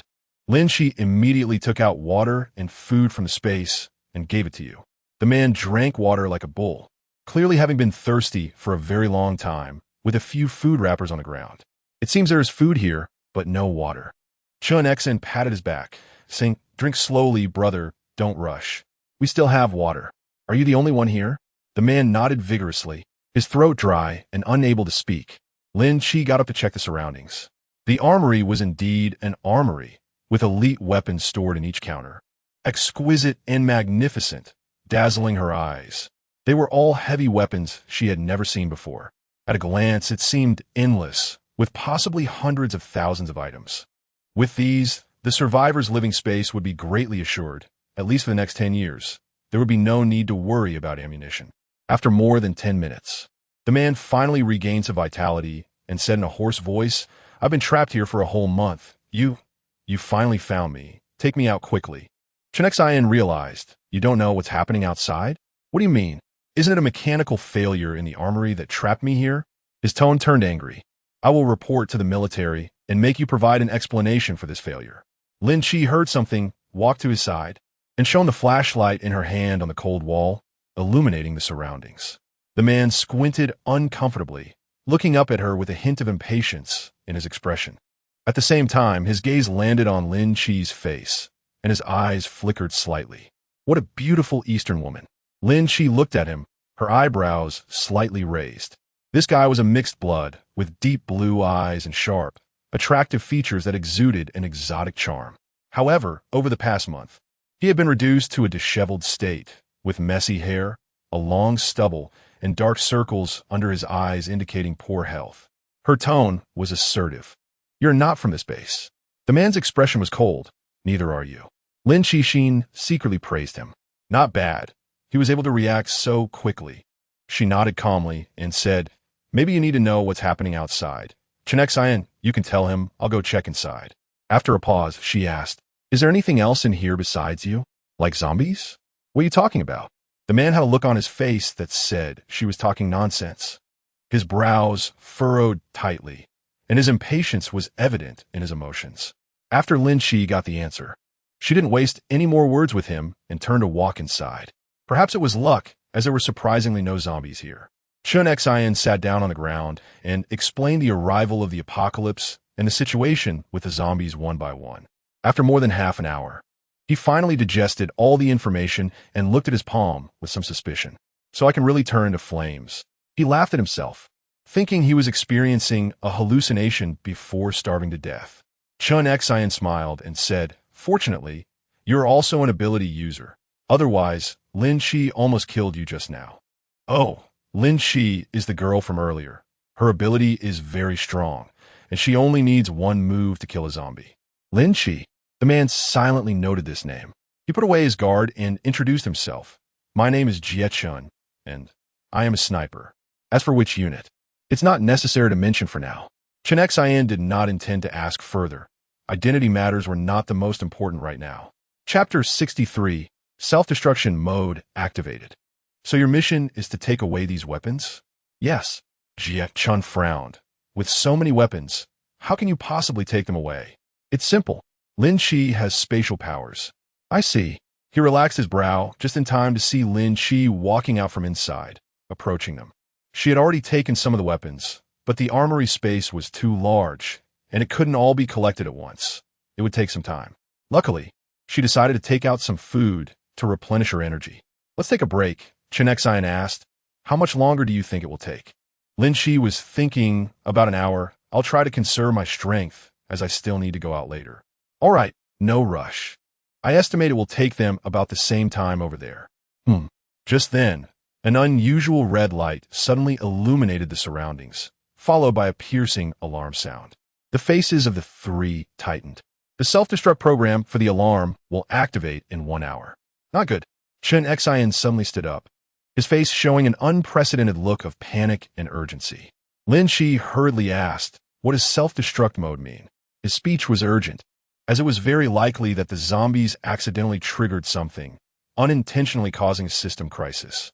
If there was no human intervention to it in time, the system would autonomously determine that it needed to activate self-destruct mode. The entire base would be blown up. Lin Chi's heart trembled. Could the real reason for those people's deaths be this? She asked with a tight throat, "Can you deactivate the self-destruct mode?" "No, my permissions are insufficient." Lin Chi made a quick decision. "Let's go. We need to leave here." But when she looked up and saw the dazzling array of weapons, she hesitated again. She immediately raised her hand to store the weapons in her space. Wait for me for 10 minutes. Just this last 10 minutes. She was greedy for this 10 minutes. Your greed will get you in trouble, Jie suddenly spoke. She shot him a cold glance, her beautiful face unexpectedly sharp, which surprised Jie. I don't care who you are, since we've saved you. Just follow us obediently. Otherwise, you can wait to stay here forever. Jie was taken aback, but she continued to focus on collecting weapons, quickly putting distance between them. Jie couldn't help but smirk. It was the first time someone dared to speak to him like that, and it was a woman. Soon, Lin Chi stopped in time. We need to go. There's no more time. Lin Chi suppressed her wildly beating heart, trying hard not to overthink, calming herself down. She firmly stated, he should know what to do. With Chi Wang's intelligence, he would most likely think the same way as her and choose to retreat at the first opportunity. Crazy. What's the difference between staying and waiting to die? Lin Chi couldn't care about so much, even though she was anxious and wanted to fly to Chi Wang's side immediately. It was all in vain. She had to survive, and she wanted Chi Wang to survive as well. Along with everyone else, all the survivors needed to live well. The journey ahead was all about desperately killing zombies. Only by numbing her own nerves could she control her restless heart. Lin Chi's imposing presence was particularly fierce, leaving Jie, who was encountering zombies for the first time, dumbfounded. Is this a woman? She must be an Eastern agent. So terrifying. He was glad he hadn't provoked her. What are you standing there for? Move forward. Lin Chi, unable to control her emotions, suddenly shouted at him. Cold sweat trickled down Jie forehead. All right. Lin Chi was taking care of him, while also keeping an eye on Chun Xian's movements. She suddenly remembered something and took out the weapon she had just put away from her space, giving each of them a light machine gun. There were plenty of bullets, so no need to be stingy. Hearing this, Chun Xian finally began to go on a killing spree. He had waited too long for this moment. He had only shot targets on the training field before, and although there were opportunities for real combat, it had never felt this exhilarating. Lin Chi noticed Jie, who had an extremely strong adaptability, even higher than Chun Xian's responsiveness. From his skills, he didn't seem like an ordinary soldier. With these two capable helpers wielding heavy weapons, the retreat route became much smoother. The alarm sounded sharp and piercing, stimulating every nerve, while the sound of gunfire never ceased in his ears. As if he were on a battlefield from 100 years ago. Lin Chi has already gotten used to the symptoms of tinnitus, but at a certain moment, she suddenly thinks, where's Chi Wang now? Is he okay? Based on the situation from her previous life, he should be fine. But why is she still feeling anxious? When she looks up, she realizes she has returned to the corridor she came from. Just then, the piercing alarm suddenly stops. A mechanical announcement sounds at this moment. Self-destruct mode has been activated. Lin Chi's face turned pale. Time had passed so quickly. Chapter 64, Sandstorm. We have 1 hour left. Chun Xian suddenly raised his voice. The self-destruct mode requires an hour to detonate, and you can see the countdown displayed on the wall. Just then, the heavy sound of the base door closing echoed. We couldn't get out unless we found that evacuation passage. Chun Xian was tense all over, his face rigid, and even though he maintained a good facade, the tremor in his voice revealed his unease. He explained that once the base entered self-destruct mode, all exits would seal themselves, and the system operations would be out of human control, leaving us unable to open the door. Lin Chi, where's the evacuation route? Chun Xian's tone was uncertain. I can't specify the location, but I can find it based on the hints on the wall. This is our technician's encrypted operation. Then don't say anything. Lin Chi turned and walked inside. In any case, it definitely won't be in this direction. Time is money now. Every minute and every second is precious. Just now, she was careless and didn't notice that an hour had already passed. Jie silently followed them. He didn't want to make things worse by speaking, knowing that his life was in their hands. Whether he could survive depended 3 parts on luck and 7 parts on them. He had fought before, wandered through slaughterhouses, but never expected to be in a situation like this, despondently following strangers he had just met to escape. Lin Chi's thoughts grew heavier as she realized that she had not seen Chi Wang and his group the entire way. Unknowingly, half an hour had passed. Jie glanced at her watch and pressed her lips together, reminding, There are still 27 minutes. Can we find them? The three of them entered an open room and hid behind a large screen to observe the situation outside. This is the place we came to before. Lin Qixin noticed that the room felt somewhat familiar. Chen Xi nodded. Yes, it's here. There are 3 intersections, but I can't determine which one it is. She looked around, forcing her muddled mind to regain its clarity, thinking carefully. There are still 20 minutes left. Jie was sweating profusely. The zombies' roars continued unabated, not only threatening their safety, but also intensifying their fear at the last moment. Lin Qi wanted to blow up this group of zombies, but it wasn't worth sacrificing her own life for it. Jie saw her meditating and couldn't help but feel anxious. There were only 16 minutes left. Were you thinking about waiting to die? Her thoughts were interrupted, and she glanced at him impatiently. A route distribution map suddenly flashed in her mind, and her eyes suddenly lit up with sparkles. When Jie met her gaze, he didn't even realize his heart had suddenly skipped a beat. You. Lin Qi stood up and walked down the middle path. Chen Xian looked up in confusion. What? Are you sure? If you trust me, then follow me. He felt it was his duty, so he said, then let's go. Jie had no say in the matter and kept his gaze fixed on her face. Right now, I have no other choice. Lin Qi suddenly unleashed his ability, spreading flames towards the zombies. 15 minutes left. Run, brothers. 15 minutes, the last race of life. The three no longer hesitated and rushed towards the long corridor in the middle, unstoppable even by the zombies. It was the desire to survive. Chen Xian finally saw the secret design patterns on the wall. He found it. He reached out and pressed against the wall, starting to manipulate a few ornaments, pulling open a hidden opening like assembling building blocks. When he opened it, there was actually a button inside. With a snap, Chen Xian pressed the button hard, watching the evacuation passage slowly open. Hope finally emerged in his eyes. Great.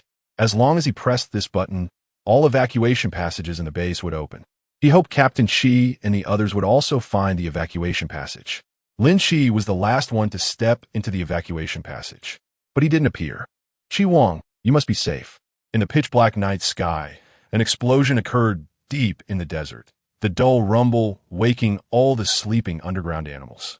Dust swirled, engulfing everything. Even though they escaped at the fastest speed, they were still thrown several meters by the shock wave, layers of high waves of dust rushing in, and the three nearly got buried alive. Spit, spit, spit. Lin Qi spat out the sand from his mouth, wiping the sand off his face while crawling out. Not far away, Chen Xian and Jie were doing the same. The three of them were not injured, but they had been on edge for several hours, and their bodies felt slightly weak. Lin Qi turned on the flashlight and placed it beside her for illumination. The wind in the air unknowingly intensified, mixed with sand particles that stung her face. She pulled her scarf to wrap around her cheeks. What was that? She looked up at the sky.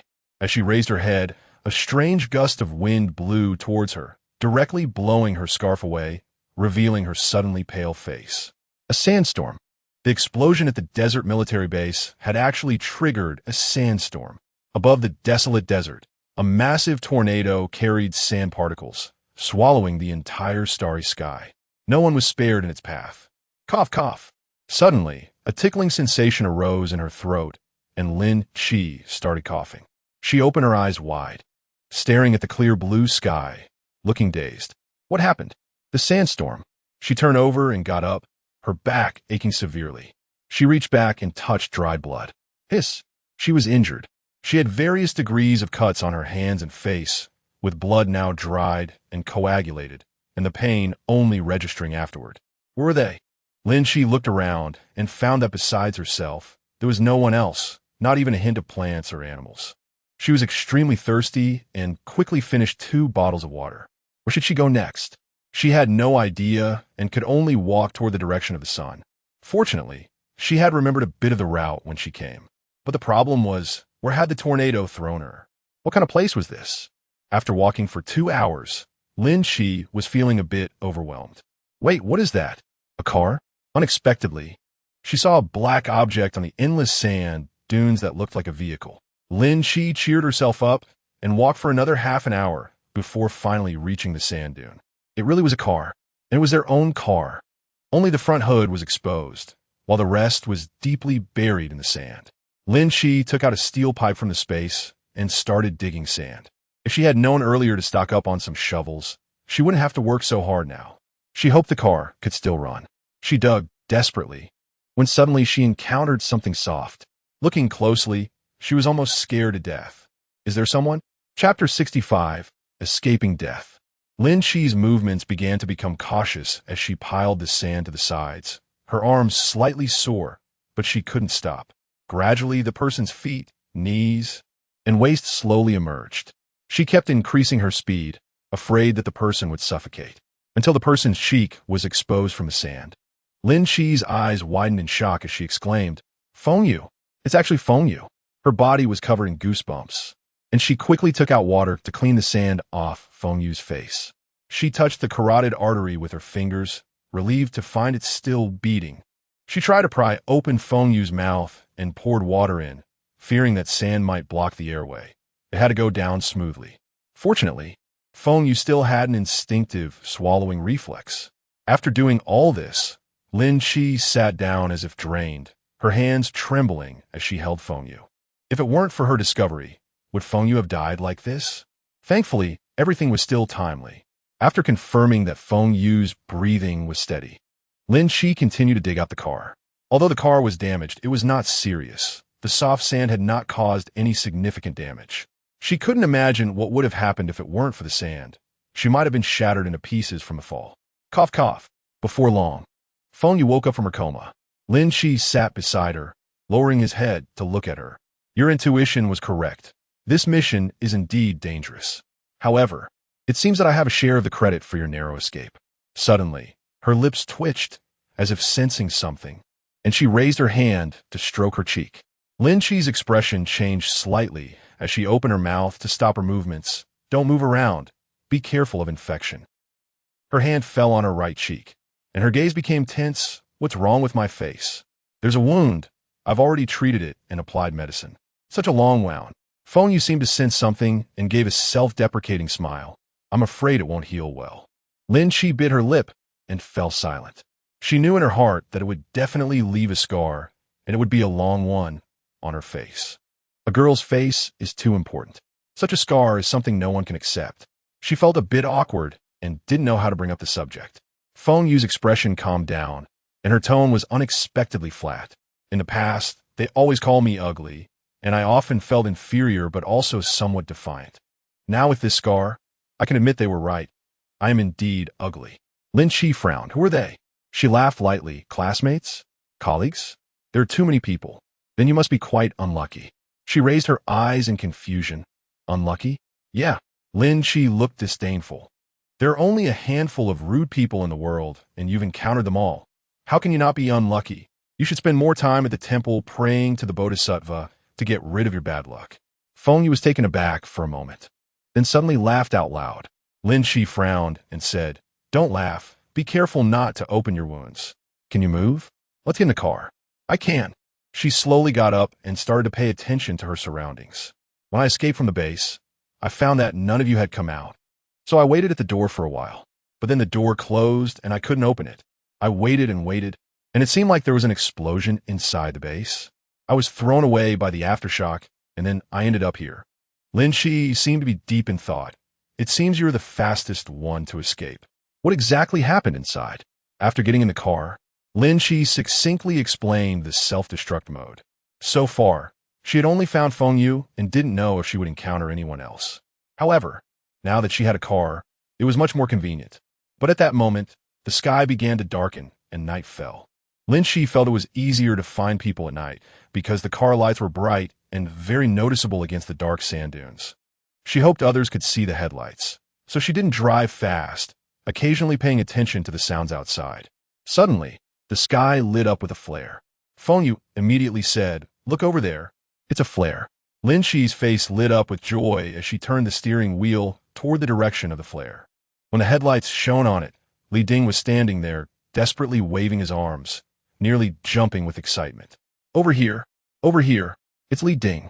Lin Shi stepped on the brakes, and her gaze suddenly fell on the ground behind Li Ding, her expression turning tense. Chi Wang. She unbuckled her seatbelt and jumped out of the car, almost running at full speed, her legs uncontrollably kneeling in the sand.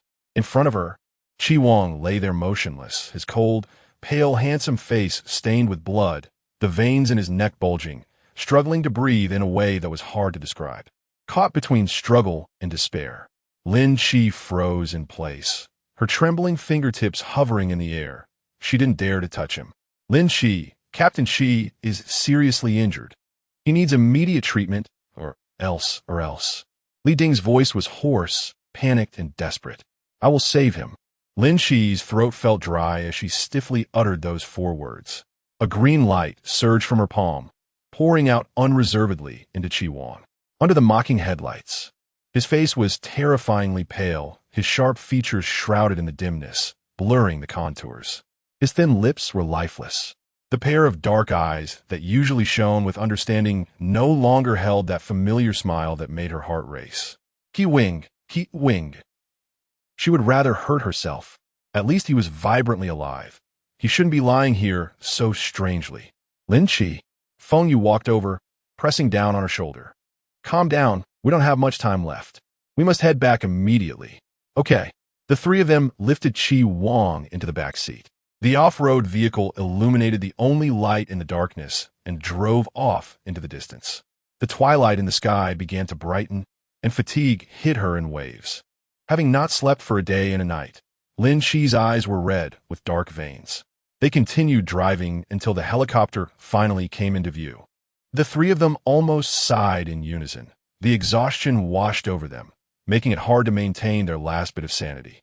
The pilot saw that there were only the 3 of them in the vehicle and hesitated to ask, should we take off immediately or wait a bit longer? Lin Chi spoke slowly, wait for 1 more day. He hesitated but finally nodded.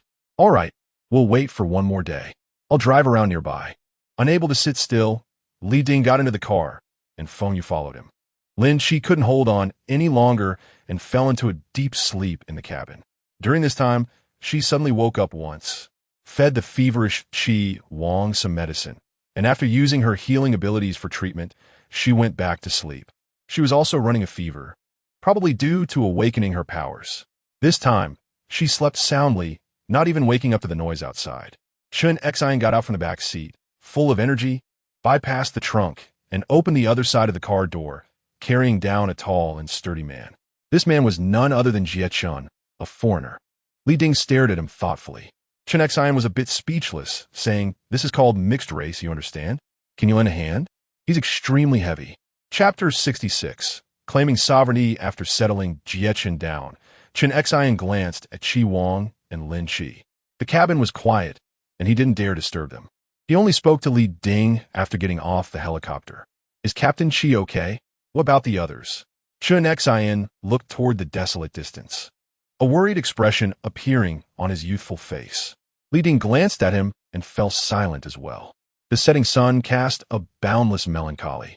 Moist and cool water spilled over his lips and slid slowly into his throat, the dryness in his throat gradually dissipating as his nerves relaxed. Lin Chi's long eyelashes fluttered lightly, her eyelids slowly lifting, her gaze landing on Feng Yu's face. There was a hint of unnaturalness in her complexion. You're awake. I saw your lips were severely chapped, so I gave you some water. Lin Chi bit her lip and said thank you. Following her gaze, Lin Chi saw Jie Chun, who was standing with his back to her, bathed in the sunset. His silhouette was elegant and carefree, with shoulder-length hair that had an exotic charm. The scene resembled an anime, soft and intentional. Lin Chi put on her coat and walked over. He turned to look at her, his face slightly pale. She forced a smile, saying, "You're quite resilient. So are you." The voice of Jie Chun had a hint of hoarseness. Chen Xian invited me to join your base, and I agreed. Oh, it seems we will have plenty of opportunities to collaborate in the future. Collaborate? He found the word amusing and nodded slightly. It's my honor to collaborate with someone as outstanding as you. Such nice words. Lin Chi slightly raised her eyebrows, her expression showing a hint of joy as her gaze fell on the enchanting sunset, momentarily lost in thought. The jacket on her shoulders slipped off unintentionally, and she didn't notice. Instead, it was the person beside her, Jie Chun, who saw it. Instinctively, he reached out, grasped the jacket and gently draped it over her shoulders. Lin Chi lowered her gaze, just about to say thank you, when she suddenly heard a low, cold voice behind her. Lin Chi. The two words were laced with a hoarse and sinister tone, as if breaking free from 1,000 years of ice. Chi Wang stood there, his face warmed by the orange glow of the setting sun. Yet his pair of pitch-black, sharp eyes were cold and indifferent, his red lips thin and merciless. His gaze reflected the scene before him. Lin Chi and Jie Chen standing side by side under the sunset, a handsome man and a beautiful woman, looking like a painting. He felt an emotion akin to a thorn, hard to suppress, as his jaw tightened with rigid lines. Chi Wang didn't look at her, his eyes meeting Jie Chen's, his gloomy gaze holding an inscrutable emotion. His voice was chillingly cold. Who is he? The two short words were sharp in their inquiry. After a pause, she added, his name is Jie Chen. He is a sniper. Ye Chen. Chi Wang's lips curled slightly, a half-smile that was neither warm nor inviting, as he looked at Jie Chen, the #1 sniper of the Border SS-1 group. Jie Chen's expression turned slightly wary. You know me? He scrutinized Chi Wang. This man had an extraordinary aura, likely someone from the powerful circles of the border. Even he knows about him. It seemed his status was quite high. Who are you? Lin Chi blinked. Seeing this scene, Jie Chen suddenly understood something. This man was declaring his claim. No wonder his earlier gaze was so cold and piercing, as if he wanted to peel her skin off. He spoke to himself. As long as you're all fine, that's good. Just now, Li Ding and I took a stroll nearby, and didn't find anything unusual. Feng Yu walked over, saying, there's still 2 hours left until the agreed time. If we don't see anyone by then, we have to leave. The sun had completely sunk below the dunes, and the dark sky enveloped the entire desert, hiding it in a vast black cage. The human race was like trapped beasts. After long struggles, there would always be a breakthrough, gaining new life, only to fall back into hell. In the deep of night, a helicopter whirled through the dust, slowly ascending to leave this desolate land. Lin Chi slept uneasily, her brows sometimes furrowing, probably having a nightmare. Chi Wang had not slept at all, occasionally covering her with a blanket, sometimes focusing on her brows and eyes, his gaze hidden in the dark, soft as the moonlight. Feng Yu woke up once by chance and saw this scene. Suddenly, a picture flashed in her mind of Lin Chi desperately trying to heal Chi Wang. Previously, she had looked down on women who relied on men, mistakenly believing that Lin Chi was one of those who depended on a pretty face to attach herself to a man. Now she realized that Lin Chi's face was the least noteworthy advantage. Deep down, she envied Lin Chi, beautiful and strong, and now she felt an added admiration. There was never an innate attraction. Rather, it was two people helping each other and achieving together that led to the final ascent. She hoped to be like that too, eventually standing on a shining high peak, making all those who looked down on her gaze up at her. She stretched and still felt extremely fatigued. For some reason, she felt more tired than ever before, unable to get enough sleep. The good news was that she had awakened her ice-type ability. Lin Chi didn't think much about it. After washing up, she sat down to eat. Before long, Zhang Jinjin pushed the door and came in. Qin Qin was washing clothes in the bathroom and casually said, "Yes." I helped her bring it. Her expression dimmed, and she forced a smile, saying, "This bowl of rice can't be wasted. It's too precious. I'll take it to Sister Zhu Ro in the civilian area. Then I'll go with you," Lin Chi said, quickly wiping her mouth and cleaning up the dishes. "Wait for me to wash a bowl." "Okay," Zhang Jinjin replied. Chapter 67. Civilian Area. As the name suggests, the civilian area is the jurisdiction of ordinary survivors. Located on the outskirts of the base, there aren't many buildings here. They are mainly provided for managers or certain privileged individuals. Others might be assigned a spot to sleep, which is basically just an empty space without even a bed. Some weaker individuals can only find a place to hide from the wind and rain. Ability users entering the civilian area must wear a red armband. The civilians inside must show respect upon seeing this armband. If they cause trouble and accidentally harm an ability user, they will face severe punishment. This regulation exists because there have been past incidents. When Lin Chi and Zhang Jinjin entered the civilian area, most people cast envious glances at them. In her past life, Lin Chi never had the chance to step into the civilian area, so she couldn't help but look around with curiosity. It had only been a month and a half since the apocalypse began, and the survivor environment was relatively new and not too chaotic. Furthermore, the degeneration of human nature takes time. For now, the use of violence to counter violence was still somewhat effective, and most people obeyed military management, with only a small minority dissenting. For instance, the brawl happening right now. Come on, everyone get in there. What are you doing? How dare you teach me how to do things? Beat them to death. You really think you're something, huh? You were a police officer before, and now you're nothing.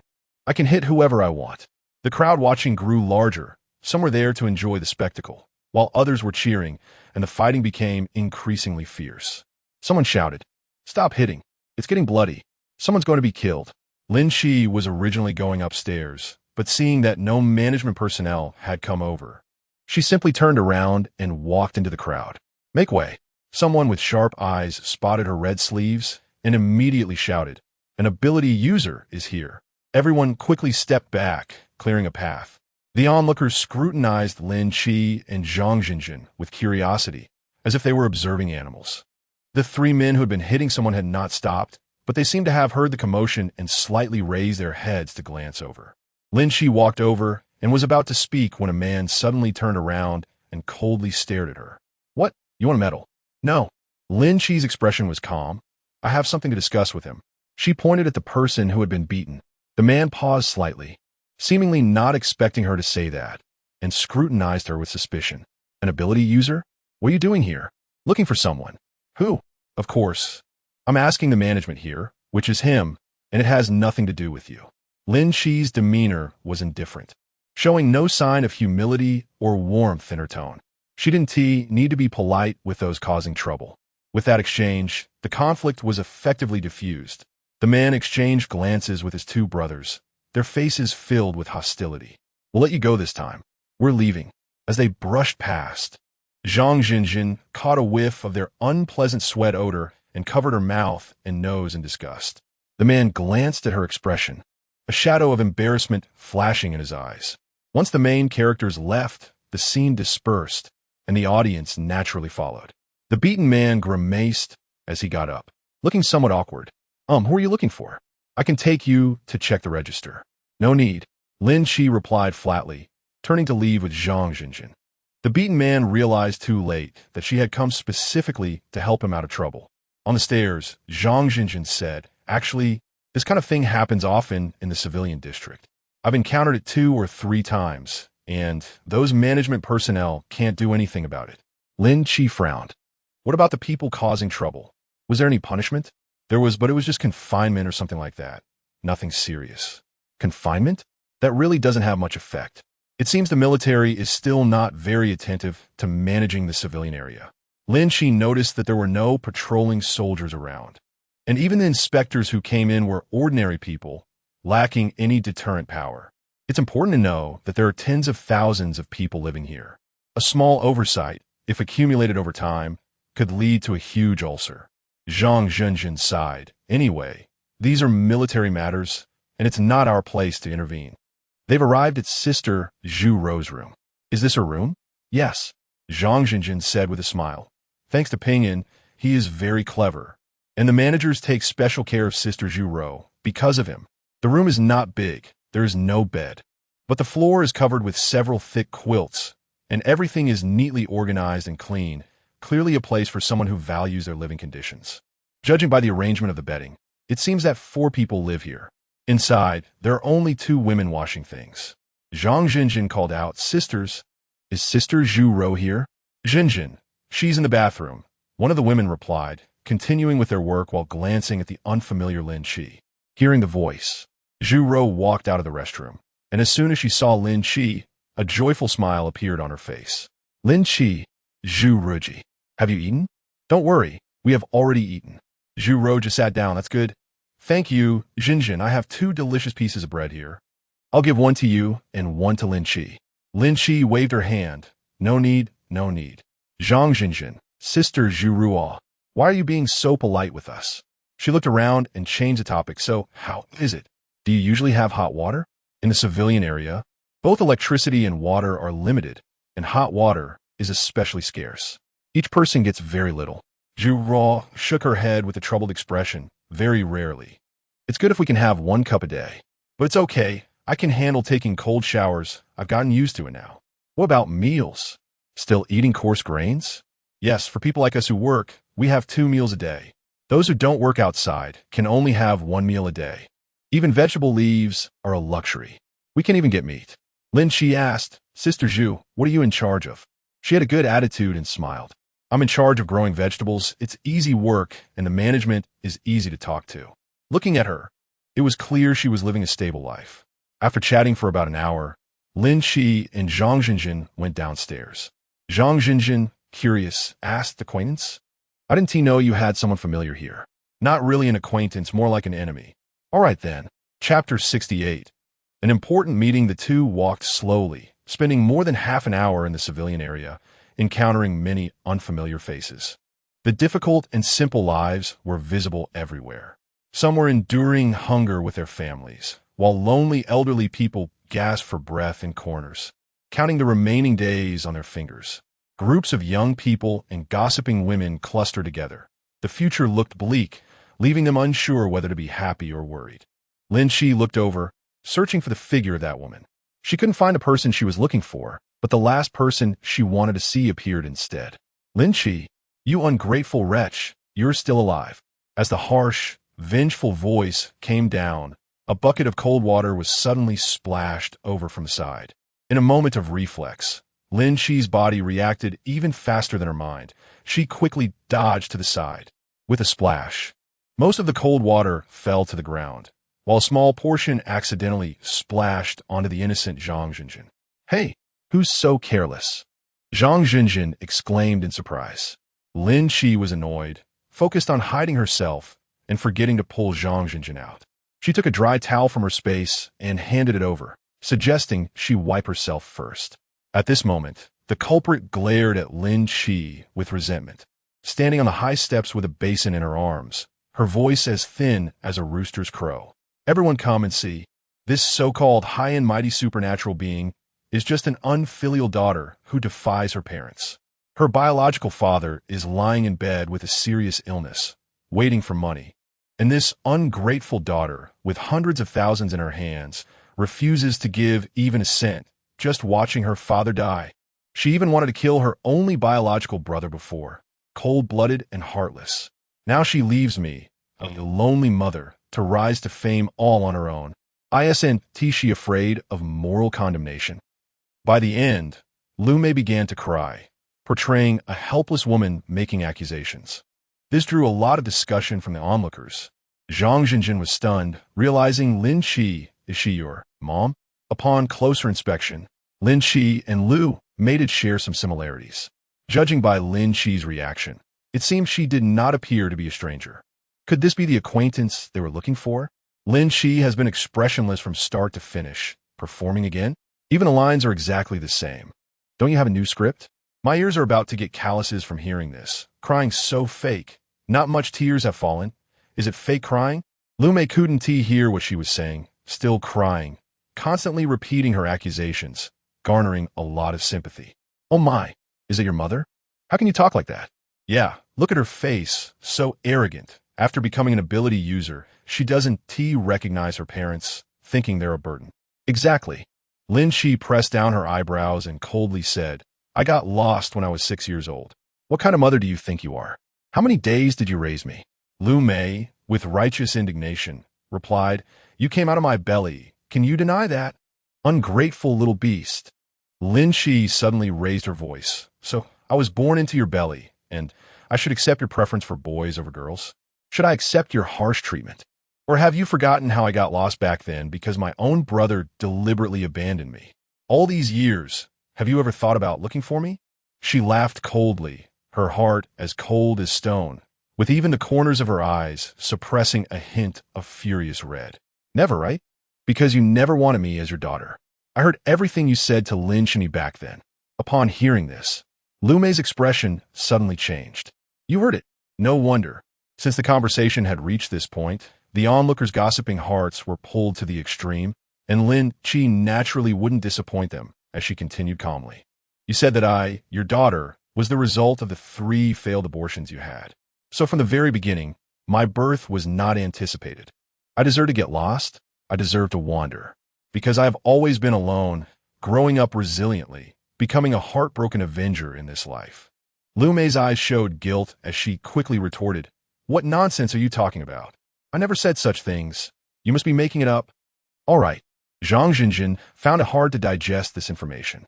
All the way, she had been observing Lin Chi's expression, carefully choosing her words to speak. Not expecting your family to be like this. But it's okay now. You can stand on your own. You don't need to rely on your family to live, and you still have us good friends. At this moment, a soldier blocked her path. "You are Lin Chi, right? Please come with me." "Lin Chi, where are you going?" "Please join me for an emergency meeting." Her heart fluttered slightly. Could it be? Zhang Jinjin released her arm. Military district, no entry for unauthorized personnel. Finally, Lin Chi stepped into the heavily guarded inner area of the military district. She knew that Zheng Lei must be here. The inner area of the military district is merely an activity zone for officers, not only heavily protected, but also equipped with the highest quality daily necessities, essentially no different from peacetime. The passage was brightly lit, with patrolling teams occasionally passing by. The atmosphere solemn and imposing, creating a chilling urgency. Lin Chi followed the soldiers into the elevator and arrived at the conference hall on the 8th floor. In her previous life, she had been here before and was therefore quite familiar with it. At this time, several ability users were already seated in the conference hall. Among them were faces Lin Chi recognized, Chi Wang and Feng Yu. As for the others, Lin Chi only vaguely remembered them, but they should all be S-level ability users. After a brief eye contact with Chi Wang, she took a seat in a corresponding position. No one spoke at the table. Everyone was quietly waiting for something. Before long, a few more ability users were brought in. Lin Chi noticed that all the psychics present, including herself, were Class A. This meant that this meeting must be quite important. Therefore, the person hosting the meeting was likely. General Zheng Lei stood up to welcome everyone. Zheng Lei. But what did that amount to? Her hatred was 1,000 times more painful. Across the conference table, Chi Wang suddenly sensed Lin Chi's emotional shift and raised an eyebrow slightly. What's wrong with her? Let's all take a seat. Zheng Lei nodded calmly. He was not very old, just over 40, considered a young and capable general, the youngest to hold the title, with piercing eyes and a commanding presence like a mighty mountain. Among the Class A psychics present, there were only 2 military personnel. The rest were ordinary citizens. And it was their first time meeting the general in person, so they couldn't help but be intimidated by his aura. As the leader of the psychics, Chi Wang naturally spoke first. "General Zheng Lei, you flatter me." Zheng Lei's gaze fell on him, and an appreciative expression appeared on his face. "I've heard of your achievements. You're quite excellent and promising." "Chi Wang, you're overpraising me. The level 1 mission a couple of days ago was also led by you, right? Who else was with you?" "I remember there were 2 outstanding female psychics." Chi Wang stood up to introduce. "The ones who accompanied me were Feng Yu and Lin Chi." Being mentioned by the general naturally thrilled Feng Yu, and she immediately stood up to introduce herself. As for Lin Chi, when Zheng Lei's gaze swept over her, she calmly met his eyes with a surge of hatred hidden deep within. However, Zheng Lei still sensed something strange. This Lin Chi, her personality seems a bit cold. Chapter 69. Taking over the civilian zone, this meeting lasted for an hour, during which Zheng Lei shared his grand plans and arrangements. And he gave high praise to Chi Wang. After the meeting ended, Lin Chi was the first to walk out of the inner area. She walked quickly, seemingly eager to vent something. Chi Wang quickly caught up with her, his gaze fixed on her profile, his voice low. "I noticed something was off with you during the meeting. What's wrong?" "It's nothing." "Nothing? What happened?" Lin Chi shook her head. "Really, there's nothing. Don't ask anymore." "Lin Chi." Chi Wang tightly grasped her wrist, pulling her to the side of the artificial lake and rockery, his gaze heavy as he looked at her. "You're hiding something from me." He was very sure. Lin Chi raised her eyes to look at him, her expression still very calm, and she tried to keep her tone as flat as possible. "It's my personal matter. I can handle it. So, please don't ask." "Personal matter?" His brows furrowed, his expression doubtful. "Is it your ability that has a problem? Or is it something else?" Yet he didn't know how to continue. How could she bring up Zheng Lei? How could she mention Rebirth? It sounded so absurd.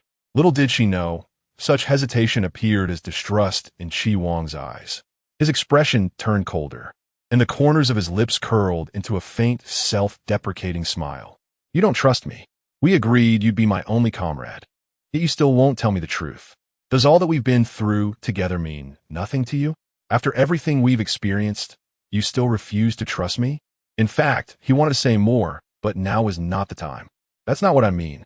Lin Chi bit her lip, struggling for a moment before she said seriously, you are the only person I trust in this world, Chi Wang. What she didn't trust was herself. Just now at the conference table, she had considered directly taking action to use her ability to kill Zheng Lei. But the distance was a bit far, and she couldn't be sure of a precise hit. If she startled him, it would be 100 times more difficult to strike again. So she gave up. Even if she killed Zheng Lei, she couldn't escape unscathed, so she couldn't drag Chi Wang into it. She had to protect him, otherwise. What would happen to the future of the human survivors? Lin Chi's expression shifted slightly, but she couldn't tell you about this matter for now. Why? His voice was hoarse, and his downcast eyes sparkled with sincerity as he told me that he would do his best to help me. She paused and said, let me think it over. 2 days later, Zheng Lei's arrangements came through. Lin Chi unexpectedly got assigned to the civilian district, which she hadn't anticipated. However, she understood Zheng Lei's personality. It's clear that she is not currently on his radar, which is why he handed this mess over to her. Nevertheless, it actually aligned with her intentions. The civilian district is great, as there are many acquaintances. On her first day in office, Lin Chi planned to walk through every corner of the civilian district. This inevitably led her to encounter some familiar faces. Several survivors from the Nyo Sanlang convoy recognized her first, but since they had never interacted before, they just watched her from a distance, hesitant to approach. Lin Chi took the initiative to step forward and asked them, you are from the Nyo Sanlang team, right? Yes, that's us, the few people replied excitedly. Who wouldn't want to establish a connection with Lin Chi at this moment and receive a bit of care? Lin Chi recalled something and said, I didn't seem to see Nyo Sanlang among the ability users. Didn't he come to the capital base with you? He. A few people looked like they wanted to say something, but hesitated. Under Lin Chi's gaze, it took a while for them to organize their words. During a supply search, a sudden group of zombies appeared, and we all got separated. Separated? Lin Chi frowned. So the 2 people who were with me, a man and a woman, they didn't come to the capital base, either? That person shook his head. We don't know. Anyway, we came here in one vehicle. No wonder I didn't see Zhou Jinchuan and Yang Xinyue. It turns out they weren't here at all, but according to the normal route, they shouldn't have arrived yet. Lin Chi continued to move forward with her speculations, looking around place by place to ensure nothing was overlooked. When she reached a dark corner, the administrator suddenly spoke up. Miss Lin, that's the morgue. Perhaps you shouldn't go over there. Why would there be a morgue? Shouldn't the bodies be taken to the crematorium immediately? Faced with the sharp question, the administrator's expression tightened, and he hurriedly explained, the morgue doesn't hold bodies. It contains some terminally ill individuals or those who have no chance of survival. Usually, only supervisory personnel come to check. If someone is found to have died, they will call for someone to take the body away. So that's how it is. Lin Chi took out a scarf to wrap around her face and stepped forward. I'll take a look. You all wait here. Seeing her insist on going, the administrator didn't stop her again. They stopped there, not wanting to move forward, as no one wanted to get involved in that bit of misfortune. The morgue truly lived up to its name. Not only was it filled with a foul smell, but there were also quite a few fat rats in the flower beds around, looking well fed. It seemed they had a feast every day. Chapter 70. Saving people. Lin Chi held her breath and pushed the door open. The scene inside was somewhat cold and frightening, with weak and powerless people lying on the ground. A rough count revealed more than 30 individuals. Wait a minute. A familiar face suddenly appeared in her line of sight. She froze in shock, thinking she must have seen it wrong, and blinked several times to confirm. Zhou Jinchuan? Lin Chi stepped forward and walked towards a man lying motionless on the ground. As she got closer, she confirmed it was indeed Zhou Jinchuan. Hey, Zhou Jinchuan, can you hear me? She checked for his breath and found a pulse. His breathing was erratic and hot, but no matter how she called him, he wouldn't wake up. Lin Chi lifted him up, carrying him on her back and taking him outside to an open area, which was much better than the suffocating, Foul-smelling room. In the sunlight, she saw the injuries on his body. There was a patch of bruising on his thigh, and the smell was quite unpleasant, resembling decay and inflammation. Miss Lin, what happened here? A row of managers surrounded them. Lin Chi used her healing ability to treat Zhou Jinchuan's wounds, but there was no sign of improvement. The treatment was ineffective, and they needed to find a doctor. She stood up and said, "You guys, help carry him to the medical building." After a pause, she turned to an administrator and said, "Could you do me a favor? Go to Area B and look for Chi Wang. Have him come to the medical building to find me." After making all the arrangements, she immediately took Zhou Jinchuan to the medical building. She had no idea how he had been injured. Without timely treatment, he was almost left to suffer in the morgue. Where was Yang Xinyue? Had they separated? That seemed likely. Otherwise, Yang Xinyue wouldn't be ignoring Zhou Jinchuan. The medical building was specifically for treating various injured individuals, mostly soldiers, with a small number of ability users. As they entered, Lin Chi noticed that the first floor was in chaos, with a large number of injured people being carried into the building one by one. She grabbed a wounded soldier and asked what happened. A group of survivors escaped to the capital base, and we were sent out to assist them, but we encountered a horde of zombies, and there were heavy casualties. The incident had just occurred, and these injured individuals were part of the mission. Surprisingly, most of them were ordinary survivors, with many being accidentally injured by shells and other hazards. There were also some isolated individuals on the outer perimeter who needed to be screened for potential zombie infection risk, with a time limit of 24 hours. At that moment, urgent shouts came from the entrance. "Doctor! Doctor, come quickly! Bring the best doctor!" Lin Chi turned her head to see a man rushing in with hurried steps, seemingly carrying an injured person on his back, who was painfully holding his shoulder. Blood stained his palm. Lin Chi's eyes were fixed on his face, a single thought suddenly bouncing in her mind. She walked over before the doctor arrived. "Come with me. I'm an ability user. I can treat him." The man looked anxious, his gaze scanning her up and down, suspicion evident in his eyes. "You? Can you really?" She nodded seriously. "I'm an A-class ability user. Trust me. An A-class ability user." This was indeed worth believing. Especially at this moment, the few doctors were already overwhelmed, clearly lacking manpower. The man followed her into a cubicle, placing the injured person on the sofa. "Commander? Commander?" The man was particularly anxious. "Miss, I'm counting on you. I'll do my best." Lin Chi sat in front of the sofa, using her abilities to heal Zhong Zhun. Yes, this was indeed Commander Zhong Zhun. He was the strong support she had relied on under a false name. She couldn't miss this opportunity, so she was very focused during the treatment. To gain the man's trust, she spoke as she worked. Fortunately, the bullet was removed in time, and the infection isn't serious. I'll stabilize his condition for now and see how he recovers. It would be great if he can regain consciousness. I can treat him again tomorrow. He just needs to rest well. No extra medication is needed. Of course, it would be best if we could use medication, but supplies are scarce right now, and I don't have any. You don't need to worry about the medication. I'll handle that. The man's tone was firm. Lin Chi knew that he was a subordinate of Commander Zhong Zhun, and his position and authority were evident. If the commander needed medicine, he would certainly be able to obtain it. The man was observing Zhong Zhun's recovery, and now, "You could go get some medicine," Lin Chi said. The man seemed hesitant but nodded, leaving behind words worth pondering. "I'll go get the medicine right away. I'll leave this to you, and I trust you this once. I hope you could take good care of him. Thank you very much." In truth, he wanted to use his identity to exert pressure, but felt it was not appropriate. Looking at Lin Chi's demeanor, he did not seem like a bad person. The man hurried away. Once he left, Lin Chi immediately intensified his abilities, doing his best to provide healing energy to Zhong Zhun. A few minutes later, Zhong Zhun's complexion returned to normal, and he gradually opened his eyes. His gaze was solemn as it fell on Lin Chi. "Who are you? Where is Xiao Su? I am an ability user treating you." "Xiao Su is the one who brought you in, right? You want to get medicine?" Lin Chi said with concern. "I have already provided a large amount of healing energy. How do you feel now? Is it any better?" Zhong Zhun looked at his wounds and felt the strength in his limbs gradually returning. He let out a sigh of relief and showed a gentle expression of doubt. "Much better. So it was you treating me. Thank you." "You're welcome." Lin Chi smiled slightly, stood up, and intended to leave, but suddenly her gaze shifted and her body swayed slightly. Zheng Zhen reached out to support her arm. "What's wrong? Sit down quickly."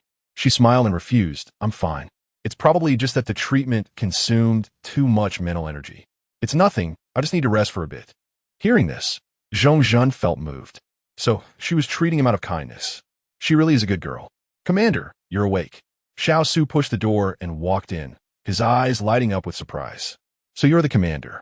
Lin Chi was slightly taken aback. Zheng Zhen had a gentle smile on his face and said, "Xiao Su, help this young lady sit down and rest. Thanks to her, I'm much better now." "No need." Lin Chi waved her hand, looking neither humble nor arrogant. "I still have things to do, so I wouldn't disturb your rest. However, Commander, your wounds need to be treated again for a full recovery. If you need it, you can find me in 2 days." Zheng Zhen's eyes showed appreciation as he nodded. "Okay." After Lin Chi left the room, Xiao Su closed the door. Zheng Zhen smiled and said, "This young lady has a good nature. Commander, you should pay more attention to your injuries. You really scared me." "It's nothing." "Xiao Su, are we at the capital base now?" "Yes." Take care of my wounds, and then go meet General Zheng Lei." "Okay." Chapter 71. Go die at the entrance of the medical building. Lin Chi ran into Chi Wang. She slapped her forehead in frustration, saying, "Ugh, how could I forget about Zhou Jinchuan?" If she hadn't seen Chi Wang, she would have almost walked away without remembering. Chi Wang was not here just to deliver a message. He was responsible for the personnel coordination. He came to manage the medical hall to prevent chaos. Lin Chi brought him to Zhou Jinchuan's hospital room. She pulled back the curtain and frowned. "Look."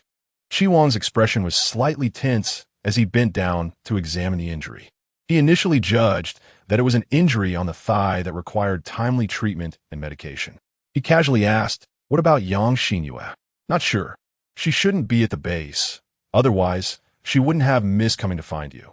Chi Wang's reputation had soared, and among the ability users at the base, he was well known. If Yang Xinyue were really here, she would definitely have come to find Chi Wang. Therefore, that option could be ruled out. Chi Wang nodded and pondered. "I have other matters to attend to, so I'll leave him in your care for now. Please help take care of him." Lin Chi's tone was serious, saying, "I can do it without you telling me, otherwise I wouldn't have brought him out." He lightly curved his lips and spoke in a gentle tone. "Then thank you in advance, Miss Lin." "No problem, Captain Chi," for the entire afternoon. Lin Chi stayed in the medical hall with no time to leave. Zhou Jinchuan's injury was extensive, and the doctor performed debridement, which was a minor surgery.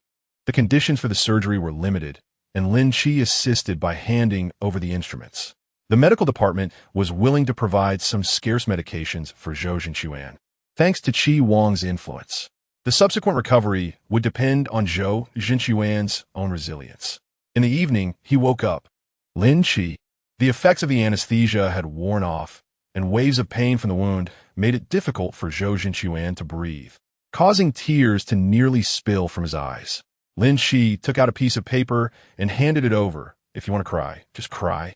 There's no one else here." He definitely wouldn't cry. Zhou Jinchuan's eyes darted around. "Where is this?" "The medical building of the base." "The base."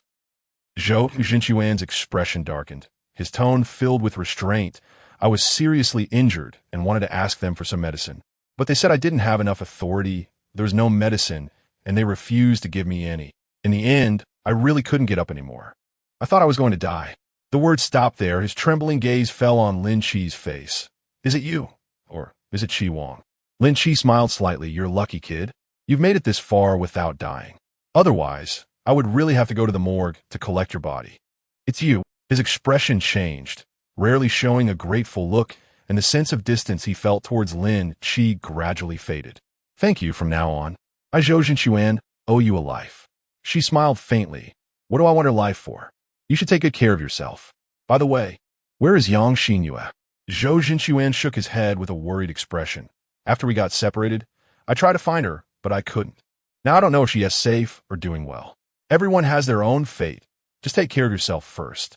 Qin Qin had already fallen into a deep sleep, while Zhang Jinjin was still awake, and the two chatted briefly. Lin Chi finished washing up and climbed into bed. She was still pondering over things, but after a while, exhaustion from the day overtook her, and she fell into a deep sleep. To her surprise, she was awakened at 3 in the morning. Something happened in the civilian zone. What? Her heart tightened, and she immediately put on her coat and rushed to the civilian zone. Perhaps it was her first time in an official position. She had spent the whole day in the medical building and neglected the situation in the civilian zone. By the time she hurried to the civilian zone, the situation had already calmed down. Among the new survivors who arrived earlier that day, there was an overlooked infected person who had just turned into a zombie. The civilian zone was home to ordinary ability users, and late at night, the infected person launched a surprise attack, biting 4 residents to death. Fortunately, the patrolling administrators appeared in time. In the end, a total of 5 bodies were carried out. Lin Shi watched the body being carried away, a sense of guilt and responsibility surging within her. As the manager, it was her mistake. Such oversights should not happen. Miss Lin, the administrator stepped forward and said, "This matter needs to be reported to higher-ups. Will you go, or—" "I'll go," she replied softly. "You worked hard. You all go and rest." "All right." The next day, Lin Shi prepared herself for criticism, but unexpectedly, the soldier led her to the conference building. The elevator lit up the 18th floor. Lin Shi's eyes flickered slightly. Is this Zheng Lei's office? The person she needs to report to is actually Zheng Lei?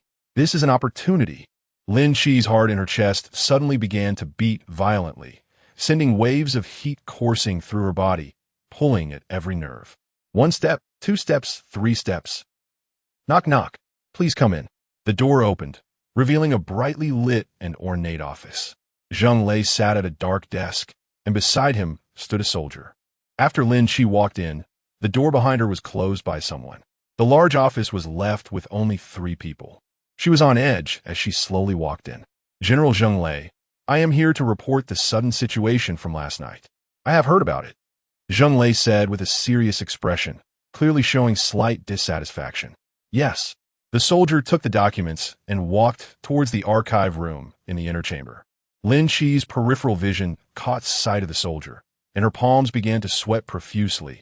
Even her breathing became lighter.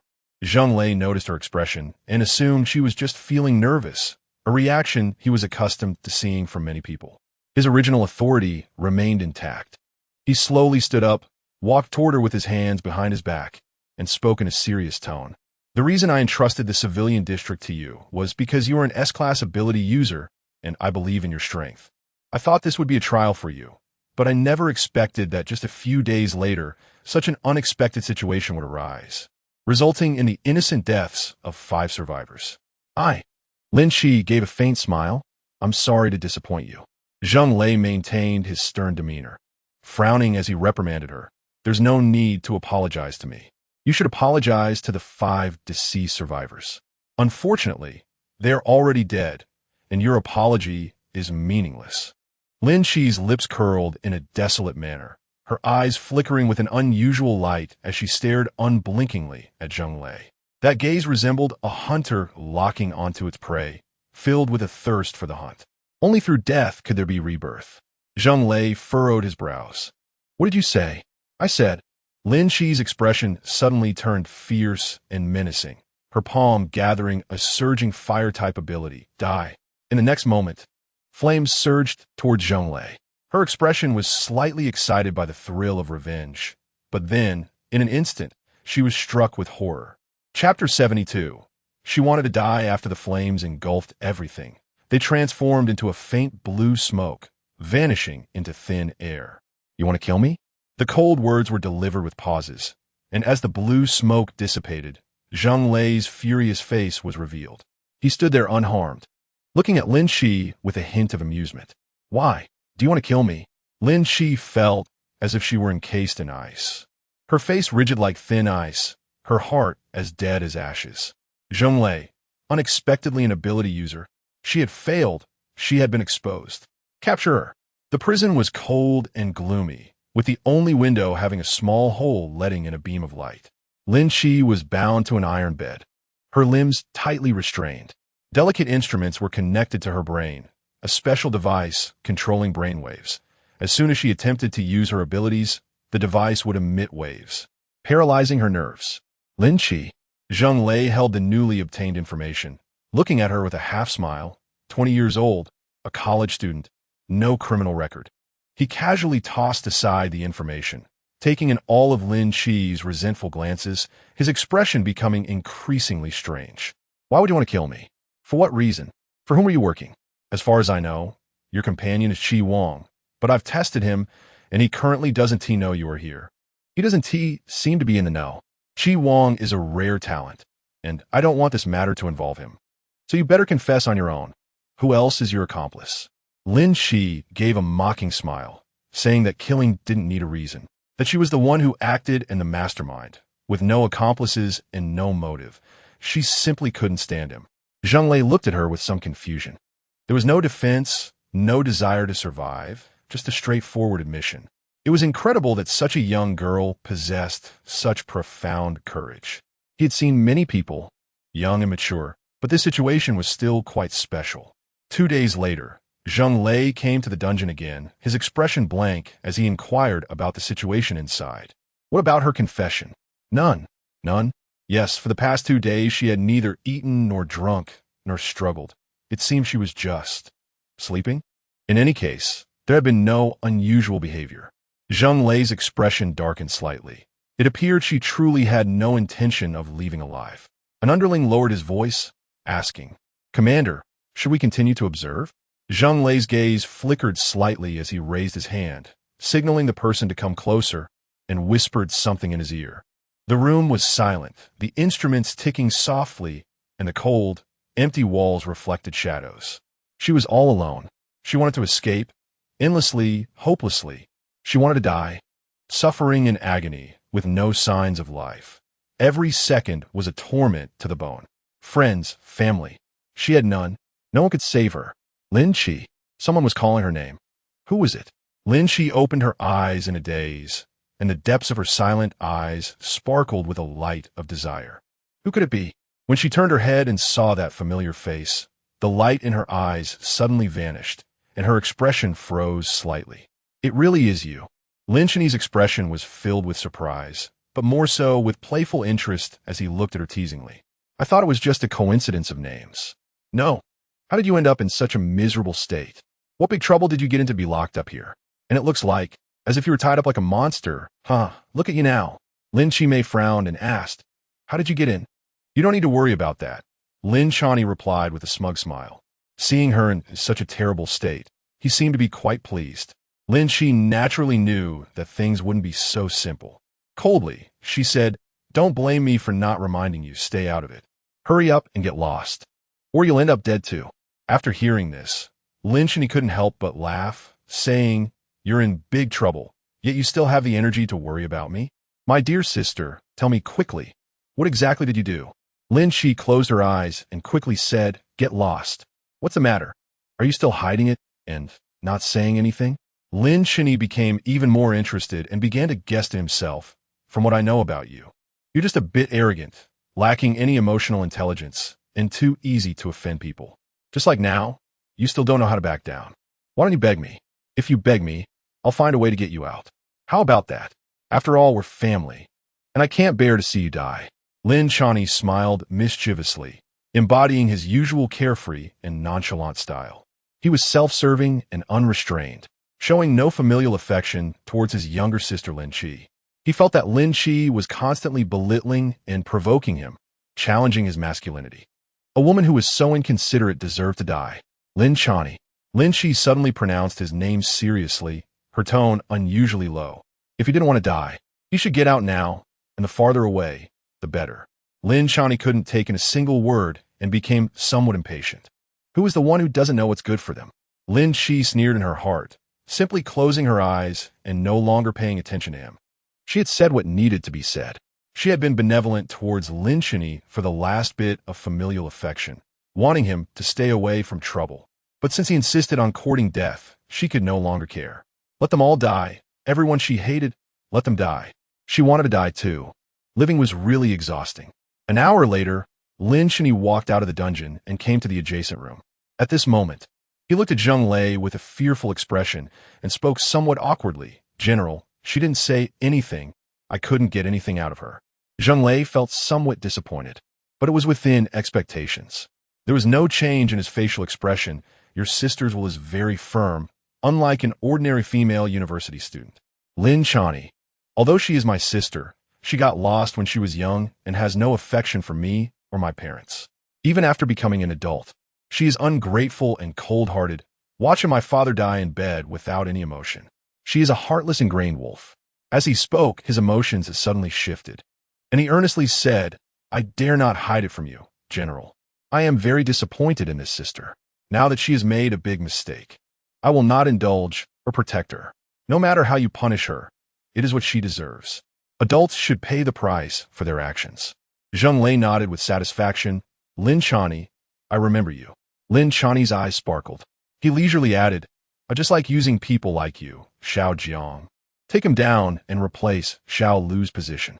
Lin Chani was overwhelmed with joy, thanking the general for his favor. I will definitely work hard and will not let you down. Chapter 73. Don't be afraid, I'll take you out. Just like the last mission at the desert base.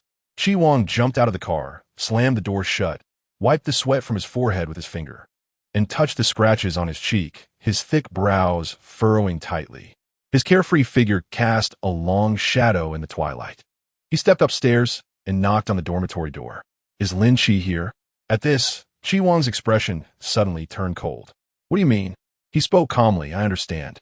After saying this, he turned and went downstairs, hastening towards the conference building, his heart tightening severely, changing from a brisk walk to a run. So what has Lin Chi been through these past 2 days? He didn't dare think deeply, forcing himself to calm down. The original calmness turning into a thick gloom in his eyes. I want to see the general. A soldier blocked his way. The general is resting now and won't see anyone. Come back later. Chi Wang's expression was cold as he stepped aside. Do you want to break in? General, let him in. The office was silent. Zheng Lei sat in the center, with a row of soldiers holding heavy guns standing behind him. The atmosphere was solemn and eerie, as if about to carry out a death sentence. Chi Wang was tall and slender. His handsome and cold face had perfect contours, and his pitch-black eyes were devoid of warmth as they landed on Zheng Lei's face. He slowly opened his lips. Where is she? Zheng Lei smiled at him. You mean Lin Chi? She is indeed here with me. She committed a crime, so I am justly detaining her. Chi Wang's brows furrowed slightly. Committed a crime? What crime? She wanted to kill me. Chi Wang was slightly taken aback. Seeing his expression, Zheng Lei's suspicion dissipated by half, and he suddenly smiled. I know your relationship. Because it's you, I'll give you this privilege to see her for a moment. Until he reached the dungeon. Chi Wang could not fathom a reason for Lin Chi wanting to kill Zheng Lei. How could she have any connection with Zheng Lei? If it was something from before the apocalypse, how had she concealed it so well along the way? He couldn't find any clues at all. You only have half an hour. The sound of the door opening was not small, clearly reaching Lin Chi's ears. Lin Chani is here again? It's really boring. What can this idiot possibly ask? A quick footstep fell beside the bed, and suddenly, with a bang, the instrument was smashed to the ground, shattering into pieces. Lin Chi was startled and suddenly opened her eyes. When she saw the face that had been deep in her mind, there was a moment of daze in her expression. Chi Wang, you finally came. Chi Wang's palm touched her cheek, his gaze firmly locked onto her. And her panicked heart calmed down at that moment. His voice was slightly hoarse. Don't be afraid. I'll take you out. Lin Chi's eyes suddenly turned red. He pulled out the tubes attached to her body and tightly held her right hand. Outside the door, dozens of soldiers pointed their heavy weapons directly at the two of them. Zheng Lei stood behind, his expression cold. If you do this, I can only define you as her accomplice. Chi Wang raised his eyes and glanced at him with extreme disdain. Then what? Kill me? Yes. Then go ahead and shoot. Otherwise, Lin Chi will kill you. I will obey her and will also kill you. Lin Chixin's heart trembled as she raised her hand to grab his arm, applying slight pressure as if to remind him of what they were doing. Crazy. This was a matter of life and death. Good, very good. Zheng Lei laughed the Nanju. He had hoped that Chi Wang could get something out of Lin Chi's mouth, but now it seemed that this man was just a fool. He was actually willing to risk his life for a woman. Crazy, foolish madman. Since he couldn't be used, there was no need to keep him alive. A murderous look flashed in Zheng Lei's eyes, and he ordered, shoot. Kill them. In an instant, the atmosphere reached its peak, and the sound of gunfire shattered the silence. the scent of death looming in the air. Lin Chi's expression changed drastically, instinctively stepping forward to shield Chi Wang. She could die, but Chi Wang could not. In an instant, her arm was forcefully grabbed, and Chi Wang suddenly pulled her into his embrace, his palm pressing against the back of her head, holding her tightly against his chest. "Don't be afraid." The heartbeat thudded in her ears, and the familiar scent of the man filled her nostrils. His warmth and his scent brought an infinite sense of security. Lin Chi's moist eyes closed, her arms wrapped tightly around his strong waist, tightening, continuously tightening. If they were to face death together, she hoped it would be her who went to hell. "Chi Wang, please go to heaven. You deserve the highest realm." However, in an instant, pain and death did not arrive as expected. The surrounding air suddenly fell into silence, everyone's eyes widening in shock, mixed with a fear akin to seeing a monster. They were all looking at Chi Wang. Zheng Lei saw the man, with a disdainful and proud posture. Looking down at everyone, the curve of his lips lifted in an innate arrogance. "You think you can kill me? You are not even qualified." He scoffed dismissively, raising his palm slowly downward, and the bullets that had been suspended in mid-air suddenly fell to the ground. A moment in time froze, already enough to deal with these people. Zheng Lei's eyes widened in shock. "This is an S-class ability that surpasses A-class. You are actually an S-class ability user." The scene just now was that of an existence beyond ordinary. Lin Chi turned to look at the bullet that had fallen to the ground, and only then did she realize what had just happened. Chi Wang's S-class ability was actually time freezing. Amazing. Her expression showed surprise, while Chi Wang lowered his gaze at her, a smile of interest curling at the corners of his lips. "Whoever dared to harm you would have to die, and likewise, whoever you wanted dead would have to die." Zheng Lei froze all over. Just then, a large group of people suddenly walked in. Leading them was Zhong Zhan, followed by Qin Qin, Feng Yu, Li Ding, Chen Xian, and several familiar faces. "General Zheng Lei," Zhong Zhan said solemnly and with authority regarding Lin Chi, "I hope we can hold a meeting to discuss it in detail before making any decisions." Zheng Lei showed dissatisfaction. "Commander Zhong, I'm afraid you have no right to intervene in this matter." "Zhong Zhan, I have protected Lin Chi." Hearing this, Zheng Lei's expression changed slightly, and, as his thoughts shifted, he glanced cautiously at Chi Wang before ultimately choosing to retreat. If this man was impulsive, then his life would be in grave danger. It was better to take a step back and let things be. Chapter 74. I think I like you surrounded by everyone. Lin Chi finally left the military district safely, which she hadn't expected. The move to approach Zhong Zhan was initially meant to build a closer relationship, but unexpectedly led to this protection. Although Zhong Zhan's position was not as high as Zheng Lei's, Zheng Lei had been in power for a shorter time, was younger, and lacked the deep experience that Zhong Zhan had. Therefore, in the minds of most people, admiration for Zhong Zhan was greater. Zheng Lei was very clear about this. He was unwilling to have any conflicts with Zhong Zhan in any matters, firstly because he held a high position and needed to establish an authoritative image, requiring careful consideration in many situations to avoid damaging his own reputation. Secondly, Zhong Zhan was very deep-minded, and he did not wish to create enemies, always meeting others with a peaceful demeanor to give face. He handed her a cup of hot water, his eyes sweeping over the dark red mark at the corner of her eye, his heart aching like a tight knot. "I know what you want to ask," Lin Chi said, her long eyelashes slightly raised as she met his knowledgeable gaze, her voice clear. "I cannot provide an explanation for this matter. I'm sorry." Upon hearing this, Chi Wang's expression dimmed, and a hint of a mocking smile appeared at the corner of his lips. "It's all right." Lin Chi bit her lip, feeling that she was being very unfair. He risked his life to save her, yet received such treatment. Seeing his eyes dim, she felt a pang in her heart. "Chi Wang," Lin Chi's voice tightened, "aren't you afraid? Afraid that the truth behind this is unbearable?" Chi Wang's expression was indifferent as he stared at her unblinkingly. "You can do whatever you want. I will accompany you unconditionally." "Lin Chi, you're so smart. You must see what I mean to you." The veil between them was suddenly torn apart, and in the quiet room, each second was filled with breathless tension, intertwining and anxious. The heartbeat pulled apart was a signal of spreading ambiguity. Her heart raced wildly, and as her gaze flickered, she wanted to look away. But she couldn't because she was so moved. Chi Wang gave her no chance to retreat, pressing closer step by step. I hate that you call me your comrade. Because I don't want to be just a comrade. I only want to be your man. His gaze descended inch by inch, extremely aggressive, filled with a male possessiveness that enveloped her. Lin Chi, give me an answer.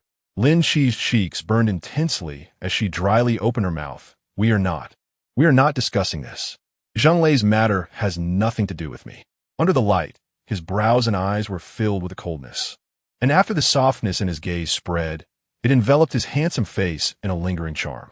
Lin Chi, do you have no feelings for me at all? His tone was gentle and coaxing, his low voice hoarse and difficult to endure, teasing her patience. Lin Chi adjusted her expression. We are comrades. Chi Wang pressed his tongue against his cheek, gritting his teeth. Fine, you really can hold it in. His helpless and frustrated demeanor made Lin Chi feel a bit amused. The corners of her lips curved slightly. What are you being narcissistic about? Although I admit you are good-looking, unfortunately, I'm not a face control, so. Lin Chi shrugged and continued to tease him. So I'm sorry to disappoint you. Chi Wang squinted slightly, his tone a bit sharp. Can you be serious? I'm being serious. I'm serious too. You're not. He suddenly bent down, gently pinching her rounded chin with his fingers, his gaze soft and warm. Your thoughts are really hard to guess. I give up. Can you stop playing with me and just tell me clearly? Okay? At this point, her heart fluttered uncontrollably. If there was to be a beginning, and it was with Chi Wang, then she was willing to take the risk. How could a life entrusted to someone not be worth trusting? Chi Wang seemed to sense something. His tightly wound heart emitted a sour numbness, pulling at every nerve little by little, his back gradually tensing, anxiety etched on his forehead. He stared at her, speaking each word earnestly. Lin Chi, I think I like you. The kind of like that's very, very deep. He had lived a solitary life, accompanied by loneliness for years, his indifferent heart showing no signs of waves, until her appearance stirred the calm waters of his heart. He knew that at first. She approached him with a purpose, but it didn't matter. He was willing to be used. Later, she saved him time and again, and in the painful torment, she illuminated his desolate heart like a little sun. She was sensitive and fragile, just like him, deserving of care. Chi Wang never did anything without certainty, including this confession. He was sure that Lin Chi must have different feelings for him, which is why he took this step, hoping for a result. Under his intense gaze, Lin Chi's heart raced like a drum. She lowered her head, her ears red, and nodded shyly. Chi Wang suddenly smiled, reaching out to caress her cheek. His tone a bit teasing. Why are you so shy? You don't even dare to look me in the eye. Lin Chi pushed his hand away shyly and turned her face, saying, I'm the first time like this. He smirked and asked like this, which way? Oh, I see. You haven't been in a relationship before? Lin Chi glared at him angrily. What do you mean? You've had many, right? Chi Wang smiled with pursed lips. No, you're the first person I've ever liked, and the only one. This guy, not the least bit shy when it comes to sweet talk. Lin Chi felt her face flush and her heart race, as if the heat in her chest was surging, making her breath feel fervent. Noticing her embarrassment, Chi Wang reached out to pull her into his embrace, gently patting her back and soothing her in a soft voice. It's the first time I've liked someone, so there might be many things I can't express clearly. Please don't mind it, and let's try to communicate more, okay? Lin Chi bit her lip, so skilled, unlike the first time. He helplessly said, I really didn't lie to you. I would never deceive you. She gently bit her lip. I know. She had always known his sincerity. She just wanted to say something teasing to ease her own inner tension. It's truly incredible. Chi Wang actually confessed. A person as proud as him was willing to lower his head. Uncertain how much time passed, the person in his arms gradually stabilized her breathing. Chi Wang thought she had fallen asleep, and just as he was about to lean down to look, he suddenly heard her say, I want to tell you a secret. Chi Wang's heart skipped a beat, and he instinctively guessed what she wanted to say. Go ahead. Chapter 75. I have been reborn. I have been reborn. The simple 4 words stunned Chi Wang in place. He released her in shock, his expression filled with unprecedented astonishment and surprise. But there was no doubt at all. Lin Chi said calmly, I died in the 2nd year after the apocalypse broke out. Now, I am reborn. Chi Wang's expression changed suddenly. So you want to kill Zheng Lei? Is it because of him? Yes. Lin Chi coldly curled her lips. In my previous life, he forced me to death. Her words slowly spread in the quiet room, each word very clear. In my previous life, I was also an S-class ability user. But Zheng Lei imprisoned me for experimental research. Zheng Lei is not a human. He is an alien race. This apocalypse was not a natural disaster, but man-made. The culprit is the alien race led by Zheng Lei invading. This sounded utterly unbelievable. What alien race? What racial invasion? It was fantastical and unrealistic. But Chi Wang listened intently, his expression cold and sharp, without a trace of doubt or skepticism, unconditionally believing every word she said. So your goal from the beginning was the capital base. You are not unfamiliar with the zombies of the apocalypse. All the mysteries unraveled in an instant. Everything made sense. Throughout this journey, her mystery and decisiveness were merely because she had been through it once. Those things that were hard to predict were simply due to her past experiences. The apocalypse was so bitter, yet she was reborn. Chi Wang suppressed his throat, heart aching as he gently stroked her cheek. I'm sorry for not being able to help you right away. Lin Shi was taken aback for a moment. Do you believe what I say? Well, I believe whatever you say. After a pause, he gently smiled and added, even if you say you are the reincarnation of Ultraman, I would believe it. Lin Shi adjusted her expression, but the current problem is that I've been exposed. Zheng Lei will be on guard, and I won't be able to kill him. Chi Wang frowned. How many alien races are here, do you know? She shook her head. I only learned the truth after being locked in the laboratory, and the alien races and humans have completely integrated, making it impossible to distinguish them with the naked eye. But I know that those close to Zheng Lei are probably not human. This is the crucial issue. The enemy is hidden while I am exposed. She doesn't even know how many opponents there are. Therefore, her rebirth will be meaningless. Perhaps we need more helpers. Chi Wang pondered. How did you meet Commander Zhongzhen? Lin Shi briefly recounted the incident of treating Commander Zhongzhen. After listening, Chi Wang analyzed, based on the political situation, that Zhongzhen and Zheng Lei are two opposing forces. Judging by today's events, Zheng Lei still fears Zhongzhen, which is why he didn't make things difficult for us. She nodded, implying that we should win over Zhongzhen, but his status is so high that he doesn't need us at all.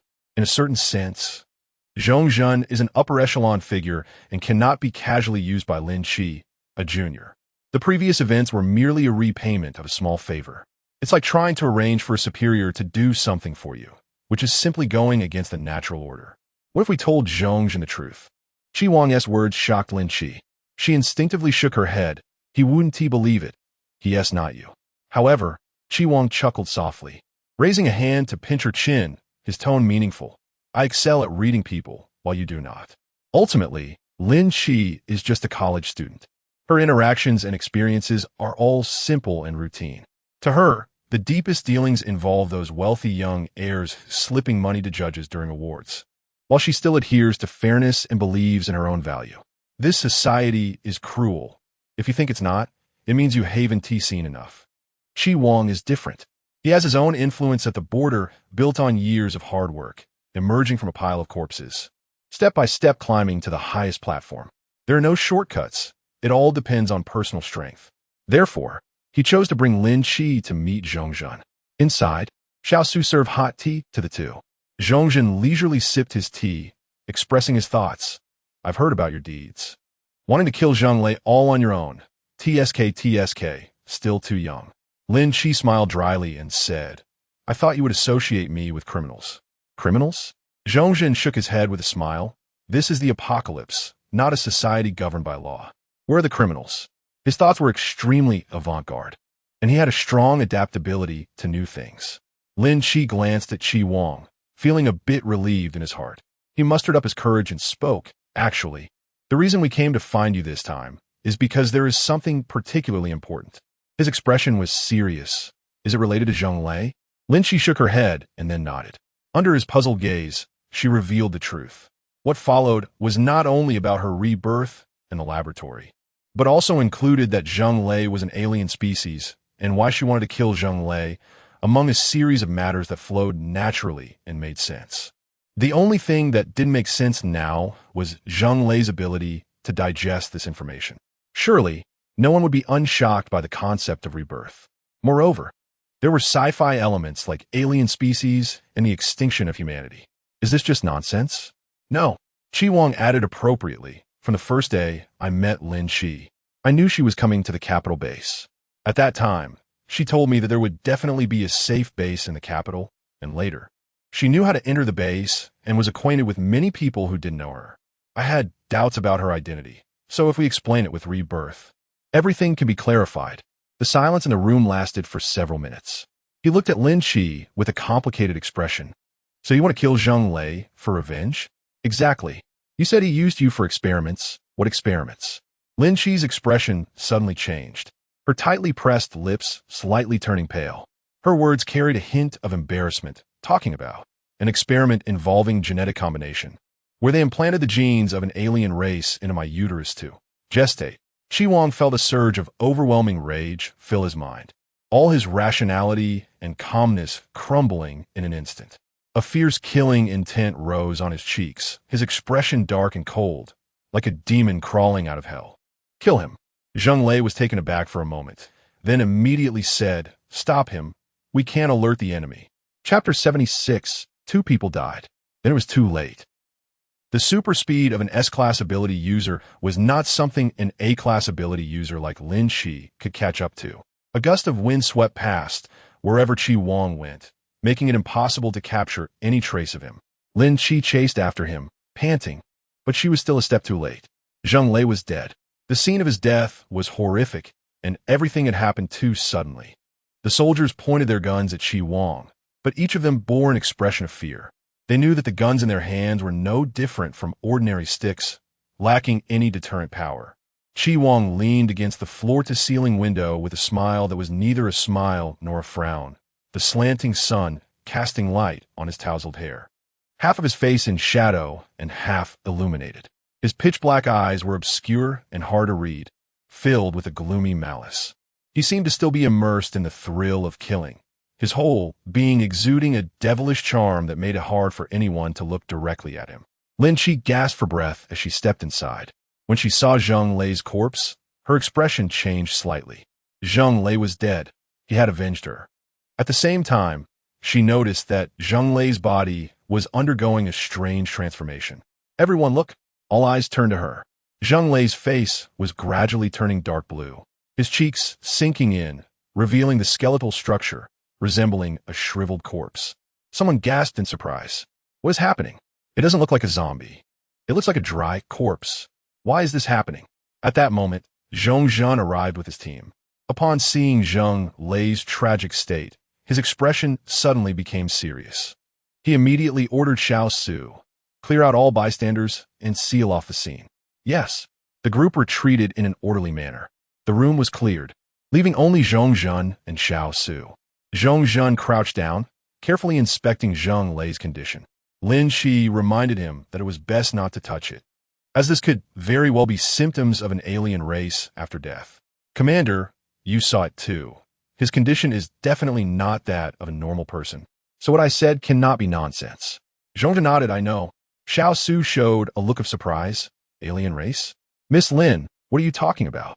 At the moment, she had no energy to explain again.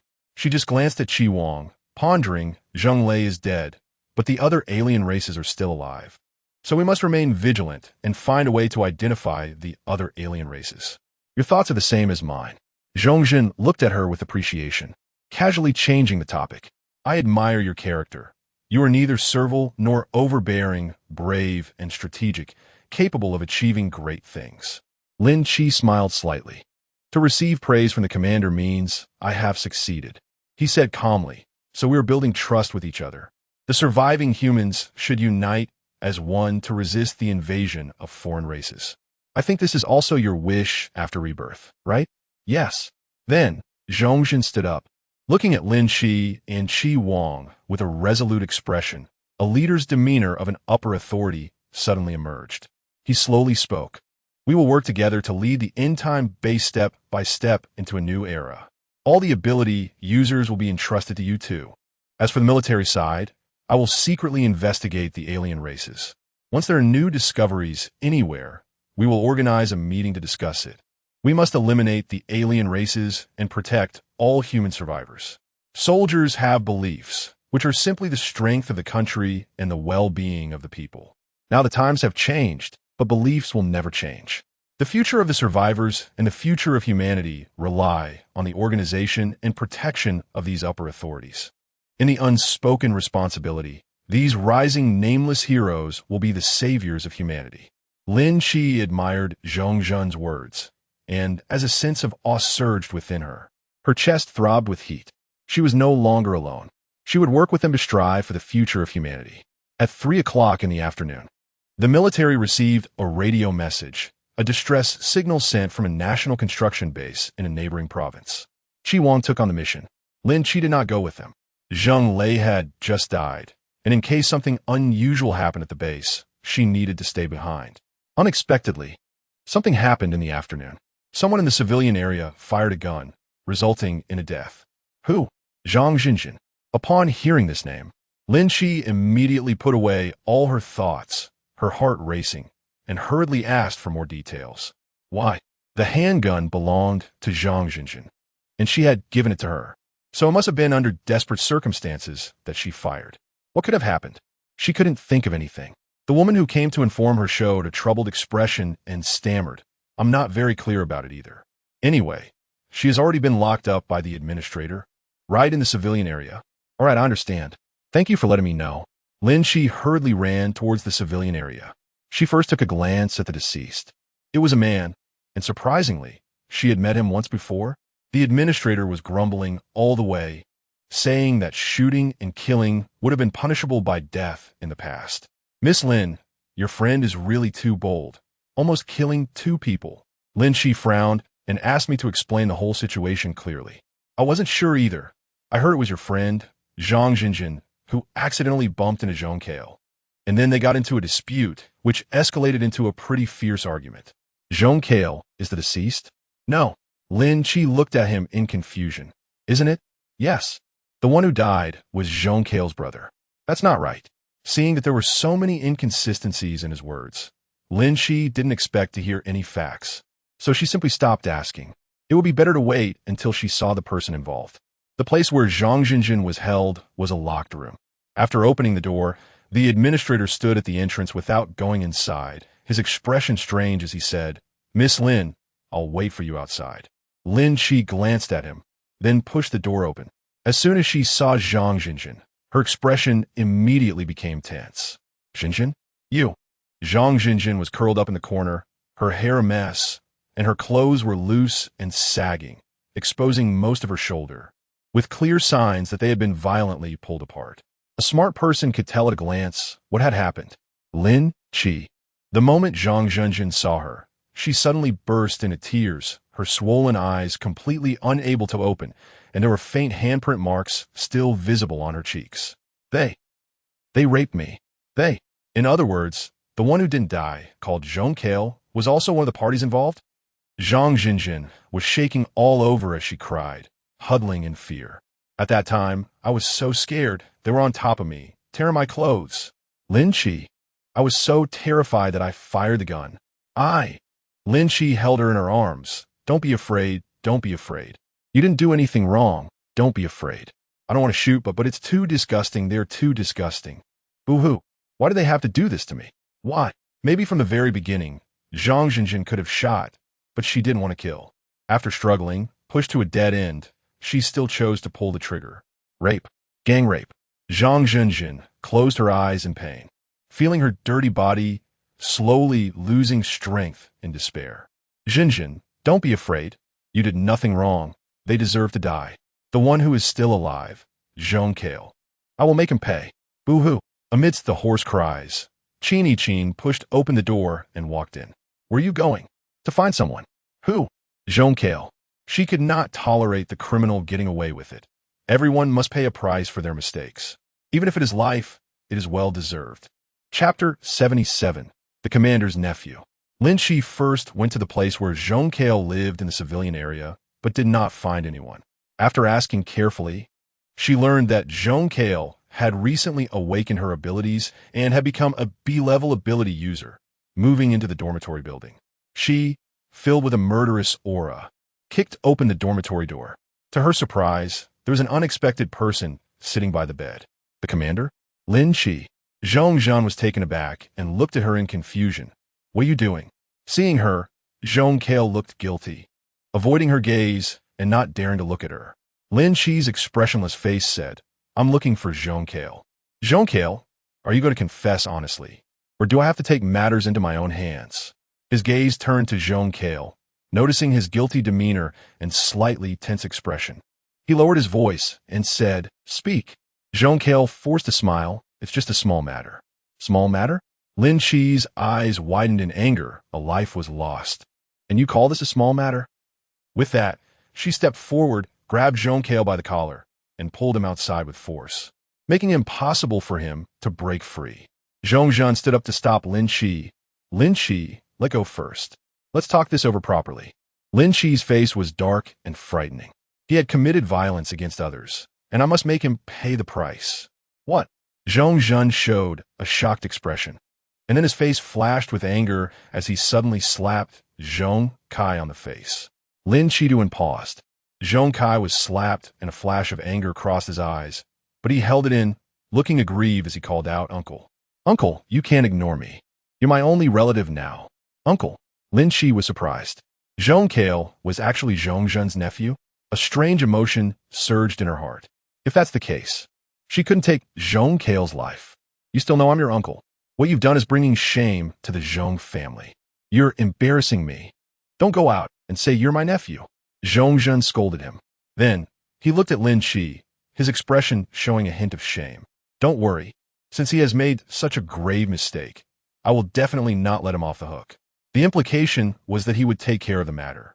And it was not Lin Chi's place to intervene. Lin Chi was not foolish. She could certainly understand the implications. However, right now, Zhong Zhan was her direct superior, and it was thanks to him that Zheng Lei's matters were handled smoothly. Out of both sentiment and reason, she should give him this face. Zhong Zhan's eyes flickered slightly as he added, Public and private matters are separate. I have my limits and will ensure he receives the punishment he deserves. At that time, I will also give you an answer. With that said, Lin Chi had no choice but to relent. She gently tugged at the corners of her mouth, revealing a smile that was not quite a smile, hoping for an answer that would satisfy her. Zhong Zhan nodded. Originally thinking Zhang Zhenjin was asleep, she unexpectedly lifted the bed curtain and peeked out when she heard the door open, her eyes red as she looked at Lin Chi. Is Zhong Kale dead? Lin Chi paused, organizing her words before speaking. He temporarily cannot die. Commander Zhong has spared him. He is the commander's nephew, so I can't kill him. Zhang Zhenjin's expression suddenly became agitated. What do you mean? You didn't kill him just because he is the commander's nephew? So this matter of him assaulting me just goes unpunished. What am I then? Just a plaything for a man to toy with. Qin quickly tried to calm her down. Don't be so agitated. Lin Chi doesn't want this either. However, upon hearing this, Zhang Zhenjin, usually meek and timid, looked at Lin Chi with a twisted expression, as though stimulated. Her voice was sharp and piercing. You cling to the commander's thigh and choose to protect Zhong Kale. Don't you? I didn't expect you to be this kind of person. No, it should be said that you, Lin Chi, are this kind of person, always clinging to the powerful from the start, never doing anything yourself. Now that you're at the base, you've started to curry favor with the commander. Lin Chi was shocked and confused. Why would you think of me that way? Zhang Zhenjin, I understand you're in a bad mood right now, so you should take a break. I'll pretend I didn't hear those words. Zhang Zhenjin sneered, seemingly wanting to say more. Qin saw that the situation was getting out of control and quickly spoke up to regain control. Zhang Zhenjin, you should take a break. Saying this, she pulled Lin Chi out, leaving the dorm space for Zhang Zhenjin. In the hallway, Qin softened her tone and said, Don't take those words to heart. She was just speaking out of anger and nonsense, so don't take it seriously. Lin Chi's face was tightly strained, and even the cold wind that rushed and couldn't disperse the heat and frustration in her chest. She wasn't angry. She was just suddenly hurt by her own hypocrisy. She gave a self-deprecating smile and said, What I said isn't wrong. I indeed let him go because he is the commander's nephew. I indeed need to rely on the commander. Chapter 78. The arrangement at the base. Qin let out a light sigh, and her words carried a hint of sarcasm. Although it's called the apocalypse, many things remain the same as before, such as human relationships and the pressures of the situation. Who would want to go against their own heart? Lin Chi, I understand you. Lin Chi shook her head gently. It wasn't just about this. It was also about our future life at the base. If Zhang Zhenjin completely offended the commander because of this incident, her situation would also become difficult. Ultimately, Lin Chi had at most a reason to help a friend vent her frustrations, but Zhang Zhenjin, on the other hand, was the party involved. If she really wanted to take Zhong Kale's life, given her current abilities, she wouldn't be able to do it, especially with the commander in the middle. She had to give the commander face. This is reality. Power. Influence. They have always belonged to those in high positions. A day later, Zhong Zhen announced Zheng Lei's death to the military, using the unfortunate excuse of dying in the line of duty. Some accepted it, while others were skeptical. But no one dared to openly question it, because the current commander Zhong Zhen was the highest authority commanding everyone in the military. Those who were Zheng Lei's close confidants were secretly detained for investigation and would no longer be allowed to hold important positions. Chi Wang was not at the base, and Lin Chi was in charge of the outings for the ability users. She had been sitting in the first-floor conference room all morning without leaving, with team after team of members coming in to coordinate. Miss Lin, congratulations, you've been promoted. Chen Xian walked in. To her surprise, he was followed by Jie Chun. Lin Chi raised her eyebrows slightly and greeted. How are you? Are you adapting well at the base? Pretty good, Jiang Chen replied concisely. On the contrary, Chen Xian became more talkative, generously praising. Miss Lin, you have no idea. He is truly a sharpshooter. One shot, one headshot, it's like he's cheating. Lin Chi remembered that Chi Wang had mentioned before that Jie Chun used to be in some mysterious special forces, and his strength should be quite impressive. She smiled and said, Oh, really? I hope I can have the opportunity to see it. By the way, are you two willing to help me share the burden? Chen Xian scratched his head in confusion and asked, Huh? What do you mean? Lin Chi stood up to close the door of the room, then took out a piece of white paper and handed it to them. It contained the groups she had divided, which she had been thinking about for the past few days. Currently, the ability users are still quite scattered, so I decided to divide all the ability users into 3 major teams. Team A, Team B, and Team C, each managed by different leaders. This way, various issues can be dealt with more quickly. Chen Xian understood and smiled awkwardly, but I don't have any abilities, so I might not be able to gain everyone's trust. This is easy to solve. Jie Chun could be the main leader, and you could be the secondary one. I originally planned to assign 2 leaders to each team. It would be better to help each other, and when issues arise, we could discuss them together. Upon hearing this, Jie Chen's expression changed slightly. Do you trust me that much? Lin Chi curled her lips into a relaxed smile, speaking in a calm and steady tone. Trust those you use, and don't use those you doubt. Moreover, many things can only be solidified through trial and error. It's perfectly fine to be bold and try. If it really doesn't work out, just change the person, it's no big deal. She understood this clearly, so her words were straightforward. Of course, if you all can't handle it in the future, I'll just change the person directly. Upon hearing this, Jie Chun seemed to be provoked, a trace of disdainful cold laughter appearing on his face. It's just this little matter. Once it's something he has to do, there's nothing he can't accomplish. Lin Chi showed a bit more interest. This person was quite interesting and could not be easily provoked. However, she hoped that Jie Chun could be bold enough to say whatever he wanted. As long as his strength was sufficient, he could act however he pleased. Chen Xian thought for a long time and nodded seriously. Then I will do my best to accomplish this task. With the matter settled, Lin Chi was finally able to relax a bit. All right, then I'll leave Team C to you. Here is the list of abilities for Team C. Jie Chun took the list with a serious expression. Once the responsibility was placed on him, the burden on his shoulders became heavy, with Team C having a leader. What about Team B? Lin Chi planned to find Fengyu. When she returned to the dormitory, she didn't expect Xiao Su to be waiting there. He was there to deliver a message. The commander has already implemented family rules and punished Zhong Kale. I was a witness and saw with my own eyes that Zhong Kale's back was beaten to the point of being bloody, and even 2 bones were broken. He probably won't be able to get out of bed for at least half a month. Lin Chi listened in silence, her expression showing little change. Such a punishment was within her expectations. As the commander, Zhong Zhen naturally had a certain level of moral character, but as the uncle of Zhong Kale, he couldn't uphold the principle of justice over family ties. By applying family discipline, It indicated that he was addressing the matter not in his capacity as commander, but as an elder of Zheng Lei. At the same time, it was a reminder to Lin Shi that this issue could not be discussed at the commander level, or it would be very awkward. Lin Shi glanced at the dormitory and asked, "Did you tell her?" Xiao Su nodded, saying that the commander had mentioned that Miss Zhang's future life would be guaranteed by him. This was compensation.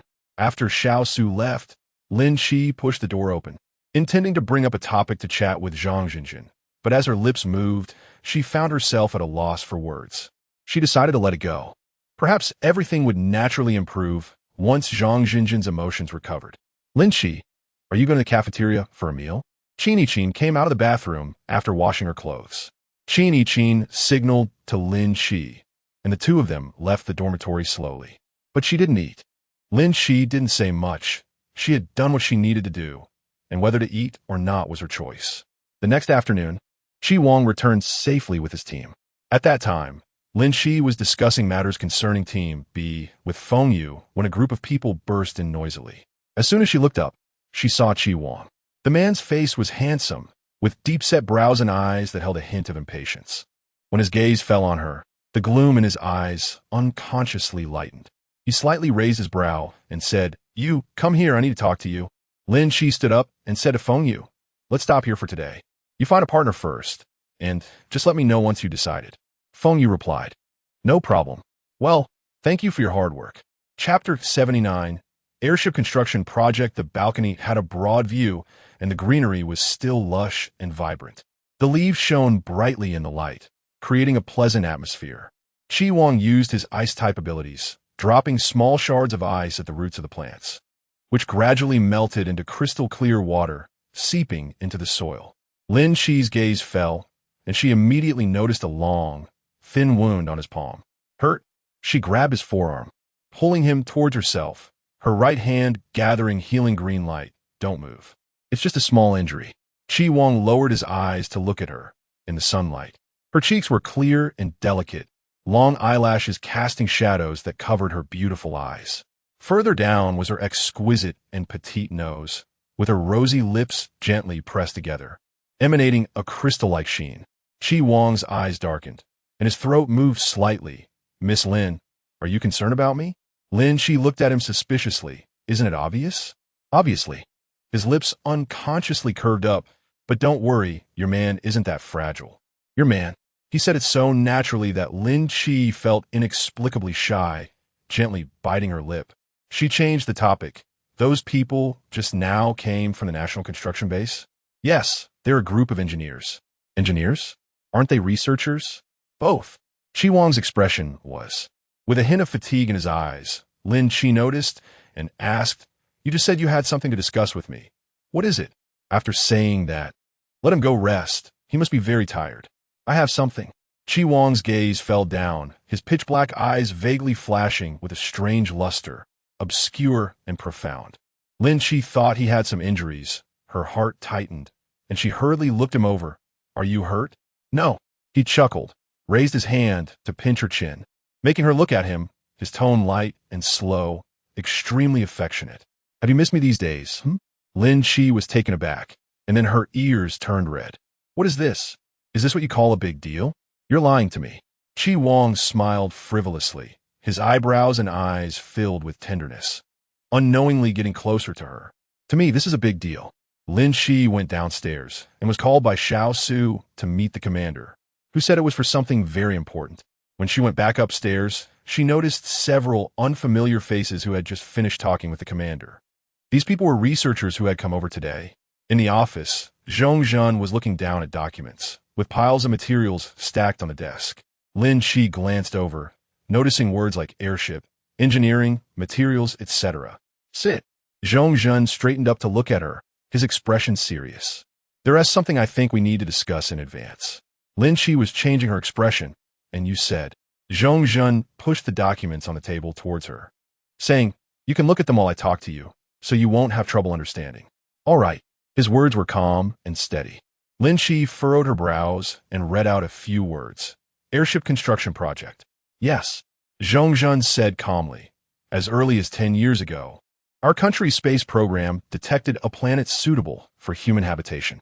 For the past decade, monitoring has never stopped, and this airship construction project is related to that planet. Upon hearing this, Lin Shi put down the materials in her hands, raised her head to look directly at Zheng Zhen, her words carrying a heavy meaning. Does the commander intend to continue with this project? Exactly. Zheng Zhen's eyes sparkled with excitement, and his entire face radiated with enthusiasm. He spoke firmly. Now that Blue Star has been occupied by zombies, humanity can no longer survive normally. So why can't we find another planet to live on? Right now, there's a suitable planet right there, and once the airship is successfully constructed, we can relocate. This idea is too bold. Lin Shi's mood was equally fluctuating. On one hand, she was astonished, and on the other, she had certain thoughts. The commander's words were not without reason. The fact that Zheng Zhen chose to speak with her privately was naturally because she was a rebirth, having witnessed the downfall of humanity after the apocalypse. Instead of falling into despair, it was better to fight for a new world. Zheng Zhen continued, "Look at this information. It details the construction process and progress of the airship. This project can be completed in just 6 months. We have so many researchers and engineers. We can definitely do it." Lin Shi, do you think this is a new starting point for the survivors of humanity? Is it possible? She carefully read through the materials on the desk, and before she knew it, an hour had passed. In the end, she only said, "I need to think about this carefully." Zheng Zhen nodded in understanding. "All right, give me your answer in a day. I will also reconsider the feasibility of this matter, as it concerns the survival of all human survivors." Okay, coming out of the office, the sun had already set on the horizon. Lin Shi went to the inner area for ability users to check the list of new members who joined today, and then took a tour around the civilian area. Among the new arrivals today, there were also 30 ordinary survivors. The living conditions for the new members were quite poor, as they hardly got assigned to good places.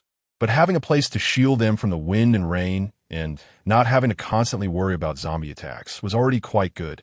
"Mom, I want my mom." The cries of children echoed back and forth. This was the time when children were the most restless. Those few kids were orphans who had lost their parents and were being taken care of by a few kind-hearted individuals.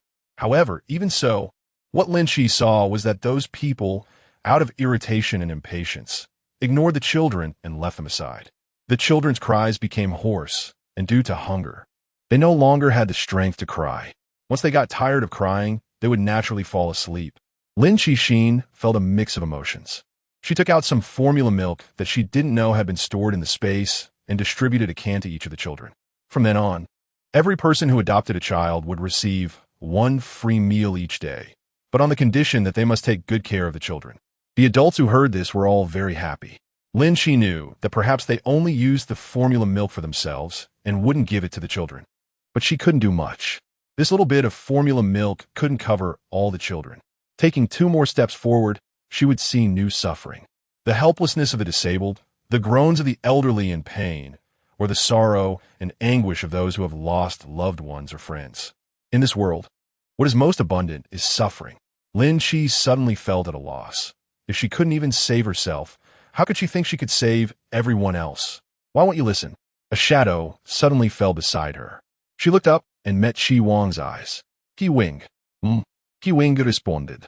"What are you so lost in thought about?" "I'm thinking about how to save them." Chi Wang followed her gaze to those people, understanding her emotional shift, and said in a slightly hushed voice, "Fate is determined by oneself, not by others. There's only so much we can do. Many things can only be done to the best of our ability. No one is anyone's savior." Chapter 80. The beginning of the M-Star airship project. Lin Shi understood all these truths. Even so, she tossed and turned that night, finding it hard to sleep. The next day, the administrator of the civilian district brought a report about the morgue, stating that 5 survivors had died of illness and needed to be buried. She signed it, and on her way to the conference building, she encountered Chi Wang and Zhou Jinxuan walking side by side. "Is your injury healed?" Lin Shi asked casually. Zhou Jinxuan smiled brightly.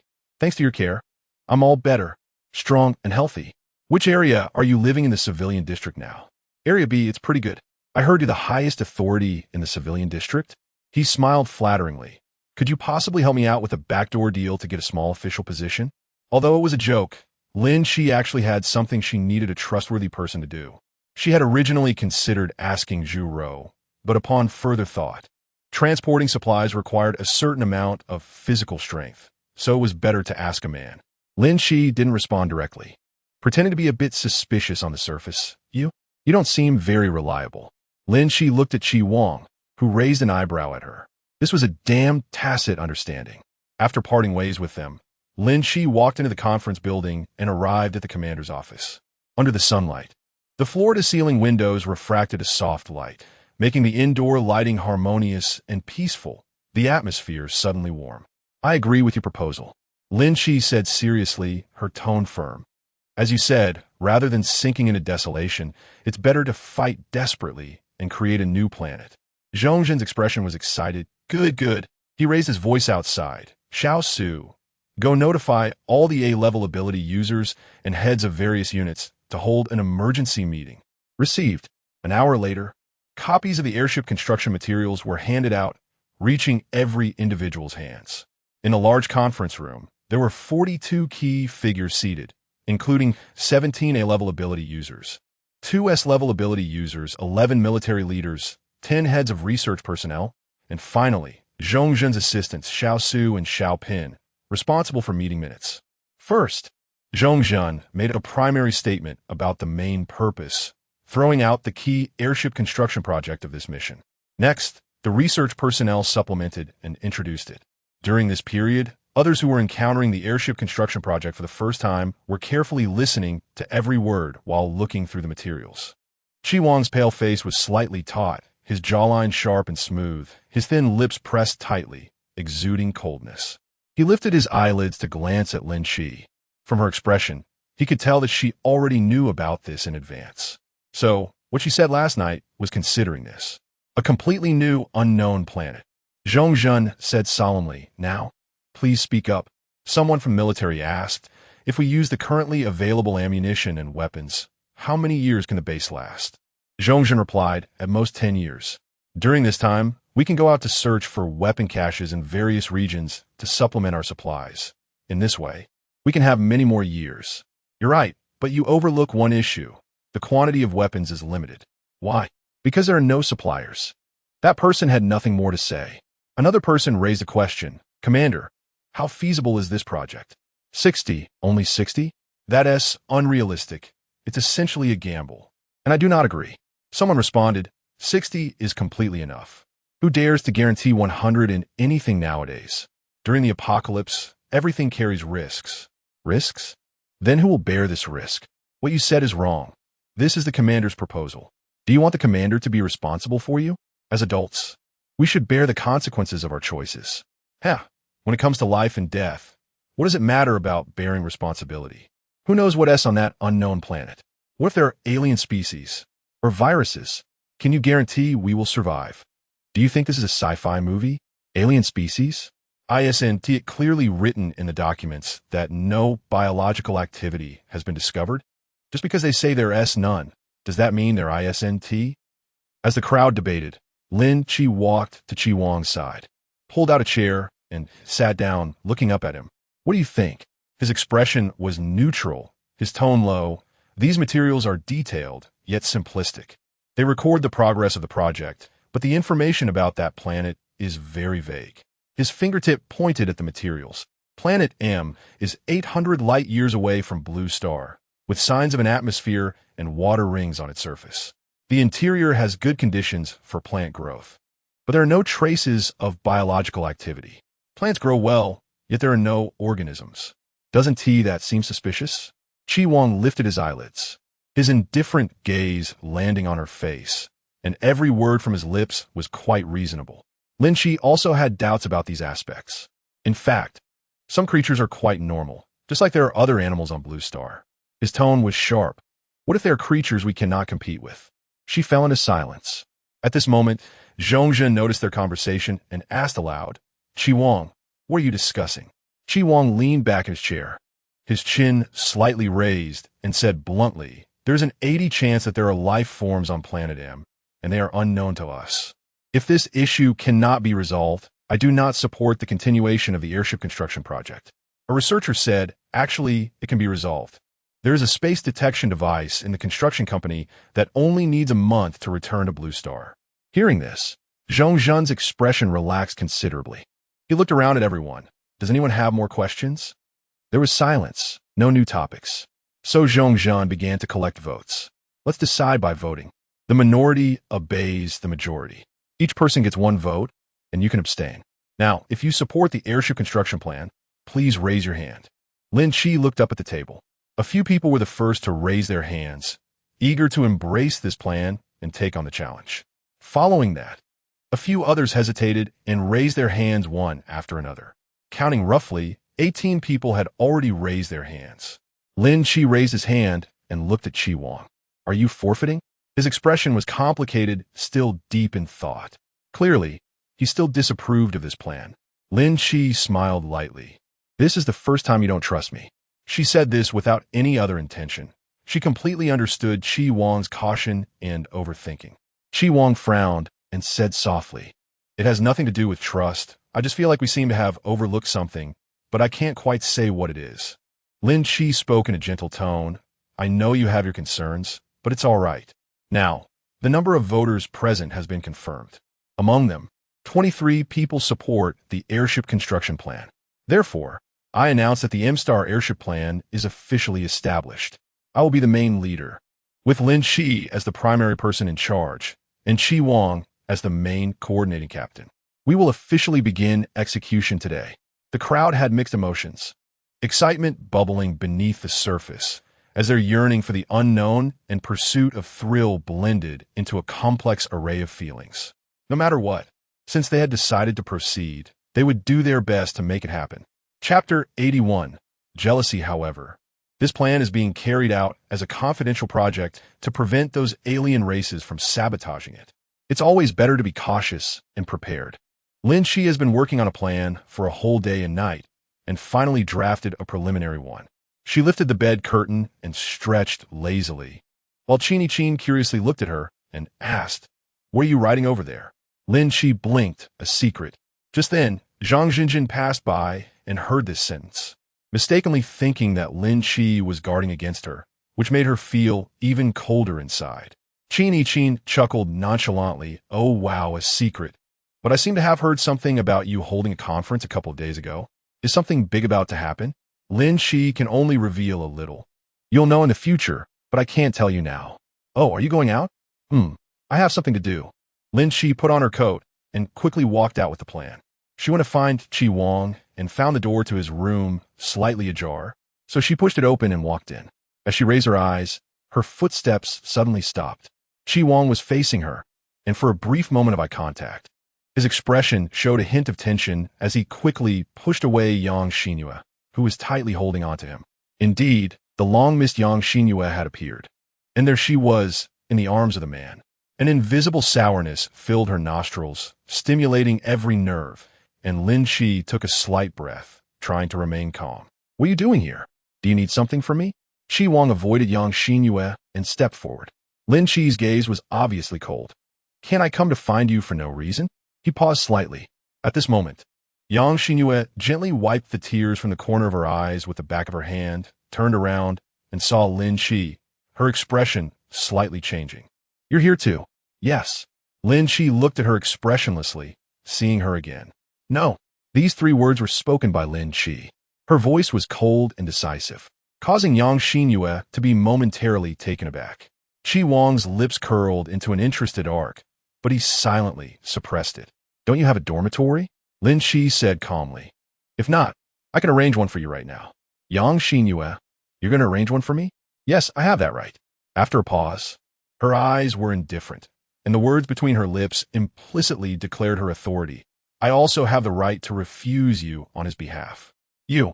Yang Xinyue's expression changed slightly, and she instinctively looked at Chi Wang's reaction, only to see his gaze fixed on Lin Chi, with an expression that actually held some indulgence and affection. What does this mean? Some words should be left unsaid. Lin Chi felt that Yang Xinyue should understand. She turned around, bypassing Chi Wang and walking outside, her gaze not giving him a fraction of attention, her voice devoid of warmth. "Let's go out." "So cold." Chi Wang smiled slightly. "All right." He obediently followed her out of the dormitory, arriving at the balcony at the end of the corridor. Without waiting for her to speak, he thoughtfully explained, "Don't misunderstand. I was the one who pushed her away at the first moment.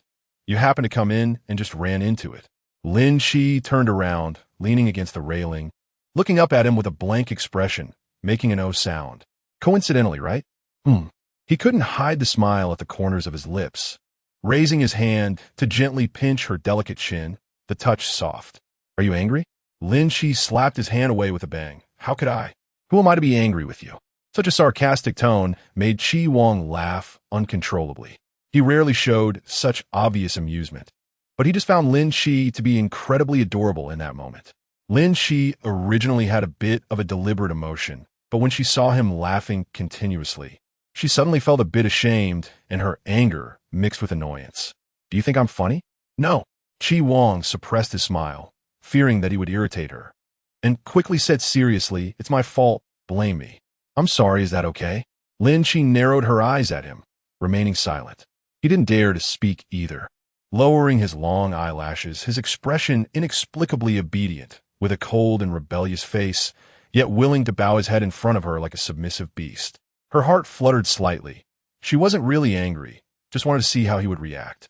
Now that things had calmed down, she found him quite obedient, her heart softening uncontrollably. Chi Wang. She had been with the group from a few days ago, and because she had injuries that required isolation and observation, she only entered the inner area today. When she heard others mention my name, she came to the dormitory. Why was she crying to you? She talked about some scary things she encountered on the way. That's just her personality, timid and sentimental. Lin Shi. Oh, you know her quite well. Chi Wang coughed lightly. Realizing he had misspoken, he reached out to stroke her cheek, his tone carrying a hint of coaxing. "Are you jealous? I'll be more careful from now on and keep my distance from her. All right?" His warm palm caressed her cheek, igniting a warm heart. The distance was a bit close, and the atmosphere was a bit ambiguous. Lin Shixin's heart raced, and feeling a bit uncomfortable, she pushed him slightly and said, "Ahem, let's not talk about that. I have something serious to discuss with you." This is the plan document. Take a look." "All right." Chi Wang lowered his head to flip through it. She gave a simple explanation. The reason for sending an advance team was to avoid unnecessary personnel losses, and having the ability users go first would make many things easier. "I will have them draw up a distribution map for the construction company to facilitate our actions." "Okay, I completely agree with your plan." He smiled lightly, his eyes sparkling with a hint of ambiguous affection. "I have no objections to Miss Lin's words. Please feel free to command me." What a shameful thing to say. Lin Shi's ears turned red, and she glared at him shyly. Sweet talk. This guy is so inconsistent, usually cold and indifferent, keeping people at a distance. Yet privately, he's always so inappropriate.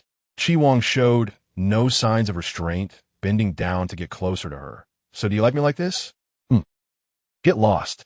Chapter 82. The first shot fired, the morning air was damp, with tiny dewdrops glistening on the helicopter's wings, gradually melting away in the rising warmth. A group of people arrived at the helipad in the morning light. Leading were Lin Shi and Chi Wang, both dressed in black tactical jackets and fitted black pants, with their pant legs tucked into black combat boots, looking sharp and cold. Behind them was the team for this mission, which included 4 A-level ability users, 4 B-level ability users, and a sniper, who was Jiechun. After getting ready, the helicopter slowly took off from the capital base.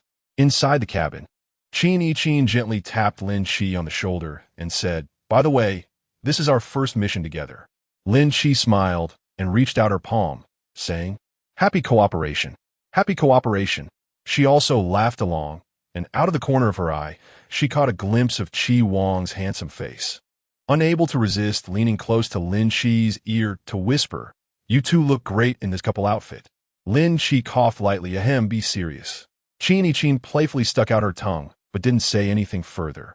In fact, the relationship between the two was somewhat obvious to those with keen eyes, especially for someone like Qin, a meticulous girl who was close to Lin Shi. However, the more people notice such things, the more varied the opinions become. Sometimes, being low-key can save a lot of trouble. In situations where emotions are too entangled, things can easily get complicated, like many situations in the base. It often boils down to the weak relying on the strong, with the principle of mutual consent being quite common. There is nothing extraordinary about it. The partnership between Lin Chi and Chi Wang was rare. The more people envied them, the more there were who were jealous. Qin understood this deeply. She once foolishly thought she could keep a man with a child, but times have changed, and men's hearts change even faster. If infidelity was once condemned by morals, now morals are the least worth mentioning. Qin learned through the lesson of one child, ending up with a tragic love story. Even so, when she saw Lin Chi and Chi Wang together, she still hoped Lin Chi could find someone who would truly love her for a lifetime. She wasn't happy, so she wished for Lin Chi's happiness. Of course, Qin knew Lin Chi was smart and outstanding. To her, men were merely accessories, not necessities. Only by becoming excellent herself would everything else be unimportant. Therefore, she wanted to be like Lin Chi and elevate herself to be an exceptional woman. In the vast world, those worthless men wouldn't matter at all. You're on this mission too? Why didn't you tell me earlier? Lin Chi asked. Qin winked at her. I wanted to give you a surprise. Besides, I fought for this opportunity. Many people said I was riding on your coattails. I just wanted to prove to them that I, Qin, rely on myself, not you. My roommate is the highest authority. Saying that must sound impressive, right? However, Qin was quite evasive about it. She rarely interacted with Lin Chi outside and never made an effort to please her in the dorm. She had learned the hard way that being too high profile would only make her the subject of ridicule. Lin Chi raised her hand and hooked it around her shoulder, saying, "It's pretty good. You actually don't need to care too much about what others think. Living a little more freely will be more comfortable. If you feel uncomfortable, then just let it out." She was puzzled. Let it out? Yes, if anyone dares to talk about you, just grab them and give them a beating. If one beating doesn't relieve your anger, then have two. Qin couldn't help but laugh. She didn't expect Lin Chi to be so humorous at times, but this kind of simple and brutal behavior did fit her character. As they chatted, they were close to their destination. This time the place wasn't far. The helicopter arrived in 4 hours, and the landing spot was at the back of the construction company. It was a piece of abandoned land, presenting a completely sunken state, looking like a bowl from above. The roar of the helicopter's rotor blades was loud, inevitably attracting the attention of zombies in the distance. After everyone jumped off the helicopter, they all hid behind a stone wall, waiting for the helicopter to leave before the surrounding noise calmed down a bit. "Look at that building," Lin Chi pointed. Everyone turned to look. It was an abandoned, unfinished building, now used for piling up garbage, essentially a garbage storage site, 3 stories high, not very tall. Lin Chi said, "My plan is to attract a large number of zombies into the building and then blow it up with bombs. What do you think?" Qin nodded. "Very feasible. We could take them all out at once." "So how do we lure them?" someone asked. Lin Chi smiled. "To fish, you need bait, and we're the bait." Qin was taken aback. "Are we using ourselves to lure them?" "Yes." "Are there any other baits?" "No. For the zombies. Their vibrant lives are the greatest temptation." Chi Wang put away the binoculars and sketched a simple diagram in the sand with a stick. "Look from the unfinished building. There are 4 directions extending out with exactly 4 intersections. My suggestion is that we should all move out together at the same time to lure the zombies over. To avoid a second departure, as there will be too many zombies and it won't be easy to escape then. The first floor of the unfinished building has 2 side doors, which will be our evacuation routes. 800 meters behind, there is a slope, which we can tentatively set as our final gathering point." Lin Chi inserted a sentence, saying that we should first lure the zombies in the building downstairs before concentrating on handling them. Otherwise, there are too many zombies in the building, making it troublesome to deal with. It's best to split into pairs for mutual support. After half an hour of discussion, the team members were assigned, and everyone had their main tasks. "I'll go first." With that, Liachun shouldered his sniper rifle and walked toward the floor. He liked to act alone, which suited his personality perfectly. Chi Wang trusted his abilities and didn't intervene further, telling the others, "Let us do it this way. Let us move. Let us go. Let us go. Hurry up and eat something to regain strength. We'll have to run hard later. Look at you. Did you slack off when running 800 meters at school?" Lin Chi brought Qin to the bottom of the unfinished building, where there were a few scattered zombies, leaving them for Qin to handle. She carefully took out explosives and oil drums from her space and placed them in various locations around the building, ensuring that there were no mistakes when the ability users arrived and that everything was properly distributed without any oversight. There was only one chance for this, and such matters could not be taken lightly. Fortunately, during this outing, the commander had specially approved a portion of weapons and ammunition for her, so she wouldn't have to face the situation empty-handed. Many times, cold weapons could play the biggest role. All right. Upon hearing these words, Chi took out a red flag and planted it at the entrance of the unfinished building. In the distance, Chi Wang saw the flag and raised his rifle, waving it in the air to signal the ability users hiding in the building. Once the ability users received the signal, they communicated with each other and began to disperse one after another. The four of them were responsible for attracting the zombies in the building, making sure to create a commotion. Before long, explosions began to sound one after another. Chapter 83. The Exploding Unfinished Building. Meanwhile, Lin Chi Wang, and the others were already prepared for the relay, responsible for leading all the attracted zombies to the unfinished building.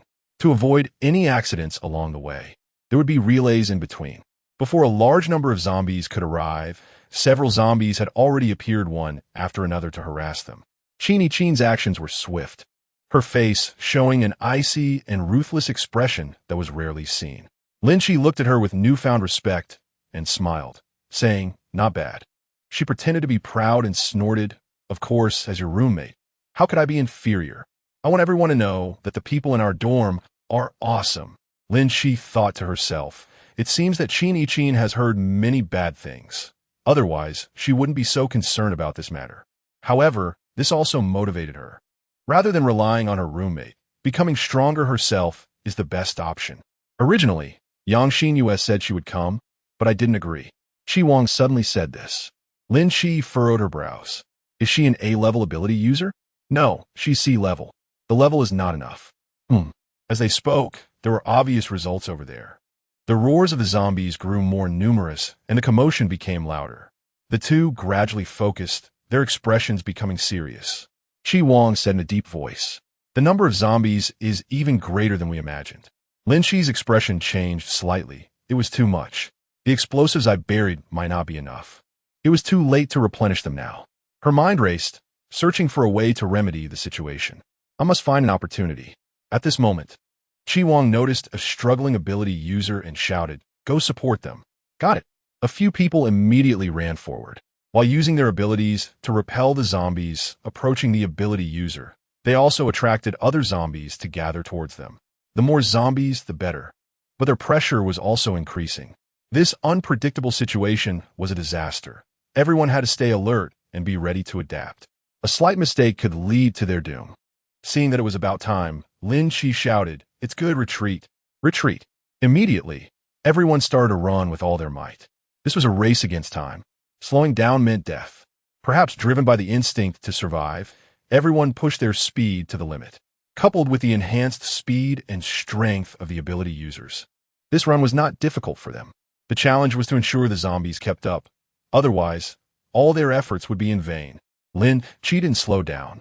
She kept accelerating because she had to reach the unfinished building as quickly as possible to give herself some space to place more explosives. From a broader perspective, the surging horde of zombies was densely packed, sending chills down one's spine. However, this group of people was leading the zombie horde. Under the vast clear sky, the scene unfolded, and the unfinished building was about to become the main structure consumed by the zombies. A few minutes later, the ability users responsible for leading the team arrived at the unfinished building one after another, each evacuating through the back door. Chi Wang was the last to arrive. Out of breath, he suddenly noticed a figure in the corner of the unfinished building, his pupils constricting. "Lin Chi, what are you doing? Go. Hurry up, you go first." Chi Wang wanted to step forward, but was blocked by a group of zombies in the middle, nearly getting scratched. He quickly ducked behind the door and slammed it shut with a bang. The zombies were frantically banging on the door. He pushed against it with all his strength, cursing under his breath, "Damn it." His heart raced faster, thumping in his ears like thunder. He couldn't wait any longer and urgently shouted, "Lin Chi." In an instant, Lin Chi appeared from another back door, pushing against the door with the same effort, looking at him in surprise. Why haven't you left yet? Let's go together. Lin Chi nodded. All right. 3, 2, 1, run. The two figures ran out of the unfinished building at the same time, and the residual images of the ability users were beyond what ordinary people's eyes could capture. Lin Chi had been running with all her might, but her strength was far inferior to Chi Wang's. However, when she looked up, she found Chi Wang actually slowing down to wait for her. Give me your hand. He reached out to her. As their hands clasped, a tremendous force propelled Lin Chi forward, their shadows almost merging under the sunlight, intimately close. The breeze whispered past her ears, stirring her wildly beating heart. 5, 4, 3, 2, 1. As the countdown echoed through her lips, she pressed the trigger. In his sharp gaze, the bullet accurately struck the oil drum next to the red flag. Suddenly, a continuous explosion erupted behind them, followed by waves of heat, and her body uncontrollably lurched forward. Just as she was about to fall, Lin Chi was suddenly embraced by Chi Wang, rolling onto the lawn. The two were unharmed. Only the sound of their urgent breaths remained. Lin Chi turned over and saw the unfinished building collapsing, excitement dancing in her eyes. Those damn zombies deserve to die like this. Miss Lin, why don't you check on your man first? Chi Wang lay on the side, looking at her with a tired expression, his words laced with resentment. Lin Chi hurried to support him. Are you okay? Not okay. Were you hurt? Let me see. His tone was vague in his heart. Lin Chi's anxious emotions just surged up, and seeing the smile in his eyes, she angrily punched him. You're lying to me. You scared me. Chi Wang smirked. I just like seeing you nervous about me. How should I put it? It feels good. In that moment, her eyes only had him, and her heart did too. At that time, a cool voice came from behind. Classmates, no flirting allowed here. Chi Wang put away his unserious demeanor, stood up neatly, and nodded towards the abandoned building. Let's go wrap it up. This cleanup job was a bit difficult. Although a large number of zombies had been blown up or crushed to death by the collapsed building, there were still quite a few remaining. A day passed, and all the ability users were exhausted, but fortunately, almost all the wandering zombies had been cleared out. Everyone regroup. The group gathered in an empty, safe room, all dusty and dirty, sitting on the ground without caring about anything else, just catching their breath. Chi Wang counted the number of people, and his mood slightly eased. This time, no one had sacrificed. Chapter 84, Rebuilding He. The sound that made one's skin crawl in the ears were the zombies chewing on some unknown object, and the distance between the zombies and Lin Chi was no more than a meter. So how did they maintain peaceful coexistence? Because Lin Chi was hiding in an outdoor wooden cabinet. Through a crack in the cabinet, she could clearly see the scene outside. A large group of male and female zombies, old and young, dragged their broken, rotten bodies swaying around, either low groaning or sniffing left and right in short. They did not leave. Lin Chi cursed inwardly. What the hell? Which good person woke up to find themselves in a wardrobe? What is outside? Zombies. Is this a dream? No. Her thigh was pinched so hard that it was swollen. After half an hour of staring with her eyes wide open, Lin Chi couldn't accept this reality. So what if she stayed up until 5 in the morning? Did it have to lead to this whole time travel thing? Was Tia just losing 13 times in a row in a game? She was so angry she couldn't sleep. So she opened a video app and started scrolling through videos, coincidentally coming across a recommendation for a post-apocalyptic story. The recommendation's copy was particularly enticing. So Lin Chi stopped on that video. She remembered that the general idea of the copy was about the apocalypse, where the male lead awakened an S rank, the rarest ability, and led the survivors to successfully build a rocket to escape Earth. However, an unexpected event occurred. The ambitious second male lead became obsessed with research and, in collusion with the male lead's white moonlight, created a conspiracy to trick the male lead onto the operating table, conducting research for 10 years, leading the male lead to the brink of despair and several attempts at suicide. In the end, human survivors fled to outer space, thinking everything would head towards a bright future, but due to the second male lead's experimental failure, a virus broke out, causing countless alien life forms to mutate and slaughter human survivors, with the leading monster being none other than a male lead. The comment section was basically filled with complaints. Where was the protagonist halo? Doesn't the dear male lead get a reversal? What about the female lead? Where's my big female lead? Shouldn't Tishi come out to save the male lead? Boo-hoo, my poor male lead turned into a monster. Of course, Lin Shi felt similarly. She had expected a twist and was waiting to see the male lead teach the bad guys a lesson. But unexpectedly, he had fallen into a monster? No twist at all. It's quite bizarre that the author could write such a post-apocalyptic story. With mixed feelings and a sense of incompleteness, Lin Shi fell asleep, and when she opened her eyes again, she was just a wall away from zombies. She seriously suspected that her complaints about that post-apocalyptic author last night had cursed her into being here. After an hour and a half of intense mental struggle, Lin Shi chose to accept reality. Now there were two paths in front of her. One was to be bitten to death by zombies, and the other was to survive. She somewhat wanted to die, but didn't want to be bitten by zombies. The process seemed quite painful, so forget it. Surviving is still living. After all, it's just a worthless life.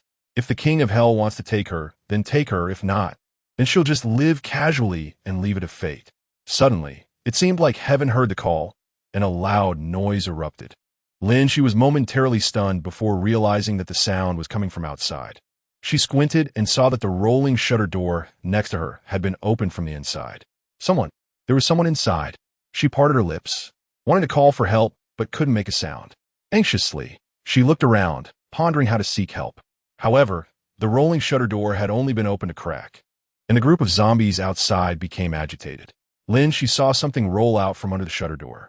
Then, with a bang, the shutter door slammed shut. What was that? Lin Shi squinted her eyes and saw that thing move. Oh, it's a person. Wait, a person.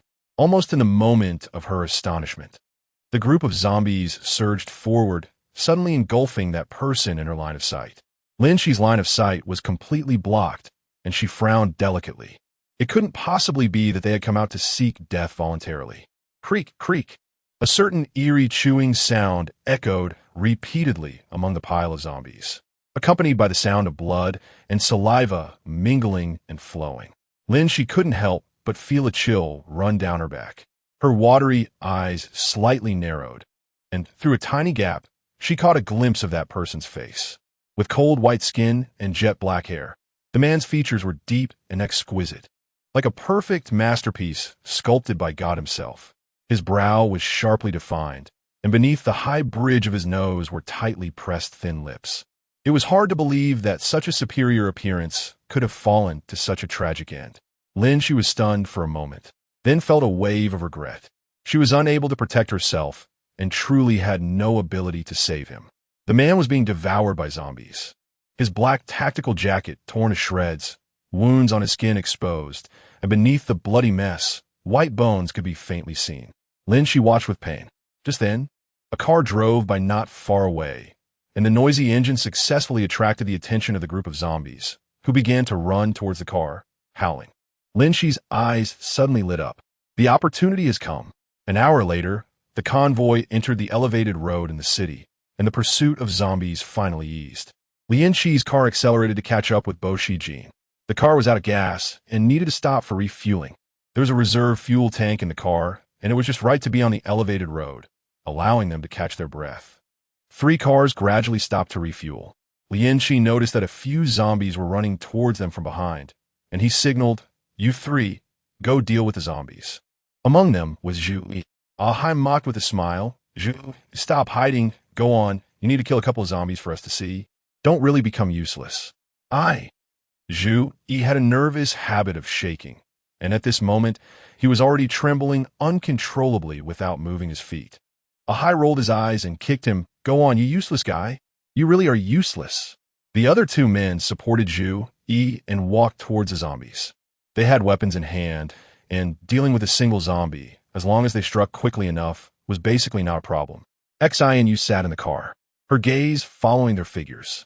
It was time to train them. Hearing this, Bo Xian unfastened his seatbelt. "Then I'll go help too." "Hey, don't go."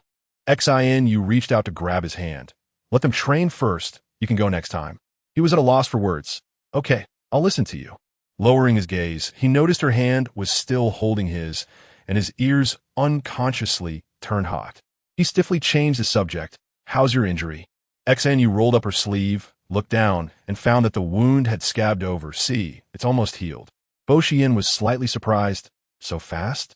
Her wound healing time seemed to be several times faster than an ordinary person's. Xianyu blinked, rolled up her pant leg again to divert his attention. The injury on my leg is healed too. Yin, why am I so unlucky to have so many wounds on my body? It's my fault. His expression darkened, filled with guilt. At this moment, Bo Shijin and Bai Zhou got into the car and started the vehicle. Xianyu, is the fuel full? Bo Shijin asked quietly.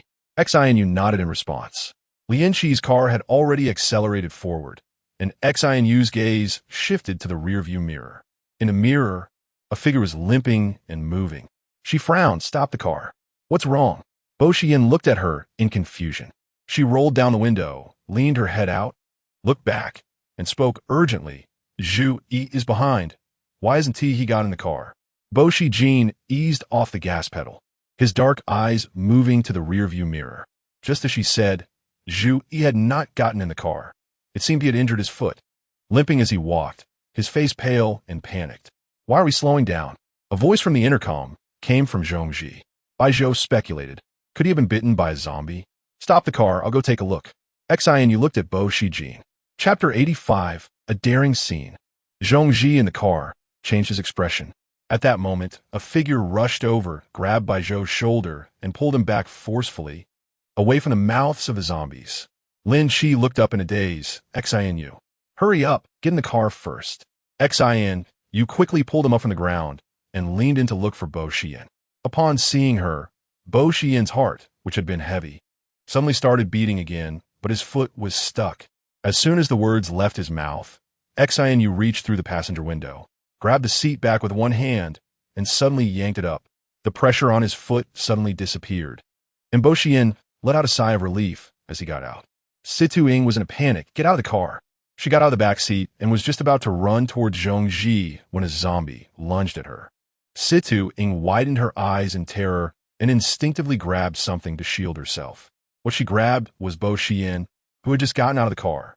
Bo Xian was caught off guard and stood there, his face pale. Xianyu looked up and saw this scene, her hair standing on end as she instinctively lunged forward. Be careful. She tackled the zombie, throwing it heavily to the ground. He wanted to help, but was gripped tightly by Situ Ying's arm. Hurry up.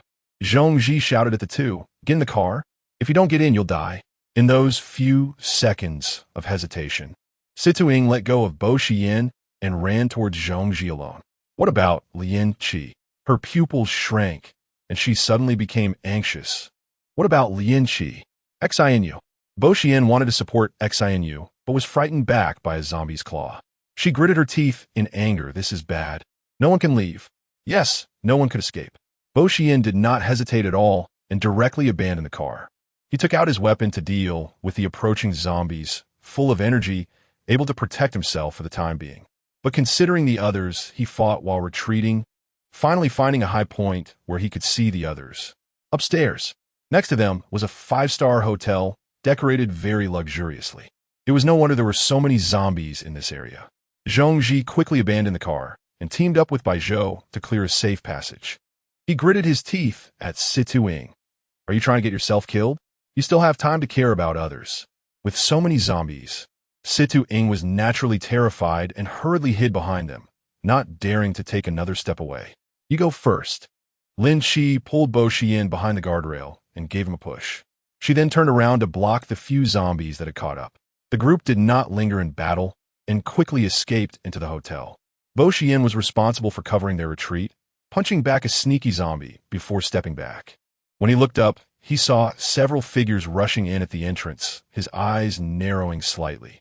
Lian Qi, over here. Situ Ying immediately shouted to them. In the end, only 5 of Lian Qi's group remained. They had narrowly escaped death and finally rushed into the hotel at the last moment, joining Bo Xian and the others in a guest room on the first floor. Bang, bang, bang. The people inside were as if they had escaped from a tiger's mouth, collapsing to the ground, panting, emptying their minds, and regaining their composure, checking each other for wounds. A cold voice broke the silence. Bo Xian remained as indifferent as ever, ensuring that none of the people here posed any potential danger. Amidst the rustling sounds, everyone began to check each other. Suddenly, Situ Ying exclaimed, "You've been bitten." She pointed in horror at Xianyu. Bo Xian's jaw tightened instinctively, a deep, ominous look shadowing his eyes. Xinu. Bo Xian's pupils contracted, filled with self-blame and frustration. It must have happened when I tackled the zombie. It's all my fault. Situ Ying's eyes flashed with something, and she immediately said, she was bitten. She'll turn into a zombie. We can't let her stay here. She has to go out. Xinu slowly lowered her sleeves. Looking at her expressionlessly, I won't turn into a zombie. If I were going to, I would have turned already. Impossible. Anyone bitten will definitely turn into a zombie. Her tone was firm and somewhat righteous. Xinu, we don't want to resort to killing you, so you should leave on your own. Yes. Being bitten only leads to death. Ahai stared nervously at Xinu, as if she would turn into a zombie any second. Although Lin Chi said nothing, his vigilant expression suggested he supported Situ Ying's viewpoint. As for his other two brothers, they were even more wary. Situ Ying looked at Bo Xian, her tone harsh. We've been together for so long, we definitely don't want to see a tragedy happen, but the fact is right in front of us. She was indeed bitten by a zombie, and if we keep her here, our lives are all at risk. She turned her gaze back to Xinu. Xinu, you don't want to endanger all of us, do you? Bo Xian's gaze, like cold ice, shot toward Situ Ying, his voice low and cold. Generally speaking, symptoms of infection appeared 2 to 5 minutes after being bitten. She was bitten, yet appears normal, without any abnormal symptoms. Zheng Ji raised an eyebrow. I noticed that too. Bai Zhou quickly added, Xinu has a special constitution. Zombies won't attack her, so she most likely won't be infected. Bo Xian, right? Situ Ying, seeing them all speak up for Xinu, felt frustrated and clenched her teeth. What if she is infected and just pretending? Are all our lives worth gambling on? The atmosphere grew tense and slightly strained. Lin Chi glanced at the bathroom in the guest room and proposed, how about this? We can lock her in the bathroom, and if she doesn't show symptoms of infection, we can let her out. Lock her in the bathroom? Xinu frowned, feeling very resistant. I won't go. Situ Ying scoffed. It seems you really want to endanger us. Wrong. If I turn into a zombie, you'll be the first one I eat. She still had the mind to scare Situ Ying. In the blink of an eye, she met Bo Xian's dark, cold gaze, her expression suddenly sobering. The corners of her lips drooping as she spoke in a mournful tone. I don't want to go. I don't like being alone. Ahai snorted. Women are troublesome. I say, just tie her up. A cold light flashed across his face, and he turned to meet Bo Xian's chilling gaze, which was so indifferent and sinister that it sent shivers down his spine. He immediately fell silent. Lin Chi opened the bathroom door and said to Xinu, please. Xinu touched the wound on her forearm, feeling somewhat troubled. She was indeed certain that she wouldn't be infected, but she couldn't provide sufficient reasons to convince them. Forget it. To reduce unnecessary trouble, she had to compromise. She walked into the bathroom, and at the same time, a figure followed her in. Bo Xian, brother. The door closed. Chapter 86. Don't get involved. Every sacrifice will become a nightmare he can never shake off. Here, your favorite beef, no cumin. Lin Chi handed him the lunchbox in her hand. Chi Wang collected his thoughts and looked down, unable to help but feel a slight movement in his heart. How do you remember this? He had never told anyone about this dietary restriction. Lin Shimon replied casually, I had beef once before, I noticed. Before. That was a long time ago. He suddenly curved his lips into a smile, his eyes looking at her with an unprecedented softness. But his tone carried a hint of mischief. You've been paying attention to me for so long. Miss Lin, your thoughts are quite deep, aren't they? Lin Chi didn't refute it. Suddenly, she remembered something interesting and asked with a smile, do you know why I saved you when we first met? Was it love at first sight? Get lost. She explained, it's because in my previous life, I had heard your name. He raised an eyebrow, so I thought, you're so impressive, I definitely need to win you over. Chi Wang squinted. No wonder I always felt you had ulterior motives towards me. It turns out it's not because you're interested in me, but because you are after my abilities. That sounded a bit strange. However, in short, the initial contact indeed had other intentions. Lin Chi's smile was ingratiating. Oh, don't say that. No matter what, I genuinely saved you. I'm not trying to harm you for money, right?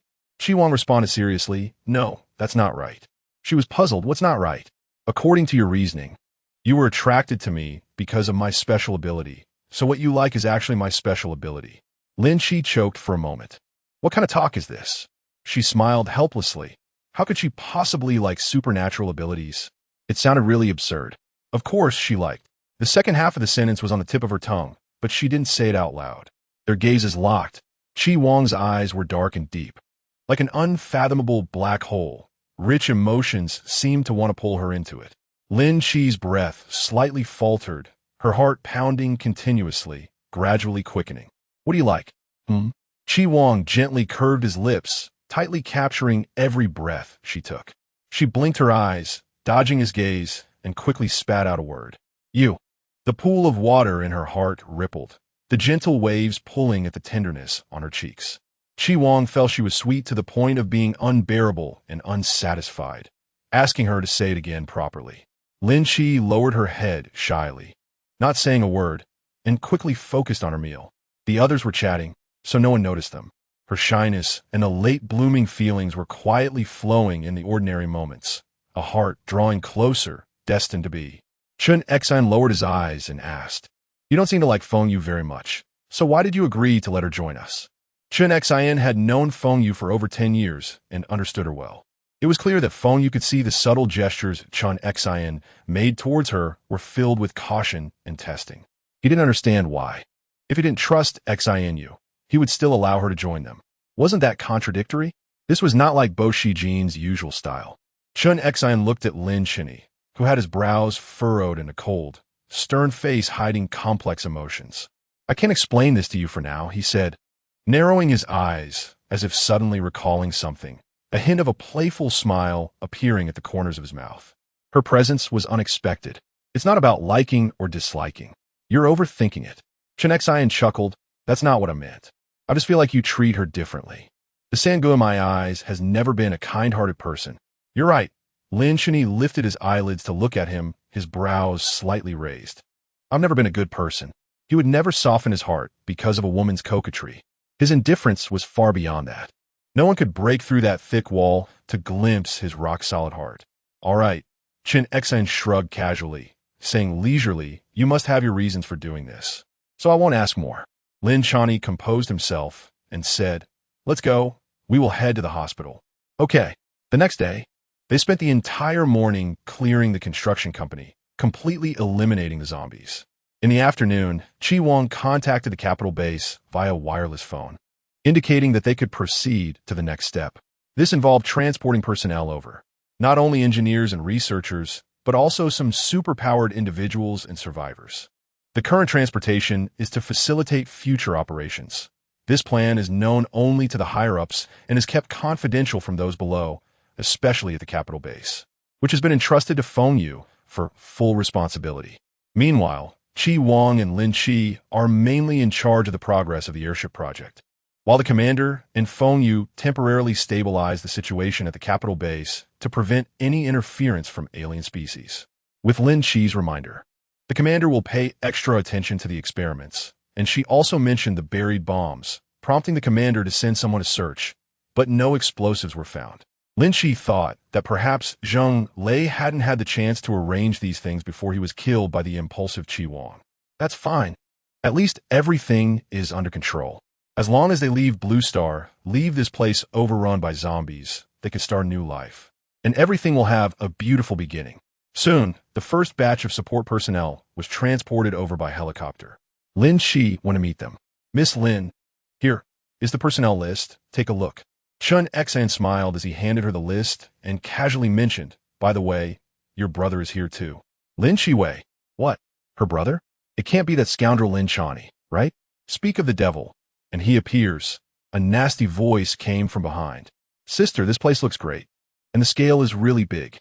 Lin Chi turned around, her gaze icy as she glared at him, gritting her teeth and saying, If you call me sister again, do you believe I will tear your mouth apart? Chen Xian was taken aback and carefully observed her expression. It didn't seem like she was joking. What was going on? Weren't they biological siblings? Did Lin Chani lie? Lin Chani laughed playfully, saying, Why are you being so fierce? You don't acknowledge me as your biological brother, but can I not acknowledge you as my biological sister? Lin Chi, how dare you? Lin Chani, I warn you, stay away from me, or I will really break one of your hands. If you don't believe it, feel free to try. Her expression carried an unusual fierceness, with her clear eyes lacking the usual calmness, now filled with fury. Lin Chani's expression stiffened. He certainly knew that Lin Chi could really do such a thing. Chapter 87.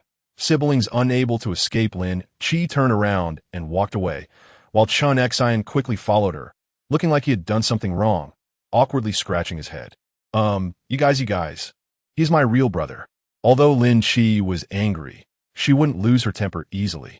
She only disliked Lin Chi, and it had nothing to do with anyone else. Chun Xian didn't know the real situation and thought that Lin Chi was her brother, so he might still give him special care, loving everything related to her. Lin Chi didn't mean to blame him. After, she explained to him that their relationship was just not good. Lin Chi looked down at the list and said, "No problem, you've worked hard." It's not hard. I just checked the fuel level in the tank. It probably won't last long. Then let's go to a gas station. Lin Chi stepped down the stairs and said lightly, "This car needs to be replaced, and we should stock up on a few more barrels of gasoline, as we'll need it more in the future. After all, sedans are not suitable for wandering in the apocalypse. He needs to find a high-performance off-road vehicle. Of course, there are still many things he needs to do." At 7 a.m., the sky brightened, and the morning light delicately sprinkled over every corner of the earth. The rear window of the car slowly rolled down, and a fair, delicate hand reached out, stretching its slender fingers in the air. Lin Chi caught a glimpse of this scene and couldn't help but sigh, wondering if there would still be such fresh air in the future. Lin Chi smiled and said, "What you said makes a lot of sense." During lunch, Chi Wang found Lin Chi. "Have you seen Lin Chi?" She nodded in silence, a large hand covering the top of her head as he gently rubbed her head. His tone very light. "As long as you want, I can make him roll far away to a place you can't see." Last time, he just vented his anger. He felt sorry for Lin Chi's childhood and even more for the present Lin Chi. "No need," Lin Chi said, the corners of her lips pulling into a faint smile. Her expression very subtle, her words light. "Actually, after all these years, although I hate him, I've never thought about seeking revenge." As the car entered the city, zombies gradually wandered on the roads. To avoid congestion, Lin Chi didn't drive on the main road, but took a quiet path, avoiding crowded areas. The nearby residential areas mostly had only 5 stories, not high, so they could see many people calling for help from the windows as they drove by. Lin Chi was leaning at the window, watching them with some confusion. Why weren't they escaping? Hiding at home was just waiting for death, wasn't it? Lin Chani said, "They are not waiting for death, but for rescue." "Rescue? Who will come to save them?" "The country." A fleeting cold smile appeared at the corner of his lips, unnoticed by anyone. Chun Xian sighed. The country is also in trouble. In this situation, who isn't struggling to protect themselves? Self-rescue is the truth. Self-rescue. Lin Chi blinked her eyes and looked at the hands waving for help, her expression fading. She knew clearly that not everyone was the main character. The so-called protagonist's halo was ultimately rare. In the end, only 1 in 10,000 survivors would make it on Blue Star. The gas station arrived, and by Zhou and I want to clear the zombies. "Lin Chi, you keep going." "I keep going?" Lin Chi was taken aback for a moment. Seeing the two of them getting out of the car, she hurriedly said, "But I don't know how to refuel." After speaking, a hint of panic appeared in her eyes. "Oh no, I shouldn't have said that. How could I expose?" "I'll refuel," Chun Xian said quickly. "It's normal. You don't know how to drive. So not understanding the refueling process is fine. I'll do it." Hearing this, Lin Chi secretly breathed a sigh of relief. Thankfully, this is normal. Lin Chani took out 3 iron rods from the trunk and handed them to them. He said to Lin Chi, "Stay close to me." Okay, there weren't many zombies in the gas station. There were only 7 at a glance. Lin Chani tightened his grip on the iron rod and calmly approached them. The reason he was calm was that he wanted to test his special ability. He slowly focused, sensing a warm force spreading from his limbs, and in an instant, the iron rod in his right hand was coated with a layer of hard metal. At the same time, his arm was also coated in gold, resembling the arm of a transformer, strong and indestructible. This was the formidable metallic special ability. With a buzzing sound, Lin Chani raised the iron rod, and in an instant, the zombie's head fell to the ground. Seeing this scene, Lin Chi was astonished. How impressive. No wonder he is the main character. following behind Lin Chani. She hardly needed to take action as he easily dealt with several zombies. However, the consumption of his abilities was also significant, and Bo Shijuan was panting while trying to calm his chaotic breath. It seemed that relying entirely on abilities was not feasible, as it was too exhausting. "Are you okay?" Lin Chi stepped forward and supported his arm, looking up at him with concern. "Why does your face suddenly look so bad? Are you injured?" "I'm Yufine." He lowered his eyes to look at her, instinctively pushing her hand away to create distance. Being pushed away, Lin Chi didn't team mind and smiled, praising him. "You're amazing. You can kill so many zombies all by yourself." For 3 consecutive days, around 200 people had moved into the construction company. The future lives of so many people needed careful planning. In the afternoon, Lin Chi gathered 10 A-level ability users for a meeting to arrange the tasks to be done next. Supplies were the most important, so I won't say much about going out to search for supplies, as it is definitely necessary. Then there are living issues, including the kitchen. Besides coal, I think we can consider primitive methods of fire starting, which means using firewood. Cutting wood? Yes. Lin Chi continued, saying that a part of the personnel would be responsible for leading the woodcutting teams. At that moment, someone knocked on the door. It was a researcher named Li, whom everyone called Engineer Li. "Miss Lin, I have an urgent matter to report to you." Upon hearing this, Lin Chi nodded and said, "Please sit down and talk." Engineer Li walked in and sat down, looking anxious. It seemed there was a difficult matter at hand. Chapter 88. Save her in the end. It was decided that Chi Wang would lead a team to the mountain mine, tentatively set for 15 people, with the specific members chosen by Chi Wang. Since that was the case, Lin Chi would be fully responsible for the internal situation of the construction company. With the burden on her shoulders, she didn't dare to slack off, managing basically every point personally. While inspecting the dining hall in the afternoon, she unexpectedly heard a somewhat familiar voice, sharp and cutting, piercingly clear. Lin Chi furrowed her brows and looked into the room. To her surprise, she saw 2 faces she detested. She almost burst out laughing. Heaven really knows how to arrange things. When you saw her, the expression on the woman's face was quite rich, filled with surprise, guilt, and hidden malice. And this person was none other than Hu Lian, Zhu Rou's mother-in-law, whom she hadn't seen in a long time. "Oh, Miss Lin has arrived." Standing next to Hu Lian was actually Lu Mei. How could these two end up together?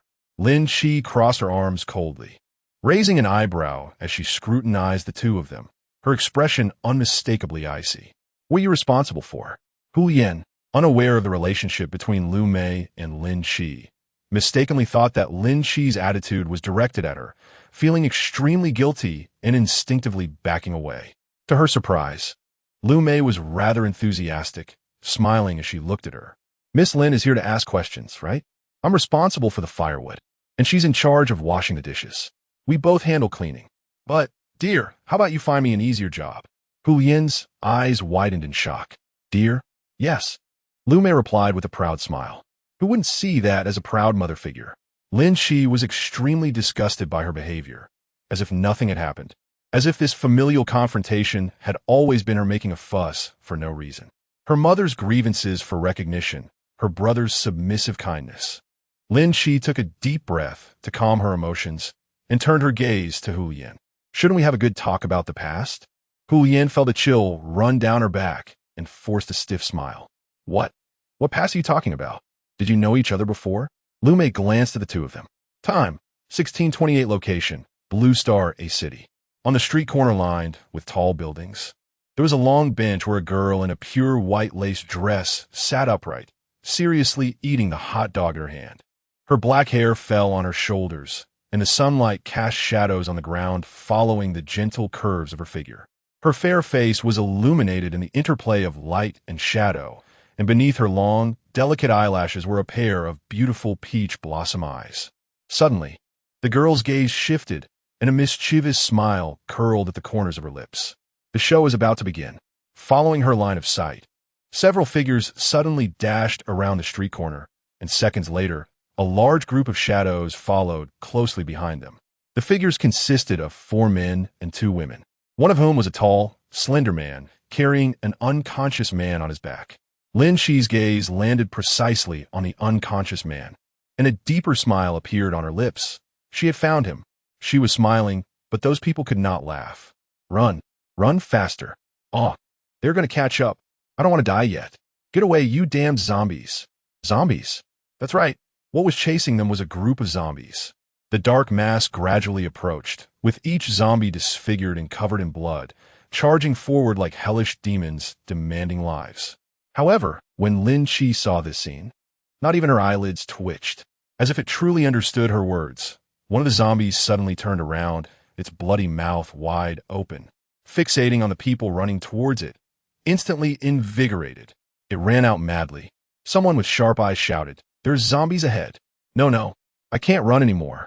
One woman shook her head, her face pale. But they couldn't stop. Another short-haired woman immediately said, "There's a convenience store over there. Let us hide inside." Good. Hurry. The few of them quickly ran towards the convenience store, while Lin Chi sat on the roadside opposite the store. At that moment, someone finally saw her. The tall, thin man responsible for carrying others looked astonished when he met Lin Chi's clear gaze and instinctively shouted, "Quickly hide. The zombies are coming." The next second, he was forcefully pushed into the convenience store by a woman, and the glass door was quickly shut. Bang! The relentless zombies crashed against the glass door like feral wolves. The short-haired woman and two men struggled to hold the door, their bodies being shaken by the impact, but they couldn't let go. If they did, it would be the end. Sister Chun, there's no other exit inside. In an instant, Qin Yichin's heart sank. No exit meant that this glass door was their only way to survive, but the zombies outside could tear them apart. A nearby man let out a desperate cry. "Sister Chun, are we done for?" "But I'm only 22. I don't want to die yet, boo-hoo." "Sister Chun, hold on for me." Qin Yichin suddenly shouted, her gaze sweeping over her wristwatch, and a glimmer of hope arose in her heart. She calmed down and said, "It's 4:30 now. In another hour, the sun will set, and the zombies won't be able to see us in the dark. But can this glass door hold for that long? It must hold. Do you want to be bitten to death by zombies?" No matter how well she disguised it, despair gradually consumed Qin Yichin's reason. Through the fragile glass, she could even see the blood vessels in the zombies' bulging eyes and the torn corners of their mouths, with blood dripping to the ground, pooling into a heap, ominous and lifeless. Suddenly, she saw a pure girl through the gap. Qin Yichin was astonished. How is that possible? How could someone still be sitting by the roadside at a time like this? What surprised her even more was that the zombies weren't attacking that person. The girl sat on the bench, as if invisible, calmly watching everything happening in the convenience store with a tranquil gaze. At that moment, Xin Yu had finished her hot dog. She found the time passing too slowly. She began to complain about the weakness of the zombies' fighting power. Time passed second by second, and ultimately, the glass door could not withstand even an hour. When a glass door shattered, the low growls of the zombies could not cover the desperate groans of the humans. Living beings were overwhelmed and torn apart, their feeble struggles merely the last flickers of survival instinct. No one would easily give up their life, even in the face of inevitable doom. Qin Yichin was pressed against the glass wall, the zombies gnawing at her limbs and shoulders, the bone-deep pain already numbing her nerves. Her weary eyes suddenly caught sight of the scene by the roadside once more. The beautiful girl sat quietly there, everything around her silent, so utterly surreal. "Save me. Help me." She tried to reach out for help, but she could no longer control her body. Why? Why can't anyone save me? Why could she live so well?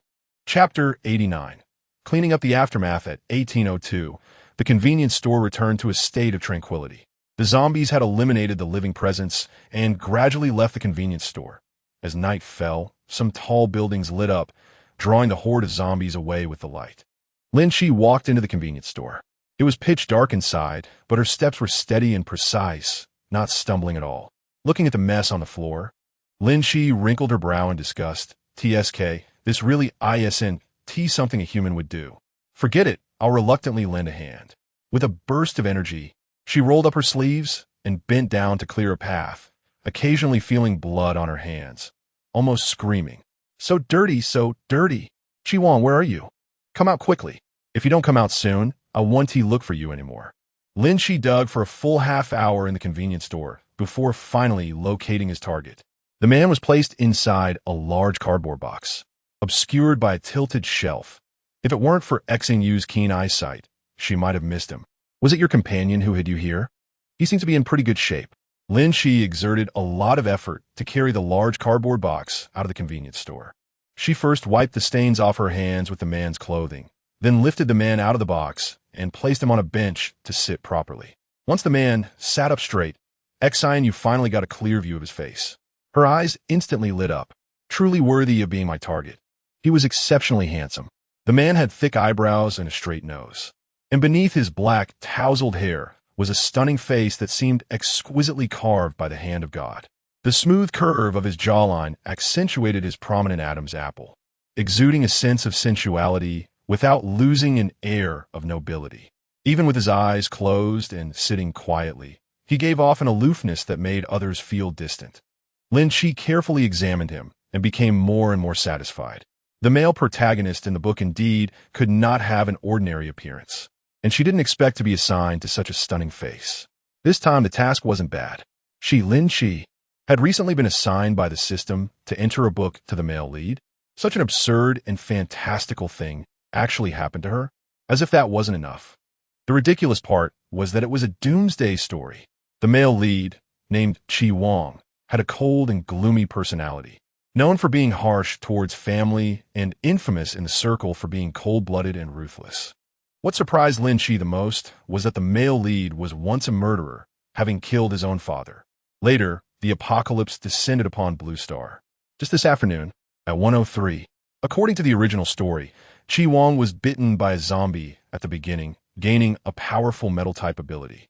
Then he led his brotherhood to survive in the apocalypse, ultimately establishing the only safe base for survivors.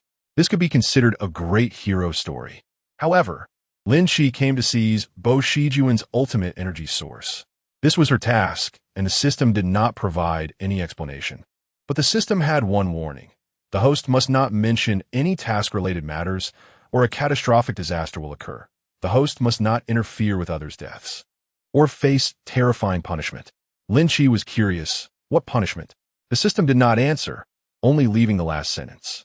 Please obtain the ultimate energy of Chi Wang at the Hope Base. Remember, it's the ultimate energy. This reminder from the system alerted Lin Shi. According to the usual script operation, if there is ultimate energy, there must be primary energy, which means it can only be primary at the beginning. So, she must wait until later to obtain the ultimate energy. Therefore, this is also the reason why Lin Shi appeared here to rescue Chi Wang. Wake up. If you don't wake up soon, the zombies will come. She stood in front of him, bending over and tentatively called out to him a couple of times, but found it useless, so she reached out and gently patted his face. Wake up, Chi Wang.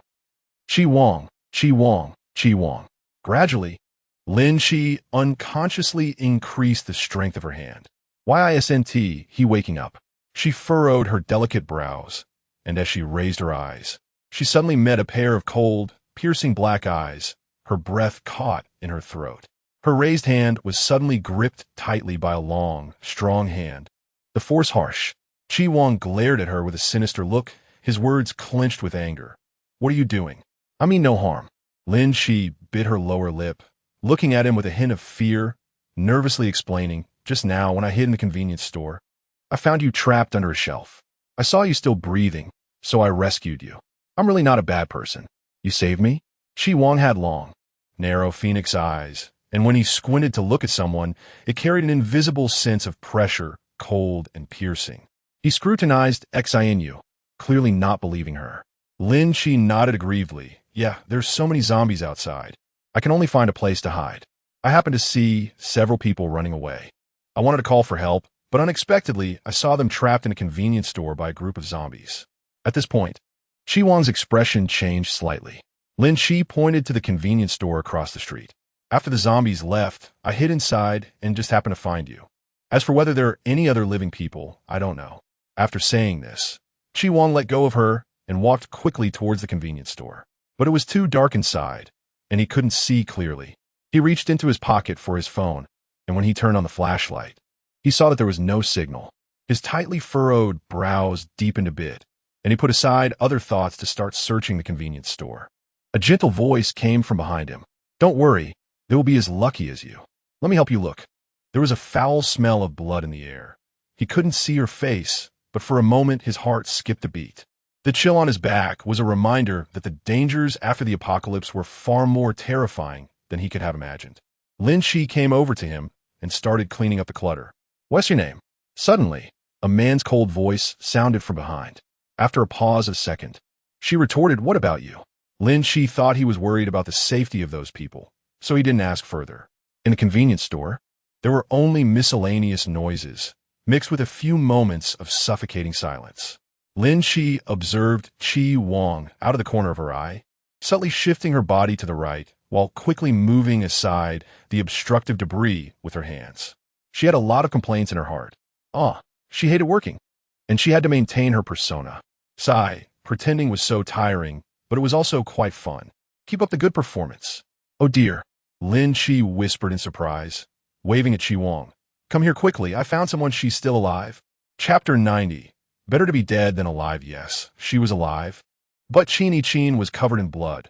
Her neck was a horrifying mess of torn flesh and hair. Chi Wang carefully moved her out, laid her flat, and placed his fingers to check for breath, feeling a faint sign of life, which eased his tense expression slightly. He began to bandage Chin Chin's wounds with torn cloth. Without any medical supplies, he could only perform the most primitive bandaging and bleeding control. At that moment, Lin Shi, who was fumbling around in the dark, brought news again. There's another person alive here. I'm bringing him out. Hearing this, Chi Wang frowned. He spoke up to stop her. I'll come over right away. You can't move him alone. However, the end of his sentence was abruptly cut off as he raised his eyes, and the corner of his lips stiffened.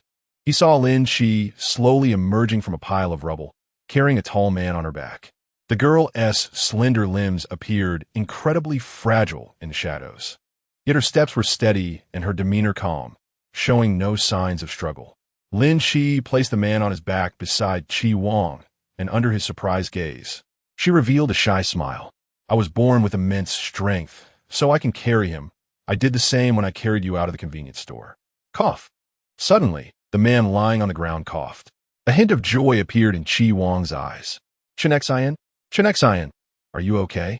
There were bloodstains and dirt on Chen Xian's body, but upon closer inspection, there were no wounds. He had already opened his eyes when Chi Wang supported him. Third brother? Great, you're still alive.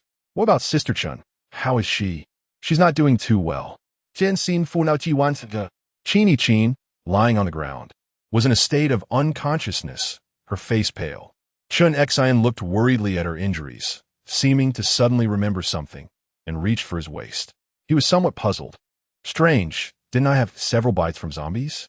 Why are there none? Not only that, his limbs felt incredibly strong, as if the massacre just now had been nothing but a nightmare. Chi Wang reminded him, calm down and feel if there's anything different about your body. Yes, I feel full of strength. He concentrated tentatively, and suddenly a deep blue ice block formed from thin air at his fingertips. Wow, it's a superpower.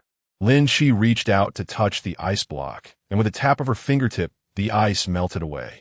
Chen Xian stared at her in astonishment, finally realizing her presence. It's you.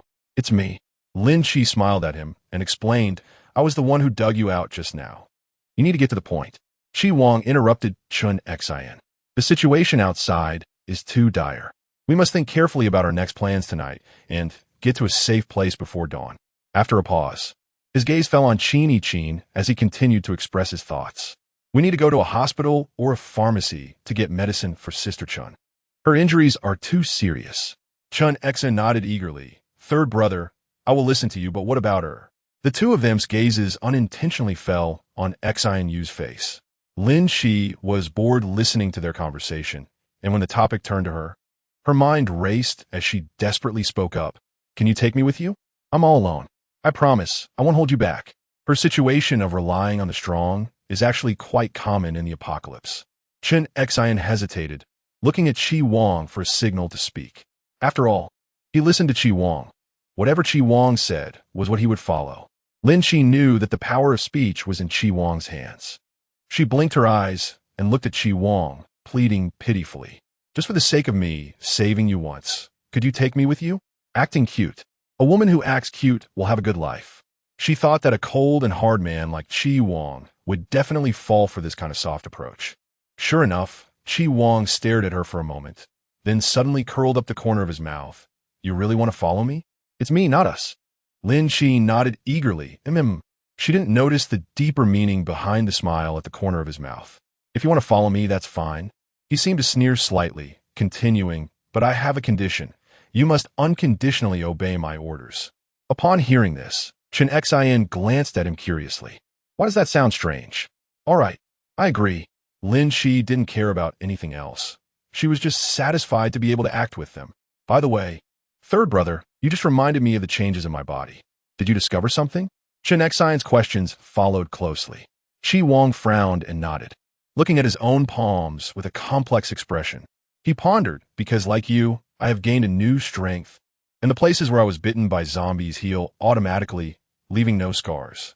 We are the same. After being bitten by zombies, we fell into a coma, and when we woke up, we gained supernatural abilities. Chen Xian was overjoyed. That's great. This way we have the ability to deal with zombies. But why hasn't Sister Chen woken up yet? Chi Wang shook his head. I don't know, but I can be sure that she hasn't been infected by the zombies. Then let's hurry and set off to find medicine, Chen Xian urged. Lin Chi, who had been silent, spoke up at this moment. There are many zombies on the street. How do we get out? The convenience store was at the street corner, in a dead end, with no nearby lights, so it could temporarily serve as a refuge in the pitch-black night. The nearby zombies hadn't heard the commotion and wouldn't come over easily. But leaving this place wouldn't be easy either. A faint sound of a click was heard. Chi Wang and Chen Xin turned their heads warily at the same time, only to see Lin Chi waving the remote control in her hand. It's on. As the sound began, the television on the wall flickered a few times, and the white light was especially bright in the darkness. Crackle, crackle, crackle. Chi Wang intended to unplug the TV to avoid attracting zombies, but at that moment, the TV screen popped up. The screen showed a chaotic street video, followed by a reporter's voice coming through. Emergency notice. Due to the invasion of some extraterrestrial energy, part of the human body's functions have mutated, leading to phenomena of madness and cannibalism. Currently, the transmission and infection rate of this phenomenon has reached 99. The country has issued an emergency notice for the entire world to enter a zombie apocalypse. S-City has now activated the highest defense status and established a safety base. Survivors from all over. The screen froze, and the image disappeared. The surroundings fell into a deathly silence once again. Chi Wang said in a deep voice, "We're going to S-City." Chapter 91. Choose to believe me. Lin Chi picked up a pack of biscuits, opened it, and started eating while continuing the conversation. Okay, where is S-City? Is it far? Brother San, S-City is at least a few thousand kilometers away from here, right? A worried expression appeared on Chen Xion's face as he anxiously said, "We definitely can't take the high-speed train now, so we can only drive, but driving is too risky." His words made sense, and Chi Wang naturally knew the difficulties involved. After a moment of silence, Chi Wang looked at Qin and said, "Let's take it one step at a time. First, let's go to the hospital to get some medicine to treat Sister Chen's injury." After a pause, he added softly, "I still need to go to university." Upon hearing this, Chen Xian nodded in understanding, clearly willing to follow Chi Wang's arrangements without question. "Are you guys hungry? Let's eat something to replenish our energy." Lin Chi handed over the bread she had taken out. Chi Wang subtly lowered his eyes. There were several empty snack wrappers at Lin Chi's feet. She had quite a big heart, being able to eat snacks fearlessly in such a situation, not being harsh on her own stomach at all. However, it was also understandable, as the person who was seriously injured had nothing to do with her, so she really didn't need to worry too much. At that moment, Lin Chi didn't know that Chi Wang was assessing her. She just thought these little snacks tasted quite unique and couldn't help but try a few more packs. As she savored the delicious biscuits, her beautiful eyes lingered on Chi Wang's profile. After thinking for a moment, she stepped forward a couple of paces and softly comforted him. "Don't worry too much. Your good friend will definitely be fine." This was the truth. In the original text, Qin's presence was no less than that of the female lead. Although the book didn't explicitly state that Qin was the female lead, she and Chi Wang had always accompanied each other, becoming stronger together, forming a perfect partnership. Qin would not have any issues, and her future abilities would be very powerful, second only to Chi Wang. Chi Wang lifted his eyelids, his slightly cold gaze meeting Lin Chi's clear eyes, taking in her expression completely. Lin Chi was very happy. She believed that her kind reassurance could definitely move Chi Wang. After replenishing her energy with food, Chi Wang planned to go find a car alone. It was now 3 a.m., and we had to leave here before dawn. You all wait for me here. I will go check the situation outside at the intersection ahead. Chen Xian nodded. Third brother, be careful by yourself. As soon as Chi Wang stepped out of the convenience store, Lin Chi followed closely behind. She assured with a serious little face, I promise I won't hold you back. Chen Xian looked at the two departing figures in the convenience store, and his opinion of Lin Chi changed a bit. He didn't expect this girl, who looked delicate and weak, to be quite brave. He felt troubled when the apocalypse broke out. The three of them were practicing boxing in a club when chaos suddenly erupted in the crowd. Qin was the first to rush in to help, followed by Chi Wang. Unexpectedly, the crazed person attacked Chi Wang, biting him repeatedly. At this moment, someone finally noticed that something was wrong, and the streets began to descend into chaos, with more and more zombies appearing. Chi Wang, who was bitten by a zombie, fell into a feverish and fainting state, and everyone avoided him, except for Chen Xian and Qin, who did not abandon him. However, later they encountered a large group of zombies chasing them and were forced into the convenience store, where a tragic incident occurred. Fortunately, they were lucky enough to survive. Chen Xian touched Qin's hot forehead, silently praying that Chi Wang would successfully find a car. Meanwhile, the two were cautiously observing their surroundings. Stick close to me, Chi Wang whispered. He took long strides forward, feeling the tug on the hem of his clothing, and turned his head down to see that fair little hand. Lin Chi tightly grasped the hem of his clothes and whispered, I will stick close to you. Chi Wang pressed his lips together for a moment in silence and continued walking forward. At the end of the street, tall buildings had their lights on, and in the darkness, shadows of zombies occasionally flickered beneath the light. Chi Wang stopped at the corner, his vigilant gaze peering outward. All around the street were overturned vehicles and scattered debris, with incomplete corpses mixed among the dried, blackened bloodstains on the road. Zombies dragged their mutilated bodies past, occasionally stepping on the remnants. As the cold wind blew, it felt as if he were witnessing a hell on earth. Lin Chi blinked as she watched the scene, feeling a mix of complex emotions. In that moment, when the reality of the apocalypse unfolded before her eyes, it was impossible not to feel shock and sentiment. Perhaps the changes in human society happen in an instant, and some people's deaths occur in the blink of an eye, making life and death unpredictable. There's a car over there. I'll go find the keys first. You wait for my signal here. I'll let you know when to come over. Chi Wang said simply and clearly. Lin Chi nodded vigorously. He moved quickly, crouching and sticking close to the wall, not standing out in the darkness. Lin Chi stared at him, not worried at all. After all, he was the male protagonist, nothing would happen to him. But for some reason, a few nearby zombies suddenly started swaying their way over to her. Please don't come over. Lin Chi was trembling with fear, clinging to the wall, helplessly watching as she was surrounded by zombies. Bang! A muffled thud, and one zombie fell to the ground. Lin Chi was taken aback for a moment and turned to see Chi Wang returning. It was Chi Wang who had dealt with the zombies. She moved her lips. Actually, they wouldn't harm her. Before she could finish her sentence, her wrist was suddenly grabbed, and Chi Wang quickly pulled her along the wall. A few nearby zombies sensed the slight movement, growling softly and swaying their bodies towards this side. Chi Wang was constantly monitoring the movement of those zombies. He didn't want to alarm them, only hoping to get to the car smoothly. Crouch down, don't move, Chi Wang whispered. The two had reached a sedan, crouching down to hide in the darkness as a zombie wandered past. Chi Wang chose to hold his breath and quietly observe. After the zombie moved away, he opened the car door and saw a set of car keys inserted into the ignition. His tightly furrowed brows relaxed a bit. Get in. The moment the engine roared to life, the nearby zombies were suddenly startled. The headlights lit up, illuminating a few zombies lingering by the roadside, their murky, pale eyes still oozing blood. Lin Chi swallowed hard. They were coming. Chi Wang glanced at the rearview mirror and quickly stepped on the gas to reverse. Bang! A zombie was knocked away. His cold expression showed no sign of fluctuation as he pressed the accelerator, the car shooting forward into the alley. Hearing the commotion, Chen Xin was already prepared, holding Chin at the convenience store entrance, ready to get in the car at any moment. Chi Wang drove in, and after gauging the timing, he said to Xian, "Hold on tight and open the left door." "Okay." Lin Chi complied. Chapter 92. Unexpected people. As the car door opened, the vehicle made a loud, screeching noise. Chen Xin quickly shoved Chin into the back seat. With a bang, the back door was closed, and Chen Xin opened the passenger door and jumped in quickly. "Chen Xin, go!" Chi Wang shouted, "Buckle up." With a whoosh, the car shot off like an arrow.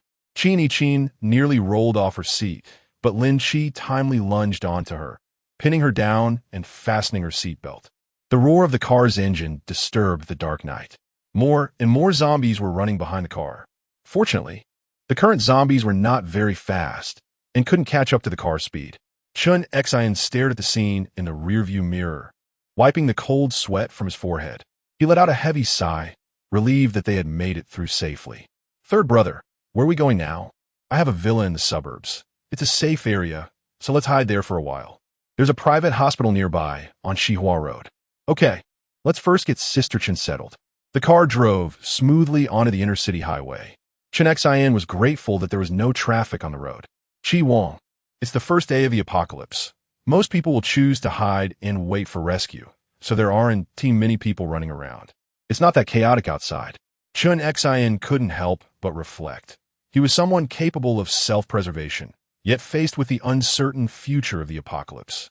He still felt anxious, especially considering that ordinary people made up 80% of the world. "Lin Chi, don't be afraid. With me and third brother here, zombies won't hurt you. And Sister Chen, her combat power is stronger than mine. Once she wakes up, we'll head to City S. There's a safe base there, and the country will protect us." Lin Chi smiled slightly, nodding. However, when she lowered her gaze, an unusual emotion flashed at her eyes. "A safe base? Sigh. What safe base is there in S City? Everyone thinks that once they reach S City, they're safe, but, Chin let out a faint groan. Only Xian, who was sitting in the back seat, heard it and reached out to touch Chun Miao's forehead, which felt burning hot. Chin's face contorted in struggle, beads of sweat forming on her skin. Her condition seemed to be getting worse. Chen Xin was a bit anxious. "Third brother, what should we do? We can't rush it. I hope Sister Chen can hold on." 6:08 a.m. The car slowly entered a manor. It was very quiet outside, seemingly devoid of zombies. Chen Xin observed the situation outside. At this moment, a hazy light appeared on the horizon, indicating that dawn was approaching, and warmth was about to break through the darkness. Human survivors hid in the shadows, watching the rising sun, wishing everything would dissipate like a dream. But the reality was that the streets were filled with more and more walking corpses, and the smell of blood mixed in the air made one feel nauseous. After getting out of the car, Lin Chi couldn't help but take a deep breath of fresh air, her chaotic mind becoming a bit clearer.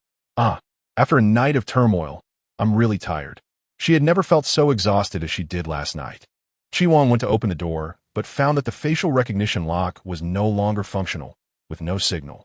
It seemed that with the apocalypse, all signals were gone, but I can unlock it with a password. A string of numbers was pressed, and the door opened. The villa was quite large. A full 5 stories, decorated in a European style, grand and minimalist. Since no one lived there, it appeared very spacious. Chen Xin settled Chin in a guest room on the first floor. When he closed the door and came out, he found Lin Chi squatting in the corner, staring at something. "Lin Chi, what are you looking at?" "This." Lin Chi pointed at a machine about half a meter tall and asked, "Is this a robot?" Chi Wang slowly walked over. "Yes, this type of robot needs to be connected wirelessly, and it can't receive signals right now, so it can't be used."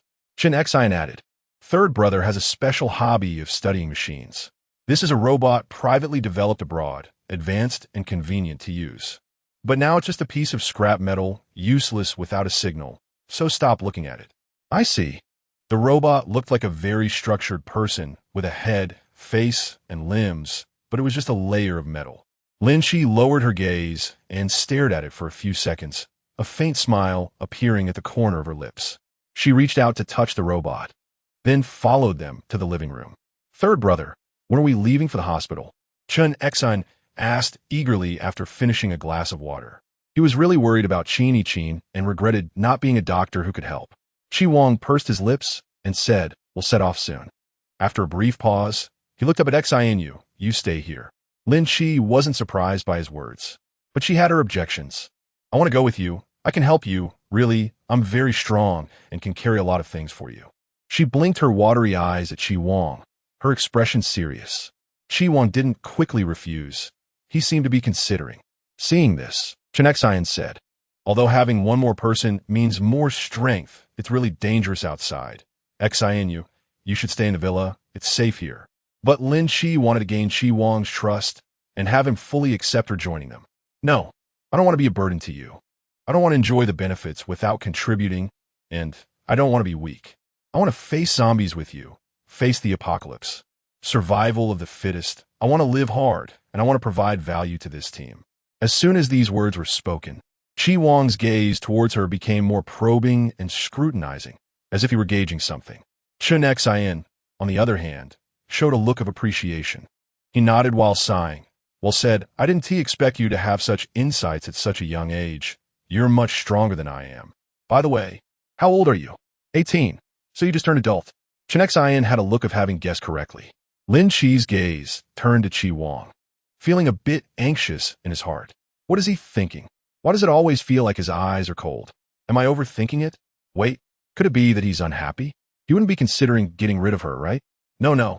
Lin Chi focused and immediately retracted her stance, feeling a bit lethargic. "All right, then I'll stay here. Forget it." Chi Wang slightly raised her eyes and said calmly, "You will go with us." "Huh," agreed. Stars sparkled in her eyes, and a faint smile involuntarily appeared at the corners of her lips. "Good." Chi Wang looked at her with an indifferent expression, his gaze unchanged from beginning to end. Those familiar with him knew that this expression was particularly distant. The subtle chill was highly aggressive, carrying a natural hunting aura, sharp and keen. Chapter 93. "Surprise me, third brother. I just saw it. Your ability is so strong." Chen Xian curiously touched Chi Wang's solid and powerful arm.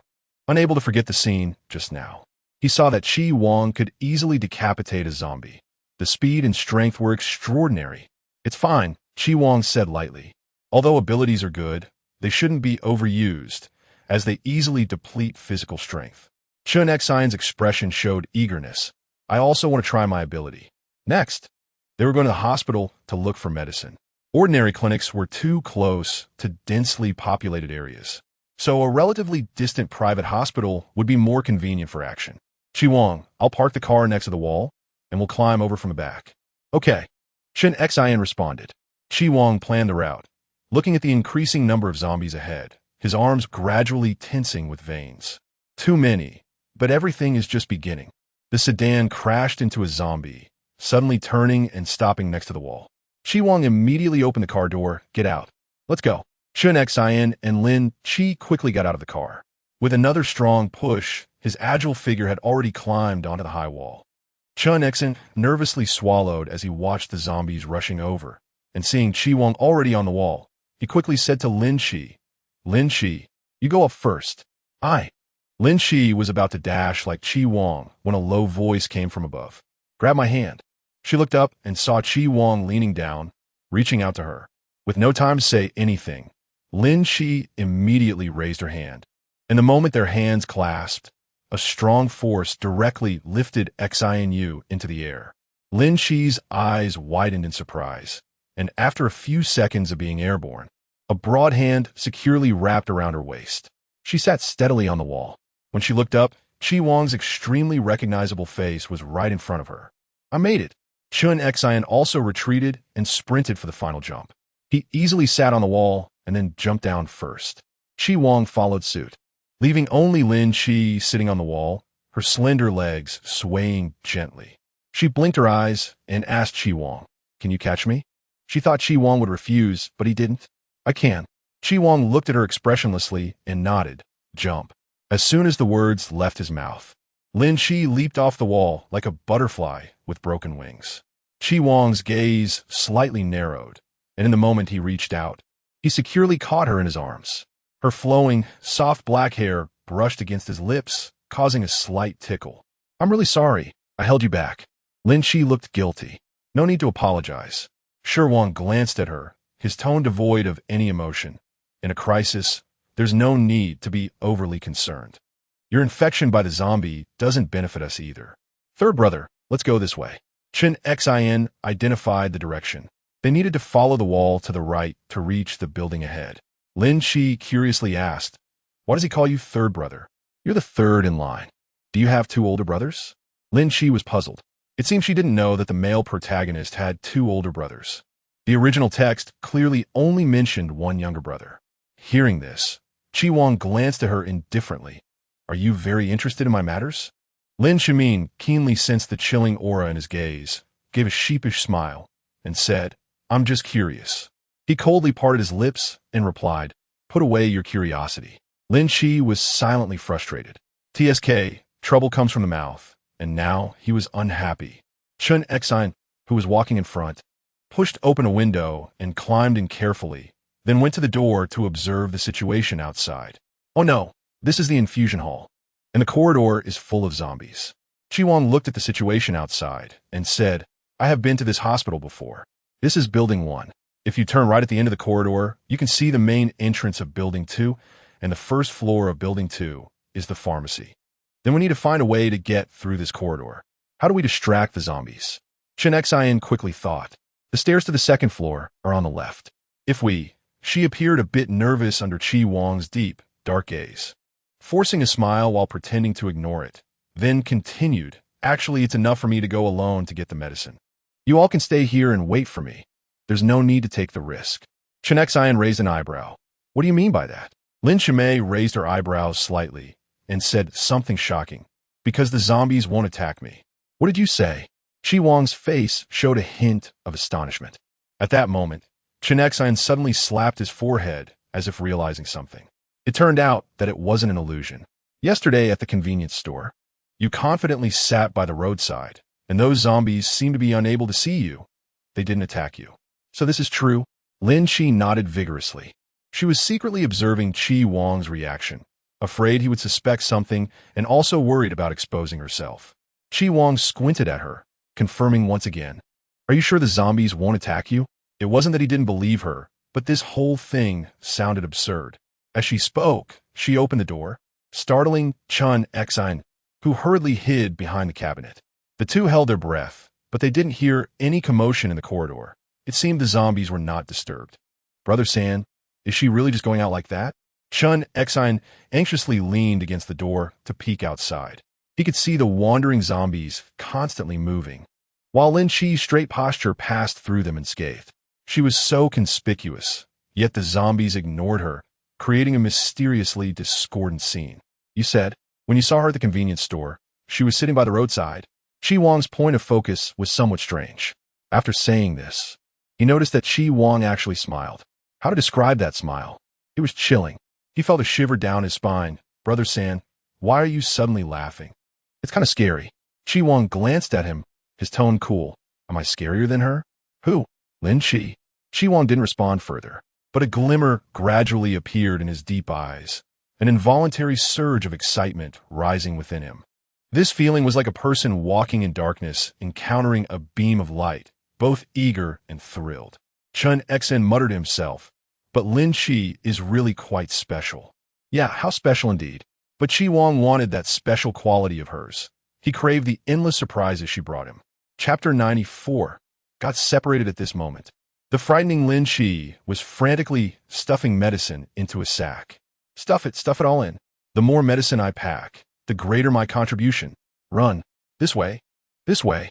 The sound of voices suddenly accompanied by commotion arose, as a group of people unexpectedly rushed into Building 2. Such a huge disturbance inevitably attracted the pursuit of several zombies. In the chaos, Lin Shi hugged the sack tightly and stood in the corner, patiently waiting for them to leave to avoid being pulled into a battle and getting hurt. At this moment, everyone was fleeing, and basically no one would pay attention to others, nor did anyone notice that the zombies wouldn't attack Lin Shi. She found an opportunity and quickly slipped out the main door, running with the sack. What a great opportunity. This group was attracting the attention of the zombies, making it the perfect time for them to leave the hospital. With such a ruckus outside, the two thought it was Lin Chi causing the trouble and were considering whether to take a look. Fortunately, Lin Chi's figure appeared in the corridor just in time. Chun Xian opened the door to welcome her in and nervously asked, "Are you okay? What's going on outside?" A group of people rushed into Building 2 and are being chased by a lot of zombies, she said nonchalantly, wiping the sweat from her forehead. Using this chance, "Let's hurry up. Do we have all the medicine?" Chi Wang asked. Lin Chi shook her head and then nodded, smiling awkwardly. "I packed all the medicine I could see, but I don't know if there's anything you want inside." Looking at the bag full of medicine boxes, Chen Xian couldn't help but praise her. "Lin Chi, you're amazing. Let's hurry up and leave." Fortunately, Building 1 was very close to the wall, and there was a bamboo forest planted behind the building, making it easier for them to move. Within a few minutes, the three of them successfully arrived at the wall. Once Chi Wang sat on the wall, Baizhou reached out to help Xian with the bag, but Lin Chi dodged. "It's very heavy," she said seriously, making Chun Xian laugh. He nonchalantly went to grab the bag. "I know it's heavy. That's why I'm here to help you, right?" The end of his tone was slightly distorted, and Chen Xian was almost overwhelmed by the weight of the bag. "So heavy. Why do you carry it so easily?" Lin Chi shrugged, saying, "Because I'm stronger than you." She said such words while sporting a delicate and pure face, which dealt a heavy blow to Chen Xian's heart. As a big man, he couldn't believe that he was weaker than a woman. Lin Chi said, "You go up first. I'll hand the things to you." "All right," Chi Wang reminded while sitting on the wall. "Hurry up. The zombies over there are coming." The three of them successfully got into the car, and the sedan shot down the road like an arrow, quickly getting onto the elevated highway. Chen Xian noticed that the route was not heading to the suburbs. "Where are we going next?" "A university." Chen Xian understood. "Going to find a yen?" "Hope he hasn't run into trouble." "A yen." Lin Chi captured this word, her eyes rolling as she pretended to be curious, and asked, "Who is Yen?" Chun Xian explained, "He's Sanji's younger brother, currently a sophomore at a university." "Oh, Chi Yen. It really is him." Lin Chi lowered her thick eyelashes, concealing the emotions beneath her eyes. The voice of Chi Wang came from the driver's seat. "Let us go directly to the boys' dormitory at a university. You should be in the dormitory if nothing unexpected happens." Chen Xian said cheerfully, "Don't worry, third brother. Yen has always been obedient and steady since he was young. He will definitely take good care of himself." I think that group of college students, when facing a zombie apocalypse, would just hide in their dorms. It's only the second day of the apocalypse. They still have food and water, and it's very safe. Chi Wang's expression remained, his brows and eyes giving no hint of emotion. However, he also picked up on Baizhou's words. "Have you heard this saying? The safest places often hide the greatest dangers." His tone was slow and eerie, exuding an air of mystery. Chen Xian frowned. "I haven't heard that. Whose famous quote is it?" "Mine." 20 minutes later, the car drove off the elevated road and onto the main road. A university has a prime location and a vast area. This side is a university town, so the transportation is the most convenient. The road here is 4 lanes, and even if there's zombies blocking the road, the car can still get through. However, as we got closer to a university, it was clear that the number of zombies on the road had increased. The zombies were basically college students from this university town, identifiable by their clothing, all young people. Unfortunately, at this moment, their faces were grotesque and frightening, with bloodstains and dirt on their clothes creating a shocking impact. Chen Xian was worried about the road conditions ahead. "Can the car get in? It would be troublesome if we got blocked at the entrance." Lin Chi saw the situation at the entrance through the glass and said, "The car could drive in. There are only 2 zombies blocking the way. Just knock them out of the way." Chi Wang accelerated forward, and just as Lin Chi said, he directly knocked the zombies aside, driving the sedan through the school gate. However, it became difficult when they reached the dormitory area. Chi Wang didn't know which building Chi Yen lived in, not to mention the many divisions in the area, with too many boys and even more dormitory buildings. Chi Wang furrowed his brows tightly, helplessly parked the car, and got out. Seeing him get out, Chen Xian quickly unbuckled his seatbelt and followed him. The two had weapons in hand, so dealing with the initial zombies wasn't difficult. Their headshot rate was quite high. Lin Chi raised a metal rod and was eager to give it a try. A headshot seemed quite thrilling. She wanted to try it too. Let's go. Let's go inside. At that moment, a group of students suddenly rushed down from the adjacent building. They had been struggling to move within the building, but finally found an opportunity to escape. Everyone run. Let's go together. There's a zombie. Where's the zombie? I don't know. But with the girl's scream, the crowd suddenly became chaotic and started to disperse, everyone running in different directions, not caring about anyone else. Lin Chi was scattered like this. Chapter 95. Yes, it's you. Amid the chaos, she almost stumbled, her body being jostled by those people, her steps unconsciously moving forward. In the blink of an eye, she couldn't find Chen Xian and Chi Wang anymore. I struggled so hard to stay close to the male lead. I must not lose them. She was anxious and started to quicken her pace to find them. But she had a fatal weakness, which was that she had no sense of direction. The buildings were dizzying, one after another. Cafeteria? Looking at the two characters on the building, Lin Chi stepped inside. There were more zombies on the first floor of the cafeteria than on the street. Even Lin Chi felt alarmed. I should go upstairs and take a look. Maybe I can see them from a higher place. She walked up to the third floor and suddenly caught sight of someone inside. Under the dining table, 5 boys were crouched down, not far from them. Zombies were wandering around. Suddenly, one boy made eye contact with Lin Chi. The boy waved at her in panic, and Lin Chi walked over in confusion. Squatting down in front of him, she looked puzzled. Do you need something? You, run. Quickly. The boy's voice trembled, and suddenly they crawled out from under the table at the same time. Before Lin Chi could react, she was pulled by one boy and started to run. The zombies immediately howled and surged towards them, but the boys were faster. She saw a metal door in the inner room open a gap, and the boys squeezed in one after another, the door creaking tightly shut behind them. Bang, bang, bang, bang. The sound of zombies crashing against the metal door struck her heart. Lin Chi was her messy hair and was slightly taken aback when she looked up at the room. There were actually so many people here, boys and girls, teachers, cafeteria ladies, and even chefs. Roughly counting, there were 40 to 50 people. This was a storage room on the 3rd floor of the cafeteria, with no back door and no windows. Only a small vent in the corner that a person couldn't crawl through. They had been trapped here for a day and a night. Fortunately, there was food in the storage room, so they weren't starving. A teacher reassured them, saying that it was very safe here and that zombies couldn't get in, encouraging the students to stay positive, as the school would definitely send someone to rescue them. Yes, don't be afraid. Let us just wait for help. Lin Chi was quietly curled up in a corner, feeling troubled. She wanted to go out. What on earth did that guy pull her in here for? So frustrating. All right, everyone, please take your seats. Andy will distribute today's lunch. The lunch lady began to hand out fresh tomatoes from a bucket. A bright red tomato was placed in Lin Chi's hands, and her eyes lit up. What a vibrant color. So beautiful. Lin Chi looked up along his hand, her bright eyes reflecting the handsome and delicate face of the boy. His features were well-defined, with a softness that added to his upright appearance, and his affectionate peach blossom eyes seemed to linger with charm. He smiled gently, saying, I'm allergic to tomatoes.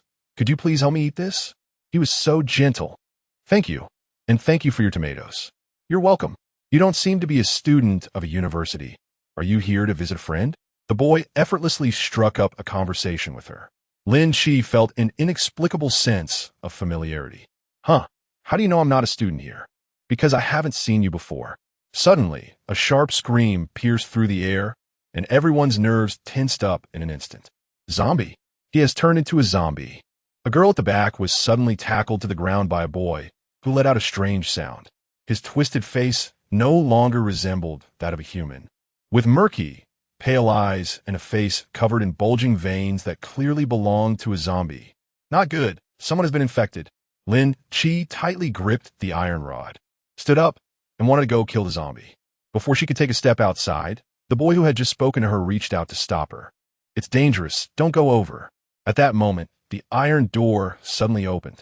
Everyone run. A few boys rushed out in a frenzy, and the zombies outside quickly rushed towards them. Everyone panicked, with wolves in front and tigers behind. If they didn't run now, there would be no way out. In an instant, everyone fled in all directions in a panic, and not a single person tried to kill the zombies. Lin Chi felt puzzled.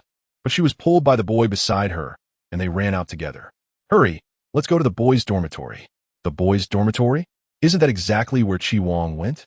Lin Chi's eyes shone brightly as she ran alongside the boy, not forgetting to thank him. Thank you. The boy smiled shyly, his dimples deepening, adding a touch of innocent beauty. The two ran down the back stairs, avoiding the zombies, but encountered a situation at the corner on the first floor. A girl was being dragged to the ground by a zombie, and it looked like the zombie was about to bite her calf. Yang Xinyue. The boy's face changed dramatically as he quickly let go of Lin Chi's hand and lunged to pin the zombie down. They actually knew each other. Seeing this, Lin Chi also stepped forward to help drag the zombie away. Yang Xinyue was already terrified and in tears, and upon seeing the boy, she immediately cried out, Ayan, I'm so scared. Please save me. Wait, Ayan. Lin Chi was stunned, her gaze fixed on the boy.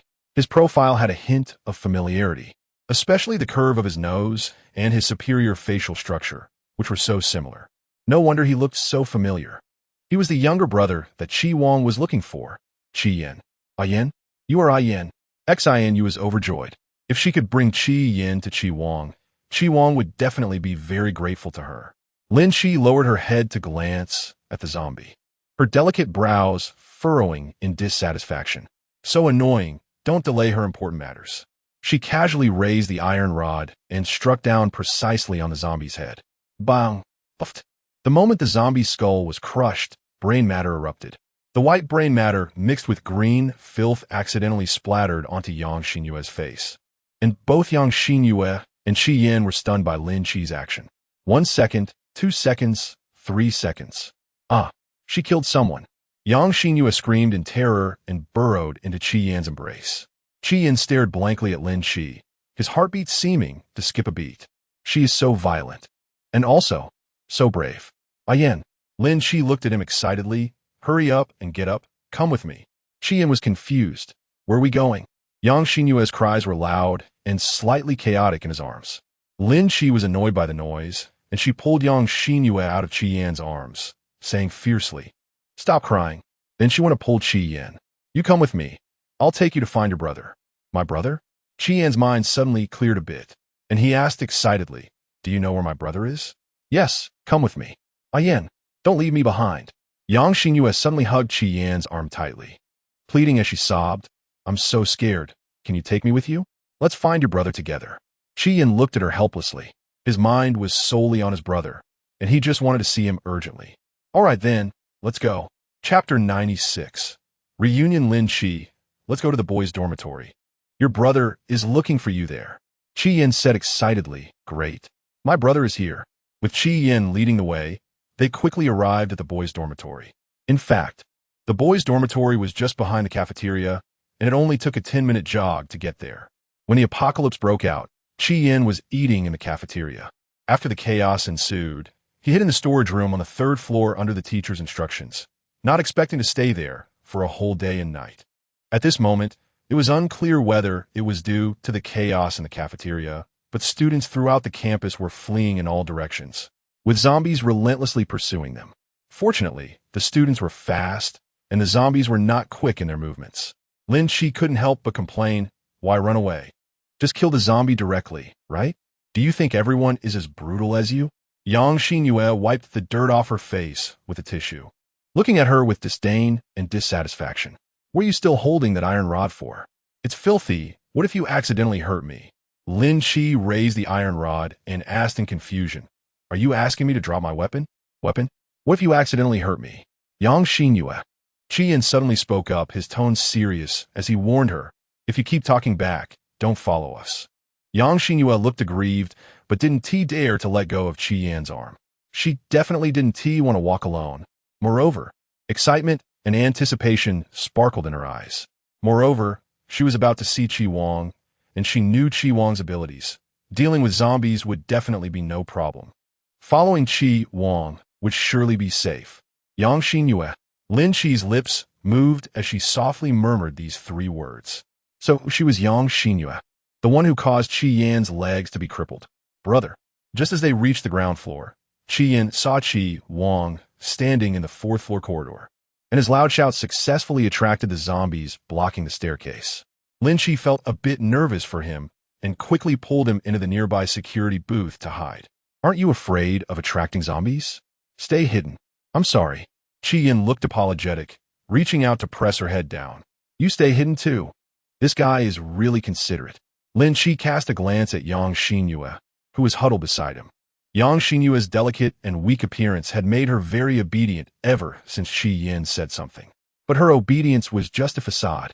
Seeing Lin Shi staring at Yang Xinyue like that, Chi Yin misunderstood and shyly said, If you're scared too, you can hold onto my arm. I will protect you well. Lin Shi stared at him and said, You should protect yourself. At that moment, a different sound came from outside. It was Chi Wang and Chen Xin dealing with the zombies. The group of boys hiding in the dormitory watched this scene, all of them dumbfounded. Are they really killing? Wow, these two brothers are really ruthless. Gradually, more and more boys ran down from the building to help, raising their weapons to fight the zombies. Taking advantage of the chaos, Chi Wang approached the security booth. Lin Shi, you take him to the car. Lin Shi shook her head. I don't know where the car is parked. The intersection here is intricate, and she couldn't tell the direction. Chi Wang frowned. The south gate of the dormitory building. I know. I'll take her to find the car. Chi Yin obediently listened to his brother's words. As they walked out of the security booth, Chi Wang glanced at Yang Xinyue, who was curled up behind Chi Yin, and no one noticed the cold and eerie look in his eyes. Yang Xinyue? A boy ran over from a distance. Yang Xinyue leaned out to take a look, and a surprised smile appeared on her face. Jie-chun? Jie-chun is Yang Xinyue's brother, but they are not blood-related. Their relationship is neither good nor bad. Yang Xinyue is a person who is attracted to looks, so she has always wanted to build a good relationship with Jie-chun. Jie-chun has a free-spirited, flamboyant personality and is used to being unruly, with no one able to control him. Jie-chun, come on, let's go together. Yang Xinyue, fearing that Chi Wang would say something, pulled Jie-chun and tried to leave. Jie-chun shook off her hand and said unhappily, Where are we going? I want to go with Chi Wang to kill zombies. Yang Xinyue was annoyed. What are you killing? If you get scratched by a zombie, it's game over for you. Are you trying to throw your life away? TCH, you're just a turtle hiding its head, so don't try to control me. You, Ayen. Chi Wang ignored them, seriously reminding Chi Yin. Get in the car quickly and protect yourself. Chi Yin responded, Okay. Lin Shi naturally obeyed Chi Wang's arrangements and arrived at the south gate. The three quickly got into the car, and not long after, Chi Wang and Chen Xin ran over, followed by Jie-chun. Jie-chun is a very peculiar person. Although he is Yang Xinyue's younger brother, he has not been influenced by her to become a bad character. On the contrary, he has played a crucial role in many important occasions. Lin Shi stared at Jie-chun with a gaze that was inevitably intense. Jie-chun tilted his head to look at her and raised an eyebrow, looking quite interested. At that moment, the driver, Chi Wang, suddenly spoke up, Lin Shi, where did you just go? Oh, good question. Did you bring him here? Chi Wang's question was somewhat strange. Lin Shi hummed. Chapter 97. Stranger, his expression changed momentarily, but was quickly concealed, the corners of his lips pressing down slightly, asking, Yin, are you hurt? Chi Yin replied, Brother, I'm fine, thanks to Xinu. Otherwise, I wouldn't have been able to see you so smoothly. No injuries. Chi Wang's dark eyes suddenly sparkled like stars. He seemed to smile for a moment, puzzled, then raised his gaze again, his expression more relaxed than ever. It's good that you're not hurt. Brother, where are we going now? To the villa in the suburbs. On the way, Chen Xin told Chi Yin about what had happened, and Chi Yin, who was familiar with Qin, was worried about her condition the whole time. An hour later, the car drove into the villa. In this place far from the hustle and bustle of the city, everyone's tense nerves finally relaxed a bit, and even breathing in the fresh air felt comfortable. Wait, there are voices inside. Chi Wang's vigilance did not wane at this moment. Chi Yin smiled and said, Isn't Sister Chun here? She might already be awake. Lin Shi reminded him, Does your Sister Chun like to talk to herself? Chi Yin paused for a moment, realizing too late that his words were rather foolish. Chi Wang opened the door and looked at the group of people sitting in the living room, his expression instantly darkening as he coldly questioned, Who are you? How did you get in? There were 8 people in the living room, including 2 children and 2 elderly people, while the rest were middle-aged uncles and aunts. A blonde aunt suddenly stood up, angrily saying, Who we are is none of your business. What do you want? Are you here to rob the house? This is already our territory, so you should leave quickly. Chi Wang sneered. Please understand, the property deed is in my name. I'm the owner of this villa. The blonde aunt looked momentarily stunned, her gaze vacant. Seeing this, the middle-aged uncle beside her laughed twice. Looking at them with disdain, you say the house is yours. So it's yours? Where's the property deed? Show me. Besides, what use is a property deed nowadays? It was clear they were trying to occupy the villa. Meanwhile, Chen Xian ignored these people and went straight to the guest room to find Qin. However, when he opened the door, he found it completely empty. Third brother. Sister Chen is missing. Missing? Qian's expression turned tense. How could she be missing? Did you guys do something? Chen Xian's gaze shot like a cold arrow toward the living room. His usually gentle demeanor now cold as he intimidated these people, his aura unyielding. Auntie, how can you speak like that? Yang Xinyue couldn't take this insult. She had always been the center of attention since birth, and no one dared to scold her. You bunch of deadbeats are clearly occupying someone else's house. How can you be so shameless? Auntie, how do you usually educate your children? Are you teaching them to rob villas when they grow up? Jiechen couldn't hold back and burst out laughing. This remark successfully infuriated the whole family. The middle-aged uncle rolled up his sleeves, face filled with anger. How the hell are you speaking? The blonde aunt rushed over. What's wrong with my child? Huh? I'll tear your filthy mouth apart. Yang Xinyue did not dare let her touch even a hair on her body and quickly shrank behind Qi Yan, a provocative smile on her face. With Chi Wang and Jiechen blocking the front, that aunt couldn't get through. Lin Shi covered her ears to avoid being overwhelmed by the arguing voices of these people. She was about to be driven crazy. Can this scene end quickly? She still had to find Qin. Suddenly, her clothing was tugged, and when Chi Wang looked down, his irritated gaze met Lin Shi's clear eyes. He spoke impatiently. What? Lin Shi said, don't waste time. Hurry up and drive them out. We still need to find Sister Chen. Chi Wang squinted and asked, how to drive them out? If it can be solved by force, there's no need to waste words. Just beat them up. He lowered his gaze and looked deeply at her, his tongue touching his cheek, a faint smile playing at the corner of his mouth. How do you know I also want to beat them up? Lin Chi said calmly. Because I also want to hit them, but I'm afraid I might kill them.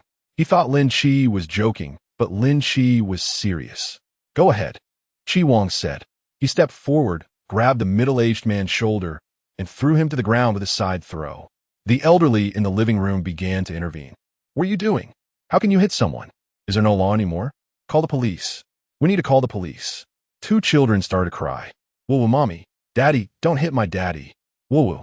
The scene became even more chaotic, seeing the uncle being beaten. The blonde-haired aunt fell to the ground pretending to be dead and screamed in pain. Lin Chi squatted next to her, poking her arm with a light tone. Ugh. The blonde-haired aunt's face turned pale, and she suddenly jumped up, grabbing the child with one hand and the elderly with the other, anxiously stuttering. Let's go. Let's go, ugh, ugh, ugh. Let's go. The whole family, dragging their suitcases and holding the child, left the villa in a hasty manner. Qian felt a bit reluctant. Would it be too dangerous for them to leave like this? Lin Shi chuckled. Don't worry, they won't go too far. They will definitely look for the next villa to settle in. This family, after failing to occupy this villa, will immediately search for their next target. In short, they need to find a refuge. Otherwise, how will they survive? Chen Xian said urgently. Then let's split up to look for Sister Chen.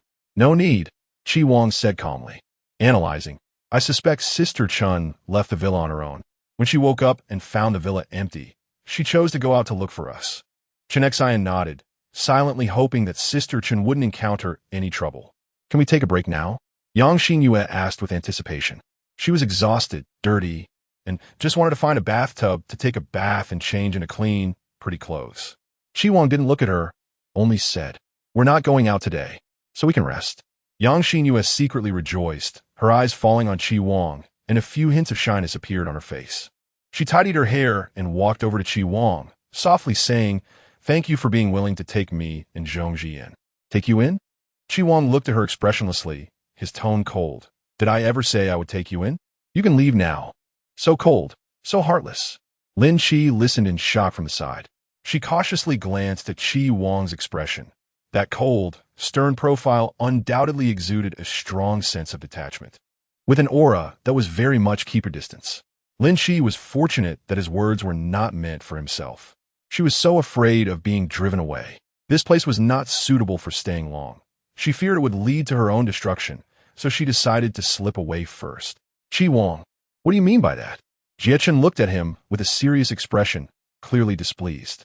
What do you mean by sheltering or not sheltering? Given the current situation, shouldn't it be about mutual cooperation and benefit? Why are you still calculating these things? Don't say that. Yang Xinyue pitifully interrupted Zheng Ji, looking at Chi Wang with reddened eyes, hoping for a bit of sympathy. I know in your eyes, I'm just a burden, but there are zombies outside, and I can't go out alone. As she spoke, she wiped away the tears from the corners of her eyes and forced a smile at Chi Yan. Ah Yan, since you've already found your brother, then I can rest assured. It's fine if your brother doesn't welcome me. I'll just leave. Leave? Where are you going? Jiechen grabbed her and negotiated with Chi Wang. You said before that my ability is rare. So if I follow you and do as you say, can we talk? Yang Xinyue was confused. What ability? Chapter 98. Super strong ability in the garage downstairs. Chen Xian squatted on the ground, studying the tires for a long time, sighing. The tires wouldn't last long and would definitely go flat. The left side of the car was slightly deformed, and the tail light was broken. Besides, it's going to be scrapped. Third brother, we need to change cars. He originally thought there would be food stored in the fridge, but he miscalculated. There wasn't even a bottle of soy milk left. Only a few bags of organic vegetables. Vegetables definitely wouldn't fill them up. Moreover, they were currently feeding 6 mouths, so stockpiling supplies was essential. Yes, we need to stock up on supplies. Chen Xian seriously planned. If we really go to City S, the journey is so far we need to plan more. Like food and clothing. It seems we'll pass through the cold regions of the North Desert, right? We need to prepare cold-proof items. That was secondary. Hopefully, the roads wouldn't be icy, and our car could pass smoothly. One thing after another appeared in Chen Xian's mind, and for the first time, he deeply understood the term worrying for nothing. He scratched his head in distress and looked up to find Chi Wang seemingly smiling. Third brother, you can still smile. Do you think I'm joking? Chi Wang pretended to be mysterious, saying, where there's a will, there's a way. Aren't you afraid it's a dead end? I am, but I'm even more afraid of digging my own grave. After saying this, he turned and walked towards the villa's entrance, leaving Chen Xian looking at his back with slight confusion. Why has third brother been so fond of keeping things mysterious lately? He seems to have a heavy heart, and occasionally there's a hint of sadness, but it doesn't seem like sadness. In any case, it's a very strange feeling. Perhaps it was because of the apocalypse. Lone warriors often grow up overnight. Going out? When Yang Xinyue heard this news, her mood immediately soured. Didn't they just say they wouldn't go out today? Why the sudden change? There's zombies outside. Why go out? It's really reckless. Of course, we're going out to find food. Lin Shi passed by her room and sincerely asked her, aren't you hungry? Not hungry. She was used to the feeling of hunger from dieting, and right now, eating less didn't seem difficult. Yang Xinyue choked slightly, her beautiful eyes narrowing, but after a mental struggle, a gentle smile appeared on her face. She said with kindness, from now on, we are all on the same boat. We should help each other and hope we can get along well. This getting along well was the key. Lin Shi didn't say anything. Her smile remained as she walked down the stairs. Until she reached the corner of the staircase, her smile instantly vanished, and her lips pressed together with a hint of anger. Yang Xinyue was clearly a terrible person. So why did she have to put on such a gentle facade? Truly a face of a Buddha, but a heart of a snake. However, her disguise was quite successful. At least everyone treated her well. And even though they knew she was the one who caused Chi Yan's disability, Chi Yan didn't do anything to her. Thinking of this, Lin Shi's eyes sparkled with joy. Perhaps she could learn from Yang Xinyue. Just as she was about to turn the corner to go downstairs, Lin Shi was startled by a figure suddenly appearing in her line of sight. Chi Wang, what are you doing standing here? Lin Shi instinctively called out his name, meeting Chi Wang's meaningful gaze. She blinked a bit dazedly. Is she scared? Chi Wang slightly tilted his face, his long eyelashes casting a disdainful light, perfectly outlining his high nose. His gaze held a hint of inquiry as he asked, you seem very interested in my robot. I saw you studying it just now. What do you think? Well, it's a feeling I can't describe. As she spoke, His gaze added a touch of doubt and speculation. Yang Xinyue hurriedly ran down the stairs in her platform heels. Without a moment's hesitation, Chi Wang turned and left. Chi Wang. Yang Xinyue couldn't finish her words. She bit her lower lip in frustration, and when she looked at Lin Shi, her gaze held a bit more suspicion, yet her expression remained gentle. What were you just talking about? The robot. The robot? What's there to talk about? Yang Xinyue looked at her in confusion, genuinely unable to see why she would be interested in robots. Lin Shi tilted her head and smiled, saying there are many things you can't see. At 3:17 p.m., an old sedan that looked weathered after years of use was driving on the wide road. Jie Chun, sitting in the passenger seat, spoke animatedly, "You can rest assured. The performance of those cars is top-notch. Don't even mention off-roading. They can handle going into the sea or up snowy mountains without any issues." As for my fall series, he was interrupted. Jie Chun would give him some face, but after a few haughty laughs, he said, "Cooperation is one thing, but you must seriously consider my suggestions. We need to drive another car." Chi Wang calmly replied, "I didn't say I disagree." Upon hearing this, Yang Xinyue wanted to retort, but the current awkward situation left her with no extra energy to bicker with Jie Chun. There was no way around it. Only 5 people could fit in one car, and she didn't want to stay alone at the villa, so she had to squeeze into the trunk. "Are you tired? Are your legs sore?" Lin Shi turned her upper body to talk to her, looking quite concerned. Yang Xinyue forced a smile. "I'm okay, just a bit dirty." Jie Chen's cold remarks came. At this point, still worried about being dirty? "You really are worthy of being the young lady of the Sitta family." She nervously shifted her gaze, landing on Chi Yan's flushed ears. "Your ears are so red. Are you okay?" As soon as the words were out, Chi Yan's previously tense body became a bit uncomfortable, and everyone's gaze instinctively fell on his ears.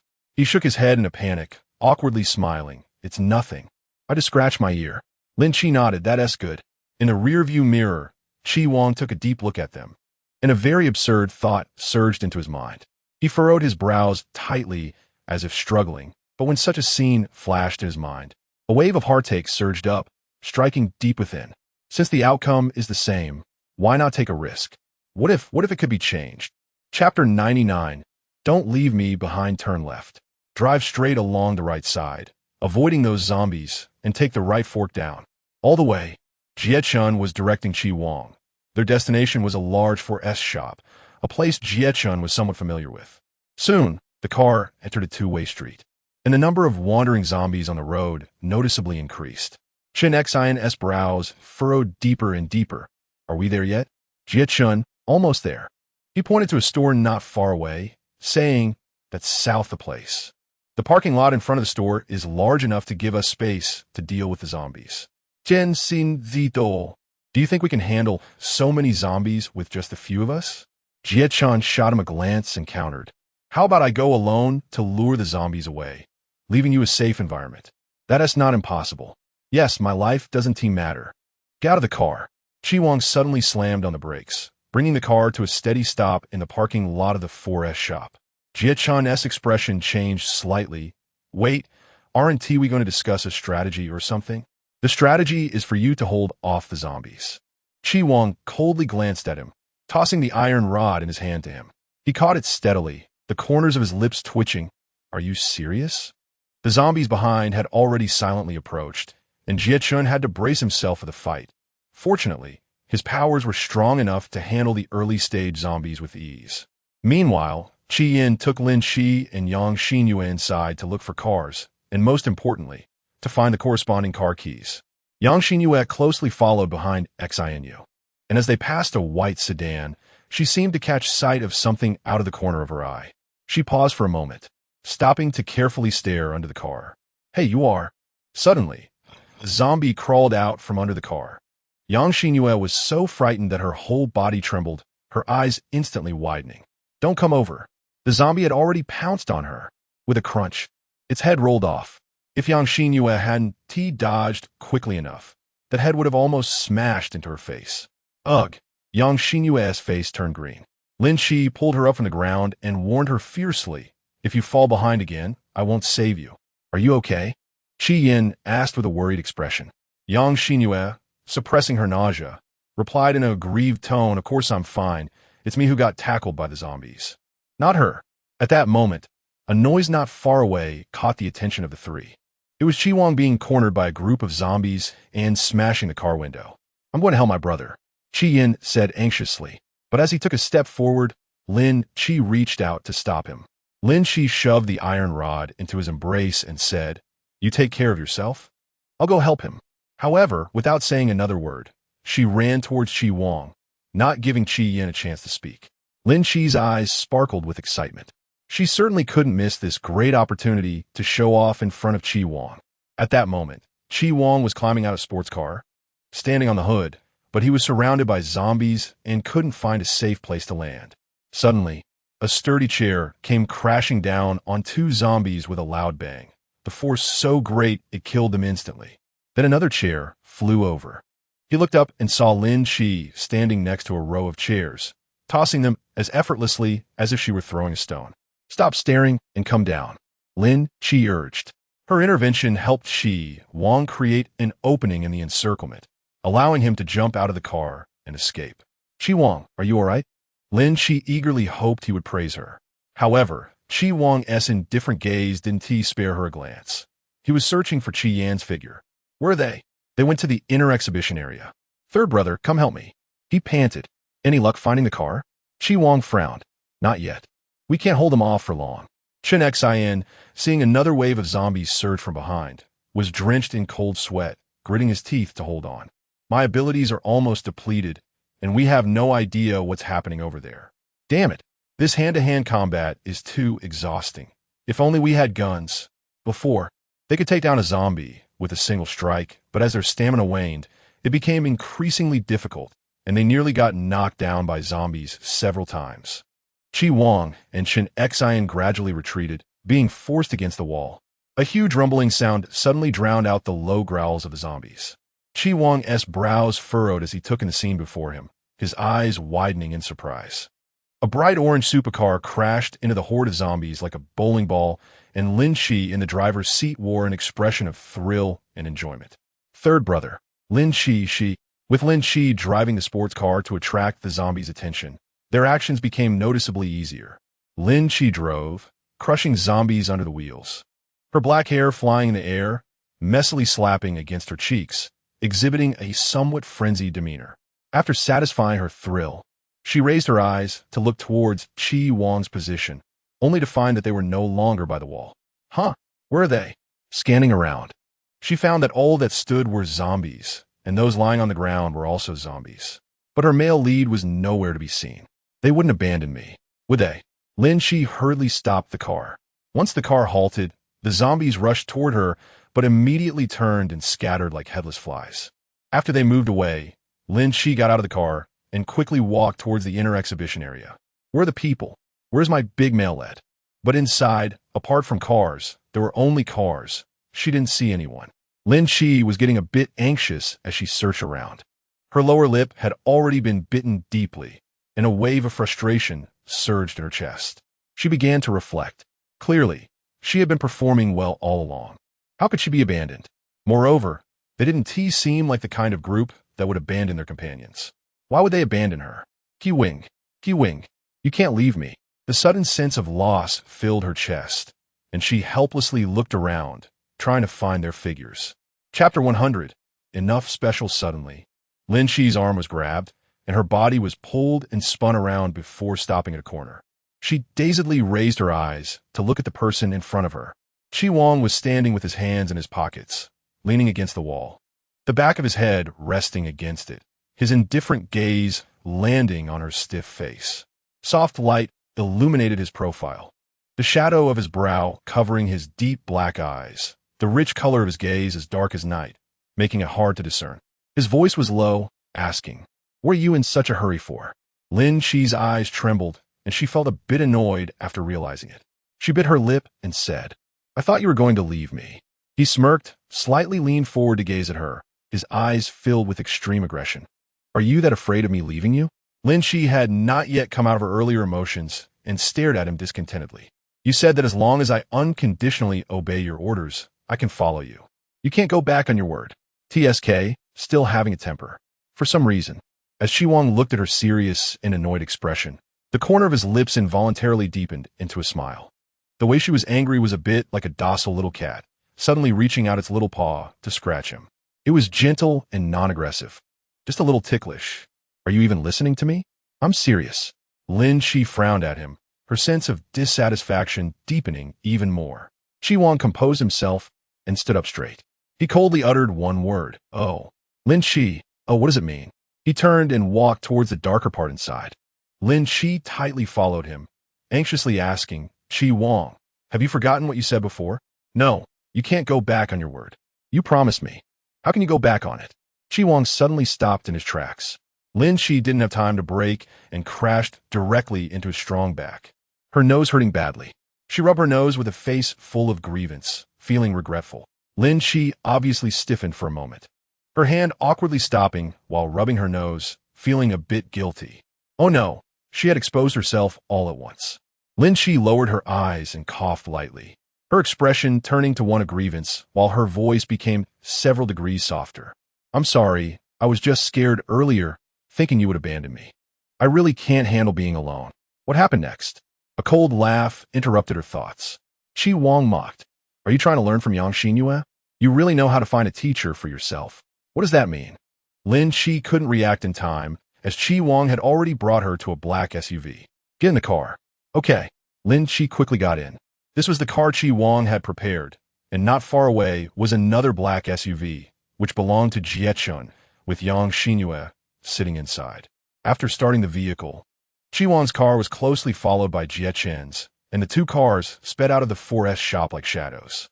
Chien had keen eyesight and curiously asked when he saw the flattened corpses of zombies all over the ground, "How did these zombies end up like this?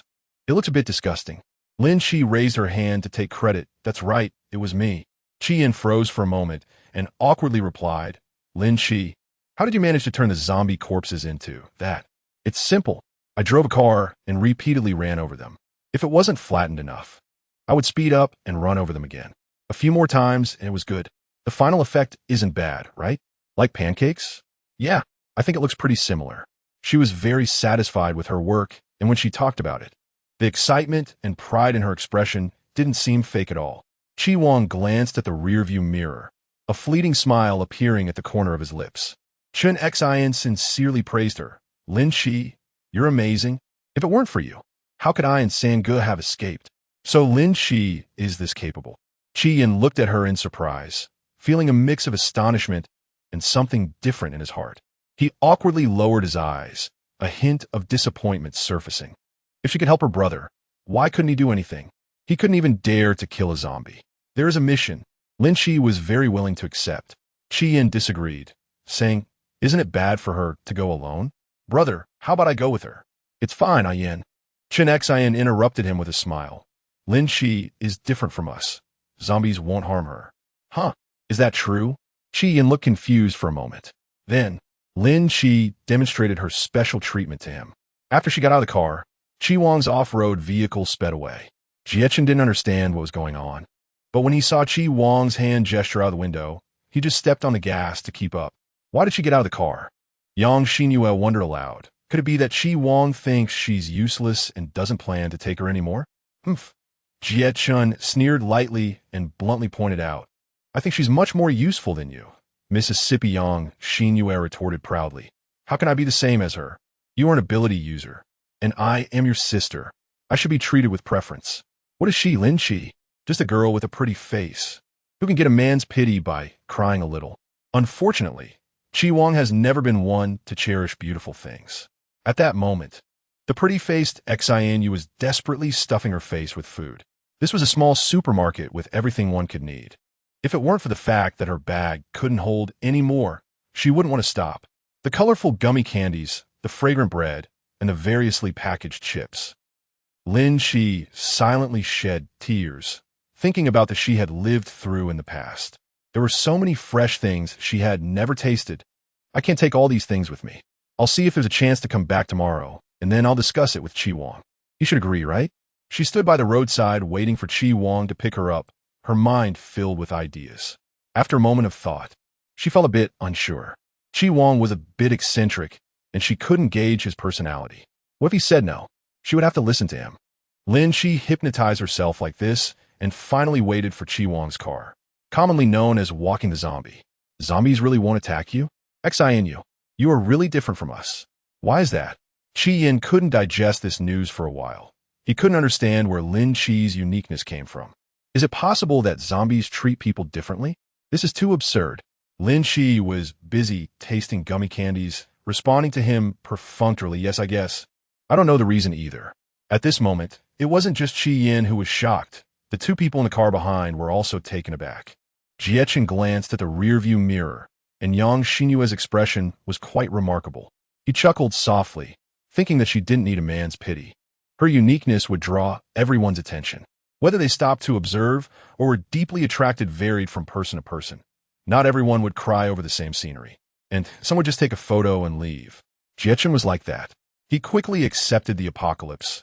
He quickly accepted the abilities, and he could just as quickly accept Lin Chi's uniqueness. Chapter 101. Leaving one person behind, this made Chun Xian a bit anxious. Third brother. Waiting like this is not a solution. Chi Wang pulled out a blueprint and spread it on the table. He circled several important locations on the map with a pencil. This is a map I drew from memory. The police station is here. You reminded me last time. Maybe we can find a way to get some guns. Jie Chun lay lazily on the sofa, flipping his palm to conjure a small flame. With abilities, who needs guns? Chi Wang slightly raised his chin towards Yang Xinyue. What about her? What does she use for self-defense? Yang Xinyue's heart suddenly began to race. He is worried about my safety. Chen Xian said. Then let's pack up and head out quickly. Maybe we can still meet Sister Chen outside. Since they were going out, everyone would go together. Mainly because no one wanted to stay in the villa. Lin Chi naturally had to follow Chi Wang, and so did Chi Yin, while Yang Xinyue was unwilling to part ways with them, even if it meant death. It had been 3 days since the outbreak of the apocalypse, and the number of zombies was uncounted. In any case, the visible ones had clearly increased. 2 vehicles sped past, with zombies crazily chasing after them. The police station wasn't far away, and they arrived in 20 minutes. Chi Wang, as usual, said, Chen Xian, you and Jie Chun are in charge of the zombies outside. Lin Chi and I will go inside, and Ayin, stay alert around us. Brother, I actually want to help you. Just listen to the plan. All right. Although Chi Yin wanted to help Chi Wang share the burden, he was very obedient and wouldn't be overly stubborn. Jiechen eagerly grabbed a metal rod and followed closely behind Chi Wang. There weren't many zombies in the police station, and the first to rush out were 2 zombie police officers. After Chi Wang killed them, he conveniently removed their walkie-talkies and sidearms. Take this. He tossed it to Lin Chi and turned to see a police car parked in the yard. Go see if you can find the keys for that car. Lin Chi. Good. Finding the keys was a bit troublesome, but Lin Chi moved freely, strolled around the police car, and keenly picked up the keys. He also found a handgun. Thanks, brother. The 4 men who were detained in the police station were released by Chi Wang. As they ran out, they immediately saw the police car. There's a car. Hurry. Everyone get in. Lin Chi just got out of the driver's seat and slammed the car door shut. Sorry, this car is mine. You guys can find another one. One of the men glared at her fiercely. What's yours and mine? Hand over the keys, or I'll force you. The man moved to grab the keys. But Lin Chi slowly raised the handgun in her hand. Be careful, I don't know how to handle guns. If it goes off by accident, I might accidentally hurt you. You son of a. Lin Chi narrowed her eyes and suddenly fired a shot at the man's feet. The 4 men were immediately startled and shrank back, cautiously moving away. Lin Chi smiled with satisfaction, and as she turned her head, her eyes met Chi Wang's, who was walking towards her. She instinctively reined in her smile. Her lips curved slightly, and her expression showed a hint of complaint, her tone light. They almost took the car from us. Chi Wang lowered his brows and casually glanced at the thing in her hand. Did you pick that up? Yeah. Can you use it? No. I'll teach you. He took the gun from her hand, flipping his wrist, and suddenly the cold muzzle pressed against Lin Chi's forehead. In an instant, the wind surged and their breaths held. Lin Chi stared blankly, her clear eyes reflecting the face of Chi Wang, cold and sharp. Those deep black eyes, like a hunter's knife, were poised over her fragile neck. Life and death resting solely in his hands. Just like this, then bang, you're dead. His finger bones had already pressed against the trigger, moving slightly. Lin Qitong's eyes trembled. She learned it, so she would use it for self-defense. But Lin Qitong was truly scared. Something was off. Chi Wang was too strange. Her sixth sense told her that Chi Wang was a very dangerous person. It was always like this, causing a scene for no reason. Her heart couldn't take it. Now that she had everything, it was time to go. Chi Wang got into that police car. The design of the police car was more like a medium-sized cargo van, with 2 rows of seats, and the back was separately enclosed, likely meant for transporting prisoners. This design was indeed good for carrying a large amount of supplies, which was exactly why Chi Wang chose it. As for the supplies, that would be left to Lin Qitong to handle. Lin Qi was responsible for packing one sack after another from the mall, and then leaving them by the roadside, waiting for others to find the right opportunity to load them onto vehicles. After all, she only needed to handle the packing and nothing else. As long as she completed the tasks assigned by Chi Wang, she could solidify her position within the team. A series of items, from down jackets, cotton-padded coats, and bedding to food like noodles, bread, and millet, were all packed and taken away. Anything that could be smoothly taken was taken by Lin Qi. If they waited another day and still didn't see results, they wouldn't wait any longer. However, Chen Xian moved his lips, wanting to say something, but ultimately could only lower his head and sigh. He knew that Sangu also didn't want to leave Chun Jie behind like this. But there was nothing they could do. They couldn't risk their lives for just one person. He didn't want to put Sangu in a difficult position. A day later, Yang Xinyue's figure was still not seen. Chen Xian left a note at the villa. Chun Jie, Sangu and I will wait for you in City S. In the early morning, 3 cars drove towards the dawn on the highway. From here, they would go to Shund and then switch highways to Changzhou, which was the fastest route to enter Ma Bei. Chi Yin analyzed seriously. I've been to Ma Bei, so I'm not unfamiliar with the route. Lin Qi, how many days do you think it will take? Chi Yin paused for a moment, showing A. At our current speed, it will take at least half a month. At least a month. Chi Wang said, our vehicle needs to refuel along the way, and we will also need to get off the highway to replenish supplies, which will all take time. Half a month is just not possible. Lin Qi propped her chin and sighed. It feels so long. It's so annoying to stay in this world for so long. The intercom crackled with Chun Xian's voice. Third brother, there's a gas station ahead. It seems someone has dealt with the zombies. Should we stop for gas? Chi Wang took the intercom. Okay. Their convoy led by Chun Xian, with Chi Wang driving the police car loaded with supplies in the middle, and at the end was Zhong Ji's modified sports car. After confirming the gas station was safe, Chen Xian led the team in. 3 vehicles entered. 3 vehicles. It seems they are not as numerous as us. The zombies in the gas station had long been cleared by this group, and a truck was parked inside, with more than 20 people moving around beneath it. 2 guards stood at the very front, and Bai Zhou looked closely and immediately smiled. Lao Su, what a surprise to see you here. He rolled down the window, and Lao Su also looked like he had met a long-lost relative. Chen Xian, you little brat are still alive. Not just me. Third brother is also here.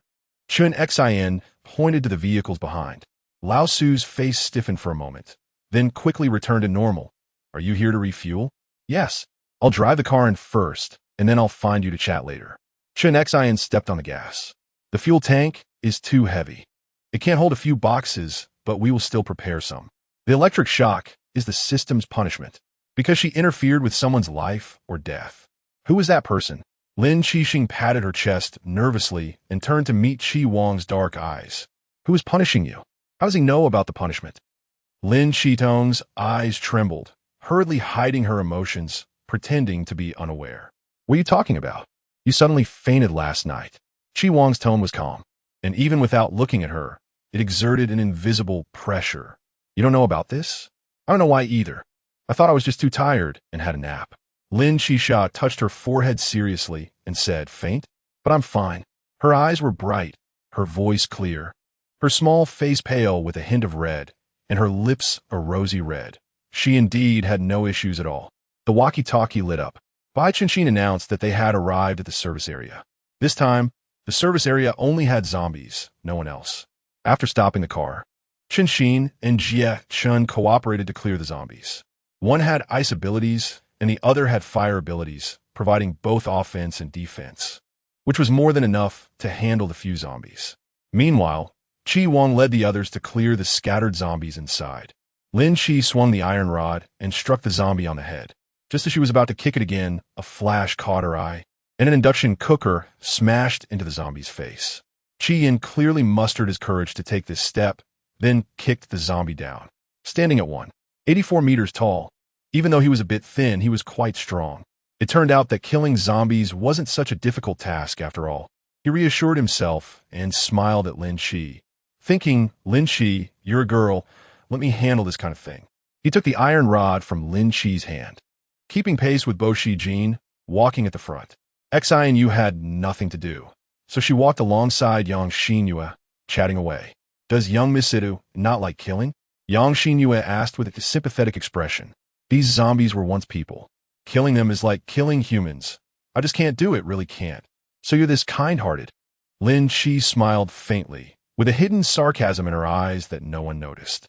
She knew what happened later, and, facing the currently kind Yang Xinyue, found herself at a loss for words. Perhaps it was too incomprehensible, or perhaps it was regret. Why would a woman who seemed so weak and timid eventually cruelly push her companions into the flames without a hint of remorse? All right, it's all cleared up now. You can rest easy here. My brother and I will go help outside, Chi Yin said with a smile, waving at them. Yang Xinyue sat down with a sigh of relief, finally able to rest. After all, sitting in the car all day was hard on the back. Now, surrounded by zombies, she was on edge and couldn't afford to relax. Bang! Lin Chi suddenly leaned behind Yang Xinyue, making a fake noise. Yang Xinyue jumped. You got scared by that? Lin Chi said with a bored pout. You're really timid. How boring. After saying this, Lin Chi walked out with a light step. Just as she reached the door, she suddenly heard Yang Xinyue's terrified scream. There's a zombie. We're doomed. How could she be so unlucky to get singled out by a zombie? Lin Chi immediately jogged to catch up. The rooms inside were designed in a maze-like fashion, and in a flash, she couldn't find Yang Xinyue at all. Yang Xinyue? Yang Xinyue, where are you? Lin Chi wanted to inform Chi Wang and the others, but she was worried about Yang Xinyue getting into trouble. Feeling anxious and at a loss, she was with Yang Xinyue, and if something happened to her, how would she explain it? Her steps became increasingly hurried, and fortunately, Chi Yin appeared at the intersection. Lin Chi, what are you looking for? Lin Qiyu spoke rapidly, and Yang Xinyue was gone. She was shot by a zombie. The sound came from the innermost room. Lin Chi's eyes lit up. There it is. She ran over and pushed the door open, first seeing a zombie body on the floor, but then noticing Yang Xinyue sitting at the table. Yang Xinyue was covered in black blood, holding a handgun. Her expression terrified and dazed, clearly very scared. Lin Chi tentatively asked, Are you okay? At that moment, Chi Yin ran in, and when Yang Xinyue saw him, she cried and threw herself into his arms. Chapter 103. The Scary Moo. You scare me to death. I thought I would never see you again, Yin. Are you hurt? No, he didn't bite me.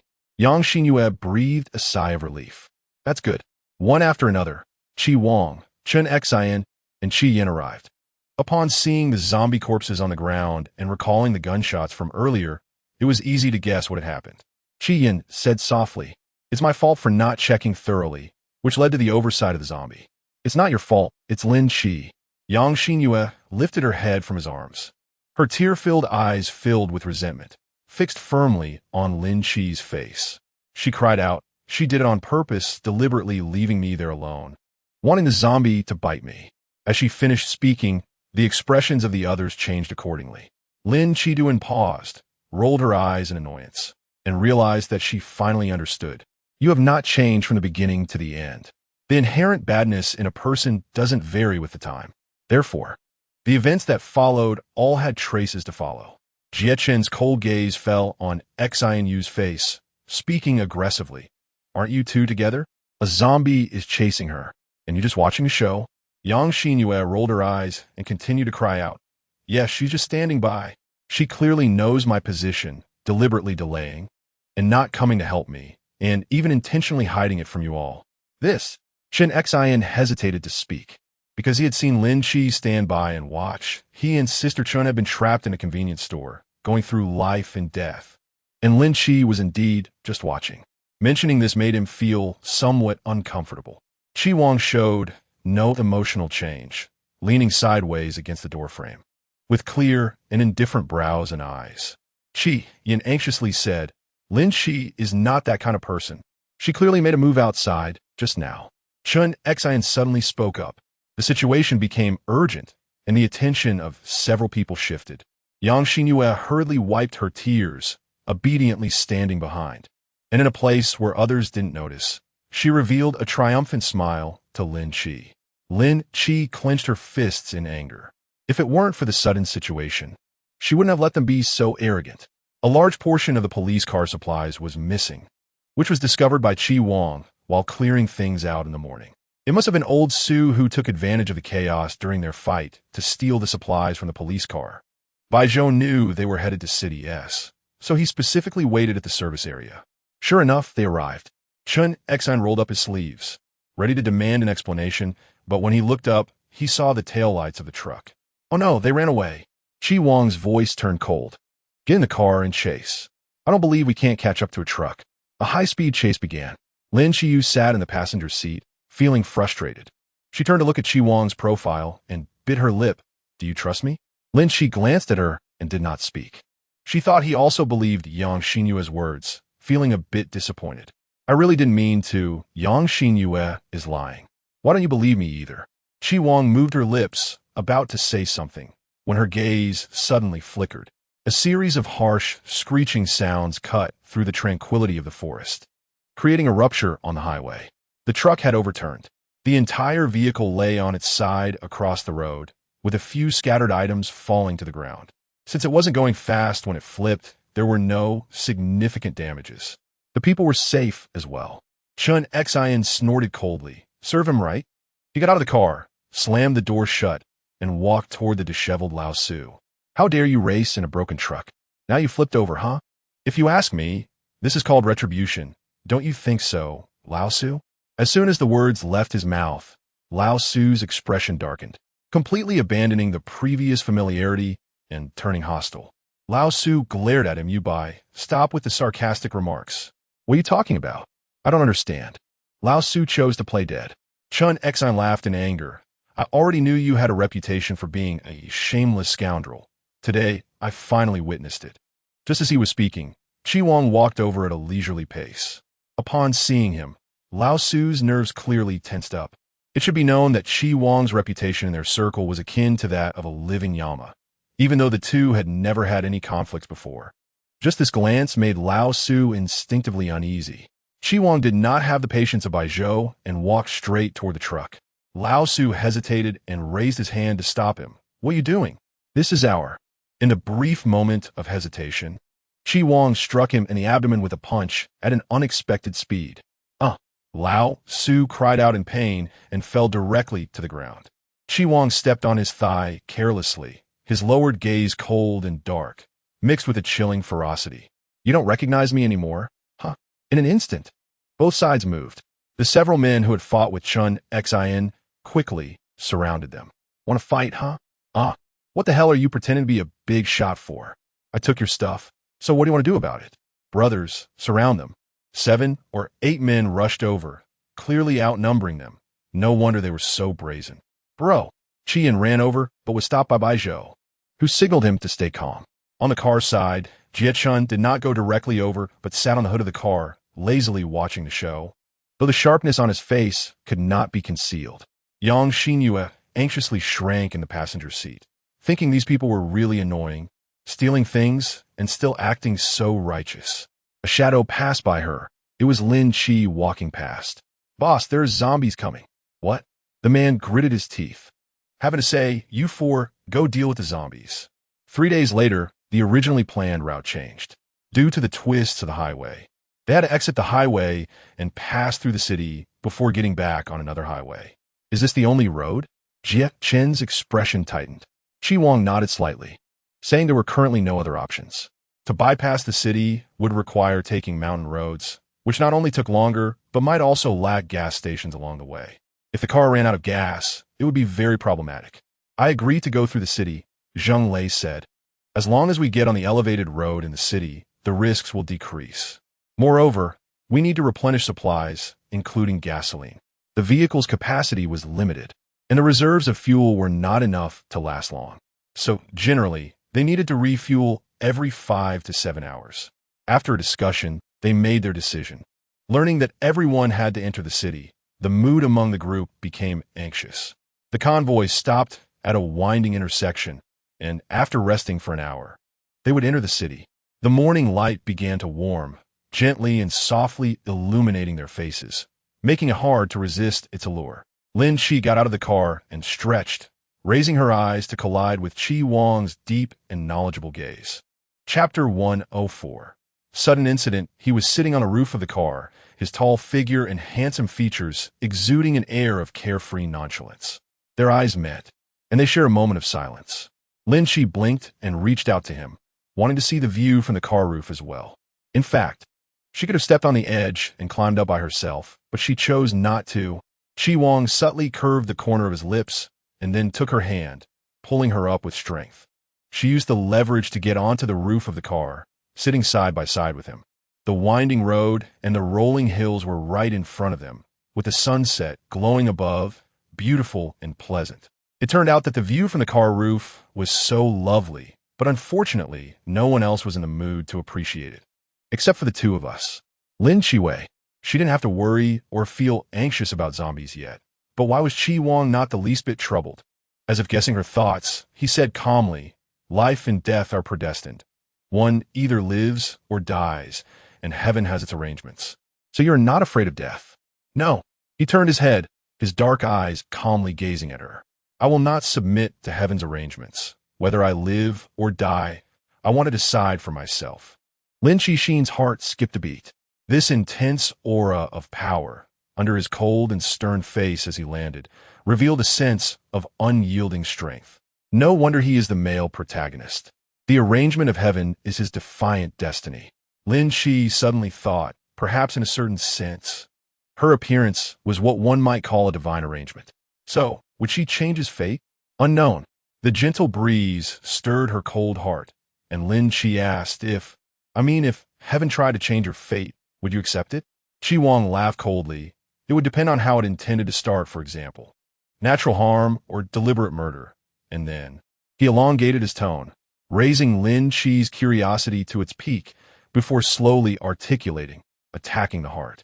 Once a person becomes emotional, they fall into an irreversible abyss. Life and death are merely torturous sufferings. But the collapse of the heart's wall is the end of all oil running dry. At 8:02 a.m., the convoy entered the city. The dawn of light appeared before them, but the desolation of the city gradually weighed down everyone's spirits. The streets were filled with zombies, and upon hearing the sound of the vehicles, they dragged their decayed bodies and crazily pursued. At first, a few vehicles managed to pass through smoothly, but gradually, the zombies drew closer, and as their speed slowed, several ability users had to step in to fend off the zombies. Chen Xian and Zheng Lei, both ice-type ability users, had strong defenses and could establish a temporary line of defense. Meanwhile, Jie Chen's fire ability attacked the nearest row of zombies, thus expanding the convoy's space to move. Why did the last vehicle stop? Chi Wang's gaze fixed on the rearview mirror, his eyes darkening slightly. The last vehicle in the convoy suddenly stopped for some reason, and a few seconds later, it was overrun by zombies. Zheng Lei watched this scene, gritting his teeth. Two more brothers were gone. He closed his eyes and took a deep breath. Zheng Lei suddenly opened his eyes. There were 3 people in Vehicle 3, and at this moment, after the vehicle stopped, the people inside opened the doors and ran forward crazily. "Stop the car! Stop! Pick us up! Hurry up and stop!" They were calling for help. Zheng Lei immediately said, "Reverse! Pick them up! There are too many zombies. Reversing now is a death sentence." Ahai's face darkened, his foot on the brake, but not pressing down. He struggled internally, fearful of death. Chen Xian noticed the convoy's abnormal situation, eased off the accelerator, and reached for the walkie-talkie. "Third brother, they are in trouble. Should we help?" Just as he finished speaking, Chen Xian's pupils constricted, and he slammed the steering wheel. But it was too late. With a loud bang, the vehicle collided with several zombies that suddenly rushed out from an alley, the tires jammed against the corpses. uncontrollably veering to the side and crashing straight into a utility pole. The front hood of the car began to smoke. In the back seat, Chi was thrown heavily against the seat. Due to inertia, his head jolted. Damn! Chen Xian reacted quickly, immediately unbuckling his seatbelt. Yin, get out quickly. A tense voice from the walkie-talkie called, get on Jie Chen's vehicle. But with this unexpected event, they were 100 meters away from Jie Chen's vehicle. And in those few seconds, they had been separated by dozens of zombies. I'm stuck. Chi Yan's face turned pale, his legs trapped under the reclined seat, unable to pull them out no matter how hard he tried. At this moment, Chen Xian had already gotten out of the car, and upon hearing those words, his heart sank. His gaze swept around, seeing a large group of zombies about to surge over. He quickly summoned ice pillars to trip some of the zombies. Get in the car, Chen Xian shouted. Chi Yan is stuck in the car. I can't get to him. With zombies all around, if he retreated, the unpowered Chi Yan would be in great danger. No way. There are so many zombies outside. With us here, the zombies can't reach you. Hurry. Time was pressing, and Jie Chen couldn't afford to explain too much, his tone slightly harsh. Yang Xinyue was taken aback by the shout, struggling for a moment, but still gritting her teeth and opening the car door. After confirming no zombies were nearby, she mustered her courage and ran to Chen Xian's side, opening the back door of the vehicle. Were you stuck? Let me see if I can pull you out. The seat is broken. Chi Yan tried to use Yang Xinyue's strength, but it was no use. A loud car horn rang out on the street. Why did Yang Xinyue get out? Lin Shi felt puzzled, unbuckling her seatbelt. Stop, let me down, I'll help. Be careful. Over here. Chen Xian was holding off a group of zombies alone, clearly struggling, his steps gradually retreating, and the nearest zombie could already touch the hem of his clothes. Sweat dripped from his forehead, gritting his teeth as he released ice blades, but the blades melted in midair, splashing cold water everywhere. Hoof. A zombie suddenly lunged at Chen Xian's thigh, dragging him towards the horde of zombies. At the moment of falling, Chen Xian's face turned ashen. Chen Xian. Chapter 105. Who else doesn't know? Half the number had retreated, and the momentum had also diminished by half. Except for old Su, the others did not recognize Chi Wang, but they were somewhat wary of him. Chi Wang gathered fire, his sharp gaze sweeping over, his dark eyes thick like ink, with a chilling smile at the corner of his mouth. After days of killing zombies, suddenly having to kill people might feel a bit rusty. With a crackling sound, a burst of flame ignited in his eyes. Chi Wang squinted, his waist bending, retreating a step as the flame approached. He mocked, so you're a fire ability user. Old Su quickly got up from the ground, thinking he had truly scared him, his arrogance gradually receding. That's right. I have abilities. I advise you not to provoke me, or I'll burn you to death. I'm not interested in provoking anyone, but my things cannot be stolen or snatched. Chi Wang glared at them, his phoenix eyes elongated, cold and sharp. Bang! The sound of a bullet ricocheting off the ground almost grazed old Su's pant leg, the gunpowder rushing straight up, causing his pant leg to sway slightly. Old Su froze. Lin Shi was playing with a pistol, slowly walking forward. Burn us alive? That sounds pretty scary. She has a gun, without anyone reminding him. Lao Su could see that gun too. Lin Shi kindly reminded, your car has flipped over. If you don't fix it soon, you might have to walk. It's getting dark, and there are quite a few zombies nearby. Where do you plan to spend the night with so many people? Our car is not fixed, so don't even think about passing. Old Su was not intimidated. However, the fact remained that the truck was blocking the road, completely obstructing it. Lin Shi frowned and looked at Chi Wang. Chi Wang said quietly, we want to go over there. There are plenty of ways. Do you think your little ability can stop me? Abilities are rare, are they? Chen Xian mocked, subtly demonstrating his own ability. At the same time, Jie Chen, sitting on the hood of the car, also conjured a fireball to play with in his palm. The men were left dumbfounded. They were all ability users. Lao Su's face turned pale and green, gritting his teeth. Go, take out the stuff and get it back to them. There was no way to compromise. Dragging this out was not beneficial for either side, especially with their car in this situation. If they didn't handle it soon, they wouldn't even have a place to hide. I'll have to step in. Lin Shi put away her gun and scanned the truck, her gaze stopping on a boy. The person whose life was interfered with couldn't be this little boy, right? That night, She had only interacted with the little boy, pulling him back in the dark. Was it just a coincidence that she saved his life? Thinking this way, it was probably very close to the truth. In that moment, Lin Shi was stunned, her chest feeling as if wrapped in warm sunlight, hot to the point of surging. She averted her eyes and muttered, "Forget it.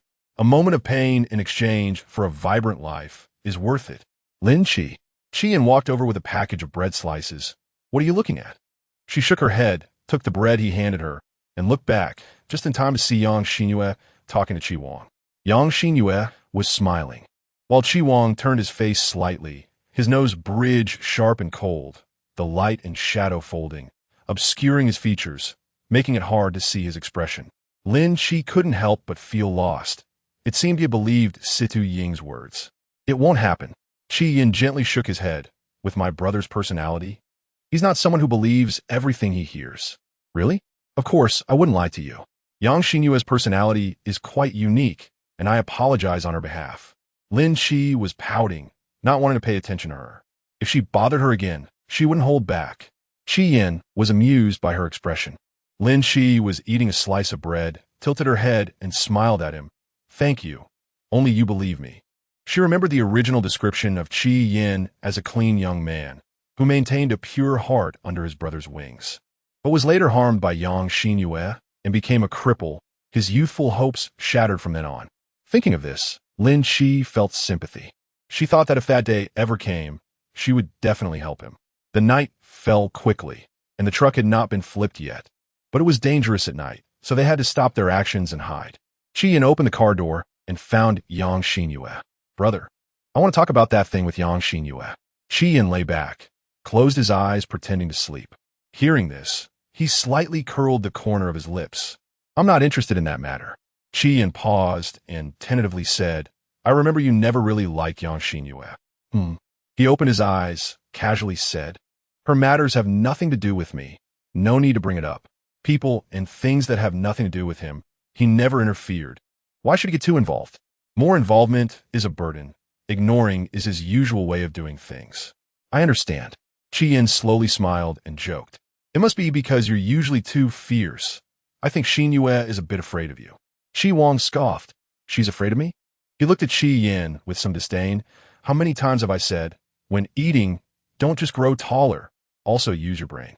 Kia mater unapidi. How come I haven't used my brain? Isn't that right?" Chi Wang was too lazy to deal with him. Tiredly closed his eyes. "Don't disturb my sleep." Okay. I'm leaving, going to keep watch." They slept in the car. Although it was safe, they still arranged for people to take turns keeping watch, 2 people per night, responsible for observing the surroundings. The night passed without incident. In the morning, Lin Shi slept comfortably, groggily woke up, and saw everyone working together to pull the big truck. 1, 2, 3, pull. Getting this little reward is not bad. He put the fuel tank into the trunk and saw Lin Shi awake. All right, we can set off now." Saying this, Chi Wang opened the car door and got in. When a police car drove by, Lin Shi leaned to the window to look outside. "They stole our things. Why do we still have to help them?" "That's not helping, that's seeking profit." Chi Wang said casually, "In the face of interests, there are no permanent enemies." Lin Shi seemed to understand, but didn't really. Their essay saying that the most complex thing in the world is people. "Anyway, I can't figure it out." "What can't you figure out?" "People." Chi Wang frowned slightly, always feeling that her words were a bit strange, but he couldn't pinpoint why. However, he didn't have time to think about it, because 2 hours later, the car tire was punctured. Not just one car, but 2. Chun Xian pointed to the protruding steel plate on the railing, frustrated with nowhere to vent his anger. "It's this damn thing that ruined our tires." Jiechen was smug. "See, my car is fine. That's because it's a custom model, extremely durable." Chun Xian, what bad luck. With a flat tire, there was no choice but to change it. Chapter 106. Prominent position Shund is a coastal city, and the highway exit is just ahead. It's also the only city nearby. Chi Wang thought, "It seems we need to take a trip to Shund. Chun Xian, you stay with them to protect the supplies." The people he pointed to were Yang Xinyue and Chi Yin. Chi Yin complied with the arrangement without saying anything, but Yang Xinyue was a bit reluctant. "I want to go with you, all of you." Lin Shi blinked and asked, "What are you going to do?" Yang Xinyue was momentarily taken aback. I'm going all right, it's settled." Yang Xinhua interrupted Lin Shi, raising her eyebrows and fixing her gaze at the back of the car. At the same time, the sound of car horns gradually approached. Chen Xian was startled. Be careful, it's already too late. Suddenly, there were several sounds of tires being punctured, followed by the screeching of brakes as 4 cars came to a stop behind them. Jie Chen laughed joyfully. Well, that is 2 more cars down.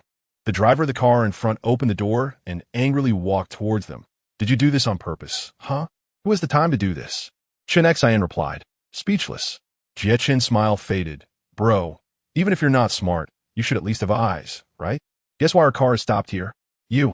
There's zombies coming over there. Someone exclaimed. Yang Xinhua was startled and quickly hid inside the car.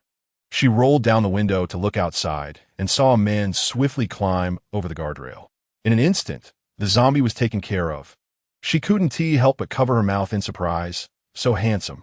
The man was indeed the one who had spoken earlier, wearing a tight black tank top. His muscles strong and well-defined, clearly a fighter. After killing the zombie, the man unexpectedly walked over to them. Bro, your tire must have been punctured too, right? Are you planning to find a place to change it? Chi Wang raised his eyelids to look at him, his expression cold and indifferent. Just say what you want. The man raised an eyebrow and smiled. Sure, we need to change tires too. Why not do it together? Up ahead is Shunned, a city I'm familiar with. Finding a repair shop won't be a hassle. His gaze subtly swept over everyone, and when it met Yang Xinhua's fiery, yet slightly shy eyes, the corners of his mouth lifted a bit. Undoubtedly, he was quite confident in his male charm. Yang Xinhua opened the car door and got out, shyly saying, since he is familiar with Shunned, I think it's better to let him lead the way. What do you guys think? Yang Xinhua wanted to glare at him, but under Zheng Lei's watchful gaze, she could only maintain her gentle demeanor, not daring to expose her feelings. He knew her best. Just looking at her half-dead appearance told him she had her eyes on another man again. What a brainless infatuation. He pointed to his convoy. Those are my brothers. A total of 12 people, and I'm the only one with abilities. Oh, you should know about abilities, right? In fact, he approached them with a probing mind, because he needed someone with abilities. Seeing their extraordinary aura, he figured they likely had some powers. Seeing his sincerity, Chi Wang nodded. As they set off, Zheng Lei was momentarily stunned when he saw Xinu in the car. Isn she staying? Chi Wang succinctly replied, the tire issue relies on her. Are you kidding? Lin Shi is not modest at all. I am your main force. Zheng Lei clearly doesn't believe it, but he didn't say anything. After all, he is a partner, and it's not good to undermine the platform, so any doubts can just stay in his heart. He is very smart and knows how to read the room, understanding that these people's influence lies with Chi Wang. He talked a lot on the way to build relationships. Our group of brothers is lucky. We fought our way out of the zombie encirclement and finally got on a highway. Luckily, there are fewer zombies on the highway. Even more fortunate is that I have gained supernatural abilities, but unfortunately, the other brothers do not. Otherwise, our team's strength wouldn't be so weak. We plan to go to the safe base in City S, where there are military troops, the safest place. Have you heard about this? Lin Chi, are you also going to City S? How many people have we encountered on the way to City S? Zheng Lei's eyes brightened for a moment. It turns out you're also going to City S. After he spoke, there was a long silence, and no one else spoke. Jie Chen was naturally the indifferent type, and since he was driving, he didn't engage in conversation. As for Chi Wang, Lin Shi carefully glanced at him, her heart tightening. His expression was consistently indifferent, with dark eyes and thick brows, the sharp angles of his face giving him a handsome yet fierce demeanor. Zheng Lei's expression tightened, and his previous assumptions about Chi Wang were crossed out once again. 2 hours later, the sports car drove into Shunned. The city was swarming with zombies, and it had been a week since the apocalypse began. Survivors were slowly coming to terms with a new reality, struggling to survive. For abilities users like Chi Wang, they were the only breakthrough for survival. This way, a low, cold voice came from the back seat.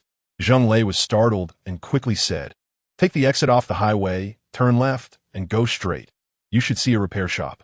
He secretly glanced at Chi Wang and thought to himself, so aloof. It's the first time I've met someone so difficult to deal with. Jiang Chun focused on driving, his expression not looking good. There were too many zombies. And if they went further and got stuck, reversing would be very troublesome. Chi Wang turned his head to look outside and said in a serious tone, "There's a tire repair shop next to that big tree ahead. Find a chance to park and let Lin Chi get down." He turned to meet Lin Chi's eyes and said quietly, "Hold this paper well. The old rule applies. After you find the stuff, stand in a conspicuous place, and we'll pick you up in half an hour." The note had the tire size written on it. Zheng Lei couldn't believe it. Are we really letting her go alone? Isn't that too reckless? Jiang Chun slammed the brakes and coldly scoffed. "Or do you want to get out and join the fun? If I get out, isn't that just asking for death?" He wasn't stupid. The back door of the car opened and closed in just 2 seconds, and Lin Chi got out. The sports car sped away like an arrow, with zombies chasing after her in waves, nearly colliding with XINU. Lin Chi quickly ran into the repair shop, walked into the warehouse piled with tires, and began to search for tires slowly. She had sharp eyesight and was clever, so she handled this task swiftly, moving all the tires onto the road in less than half an hour. Just then, there was a stall selling candied hawthorns by the roadside, along with a string of colorful balloons. That should be eye-catching enough. Lin Chi waited by the roadside, one hand holding the balloons and the other nibbling on the candied hawthorn. Chapter 107. The final goal, when Jiechin drove by a high speed. She happened to see this scene and felt quite unbalanced. It looked like she was on vacation while the rest of us were fleeing for our lives. Why weren't the zombies attacking her? Zheng Lei looked incredulous, and when he saw Jiechin's calm demeanor, he suddenly understood. She wouldn't be attacked by zombies. At this moment, Chi Wang had already gotten into another small truck, following behind. Jiechin's vehicle was responsible for clearing the way and attracting the zombies, providing Chi Wang with the opportunity to load the cargo. Thanks to Lin Chi's prior arrangements, there were very few zombies left on the road. The colorful balloons by the roadside were simply too eye-catching. Chi Wang raised her eyes, her gaze fixed on Lin Chi, her pupils slightly deepening. Her brilliance clashed with the entire world. The dirty apocalypse and her were completely on different layers. She was too mysterious enough to draw incessant attention, penetrating her, making one want to explore what truth lay beneath this overly dreamy exterior. With a press of the foot, the car stopped. Lin Chi hung the balloons on the rearview mirror, holding a string of candied hawthorns in her mouth, and loaded the tires into the cargo box one by one. In just about a minute, she had perfectly packed the car. She sat in the passenger seat, rolled down the window, and held the balloons tightly in her hand before turning to Chi Wang and saying, "Let's go." The car started. Once they got on the highway, the strong wind gradually popped the balloons, and by the time only one was left, Lin Chi quickly hugged the balloon to her chest and rolled up the window. Luckily, she saved one. She smiled and offered the last piece of candied hawthorn to Chi Wang. "Do you want it?" "No." Lin Chi had no choice but to eat by herself, wrinkling her nose. "The stuff here is too sweet. The cake is sweet too. Eating too much will be cloying." "We?" Lin Chi's eyelids twitched, and she said dryly, "Shunned. Wasn't that place just shunned?" She didn't dare to look at Chi Wang, but she could feel him glancing at her. As for what his expression was, it was hard to guess. In any case, he didn't say anything further. It seemed to be just a casual conversation. Lin Chi comforted herself not to be too sensitive. Before the sun set, they returned to the highway. Changing tires took some time, but it was getting dark. Zheng Lei found Chi Wang and said, "My people discovered a single house not far ahead, and so far there are no zombies. It's almost dark. Why don't we go there and stay for the night?" Chi Wang agreed, and both groups went to the house. It was a small 3-story building, enough to accommodate everyone. Zheng Lei and his team started a bonfire in the living room on the first floor, preparing dinner. Chi Wang and his group on the second floor were doing the same. Jiechun and Xian were supposed to go to the backyard to chop wood for the fire, but they came back up after a few minutes. Xian said, "Let's take our things to cook over there." "Third brother, this guy's personality is quite good. He keeps trying to be friendly." Yang Xinyue was eager. "Shall we go downstairs?" "I'm so hungry. I haven't had rice for several days." Jiechun snorted. "This guy has ulterior motives." Chi frowned. "What does he want?" Zheng Lei's intentions seemed to be guessed by Chi Wang. He curled his lips. "What he's up to will be clear when we go take a look." Hearing this, Yang Xinyue was overjoyed. "Let's go." She couldn't wait to go downstairs, deliberately maintaining a 45-degree angle as she walked past the corner. Just then, Zheng Lei came out of the room with a piece of roasted bread and bumped into her. Their eyes met, and Zheng Lei gentlemanly handed her the food. You must be hungry. Go ahead and eat. He was very natural and familiar. Yang Xinyue tucked her hair behind her ear and smiled softly. Thank you. You're welcome. Just sit there. I'll just wipe the stool. Okay. Lin Chi walked in last. By the time she reached the living room, Yang Xinyue was already chatting and laughing charmingly with Zheng Lei, while others occasionally chimed in with jokes, creating a wonderfully harmonious atmosphere. Lin Chi looked confused and couldn't help but mutter, did they know each other before? Unfortunately, this was overheard by Chun Xian. Chun Xian smiled and leaned closer to her ear. Yang Xinyue's social skills are quite impressive. I admire that. People with such networking abilities can thrive anywhere. It's a natural talent. What are you guys talking about? Chi Yin asked curiously. Nothing. Chun Xian quickly changed the topic. Hurry, there's an empty seat over there. Let's go set up the pot. Chi Yin's attention was diverted. Okay. Tonight's dinner consisted of rice, with side dishes of sausage stir-fried with chili, shredded potatoes, and pumpkin slices. It was quite a feast. Half an hour later, the aroma filled the entire living room, making others drool. Why are they eating so well? This is too much. So tempting. I can't control my saliva. The rice smells so good. I haven't had white rice in a week. I used to complain about it being tasteless, but now I really regret it. Zheng Lei couldn't help but cast a longing glance, and his desire solidified. After dinner, Chi Wang handed a small bag of rice to Lin Chi. I don't like owing favors. This is your reward. Lin Chi didn't refuse it on the spot. He just carried the bag upstairs 10 minutes later. In the upstairs living room, only Chi Wang and Yang Xinyue were present. I put the stuff here. He placed the rice on the glass table and sat next to Yang Xinyue, looking up at Chi Wang on the opposite sofa. I have an idea I want to discuss with you. Chi Wang didn't seem surprised by his arrival and said calmly, go ahead. I think. He glanced at Yang Xinyue and said in one breath, since we're all going to City S, why don't we merge our two teams? This way, there are more people and more strength, and we won't be afraid of encountering zombies. As expected, Chi Wang's expression became serious, his profound gaze hard to read. Yang Xinyue reacted strongly, exclaiming, great. That's a good idea. If we travel together, we can look out for each other. Zheng Lei smiled at her. Exactly. He casually leaned back, and, as his right hand fell on the sofa, he intentionally or unintentionally brushed against Yang Xinyue's hand. Yang Xinyue's fingers shrank back, her heart racing. So you've been trying to get on my good side, just to travel with my team? Chi Wang raised his eyelids to look at him, his gaze icy. Zheng Lei's back stiffened, and he gritted his teeth. Yes, this idea has been on my mind since the beginning. I just hadn't found the right opportunity to say it. Chapter 108. May I ask who you are? He feared that Chi Wang would refuse outright, so he quickly stated, my brothers, you've seen them. They're all strong young men, and one T hold us back. Besides, they don't have abilities, but otherwise, they're good. Since we all have the same destination in City S and will pass through harsh areas, there will definitely be trouble. It would be better for us to help each other. After all, more people mean more strength. Chi Wang did not agree immediately, but also did not refuse. After the others left, Yang Xinyue couldn't help but be anxious, saying, actually, what he said makes a lot of sense. Chi Wang, why don't you just agree? With so many of them, they can help you kill more zombies. Chi Wang coldly questioned, are you interested in their numbers, or are you interested in him? Upon hearing this, Yang Xinyue's cheeks flushed. I'm not interested in him. I just think he is quite nice, very smart, and has good character. Her judgment of people had always been off. Chi Wang didn't want to waste more words with her, pinched his brow, stood up, and went upstairs. He wasn't sleepy and wanted to get some fresh air. Unexpectedly, Lin Chi was also on the top floor. Still not sleeping? His sudden voice startled Lin Chi, causing her to jump and lose grip on the last remaining balloon in her hand. Hey, my balloon. She reached out to grab it, but missed, watching helplessly as the balloon floated into the night sky and quickly disappeared. Chi Wang dismissed it, mocking, only children like balloons. How old are you? 18 or 8?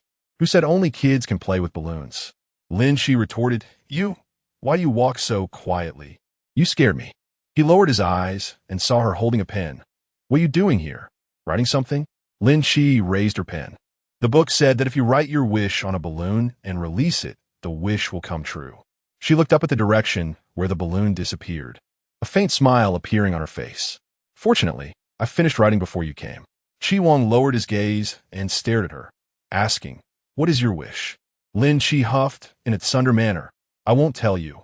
He suddenly changed the subject. "Do you think the apocalypse will end?" "No." "You seem very certain?" Chi Wang squinted his eyes, his gloomy brows harder to read in the night. Under Lin Chi's slightly cautious gaze, he chuckled softly, "But that's the truth." Lin Chi was suspicious. "What fact?" He replied, "Zombies are endless." What she said was a fact, and he knew that what she said was a fact. Lin Chi misunderstood his words, thinking he was pessimistic, and felt that her chance to perform had come. "Oh, don't overthink it. Although zombies can't be completely eliminated, there will ultimately be a safe base, and everyone will be safe and sound." Lin Chi imitated Yang Xinyue's tone, gently comforting him. "Don't put too much pressure on yourself. I believe we can overcome all difficulties and safely reach the base." Chi Wang gazed at her with a deep look. "Are you comforting me? Isn't it obvious? Or are you imitating Yang Xinyue?" Lin Chi choked for a moment. "Is it that obvious?" He frowned and said coldly, "I don't like Yang Xinyue. So, trying to please me like her is useless." Lin Chi was taken aback. "You don't like her?" It's impossible. With someone like Yang Xinyue, don't men usually like her? Just look at Zheng Lei. He seemed to like Yang Xinyue quite a bit after knowing her for less than half a day. The night breeze blew, and the tension in the air heightened. Chi Wang's expression was hazy under the moonlight, his pitch-black eyes deep and unfathomable. He slowly leaned down, his words clear yet cold. "You mimic Yang Xinyue because you think I like her, so you want to be like her? Then, are you trying to win my affection?" The distance closed in, leaving only a gap of 2 fists between him and Lin Chi. Not too close yet not too far, making it hard to look away. Lin Chi gasped slightly, nodding hesitantly. "Is it not allowed? As long as there is affection, there is trust." In her eyes, liking someone is equivalent to trusting them. "So, is it not allowed?" As she spoke, Chi Wang's eyes trembled slightly, and the taut string in his mind seemed to be gently plucked by a tuft of cotton. The force soft and gentle, yet striking deep into his soul. She asked sincerely and vulnerably, "Is it not allowed?" The moonlight was hazy, as if even dreams were soft and beautiful. Her cheeks glowed softly, pure and flawless, stunningly beautiful. Just as the silence was about to unfold, hurried footsteps suddenly echoed in the stairwell. Chi Wang's brow twitched as he straightened up, creating distance between them. His expression was hidden in the dim light, revealing a hint of anxiety that he himself hadn't noticed. "Brother, Lin Chi, you're both here," Chi Yin said, wiping his dripping black hair with a damp towel, smiling. "I came to the top floor to get some fresh air, waiting for my hair to dry a bit before going down." "What are you two talking about?" Perhaps the event had unfolded too suddenly, and everyone's expressions changed too quickly to be controlled, far too obvious. Lin Chi's thoughts deepened clearly, and she said softly, "This world is like this, cruel and realistic. Perhaps you and I are the lucky ones, but so what? Who has been spared from suffering?" After a pause, she suddenly let out a cold, self-deprecating laugh, her tone laced with a hint of chill. Her slow words spread out into the night. "There's no need to look at me with such pity. I'm fine. There are too many unfortunate people in this world. Not just me, him, her, but even each and every one of you has your own troubles, right?" Upon hearing this, everyone fell into a brief silence, the bitterness spreading in the air. Chi Wang gently wrapped his arm around her shoulder. The warmth of his palm transmitted to her shoulder, firm yet soft. His words were light and low, like a gentle stream. "Don't be afraid. I will be with you until forever." Lin Chi bit her lip and shook her head. The word forever is inherently complex. You can't achieve it, and no one in the world can achieve forever. Lin Chi. Chi Wang, don't say anymore. Perhaps not wanting the situation to spiral out of control, the last bit of rationality was suppressing Lin Chi, knowing she was refusing to communicate. Chi Wang was afraid of pushing her too hard, so he didn't say anything more and turned to leave her room. Perhaps at this moment, she wanted some quiet, and her mood would improve a little. Chi Wang respected her choice and was willing to give her the opportunity to think things through calmly. Perhaps the entanglements would naturally dissipate. He thought it would be simpler to get closer to her heart. Everything seems to be destined in the dark. If they are fated to be, he would be willing to sacrifice everything to enter her life. The next morning, when the two met and their eyes locked, there was an undeniable subtle tension in the air, but as others came down one after another, the awkwardness faded. Chapter 109. Life can be given to you. Chi Wang leaned against the cold railing, his expression blending into the night, and spoke in a neutral tone. Just now, Lin Chi found me and said he wanted to bring his team to join us to go to City S. His topic was appropriately introduced. Chi Yin frowned. So that's how it is. No wonder he has been trying to get closer to us. However, he doesn't seem like a bad character. Bro, did you agree? Not yet. Lin Chi blinked her eyes and said seriously, I can tell that Zheng Lei really likes you. He won't harm you. She was speaking to Chi Wang. Chi Wang's dark eyes shifted, fixing on her face, and his elongated eyelids concealed his coldness, adding a touch of strangeness. The next moment, Chi Yin let out a laugh. Lin Chi, you are just too adorable when you speak. Lin Chi was confused. Huh? Did I say something wrong? Chi Yin stepped in to smooth things over. I understand what you mean. It's about right, at least for now. He seems quite sincere. That night, Yang Xinyue did not reject Zheng Lei out of consideration for his sincerity. The next day, the clever Lin Chi pressed on and revealed his trump card. My brother here is from Ice City. He knows the place very well and can take us to find winter supplies and anti-slip equipment. To prove his identity, the brother spoke fluent Ice City dialect. Later, Yang Xinyue agreed. A convoy consisting of 18 people and 7 vehicles was officially formed. But Lin Chi stated that supplies and personal actions would be separate, meaning that aside from traveling together, everyone would act independently. Zheng Lei agreed, saying he would handle his team's issues. However, trouble soon followed. First, members quarreled and threatened to leave. Then a large bag of flour was wasted due to a scramble for supplies, nearly causing an explosion with the fuel. After a day and night, at sunset, the convoy stopped on the highway to rest. Yang Xinyue suddenly approached Xinu, leaned in close, and said, Can you come with me for a moment? I need to talk to you. Lin Chi looked confused. Weren't you suspicious that I wanted to harm you? Why are you still willing to? Upon hearing this, Chi Wang, who was talking to Chen Xi nearby, paused slightly, turned her head, and scanned them with a bland gaze. Yang Xinyue's expression stiffened, but her smile remained, and she softly coaxed, Oh, that was just me being scared and saying those things in anger. Why are you still holding on to it? So petty. Lin Chi's mouth twitched. You still blame me? No. Good sister, come over here and chat with me. Yang Xinyue affectionately linked her arm and playfully led her to the side. If others saw this scene, they would only sigh about the deep sisterly bond. Lin Chi is still being manipulated by her, being pulled around to the back of the car, where Zheng Lei is waiting. It's me, Zheng Lei said directly. I asked Ying for help. The supplies for us brothers are running low, so I wanted to ask you for a favor. Lin Chi raised her eyebrows and took over the conversation. Do you want me to help you find supplies? Yang Xinyue, holding on to her, smiled gently and beautifully.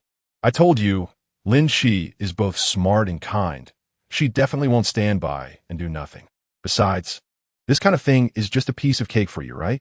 Her sweet words came one after another, but they carried a hint of moral coercion. Zheng Lei chimed in, Yes, zombies won't attack you, so going to get supplies will be an easy task. As the conversation continued, Lin Chi's expression gradually faded, and she opened her lips to utter 3 words that changed the expressions of both. Why should I? Lin Chi. Yang Xinyue exchanged subtle glances with Xinu, her words carrying a hint. We're all in the same boat. It's just a favor. You wouldn't be so stingy, would you?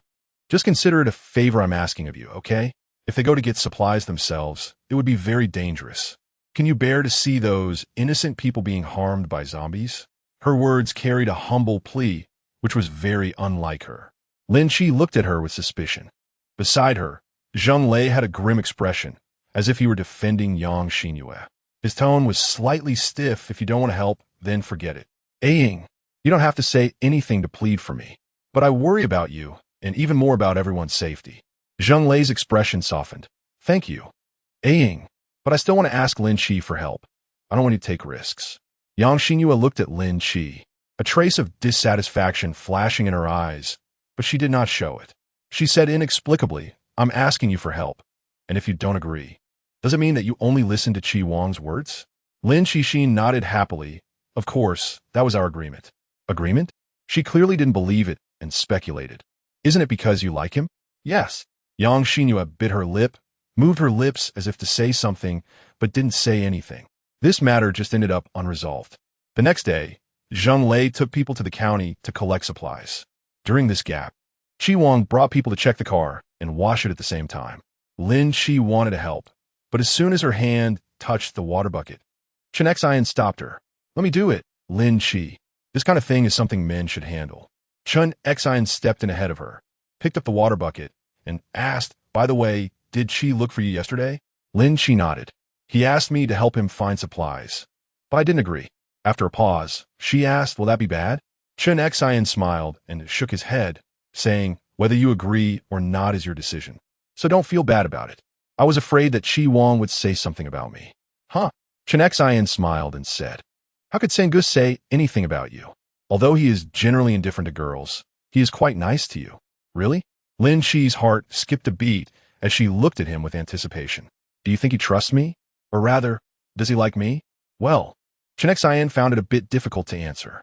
Having known Sengu for so long, he had never seen him like anyone, but he was sure that San Ji's feelings for Lin Chi couldn't be described as liking, at least not at the moment.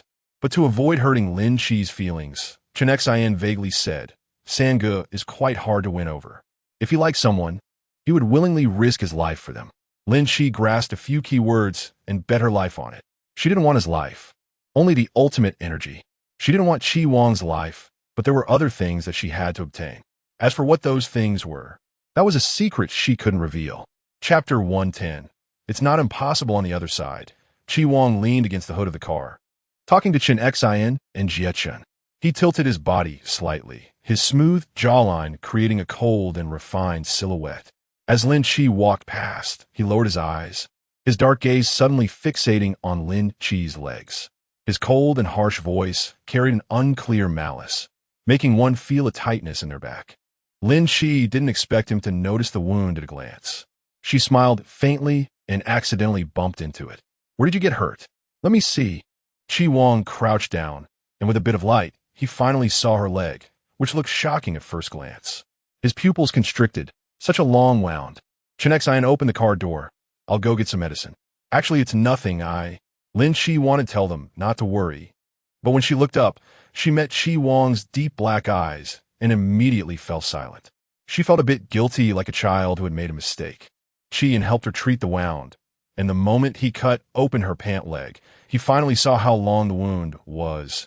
From her knee to 2/3 of her calf, dripping with blood. Just looking at it made one feel pain. But Lin Chi didn't frown at all throughout the process. Jianshan watched from the side and couldn't help but tease with a smile. You're tough, really not crying out in pain. Lin Chi blinked at him. He smirked and said, women, if they act a bit weak and shed a couple of tears, it will make men feel sorry for them. If it were Yang Xinyue, she would probably have already fainted in a man's arms. Qian glanced at him and said, don't talk nonsense. Only you would fall for those hypocritical tricks. TCH, what do you know? Every man falls for it. After the wound was bandaged, Lin Chi changed into a pair of black sweatpants, got out of the car, and scanned the area nearby, finally spotting Chi Wang. I'm helping Lin Chi find medicine. You're not mad, right? Lin Chi Xin's heart tightened. Is he really angry? She hurriedly explained, I only agreed because those people were hurt too badly. I thought you would. Want me to agree? Based on Chi Wang's personality, he didn't seem like a heartless and cold-blooded person. The air was stagnant for a moment, and his voice was slightly cold. Whether you agree or not is your own business. I have no right to inquire. Lin Chi Xin felt a chill in her heart, her expression slightly anxious. Don't be angry. I won't help again next time. I won't help anymore. She took 2 steps forward, suddenly frowning and hissing lightly.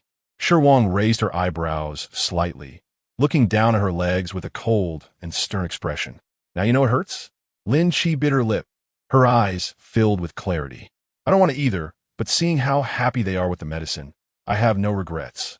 Although she said she didn't like being morally bound and didn't want to be called a saint, they gave her hope, and she wanted to try to see if she could make a change.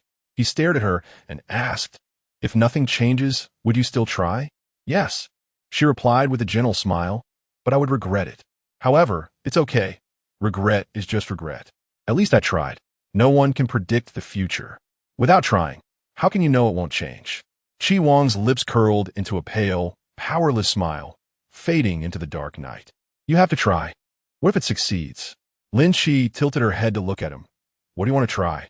Chi Wang's expression slightly tightened as he lowered his gaze to scan her legs, then abruptly changed the topic, coldly saying, Do you remember what you promised me before? I remember. You asked me to unconditionally obey any command of yours. He suddenly leaned in, deeply locking on her gaze, coldly enunciating, So you can only listen to me. Lin Chi smiled, her lips curved, looking as pure as the bright moon. Chi Wang's eyes flickered slightly, as if he awkwardly turned his gaze away and said sternly, Don't do such foolish things again. She was puzzled. What? Hurt yourself. In fact, what made him angry was not whether Xin Yu agreed to intervene, but her injury. The next morning, Chun Xin was washing up by the roadside when he suddenly felt someone tugging at his clothes. He turned his head, and his gaze landed on Chun Xin's face. What are you doing? Lin Shisha seriously sized him up. In the past, I always thought you were unreliable, but now I realize I was wrong. Jiechen rolled his eyes and said, If you have something to say, just say it. It's nothing much, just sending you candy. I'll put it in your pocket, consider it a token of thanks. He looked puzzled and asked, Thank for what? Lin Chi had a mysterious smile and said, Thank you for teaching me. Otherwise, how could we say that men understand men? At first, she followed Yang Xinyue to learn how to attract a man's attention, but later realized that Yang Xinyue's teaching seemed to have many misconceptions. Lin Chi was a bit troubled, unsure of how to gauge Chi Wang's intentions. It seemed that following Jiechun to learn might not be a bad path after all. With a crash, the basin in the man's hands was overturned, spilling water all over the ground. Lin Chi heard the sound and turned to look. Chapter 111 Of course not. Hurry, hurry. Get the hemostatic medicine. He's dead. Zheng Lei was also injured, and that guy named Ahai had lost half his arm. The bandages soaked with blood in 3 layers. Ahai, Ahai.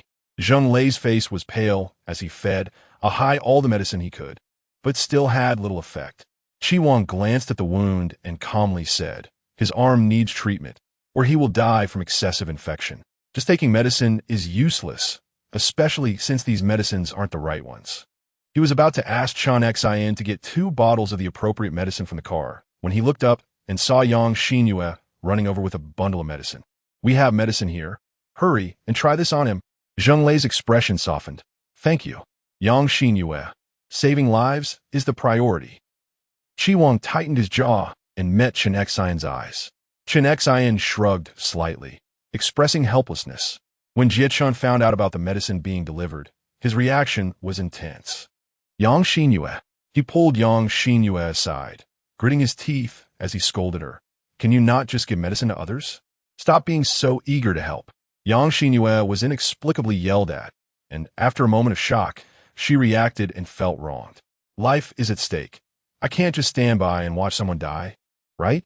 We don't need these medicines right now. What's wrong with letting them use them? You're so selfish. Jia Chun laughed in anger. Do you know what kind of person you are? What's wrong with me? People like you, the saintly type, won't last long in the apocalypse. Jiechun didn't know how to respond to her.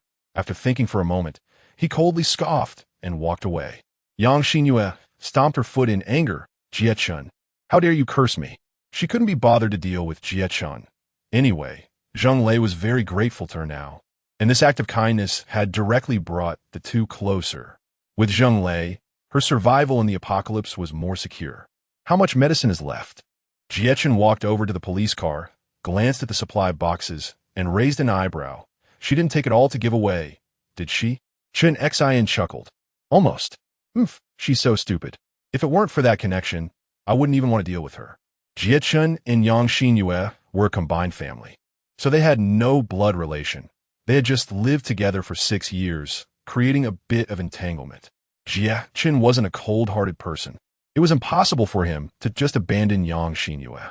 But he hated Yang Xinyue's foolishness and didn't want to get involved in anything concerning her. Do you know what I admire most about you? In the driver's seat, Chi Wang's gaze darkened as he looked at him, a faint, indifferent smile on his lips. Jiechun was amused. This is the first time I've heard you admire me. So tell me, what do you admire about me? Chi Wang lazily reclined, his long fingers tapping his forehead, You have a brain. What a coincidence. That's the only thing I admire about you two. Their interactions were few, at most. They had heard each other's names and exchanged glances, but they had never spoken more than 2 sentences. Jie Chun was arrogant, indulgent, rarely bowing to anyone, and used to charging ahead. Even having heard some of Chi Wang's exploits, he scoffed and would not be convinced. However, Jie Chun was extremely curious about him. Why? Because he knew Chi Wang had once been accused of patricide. He couldn't understand how someone like that could still hold the position of third brother and command respect and fear in the circle. Of course, Jie Chun wouldn't be foolish enough to ask about it. But with the apocalypse approaching, the past no longer mattered. Why are you telling me all this? Lin Chi's expression tightened slightly as she stared cautiously into Yang Xinyue's clear eyes. Just now, Yang Xinyue recounted Chi Wang's past of patricide. Lin Chi, I know you like him, but he was a murderer in the past. What if you two have a dispute in the future, and in a fit of rage Just thinking about it is terrifying. Yang Xinyue's expression was very exaggerated, seemingly trying to intimidate Lin Chi. Lin Chiyun was calm and unbothered. What was there to be afraid of? You're not scared at all. Not seeing the desired effect, Yang Xinyue's eyes turned, and she immediately changed the topic. Actually, as a fellow girl, I understand you very well. Chi Wang does look very handsome, with an excellent figure and temperament, but I'm still afraid you might get hurt, which is why I specifically reminded you. Lin Chi, although we had misunderstandings before, there are only the 2 of us girls in this team, so of course, we need to take care of each other. Lin Chiyun had heard these grandiose words so many times in the past few days that her ears were about to get calloused. She impatiently dug at her ear. And you wanted to help them find medicine, right? Yang Xinyue, you saw it too. A Hai's hand is already useless. If we delay any longer, he will be in excruciating pain. Lin Chi naturally knew about this. Jie Chun had already come to find her twice regarding this matter. I can go, Yang Xinyue said with surprise, and then added, but I have a condition. You cannot tell anyone about the things related to Chi Wang's past. Okay. In fact, Yang Xinyue had already planned to help them find medicine, but due to Jie Chen's morally coercive manner of communication, she had not agreed until now.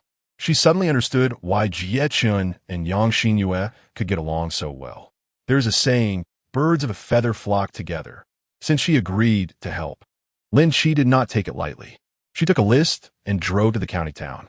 I was just about to tell you, Chun Xin said as he took the firewood from Chi Wang's hands and briefly explained the situation. Jie Chun had privately approached Lin Chi several times, but she had not agreed. This time, it seemed that the injuries on that side were too severe, so she agreed. Did she go alone? Chi Wang's brows furrowed slightly, a hint of worry appearing in his eyes. Chun Xin nodded and looked at Chi Wang, but saw his expression was cold and there was no sign of emotional fluctuation, as if he didn't care much.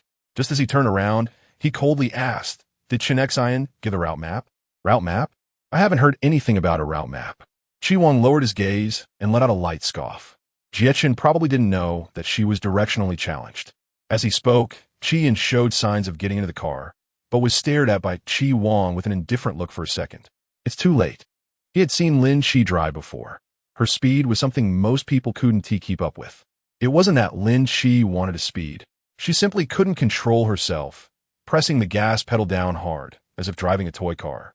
She wasn't afraid and seemed accustomed to it. Compared to the car she drove before, this vehicle's speed was nothing at all. In just half an hour, they arrived at the county town. Lin Chi parked the car in an open area and got out to avoid being chased by zombies. A few silly zombies were still crazily lunging at the car, but Lin Chi impatiently kicked them away. Be careful, don't scratch my car. She started looking for the hospital's location while carrying a sack. With this delay, the sun was almost setting. Lin Chi returned with a full load. After the car stopped, Jie Chun and several men surrounded it, staring in astonishment at the bag of medicine in the trunk. Wow, so much medicine. You're really impressive. Quickly, let us distribute it to everyone. Prioritizing the brothers who were seriously injured, Lin Chi got out of the car and noticed something was off as she stepped down. Looking down, she saw a long wound on her leg, her pants torn, with slightly dried blood on it. She frowned, wondering what had happened. Oh no, you're hurt. The man bent down to take a look at her leg, raised his hand to push up his glasses. The wound is quite long. You should take care of it quickly.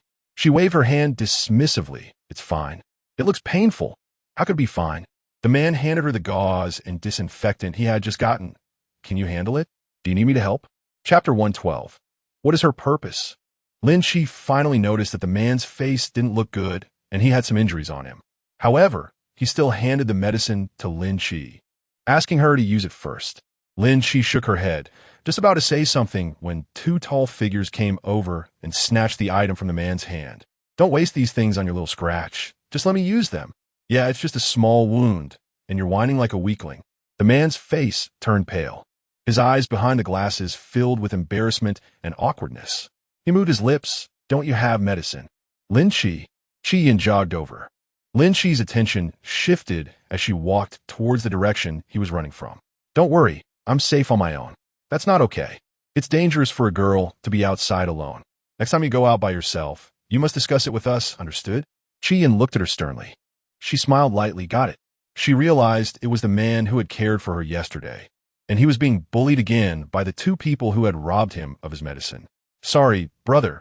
I didn't see you here and accidentally knocked over your basin. You won't hold it against me, right? Haha. You're even glaring at me. Wearing those little glasses makes you look even more like a punching bag. The man wore glasses, had a refined appearance, and was not tall, being short and thin, so it was no wonder he was bullied by those people. Lin Chi was about to go over when Jie-chun blocked her way. Thank you for the medicine, but please take these. Jie-chun handed her a bag of food. Lin Chi glanced at him in that direction and said, Is this how your team usually bullies people, and you don't care? Lin Chi had a calm expression. If she could manage it, she would. If not, she couldn't be bothered, as it wasn't a big deal. So how do you usually distribute supplies? Those who are capable work harder, and you live by your skills. Although it was the truth, Lin Chi always felt that the man who was being bullied was quite pitiful. Even she had the patience to chat with her a bit more. The one wearing glasses is called Zhu Yi. He's a poor kid who escaped to our vehicle during the disaster. He's timid and has no strength, so he can't do much. It's already pretty good that we haven't driven him away. Lin Chi, your opinion on Yang Xinyue is not like this. Yichen interested. What difference in treatment is there? It's just about how one treats others. Bullying the weak is not the style of a strong person. This is something Lin Chi admires about Chi Wang. Although he initially did not accept Yang Xinyue, after Jie-chen's mediation, he no longer treated Yang Xinyue any differently. He is consistent in his treatment of people and matters. Come over for breakfast. There's minced meat in today's porridge. Shun Xin took a sip of the porridge, very satisfied, still thinking that Sangu is thoughtful, saying that Xin was injured and should eat something good to recover. Jie-chun sighed. Too bad there's no seafood. Missing the taste of seafood porridge. Want to eat seafood? Wait until we pass by the seaside someday and catch a couple of king crabs for a meal. It can be considered. Hey, where's Yang Xinyue? Isn't she having breakfast? Jie-chun sneered. She, as soon as she opens her eyes, sticks to Zheng Lei, of course. She has no time to come for breakfast. Chun Xin raised an eyebrow in understanding, not continuing the topic. We're all adults, we understand that kind of thing. No need to say it outright. Chi Wang's indifferent gaze glanced at her. I don't have that habit. He raised his hand to grasp Lin Chi's wrist, rolling up her sleeve to reveal the gruesome bite mark. Under his long, lowered lashes, his dark eyes subtly narrowed by 2 points. The air fell silent for 2 seconds. Lin Chi explained, Don't worry, what I'm saying is true. I won't be infected. He calmly looked at her, I know. One reason was his own judgment, and the other was a long-held suspicion. Now it seemed that everything had a basis, and his choice was the right one. Chi Wang released her, found a roll of toilet paper, and bandaged her wound. Lin Chi couldn't help but smile faintly. Glad that you trust me. After a pause, she asked in confusion, Then why did you come in? After the wound was bandaged, Chi Wang rolled down Lin Chi's sleeve, leaned against the wall, and sat down, lightly tugging at his lips. It's quiet here. He closed his eyes and pretended to doze off. Lin Chi also sat down, mimicking his posture, arms crossed over her chest, resting the back of her head against the wall with her eyes closed. She had expended a lot of energy today, and when she closed her eyes, she really fell asleep. Her straight body unconsciously leaned to the side, and her head slowly rested on Chi Wang's shoulder. As her breathing became long and steady, Chi Wang slightly lifted his long eyelashes and turned his gaze to her delicate features, from her close-set brows and eyes to her high-bridged nose. finally sliding down to her red, tempting lips, taking in her soft little face entirely. Over the years, Chi Wang had seen countless beauties of all kinds. He was used to girls like Lin Chi, who had an innocent appearance but impure thoughts. Yet, he couldn't see through her. He couldn't figure out what she wanted or what she was after. Did she say she liked him? Fake. Too fake. But strangely, Chi Wang had been momentarily stunned by her one false statement. He didn't find her insincere because she had promised to unconditionally obey his orders. She kept her word, even more sincerely. He knew she was resilient. However, how much leeway there was, he couldn't determine until now. He still hadn't figured out what her intentions toward him were. Chapter 113. Little Calculations. I'm sorry. If it weren't to save me, you wouldn't have been hurt.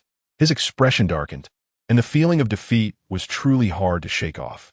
If he were as strong as his brother, then Lin Chi wouldn't have been hurt. But he was him, and his brother was his brother. It's okay. It will be fine in a couple of days. While Lin Chi comforted him, a scene flashed in her mind from not long ago when Yang Xinyue used Qi Yin as a shield. It turned out that she had already engaged in such behavior at that time. Lin Chi narrowed her eyes, staring at Yang Xinyue with a cold gaze. What's wrong? Qi Yin noticed that her expression was off. She snorted coldly, leaned closer to Qi Yin, and hinted, be careful of Yang Xinyue in the future. Keep your distance from her, and don't let her harm you again. Why would Yang Xinyue want to harm me? Lin Chi was speechless. It turned out that he hadn't taken what just happened to heart at all, or rather, he hadn't noticed Yang Xinyue's ulterior motives. Anyway, just remember what I said. Qi Yin smiled slightly and nodded. Okay, I remember. He earnestly noted every word she said, pondering them repeatedly in his heart. After a while, the smile at the corners of his lips deepened a bit. Perhaps she was concerned about him, right? Yes, it should be. Lin Chi didn't know what he was foolishly smiling about, but it certainly didn't seem like he was absorbing what was being said. Sigh, it's really frustrating.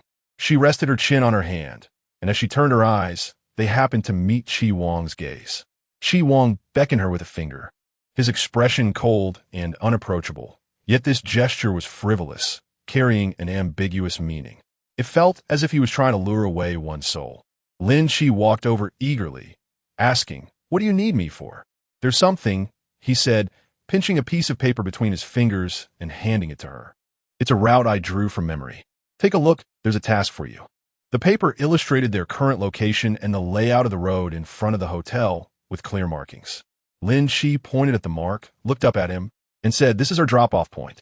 "That's right, you need to lure all the zombies away from this location to make it easier for us to drive away." Lin Chi raised her eyebrows, easy to handle. She could act alone without any issues. Lin Chi jumped out of the window and walked leisurely to the road, finding a car that could still run to lure the zombies away. The noise outside was loud, and the people inside were hiding behind the curtains, not daring to breathe. Ahai looked mournful, wondering why she was the only one not attacked by zombies. Why hadn't such good luck happened to her? The heavens were really biased. Damn the heavens. Listening to their words, Yang Xinyue curled up on the sofa, feeling a hint of jealousy in her heart. Why was Lin Chi special? Why was all the attention on her? Why were these men all protecting her? In terms of looks, she was clearly on par with Lin Chi. She had put in so much effort in front of Chi Wang, yet received no benefits. So why was Lin Chi treated specially by Chi Wang? Even that scoundrel Jiechen looked at Xinyue with new respect. "Is it cold? Cover yourself with a blanket," Zheng Lei asked thoughtfully. "Thank you," Yang Xinyue said as she took the blanket he handed over, her expression softening. She secretly felt proud. Fortunately, Zheng Lei was interested in her. No matter what, as long as it was a man she wanted, she had to get him. As for Chi Wang, she snorted coldly in her heart. How could a murderer be worthy of her? Of course, she had to choose a gentle and strong man like Zheng Lei to maintain her dignity. Hey, do you think the heavens chose based on looks? Stop talking nonsense. Why was Team Miss Situ chosen then? Ahai smiled with squinted eyes. I think Miss Situ is more feminine than that girl. Upon hearing this, Yang Xinyue's brows showed pride.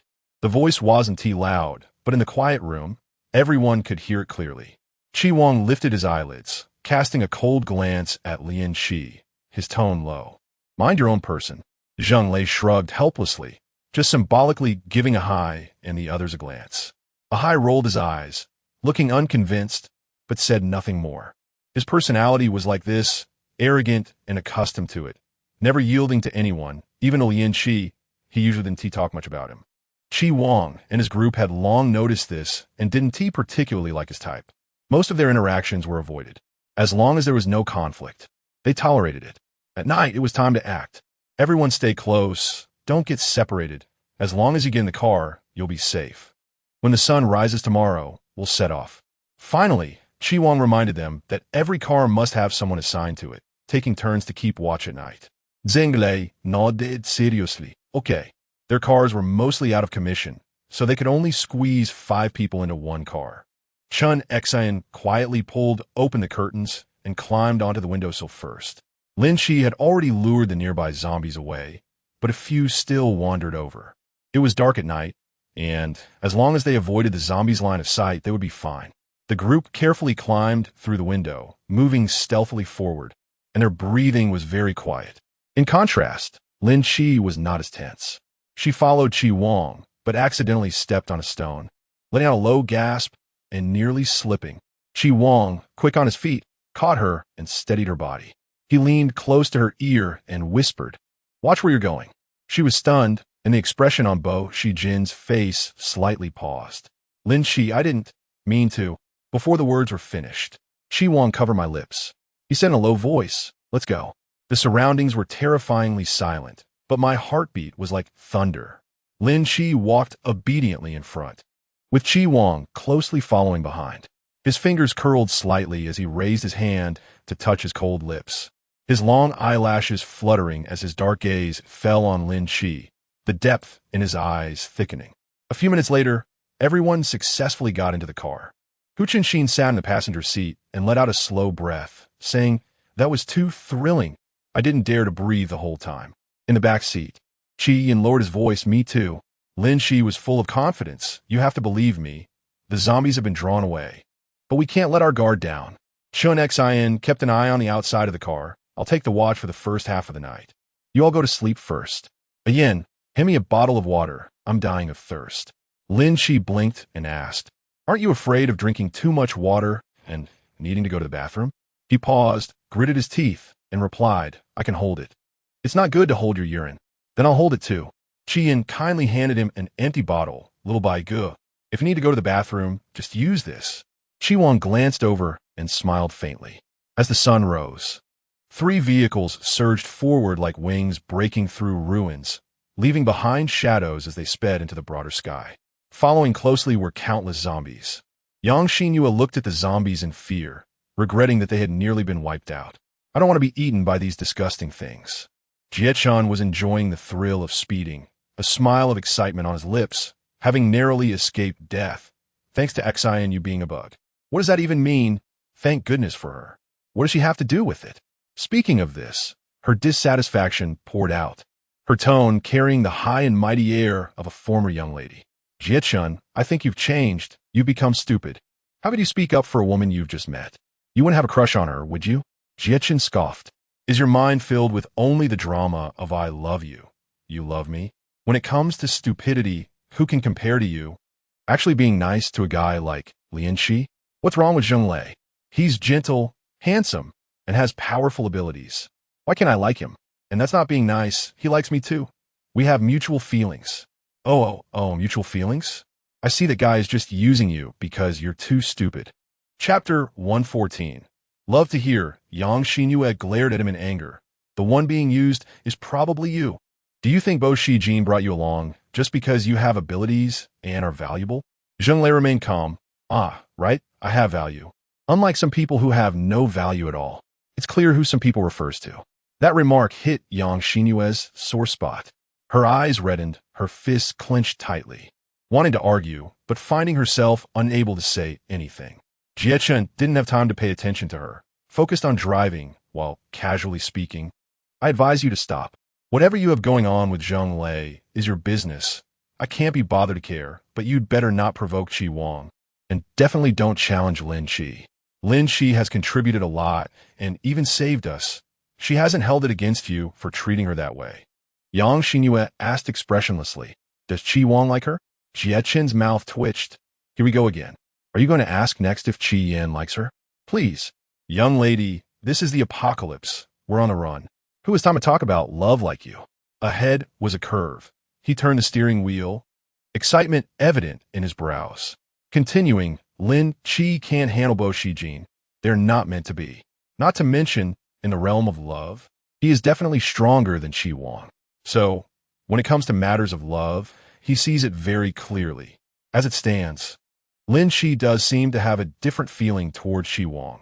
It's as if she is very eager for his attention, but Chi Wang is a cold and distant person, not someone who would easily fall for a girl like Xinu. Jie Chen saw it clearly and was confident. He bet that Lin Chi and Chi Wang could never happen. How you arrange it is up to you. Lin Chi was always straightforward. Since they were all on the same side, she had no need to beat around the bush. Saying it directly could save a lot of time. Upon hearing this, Chun Xian looked as if he had been entrusted with an important task. The seriousness on his youthful face increased as he straightened up and cleared his throat to speak. My thoughts are simple. Everyone should do their part, and it's still the same few people. He named them one by one. Zheng Lei, Chen Xen, Qi Yin, Jie Chun, and others, still the main responsible parties. I believe this can be divided into 4 parts. First, the most important issue is the zombies, which is basically a defense issue. Second, the internal management of personnel's living situation. Third, searching for supplies and rescuing survivors. Fourth, responsible for logistics when going out, including chopping wood and infrastructure. What he said made sense. After all, there were hundreds of people here, and in the future, there would be even more survivors coming, possibly hundreds, thousands, or even tens of thousands. Lin Chi initially had a plan, but she didn't expect Chen Xian to mention it ahead of time. She smiled with relief and agreed. Let's do it, as he said. Everyone, please try to cooperate with Chen Xian's work. We will report every 3 days and have a total report once a week. There must be no omissions in any area. This concerns the safety of all survivors, so please be especially diligent and responsible. Let's all work together towards a better future.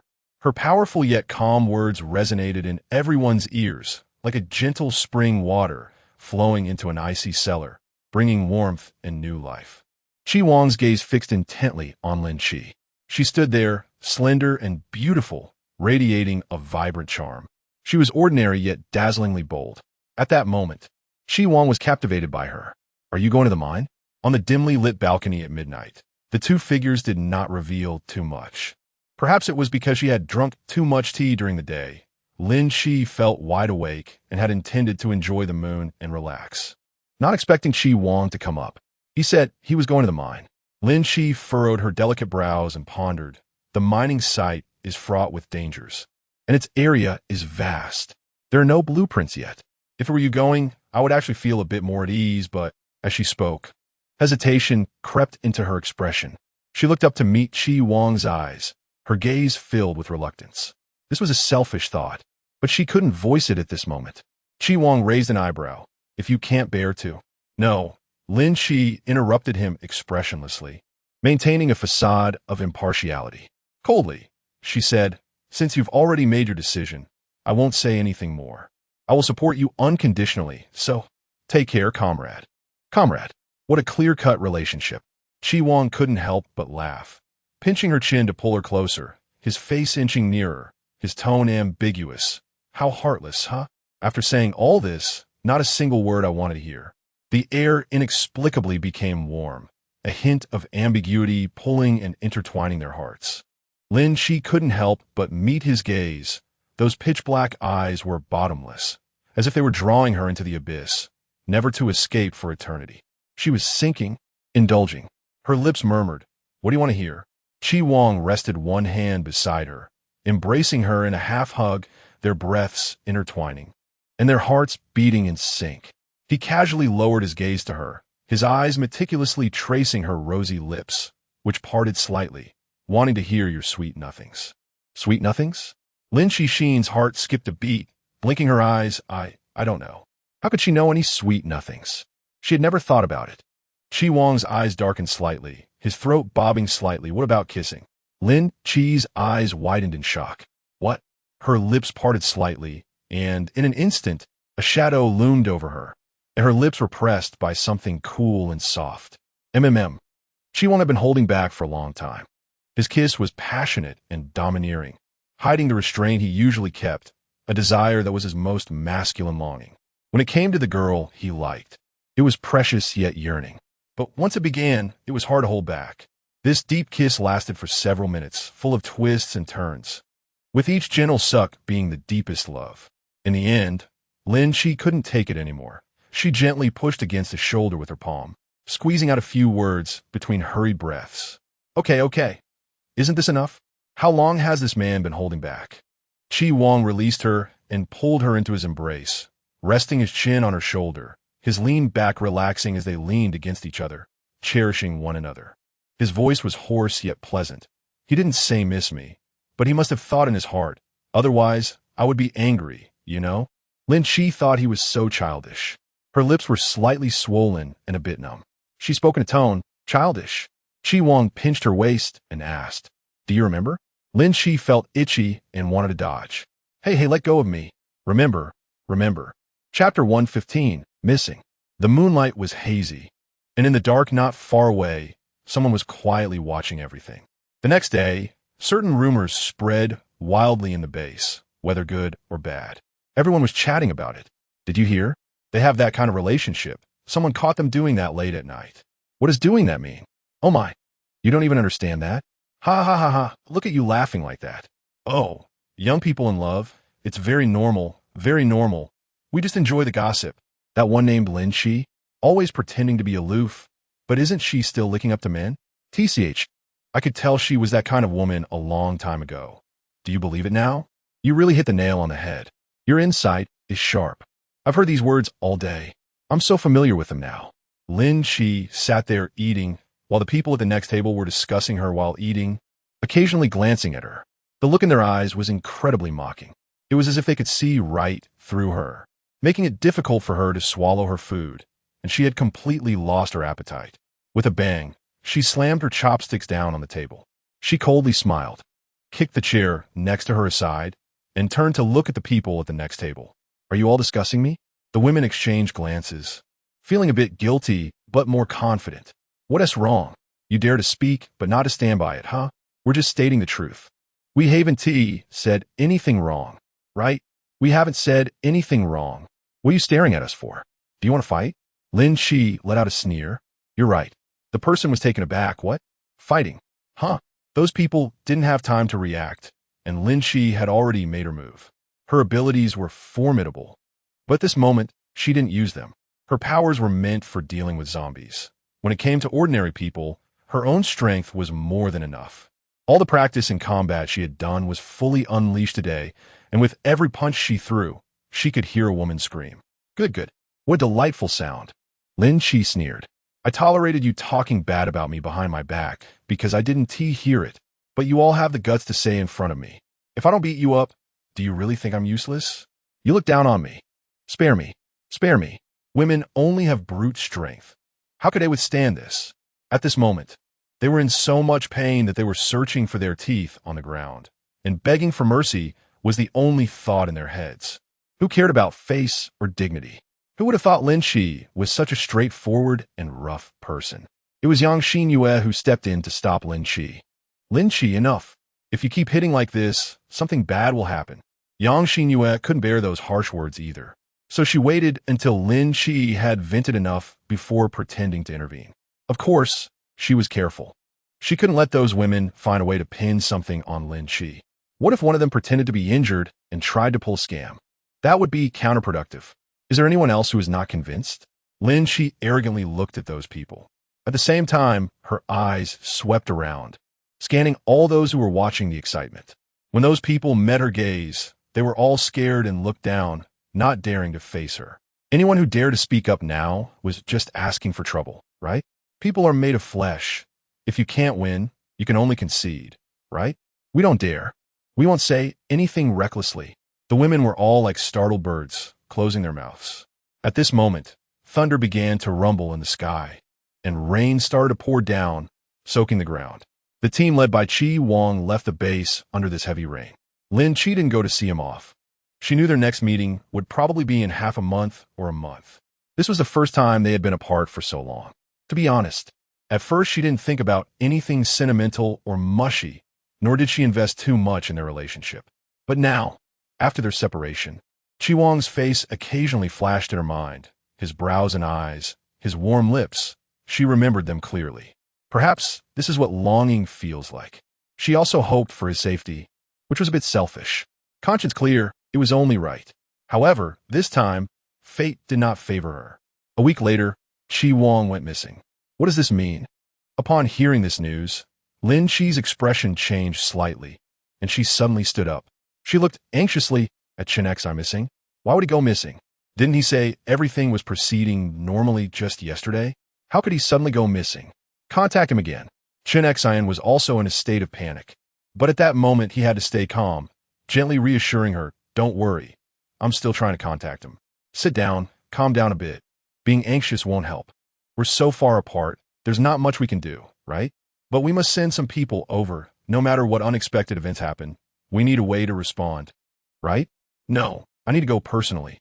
No. Chen Xin immediately rejected her proposal. He rationally stated, "You are the only person in charge of the base.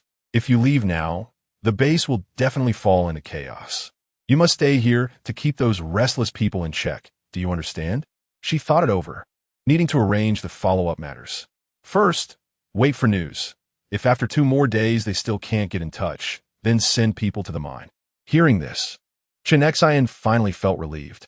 He nodded, "Don't worry, I'll do my best to contact the mine, and this matter will be kept confidential. We won't let others take advantage of it. You just focus on the base's affairs. Leave the rest to others." "I understand. Thank you for your trouble." "It's no trouble. I'm also worried about Chi Wang. Honestly, if I weren't worried about you being overwhelmed, I would have gone directly to the mine."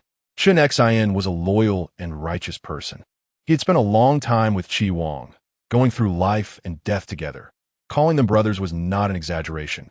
But he had too many responsibilities now. He knew Chi Wang's feelings for Lin Chi, so at this moment, as an upright man, it was only right for him to take care of Lin Chi.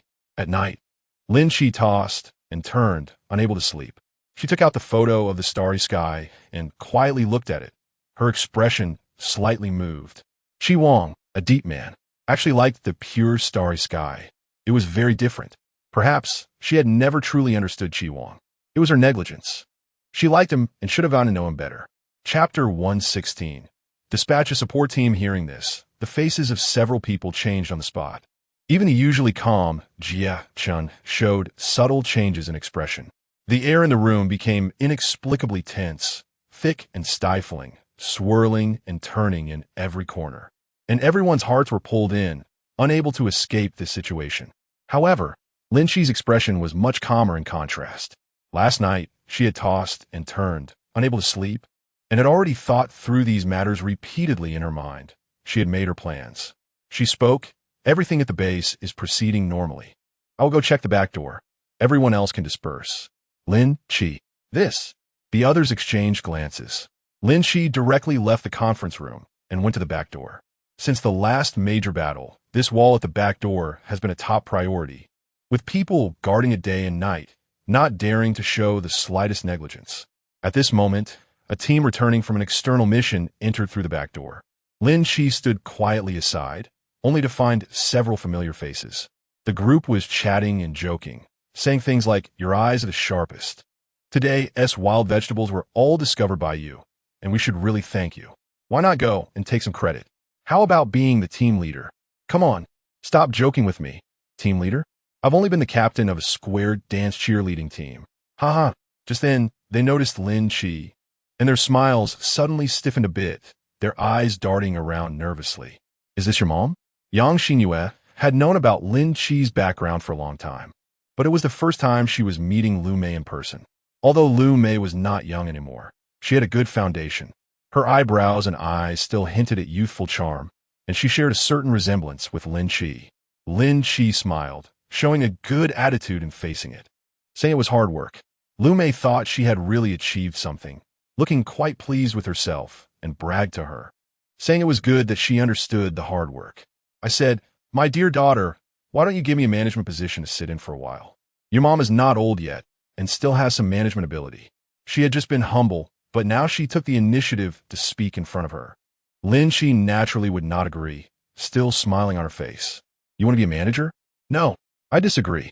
Upon hearing this, Lu Mei's expression changed. Feeling the gazes of others on her, she felt extremely embarrassed and immediately glared at Lin Chi. You disagree? Is this your attitude?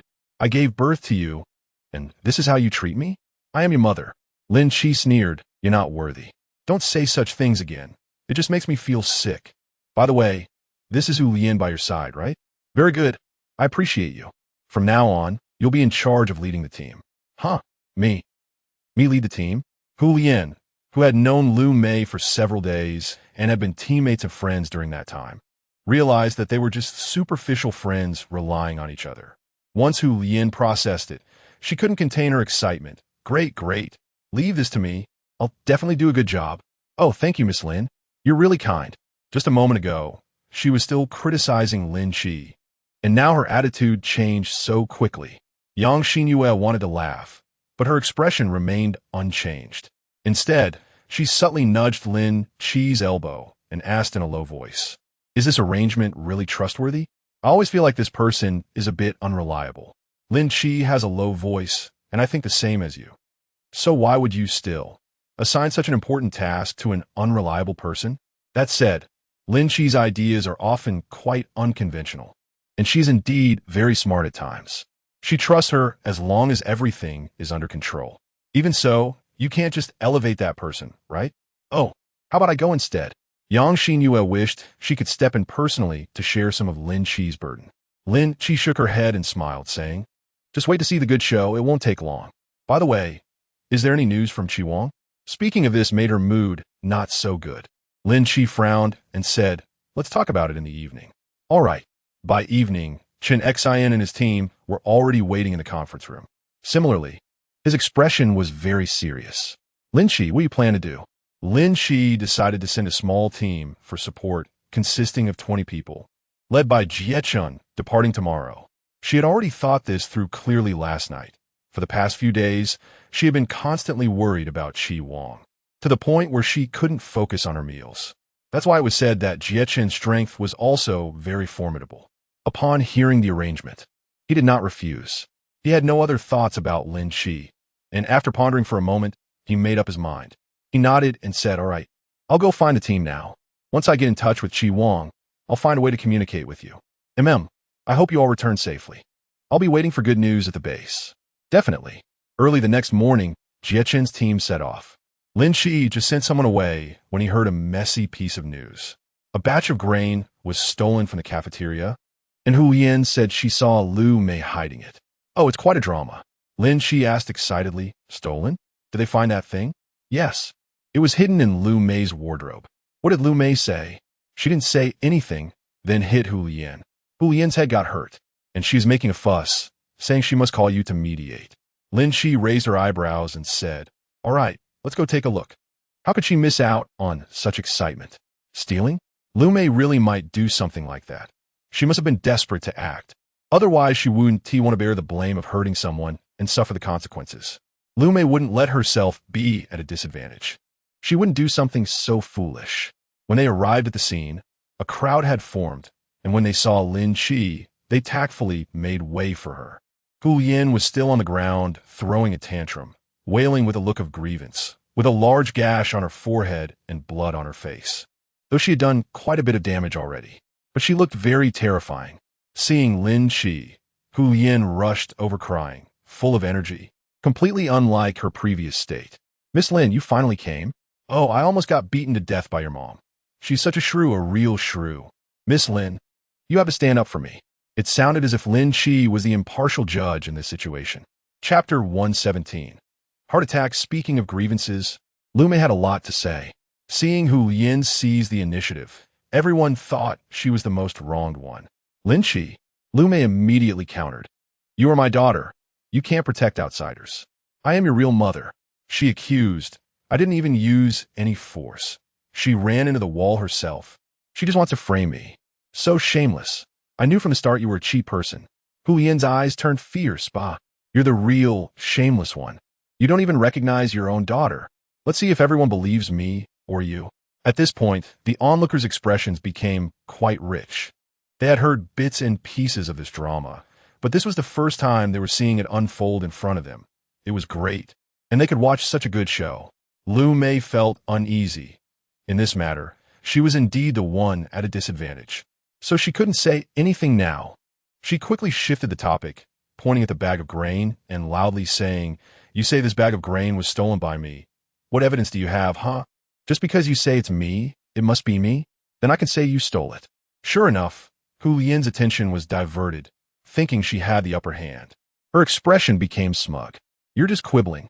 The evidence is conclusive, yet you're still talking nonsense. Ha ha ha, a petty thief like you. Don't even think about mixing in at the base." Lin Chi listened with great interest. No wonder this show was lively.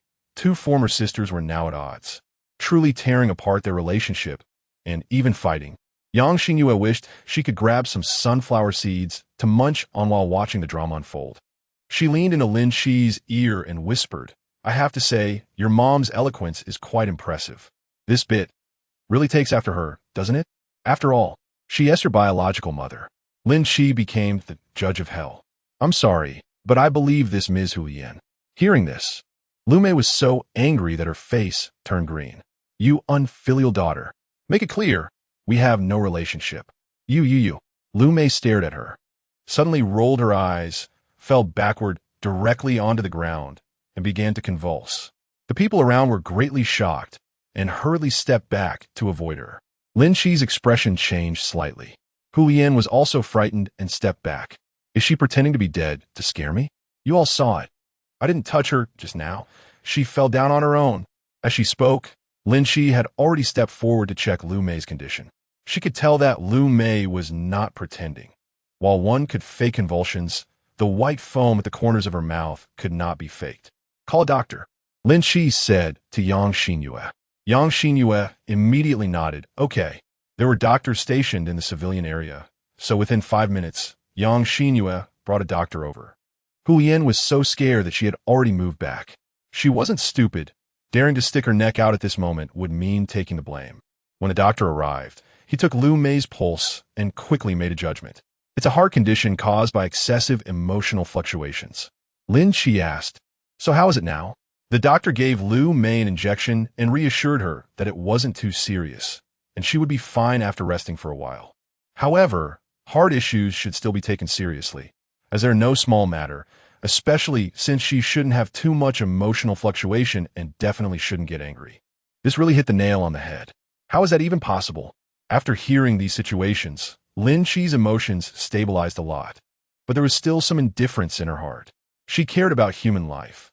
Even if it was Hu Lian who had fallen, she would do the same. Hu Lian sneered, "Truly sick. Can't blame me. It's your own failure to control your emotions. Damn it, how can you hit me when you're sick, almost ruining my face?" Everyone disperse. Yang Xingyue caught the look and began to direct others to leave, not to gather here and make it look like a disturbance. Not long after, Lu Mei woke up. Probably due to heart problems, her complexion was pale and weak, her lips lacking color, looking pitiful. When she noticed Lin Chi standing nearby, her eyes turned red, and she actually shed tears. She trembled and reached out to grab Lin Chi's hand. Am I going to die soon?" When the medicine was handed over, Lu Mei took the opportunity to grasp her other hand, covering her chest with emotion, suddenly bursting into tears. "My good daughter, it was wrong of me before, all because I was too sad. I thought you were heartless and didn't want me anymore. I was wrong. Can you forgive me this once? Give me another chance, okay? Please, my dear." When she heard the word dear again after many years, Lin Chi's heart trembled uncontrollably. Dear, this was her nickname. When she was little, her family all called her that. She thought her indifference had reached its peak. But when she saw Lu Mei's soft plea for forgiveness, she couldn't help but soften. She remembered her younger self, so fragile and helpless, so eager for love. What did she get in return? Over 10 years had passed. In the end, Lin Chi said nothing and left in silence. Did she forgive Lu Mei? No, she wouldn't. She wouldn't forgive so easily. She felt pain for her younger self. Yang Xingyue hugged her tightly. It's okay, Lin Chi. Not everyone has to choose to forgive. You are Lin Chi.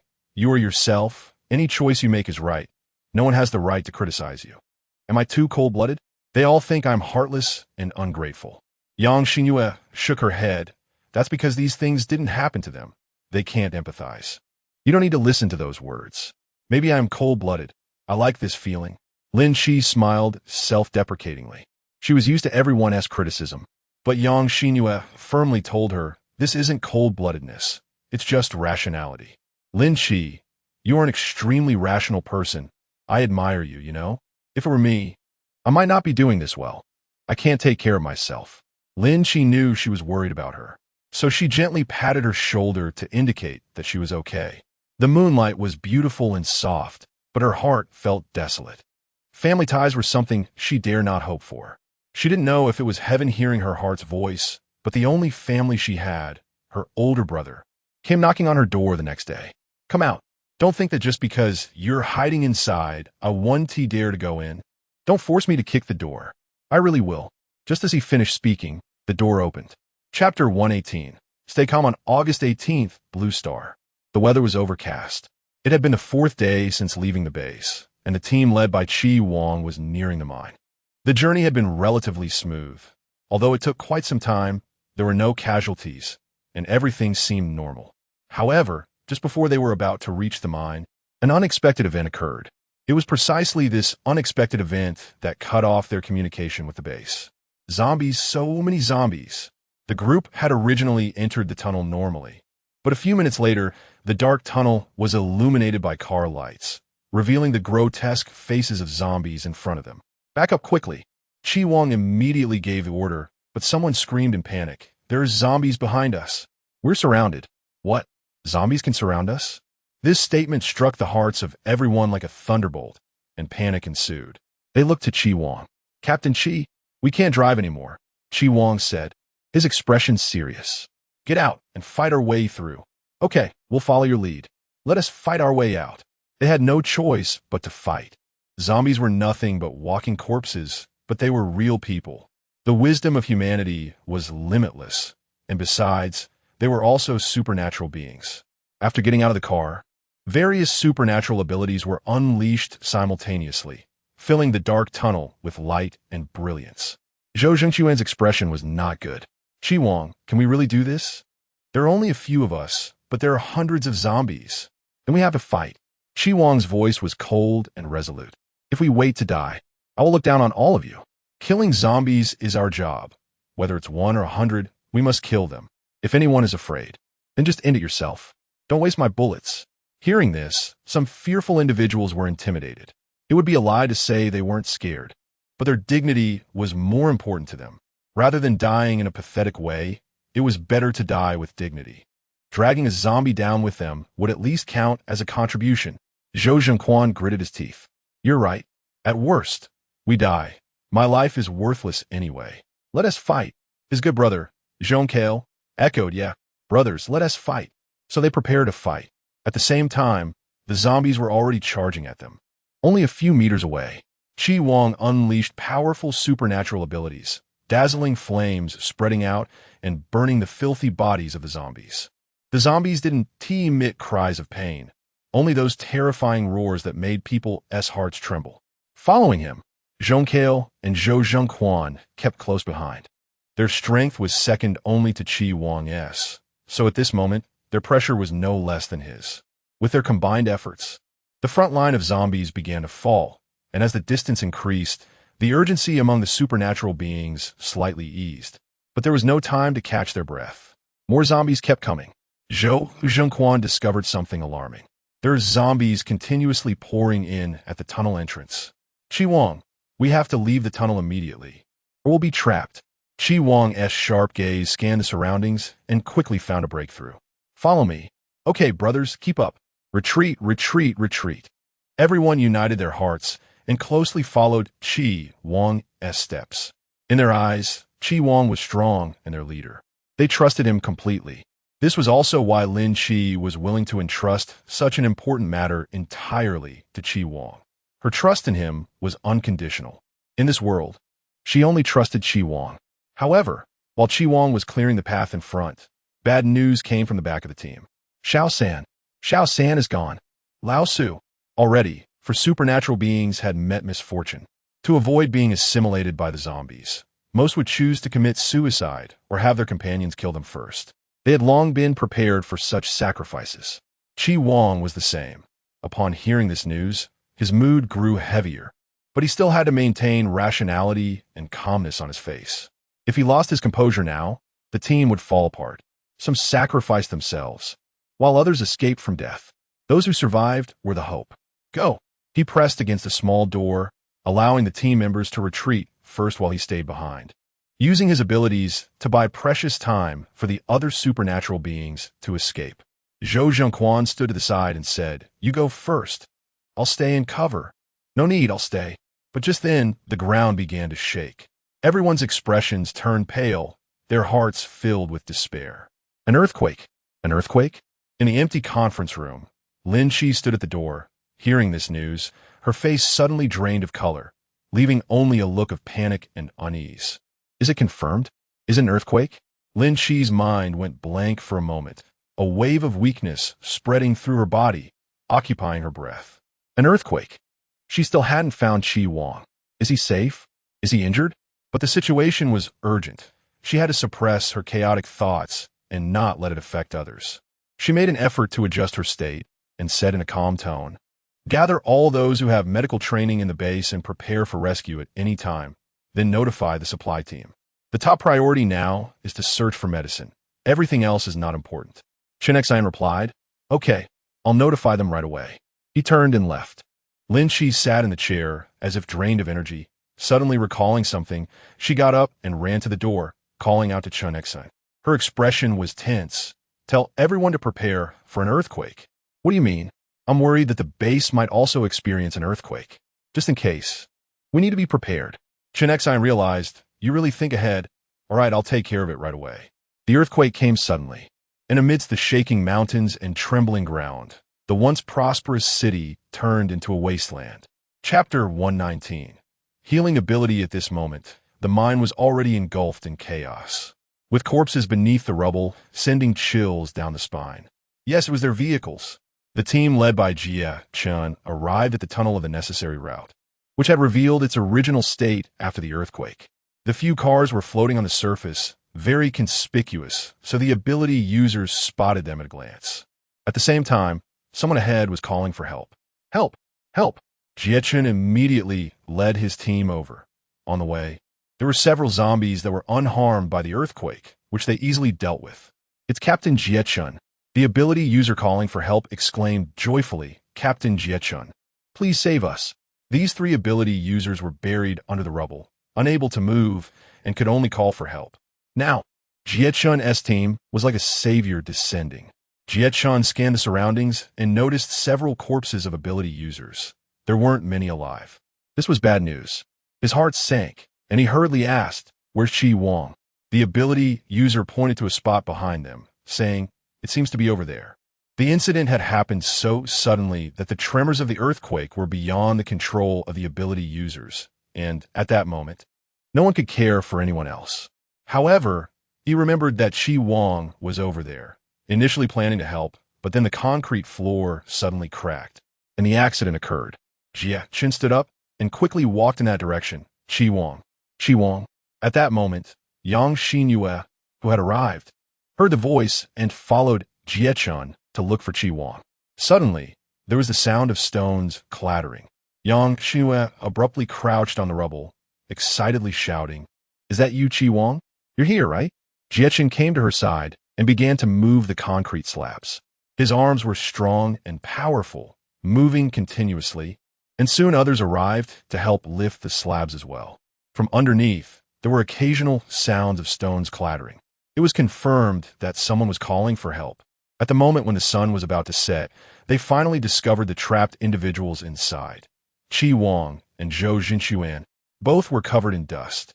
Zhou Zhenquan was coughing from the dust, while Chi Wang, surprisingly, showed no signs of movement. At this moment, Yang Xinyue cried out, "Chi Wang." Jia Chun carefully lifted Chi Wang out from the rubble. Zhou Zhenquan was also helped out. He was not severely injured and was conscious, with only minor external injuries, which was nothing serious.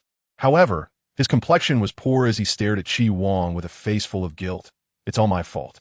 If it weren't for saving me, Chi Wang wouldn't have gotten hurt so badly. Jie Chun comforted him. Let us not talk about that for now. You need to go treat your injuries first. Zhou Zhenquan was worried about Chi Wang and didn't want to leave. Quick, save Chi Wang. Save him. Don't worry. I'll take care of it without you saying, Jie Chun reassured him. No matter who it was, they would all do their utmost to save him. Yang Xinyue hurriedly wiped the tears from her face and used her healing abilities to start treating Chi Wang. Her gaze was fixed on Chi Wang's face, her expression tense and reluctant, and she didn't dare to relax her abilities for even a moment. You'll be fine, Chi Wang. I won't let anything happen to you. After an hour of her desperate treatment, Chi Wang's pulse returned to normal, and his breathing gradually stabilized. Yang Xinyue sat on the ground, exhausted, but a relieved smile appeared on her face. He's finally okay. It's all right now. Jie Chun walked over and handed her a bottle of water. Rest. I'll keep watch here. She nodded. Okay. After I eat, I'll come and take your place. MHM. After 3 hours of rescue efforts, a total of 12 ability users were successfully rescued from the rubble. Among them, 3 were severely injured, 7 were lightly injured, and Chi Wang was the one who was hurt the most. The others had gradually recovered, but Chi Wang remained unconscious. After eating, Yang Xinyue continued to care for Chi Wang. It was already late at night.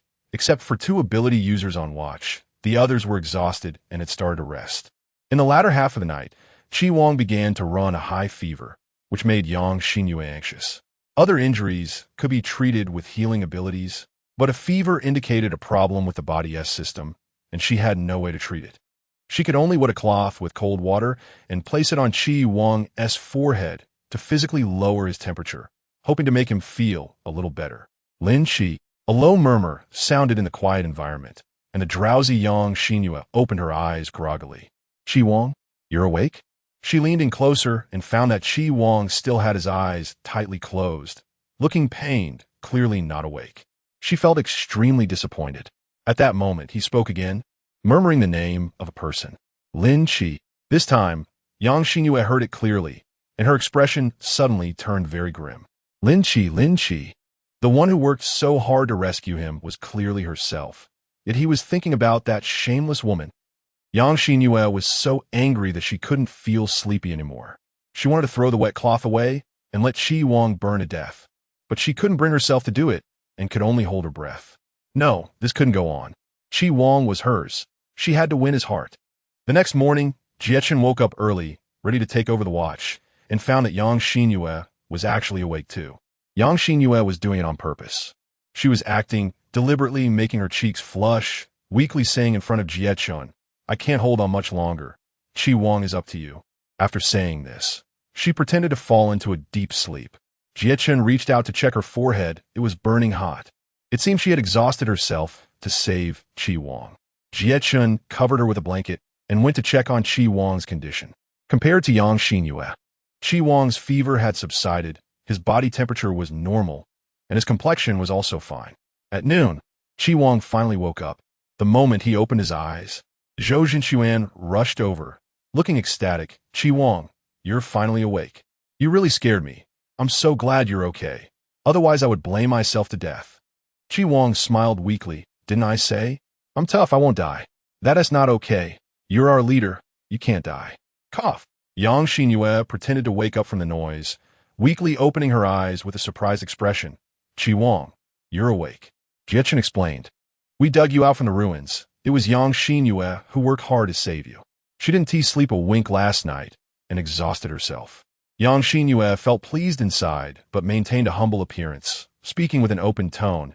This little sacrifice of mine is nothing, as long as you're okay. I was really scared that something would happen to you. As she spoke, tears welled up in the corners of her eyes. Chapter 120. Saving lives is important. The next day, during lunch break, Lin Chi received a call from an unknown number. If you want Yang Xinyue to live, come alone to the restricted area to find me. It was a voice changer, a rough male voice. Lin Chi frowned tightly. While she was deep in thought, her phone received a multimedia message, and the image that appeared was none other than Meng Fifan's sleeping face. Her expression changed immediately, and she quickly walked out. Someone had kidnapped Meng Fifan. It must be aimed at her. Lin Chi tightly held her phone, a cold smile creeping from the corner of her lips. Can't they wait so soon? That person is very clever, knowing how to lure her into the Forbidden Zone. Unfortunately, 2 hours later, Forbidden Zone. Lin Chi jumped down from the off-road vehicle and looked at the magnificent hotel in front of her, a determined smile curling at the corners of her mouth. She raised her eyebrows at the driver and thanked him. No need for politeness. Let's arrange a meeting next time if there's a chance. No problem. After watching the vehicle leave, she took out her phone to confirm the information and headed straight to the elevator to the 6th floor. Room 603. Lin Chi stood at the door of the room, took a deep breath as if gathering her courage, and raised her hand to knock. A few seconds later, the door opened, revealing a fair face belonging to Meng Fifan. Who are you looking for? Meng Fifan did not recognize her at first, but after focusing his gaze, he froze in place. Shock quickly spread across his face. This is impossible. Died 3 years ago, but the person in front of me looks exactly like Qin. Lin Chi gave a bitter smile. It's me, long time no see. Meng Fifan remained in shock. Are you really? Sister Yi? You're not dead? Don't talk about that. Just come with me first. Go where? Lin Chi was about to pull him away when the door opposite suddenly opened, and Qinru walked out with an angry expression. Stop. Let him go. Qinru looked at her in disbelief. Why are you here? Aren't you supposed to be on the train right now? Lin Chi interrupted her, revealing a sarcastic smile. It's a pity you had such a good plan, but here I am, perfectly fine. Aren't you surprised? According to the normal route, Bai Ci should still be on that train heading into the restricted area and would have to wait 4 hours to arrive. However, Qinru would never have thought that Bai Ci had a black card that allowed free access to the restricted area. With the black card, she could take a helicopter into the restricted area, which was twice as fast as the train. Lin Chi easily tracked down the whereabouts of Qinru and Meng Fifan through her connections in the restricted zone. With Qinru's abilities, she couldn't find any good mercenaries. So she tricked Meng Fifan into coming to the restricted zone under false pretenses, intending to lure Bai Ci here and have the mercenaries take care of Bai Ci, leaving her with no worries. Unfortunately, Bai Ci was no longer the Qin who could be easily slaughtered 3 years ago. What are you talking about? I can't understand. Qinru blinked nervously, her eyes darting, and urgently said to Meng Fifan, Fifan, you must not be deceived by Qin. Don't forget, 3 years ago, it was she who caused Professor Meng to die of anger. As soon as these words were spoken, Meng Fifan's expression changed. Lin Chi gazed into his eyes, her tone calm and sincere. It's not me. You'll believe me, right? Qinru looked at Meng Fifan's conflicted expression, a smug smile appearing on her face. This speech was both moving and poignant, making people feel indignant. Lin Chi looked at her, shedding crocodile tears, and couldn't help but laugh in anger. What a wonderful performance.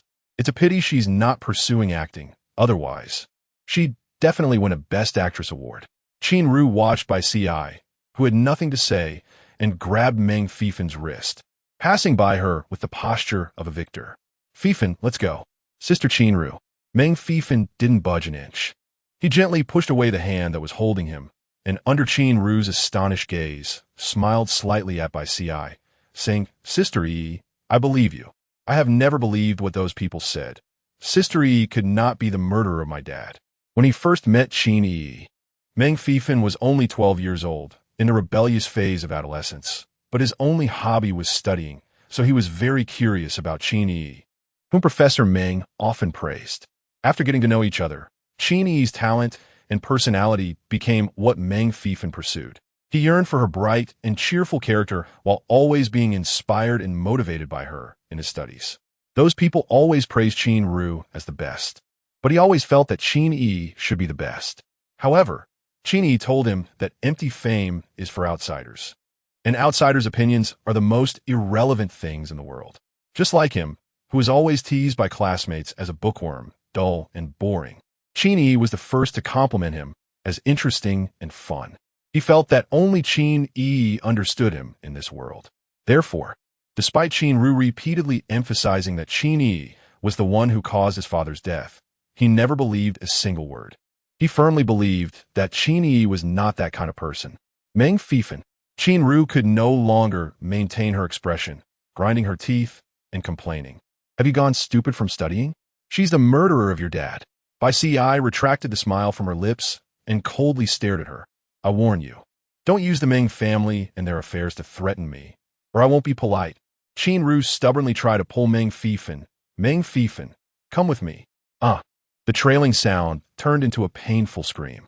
It was Bai Si who reached out and forcefully swung her arm back, directly dislocating her right arm. Meng Fifan was stunned. Sister Yi, the scene just now was so cool. My arm. What did you do to me? Qin Ru leaned against the wall in pain. Bai Si snorted coldly. If it's the next time, your other arm won't be safe either. After saying this, she quickly took Meng Fifan and left the hotel. This hotel had no defenses, and being in a restricted area was very dangerous. At the same time, this area was also the outermost part of the restricted zone, usually frequented by ordinary people without black cards, where robbery and dead bodies were commonplace. Where are your documents and passes? Bai Si grabbed him. You call her first. The call went through, but no one answered. Bai Si sighed, looking as if she had expected it. I guess I'll have to figure it out myself. Relying on Qin Ru to take out the documents voluntarily? That was a daydream. Bai Si hailed a cab, and the two checked into another hotel.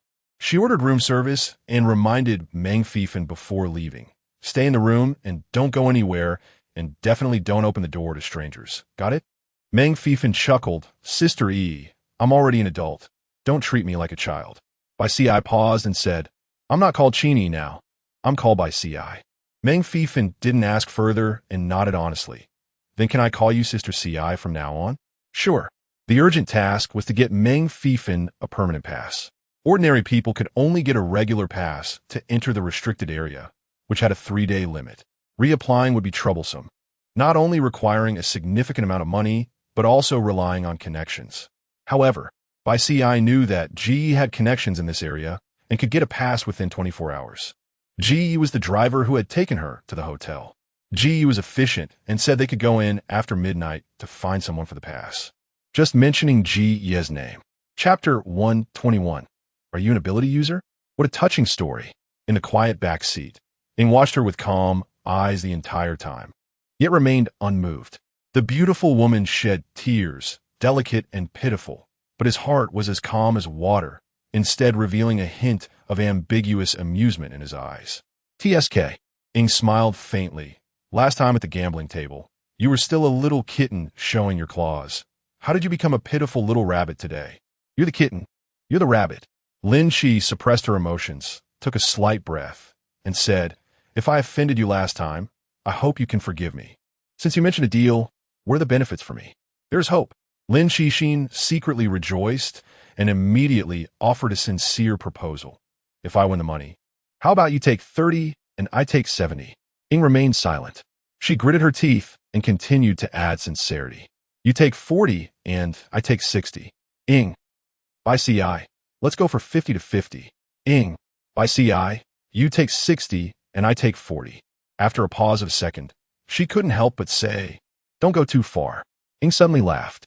His gaze was filled with laughter, and there was a warmth in his look that created a sense of enchanting illusion. Lin Shi's gaze couldn't help but linger on his face for 2 seconds. With such a charming smile, it was hard not to suspect that he was using his looks to distract her. She immediately composed herself and stated, I can only accept a 50-50 deal. I cannot back down further. If you are not sincere about this transaction, then there's nothing to discuss. Consider it my disturbance to you. Is that impatience? Ing looked at her with a half-smile, shaking his head slowly. I don't lack money. Then there's nothing to discuss. Watching the dimness rise in the girl's eyes, the smile on his lips deepened, and he continued, But I accept your deal. You give me the money and help me with something. Really? She was momentarily surprised, then cautiously asked, What do you want me to do?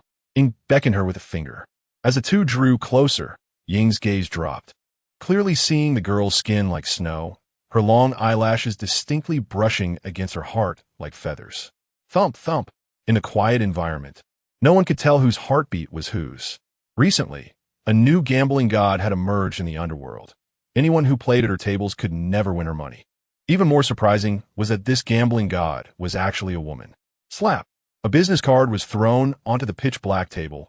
Ing propped his long legs on the table, casually stretching his body, his posture lazy and rebellious.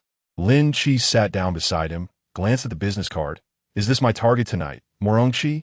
Almost. As usual, she took out a mask and put it on her face. However, the intense pain in her right wrist contorted her face, revealing a hint of difficulty on her small, palm-sized face. Ing slightly furrowed his brow. How did you get hurt? She smiled lightly, her pair of beautiful eyes devoid of any warmth. Ing pressed his lips together in silence, took her mask, and concealed her strikingly beautiful face beneath it. Only her pretty eyes remained visible, staring at him.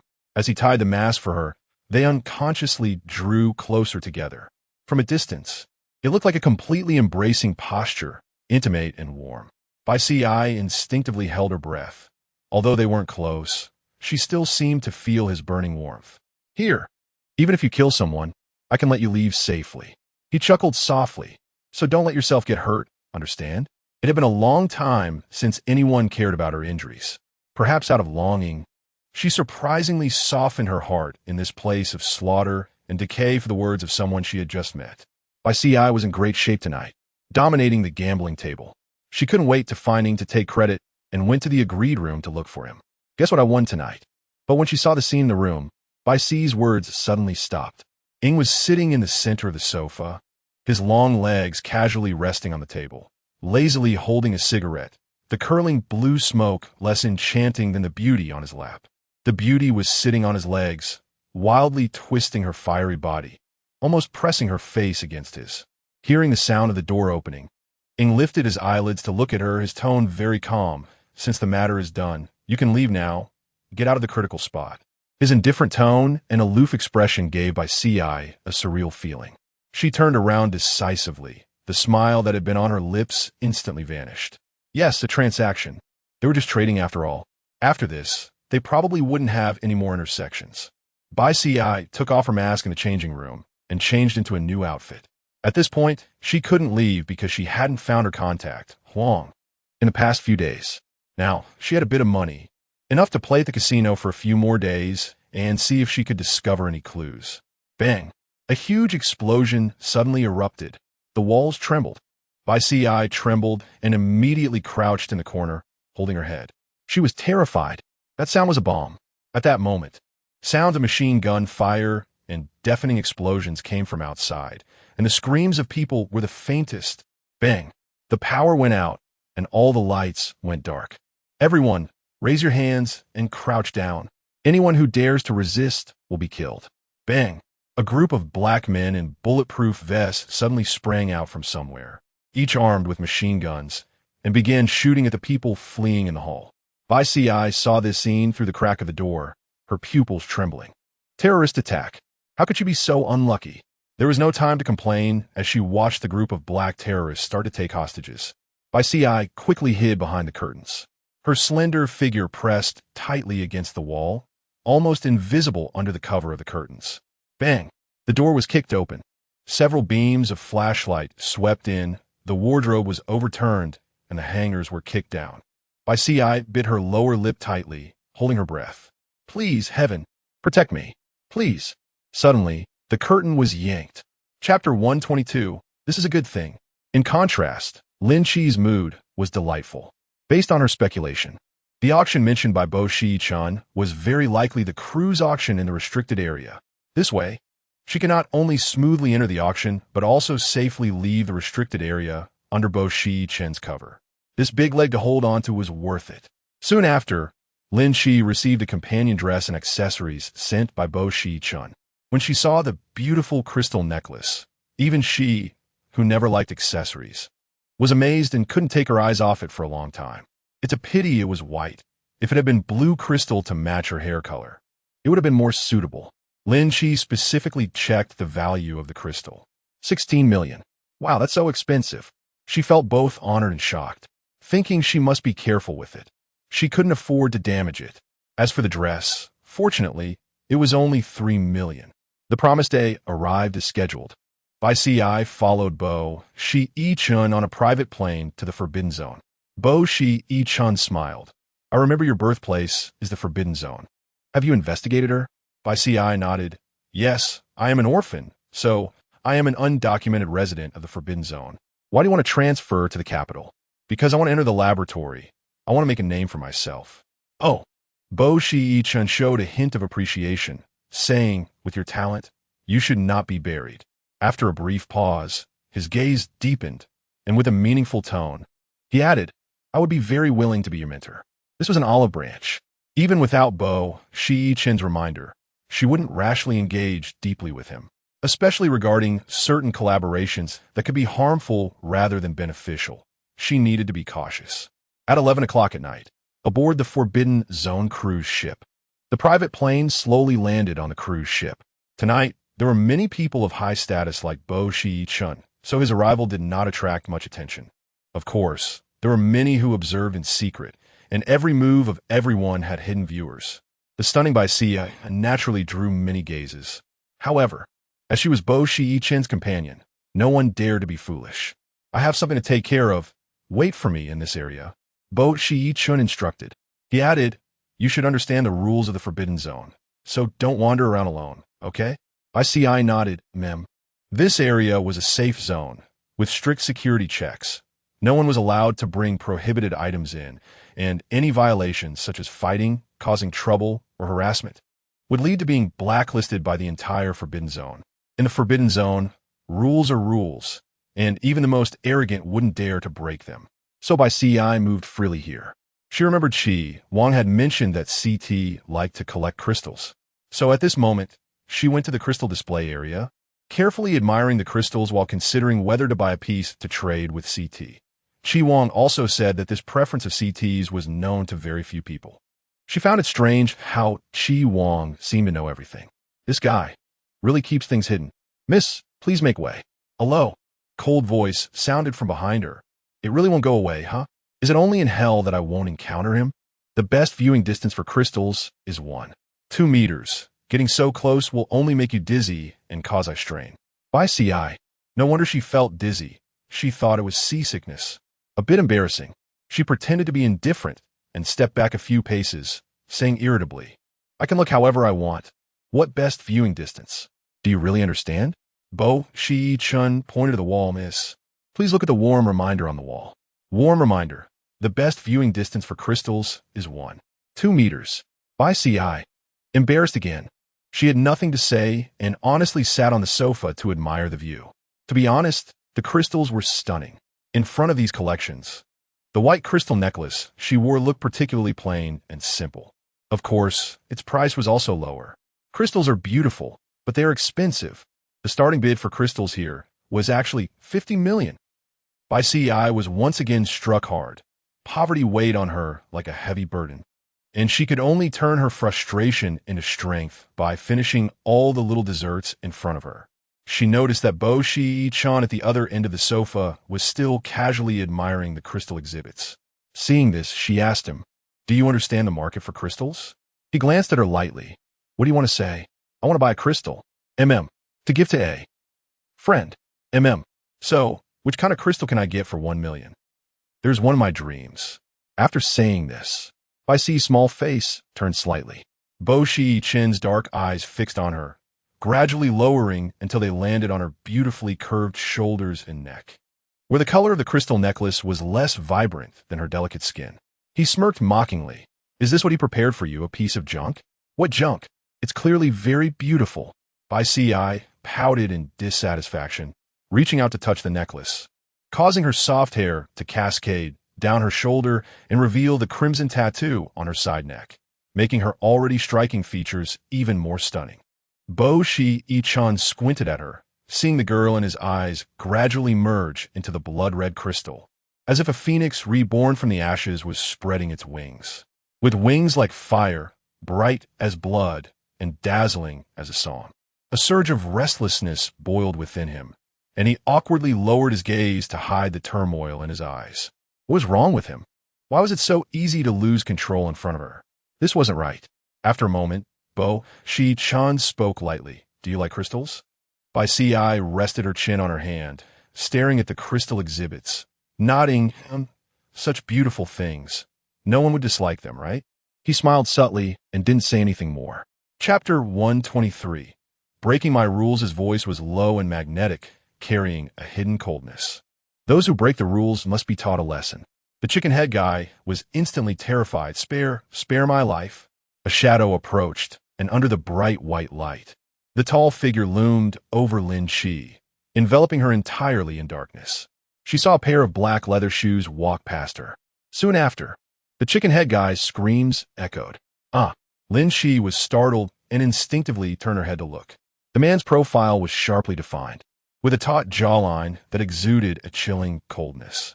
Below there was a prominent Adam's apple, exuding a sexy restraint. The man had a face as handsome as this, but in his right hand, he held a gleaming dagger, which he plunged fiercely into the back of the chicken-headed guy's hand. Blood spread across the carpet, and the chicken-headed guy fainted from the pain. The man smirked disdainfully, as if he was just playing. He tilted his head, and his calm gaze met the white porcelain. A different emotion flashed briefly in his eyes. Lin Chi swallowed nervously and explained, "I didn't mean to barge in. They were chasing me, and, in my panic, I went the wrong way." The man played with the dagger, looking at her with a half-smile.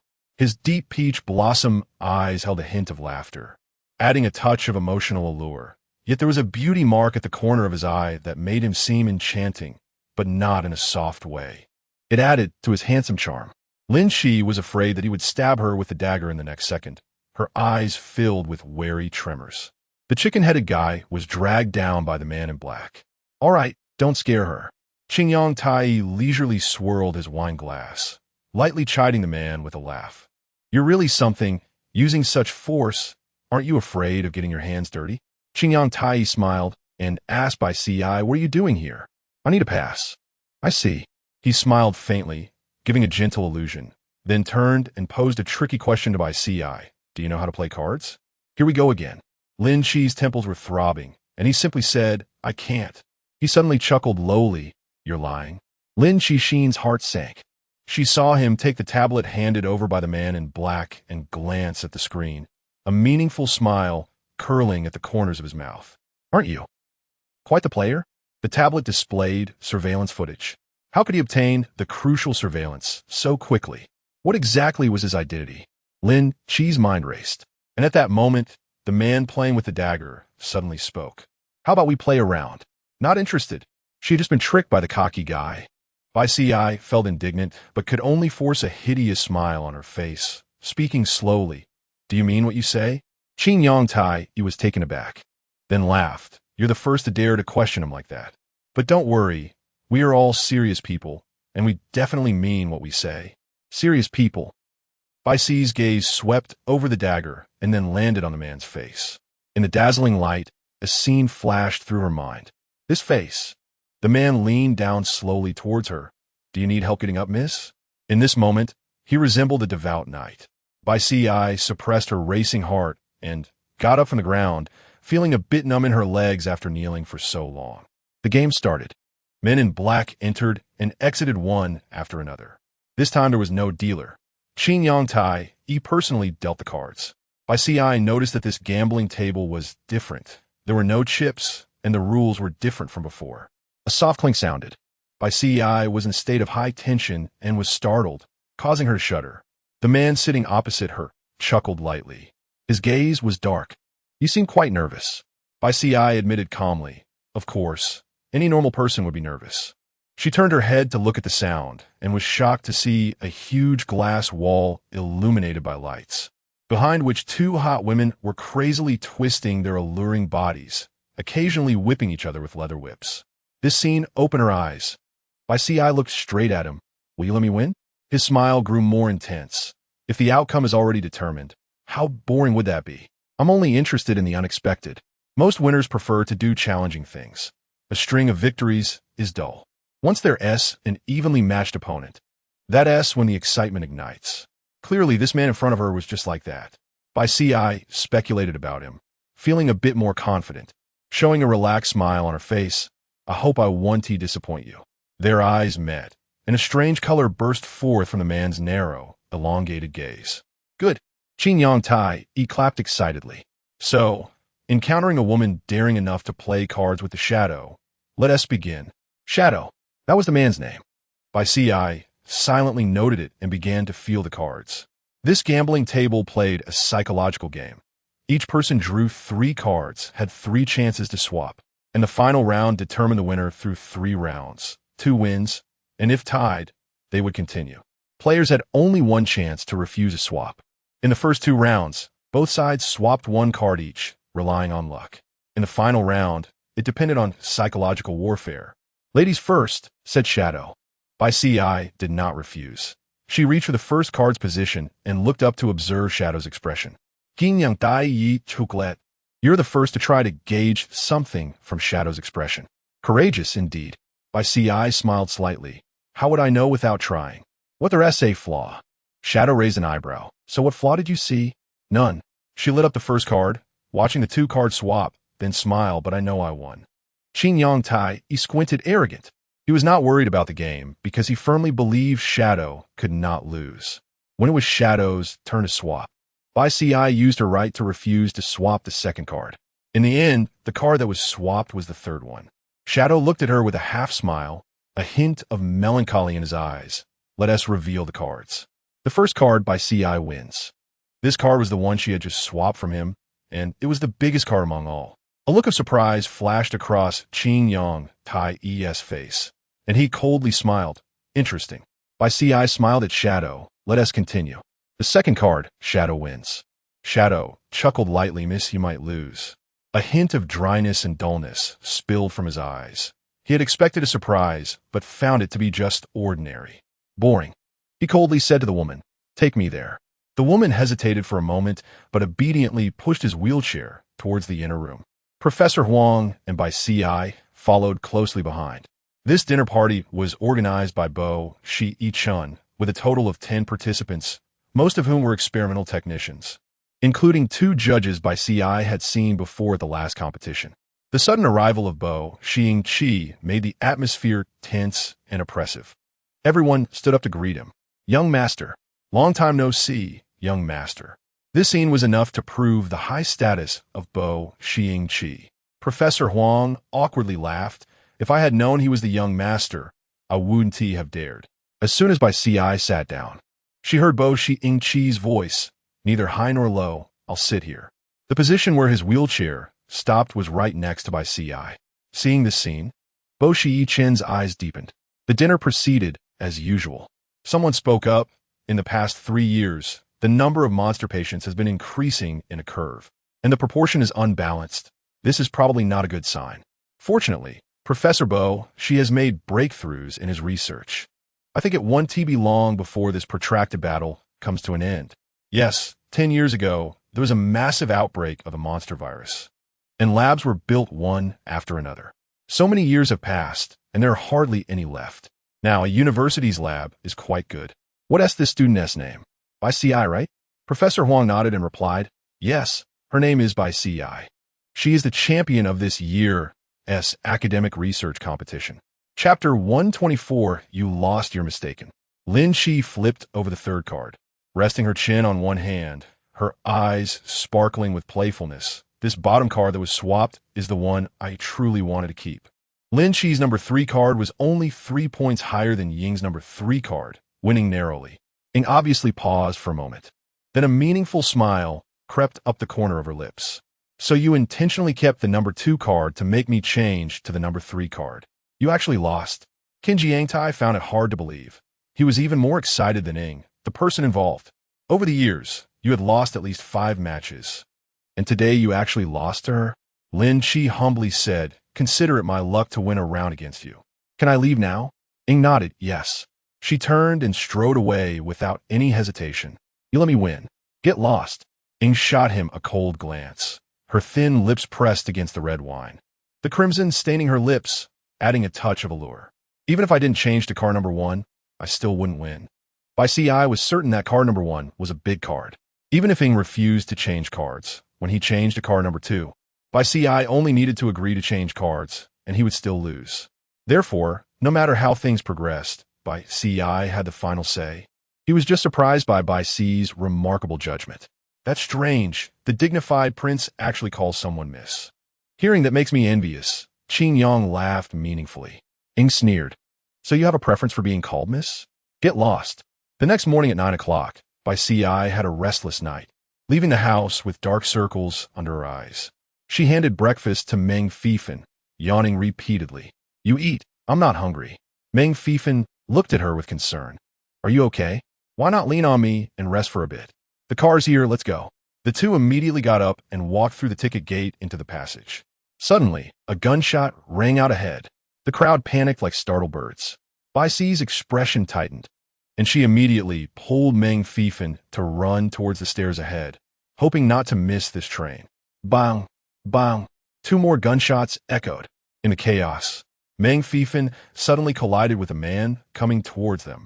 Fifan? Bai Si rushed to help him, but when she turned her head and saw the fallen man, her expression was one of surprise. Su Xing? Meng Fifan helped him up. Brother Su? Su Xing had once been one of Professor Meng's proud students. At this moment, he was clutching a bloody hole in his chest, already on the brink of death, when he saw Meng Fifan and Bai Si. A glimmer of hope appeared in his eyes. You're not dead. You're really not dead. He tremblingly pulled out an iron box from his bosom and handed it to Bai Si. This is Professor Meng's last research result. You go to Mingmen, find someone surnamed Huang.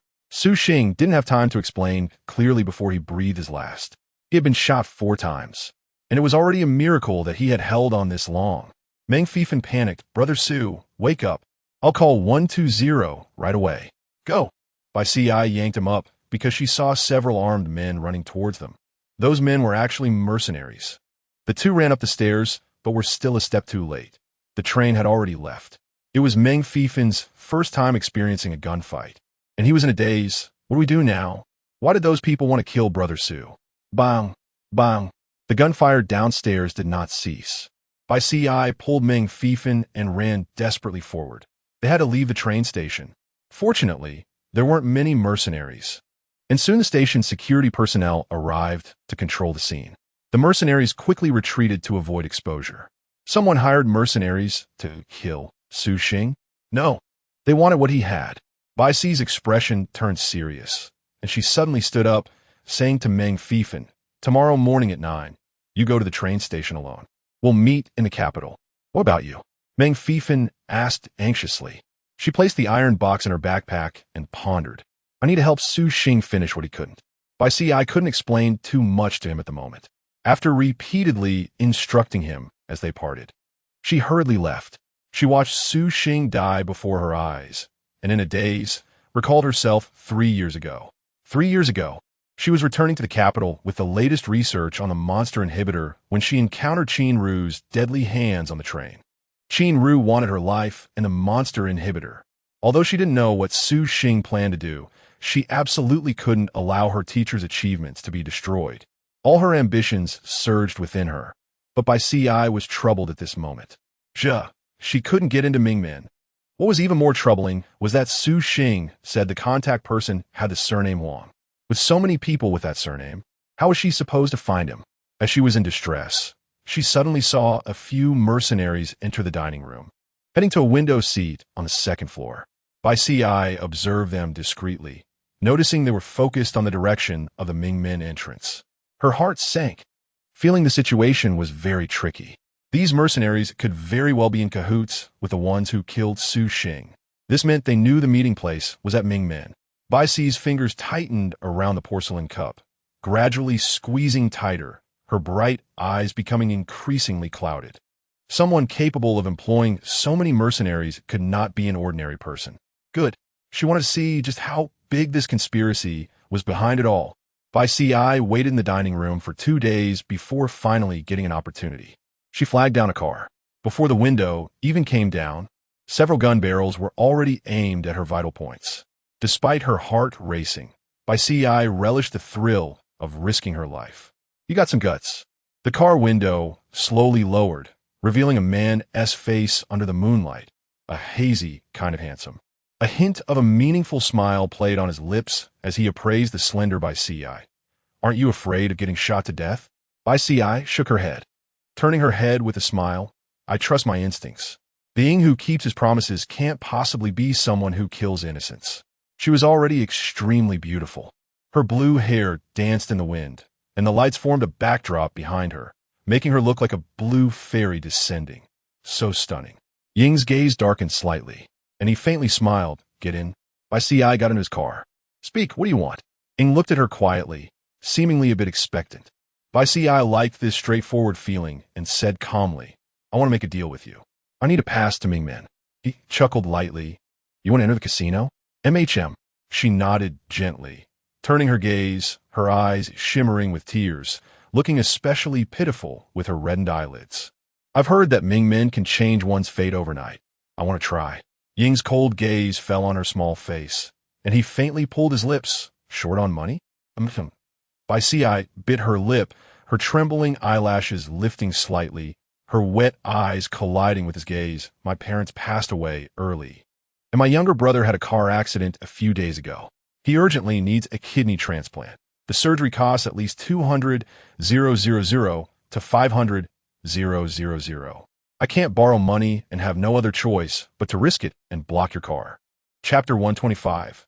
I believe in myself. Then you should briefly explain that experimental theory. As the words fell, all eyes focused on Lin Chi. She suppressed her nervousness, took a deep breath, stood up, and her steady and calm voice resonated in everyone's ears. The monster virus is produced by mutations in blood molecules, which is how my experiment began. I tested one by one based on temperature, humidity, qualitative changes, etc., filtering according to criteria 1, 2, and 3, ultimately concluding that this theory has a direct correlation with temperature and cannot be controlled on a second level. This statement caused a moment of silence in the room. She did not utter a single useless word. Every sentence was to the point. Her resilient gaze and calm face were points that drew admiration from everyone. Bo Shi leaned back against the chair, slightly tilting his head up, his sharp jawline distinctly defined, and his eyes reflected the composed expression of the girl, a hint of smile spreading in his gaze. Opposite him, Bo Shi-chan glanced at him quietly, as if sensing something. Someone asked, how do you know so much about the monster virus? It turned out to be an experienced student. No wonder she achieved such outstanding results in the monster virus experiment. She smiled modestly. You flatter me. After the meal, everyone gradually said their goodbyes. When Professor Huang was about to leave with Bai Si, a woman stopped him. The woman's attitude had changed significantly, her tone gentle. My surname is Yu.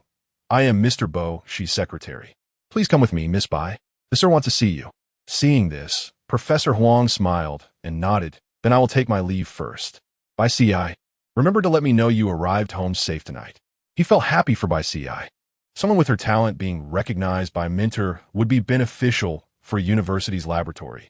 Of course, if she could have any connection with the Bo Shi family, it would be a great honor for the entire university. I understand, Professor. Bai Si watched Professor Huang leave and then followed Secretary Yu toward the private room, where Bo Shi-chan was already waiting. Mr. Bo Shi, do you need something from me? Boyanized Yi-chin smiled warmly. I have an unusual request to trouble Miss Bai. There will be an auction in a couple of days, and I lack a female companion. I wonder if Miss Bai could do me the honor of accompanying me? He paused, his smile deepening. Of course, if you see anything you like at the auction, I would be willing to bid on it and give it to you as a token of sincerity. How about that? It was hard for anyone to refuse such temptation. Bai Si was somewhat confused, a smile forming at the corners of her lips. Are you not afraid that I might ask for too much? Miss Bai is not that kind of person. I trust my judgment. All right, it's a deal. His gaze fixed on Bo Shi-chen's face, his tone cool. How does the great professor keep people behind closed doors? Bo Shi-chan smiled meaningfully. Ingji, you seem to enjoy participating in my private matters lately. Today's dinner was also uninvited. Private matters? The great professor is indeed unfamiliar with me. Ingji, you should call me Big Brother. You think you're worthy? In an instant, the atmosphere froze. Bai Si caught in the middle, felt the tension, and was about to make an excuse to leave when she suddenly heard Bo Shi-chun chuckle softly. Bo Shi-ingji looked at him with a smile that was not quite a smile. Isn't it what you've always dreamed of, to disappoint Grandpa? What kind of brotherly battlefield is this? Bai Si felt uncomfortable, not wanting to hear their family conflicts. At this moment, Bo Shi-ingji added, moreover, my leg is now useless. Isn't this family just in your pocket, Bo Shi-chun? The grandson that Grandpa is most proud of and values the most is only you. Bo Shi Chen's gaze inadvertently fell on his legs, his brows knitting slightly, a trace of doubt rising in his heart. His legs, are they really useless? Bai Si finally found an opportunity to speak, standing up. I'll take my leave now. You can continue your chat. It was better for her, an outsider, to know less about the internal conflicts of the Bo Shi family. If she listened further, she might end up being silenced. Just then, Bo Shi Ingji slowly wheeled himself in. Damn, why is he everywhere? After the elevator doors closed, the surroundings fell into an eerie silence. Bai Si couldn't help but think of what had happened in the elevator. A wave of anxious heat rising from her palms. What did you promise him just now? A sudden voice startled Bai Si, making her heart skip a beat. Just a little private matter. Huh. Bo Shi sneered coldly, squinting his dangerous eyes. Miss, if you're not foolish, you should be able to see that I am at odds with him. Bai Si raised her eyebrows slightly. So what did you promise him? His cold-faced questioning felt like a forceful intrusion to Bai Si, and her expression gradually cooled. Young Master Bo Shi, I don't think you have the right to question my private matters. Bo Shi stared at her, coldly warning no one to stop. Bo Shi Chun is not someone to be trifled with. You are no match for him. Bai Si smiled and said, Don't worry, I'm not that foolish. Alone on a lonely mountain, Shi Wun Ti provoke a wild wolf. Bo Shi pressed. So you want to use him? What's your purpose? He wouldn't naively think that Bai Si, like other foolish women, will be charmed by Bo Shi Chen's so-called allure. For someone who licked blood from a knife's edge, desires were the least worth mentioning. Bo Shi fell silent, thick darkness flowing in his eyes. Ding! The elevator doors opened. Bai Si smiled at him. Goodbye, young master. With that, she left with light steps.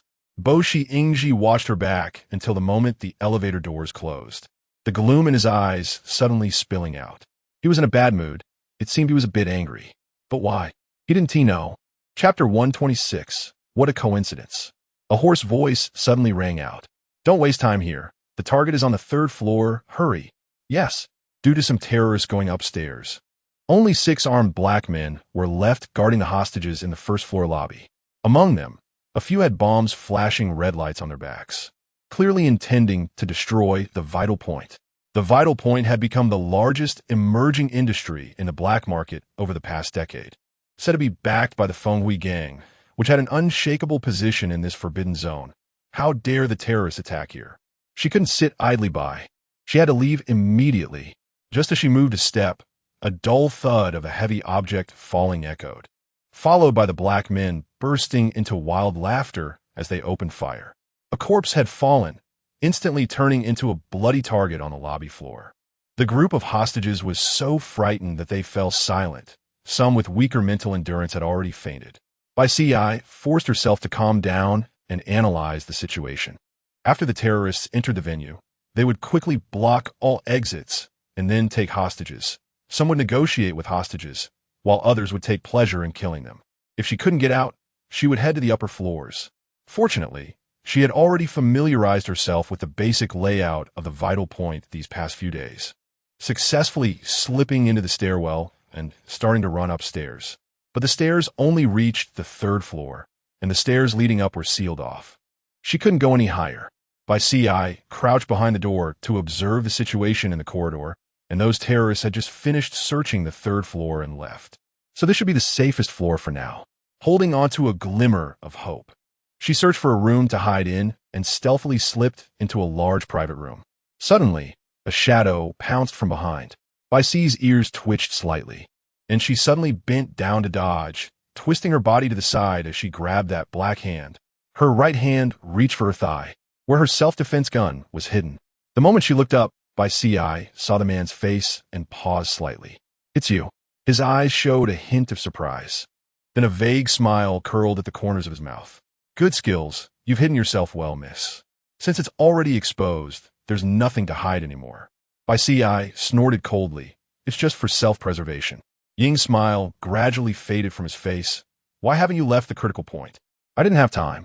At this moment, a woman walked out from the shadows, standing next to Ying. Her gaze towards Bai Si was scrutinizing. Do you know each other? Ying replied with a low hum, his cold gaze sweeping over Bai Si. Come with me, I'll take you out. Bai Si was suspicious. How do we get out? He coldly said, ask less. So arrogant.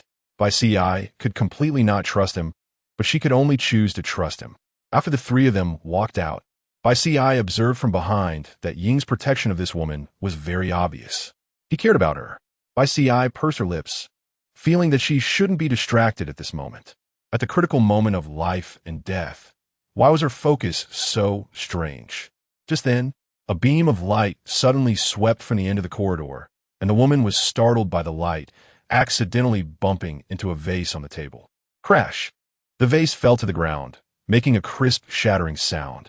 Bai Si and Ying's expressions changed slightly. Come out. Otherwise, we will fire. A rush of footsteps was approaching. Ying pushed Bai Si into the opposite room. Hide. At the same time, he pulled the woman into the room. There's no way to hide now. Bai Si took a deep breath, expressionless as she walked out of the room. In her peripheral vision, it seemed she saw Ying move. She shouted, don't kill me. Cold guns were pointed at her forehead. Bai Si was taken away as a hostage. The massacre of the terrorists officially began. They dragged hostages one by one into a small room. Then gunfire rang out and bodies were dragged out again. Bai Si watched this scene anxiously, feeling suspicious. Such strange behavior. What are they doing? At the same time, a feasible plan floated in her mind. Before long, it was her turn. The black man dragged her into the room, a flashlight shining on her face. Beautiful lady, do you know him? The moment the photo was... Bai Si's heart alarm bells rang. The person in the photo was Su Xing. She suppressed her violent emotions, her face showing a fearful expression. I don't know him. Please let me go. Suddenly, a loud noise exploded in the hall. It was the chandelier in the hall that suddenly fell and killed a terrorist, shocking everyone. The black man's face darkened. Someone is ambushing. He turned to go out, and Bai Si seized the opportunity, lunging forward to choke his neck with the thin rope in her hand. The moment the black man fell, Bai Si had choked a hideous blood mark on his neck. Blood gushing out, the scene was bloody and disgusting. Bai Si didn't blink, quickly picking up his gun and locking the door. Bang!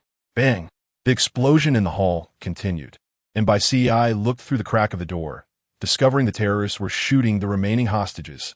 Her pupils constricted, and she gritted her teeth in indignation. These people are simply worse than beasts. Bai Si closed her eyes tightly, and when she opened them again, her decisive eyes resembled a fierce beast from hell, breaking free from its cage with unstoppable momentum. She opened the door and walked out, firing at the terrorists. 2 terrorists fell. The other terrorists immediately noticed her. Kill her. Yes. 5 terrorists simultaneously attacked her, and Bai Si hid behind a pillar to avoid the rain of bullets. She quickly found the location of the stairs, rolling behind cover and sprinting up the stairs. But unfortunately, there happened to be a terrorist coming down the stairs. Both of them froze when they locked eyes. Bai Si awkwardly smiled. What a coincidence.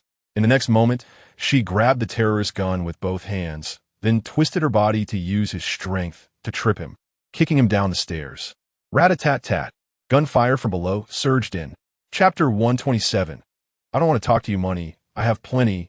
I'm just worried I have nowhere to spend it. The meeting table fell silent once again. Shen Lingji stared at her in speechlessness, not knowing what to say for a moment. Bai Si was very satisfied with their reaction, smiling at Professor Huang. Let's use this 1 million for now. If it's not enough, just ask me, Professor. I'm going to do the experiment now. Professor Huang nodded awkwardly. Oh, okay. She left gracefully, leaving the other members discussing the latest gossip more intensely. I'm going, she's so arrogant. 1 million just like that. Who knows if it's real? She doesn't look like a rich young lady. Where do you think her money comes from? It wouldn't be, hey, don't laugh. Those who understand will understand. With all this talk, Bai Si had no intention of caring. When Professor Huang saw her still there as he passed by the door, he knocked and reminded her, Bai Si, it's time to eat. Got it, Professor. I'll wash my hands and go eat. Professor Huang smiled. I know you learn quickly, but if there's anything you don't understand, feel free to come to me directly.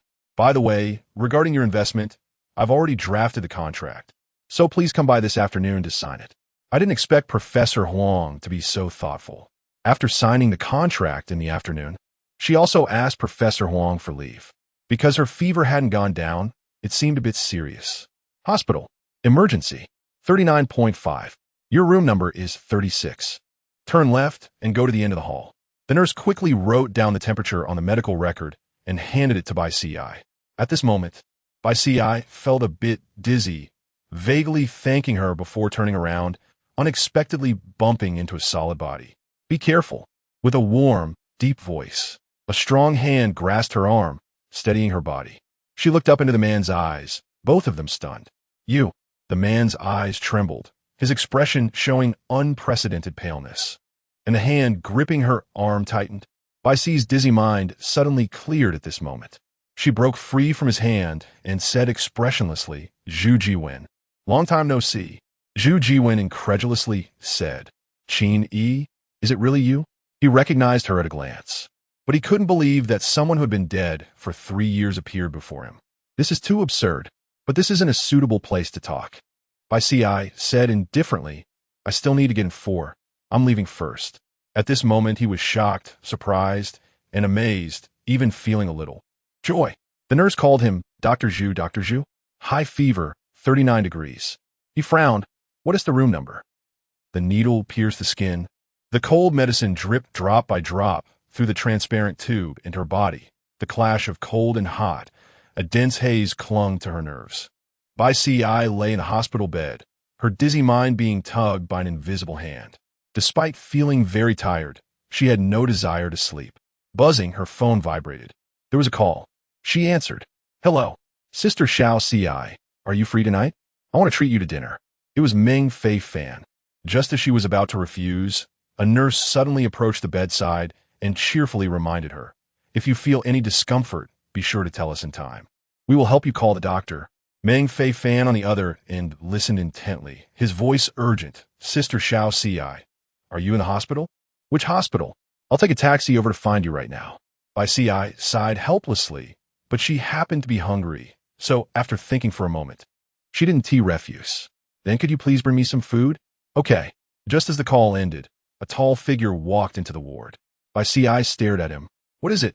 She started to say something, but Zhu Jiwen's expression was restrained, seemingly unwilling to use harsh words, so he rephrased it politely. He sighed and said, no matter what, he was your teacher. You really shouldn't betray him for so-called vanity and benefits, even to the point of making him angry. Zhu Jiwen's expression darkened a little. Qinru, she is your sister. How have you become so? He scrutinized her from head to toe, then met her cold, unfamiliar gaze again, his brows tightly knitted. In 3 years, she had shed her youthful innocence, her eyes wrapped in detachment and coldness. Even he needed to speculate to see through her expression, yet he still couldn't discern what emotions lay beneath. Instead, he felt dissatisfaction and reproach. Then let me ask you, 3 years ago, why did you take the monster suppressant without permission? Bai Si enunciated each word. If I say this is Qinru's framing. 3 years ago, she murdered. The last 2 words never left her lips. She closed her eyes, her tone softening. I was framed. Meng Laosher's death has nothing to do with me. Qin Yi. Zhu Jiwen suddenly stood up, his gentle face tinged with slight anger. You don't want to tell me the truth, but you still want to frame your own sister? 3 years ago you passed away, and Aru cried for several nights because of it. How could you become an ungrateful person? Other patients in the ward were drawn by the commotion and looked over. Zhu Jiwen realized he had lost control, and he composed himself. But when he saw Bai Si's indifferent expression, his heart couldn't help but feel cold. Bai Si looked at him, slowly revealing a chilling smile. The little warmth left in her heart ultimately vanished, swallowed by endless darkness. She suddenly found herself laughable, daring to hope for Zhu Jiwen's trust. He loved Qinru after all. How could he possibly stand on her side? You can go. Bai Si closed her eyes and said coldly, I am not Qin Yi. I am Bai Si. From now on, let's pretend we don't know each other. Zhu Jiwen gritted his teeth. You just don't want to tell me the truth, do you? He sneered. All right, very good. It seems you were just a selfish little person. It was my mistake to see you as a good person before. From now on, just look out for yourself. If the Meng family holds you accountable, I will not help you. After saying that, he angrily left the ward. Bai Si pulled the blanket over her face, but the frustration in her heart lingered for a long time.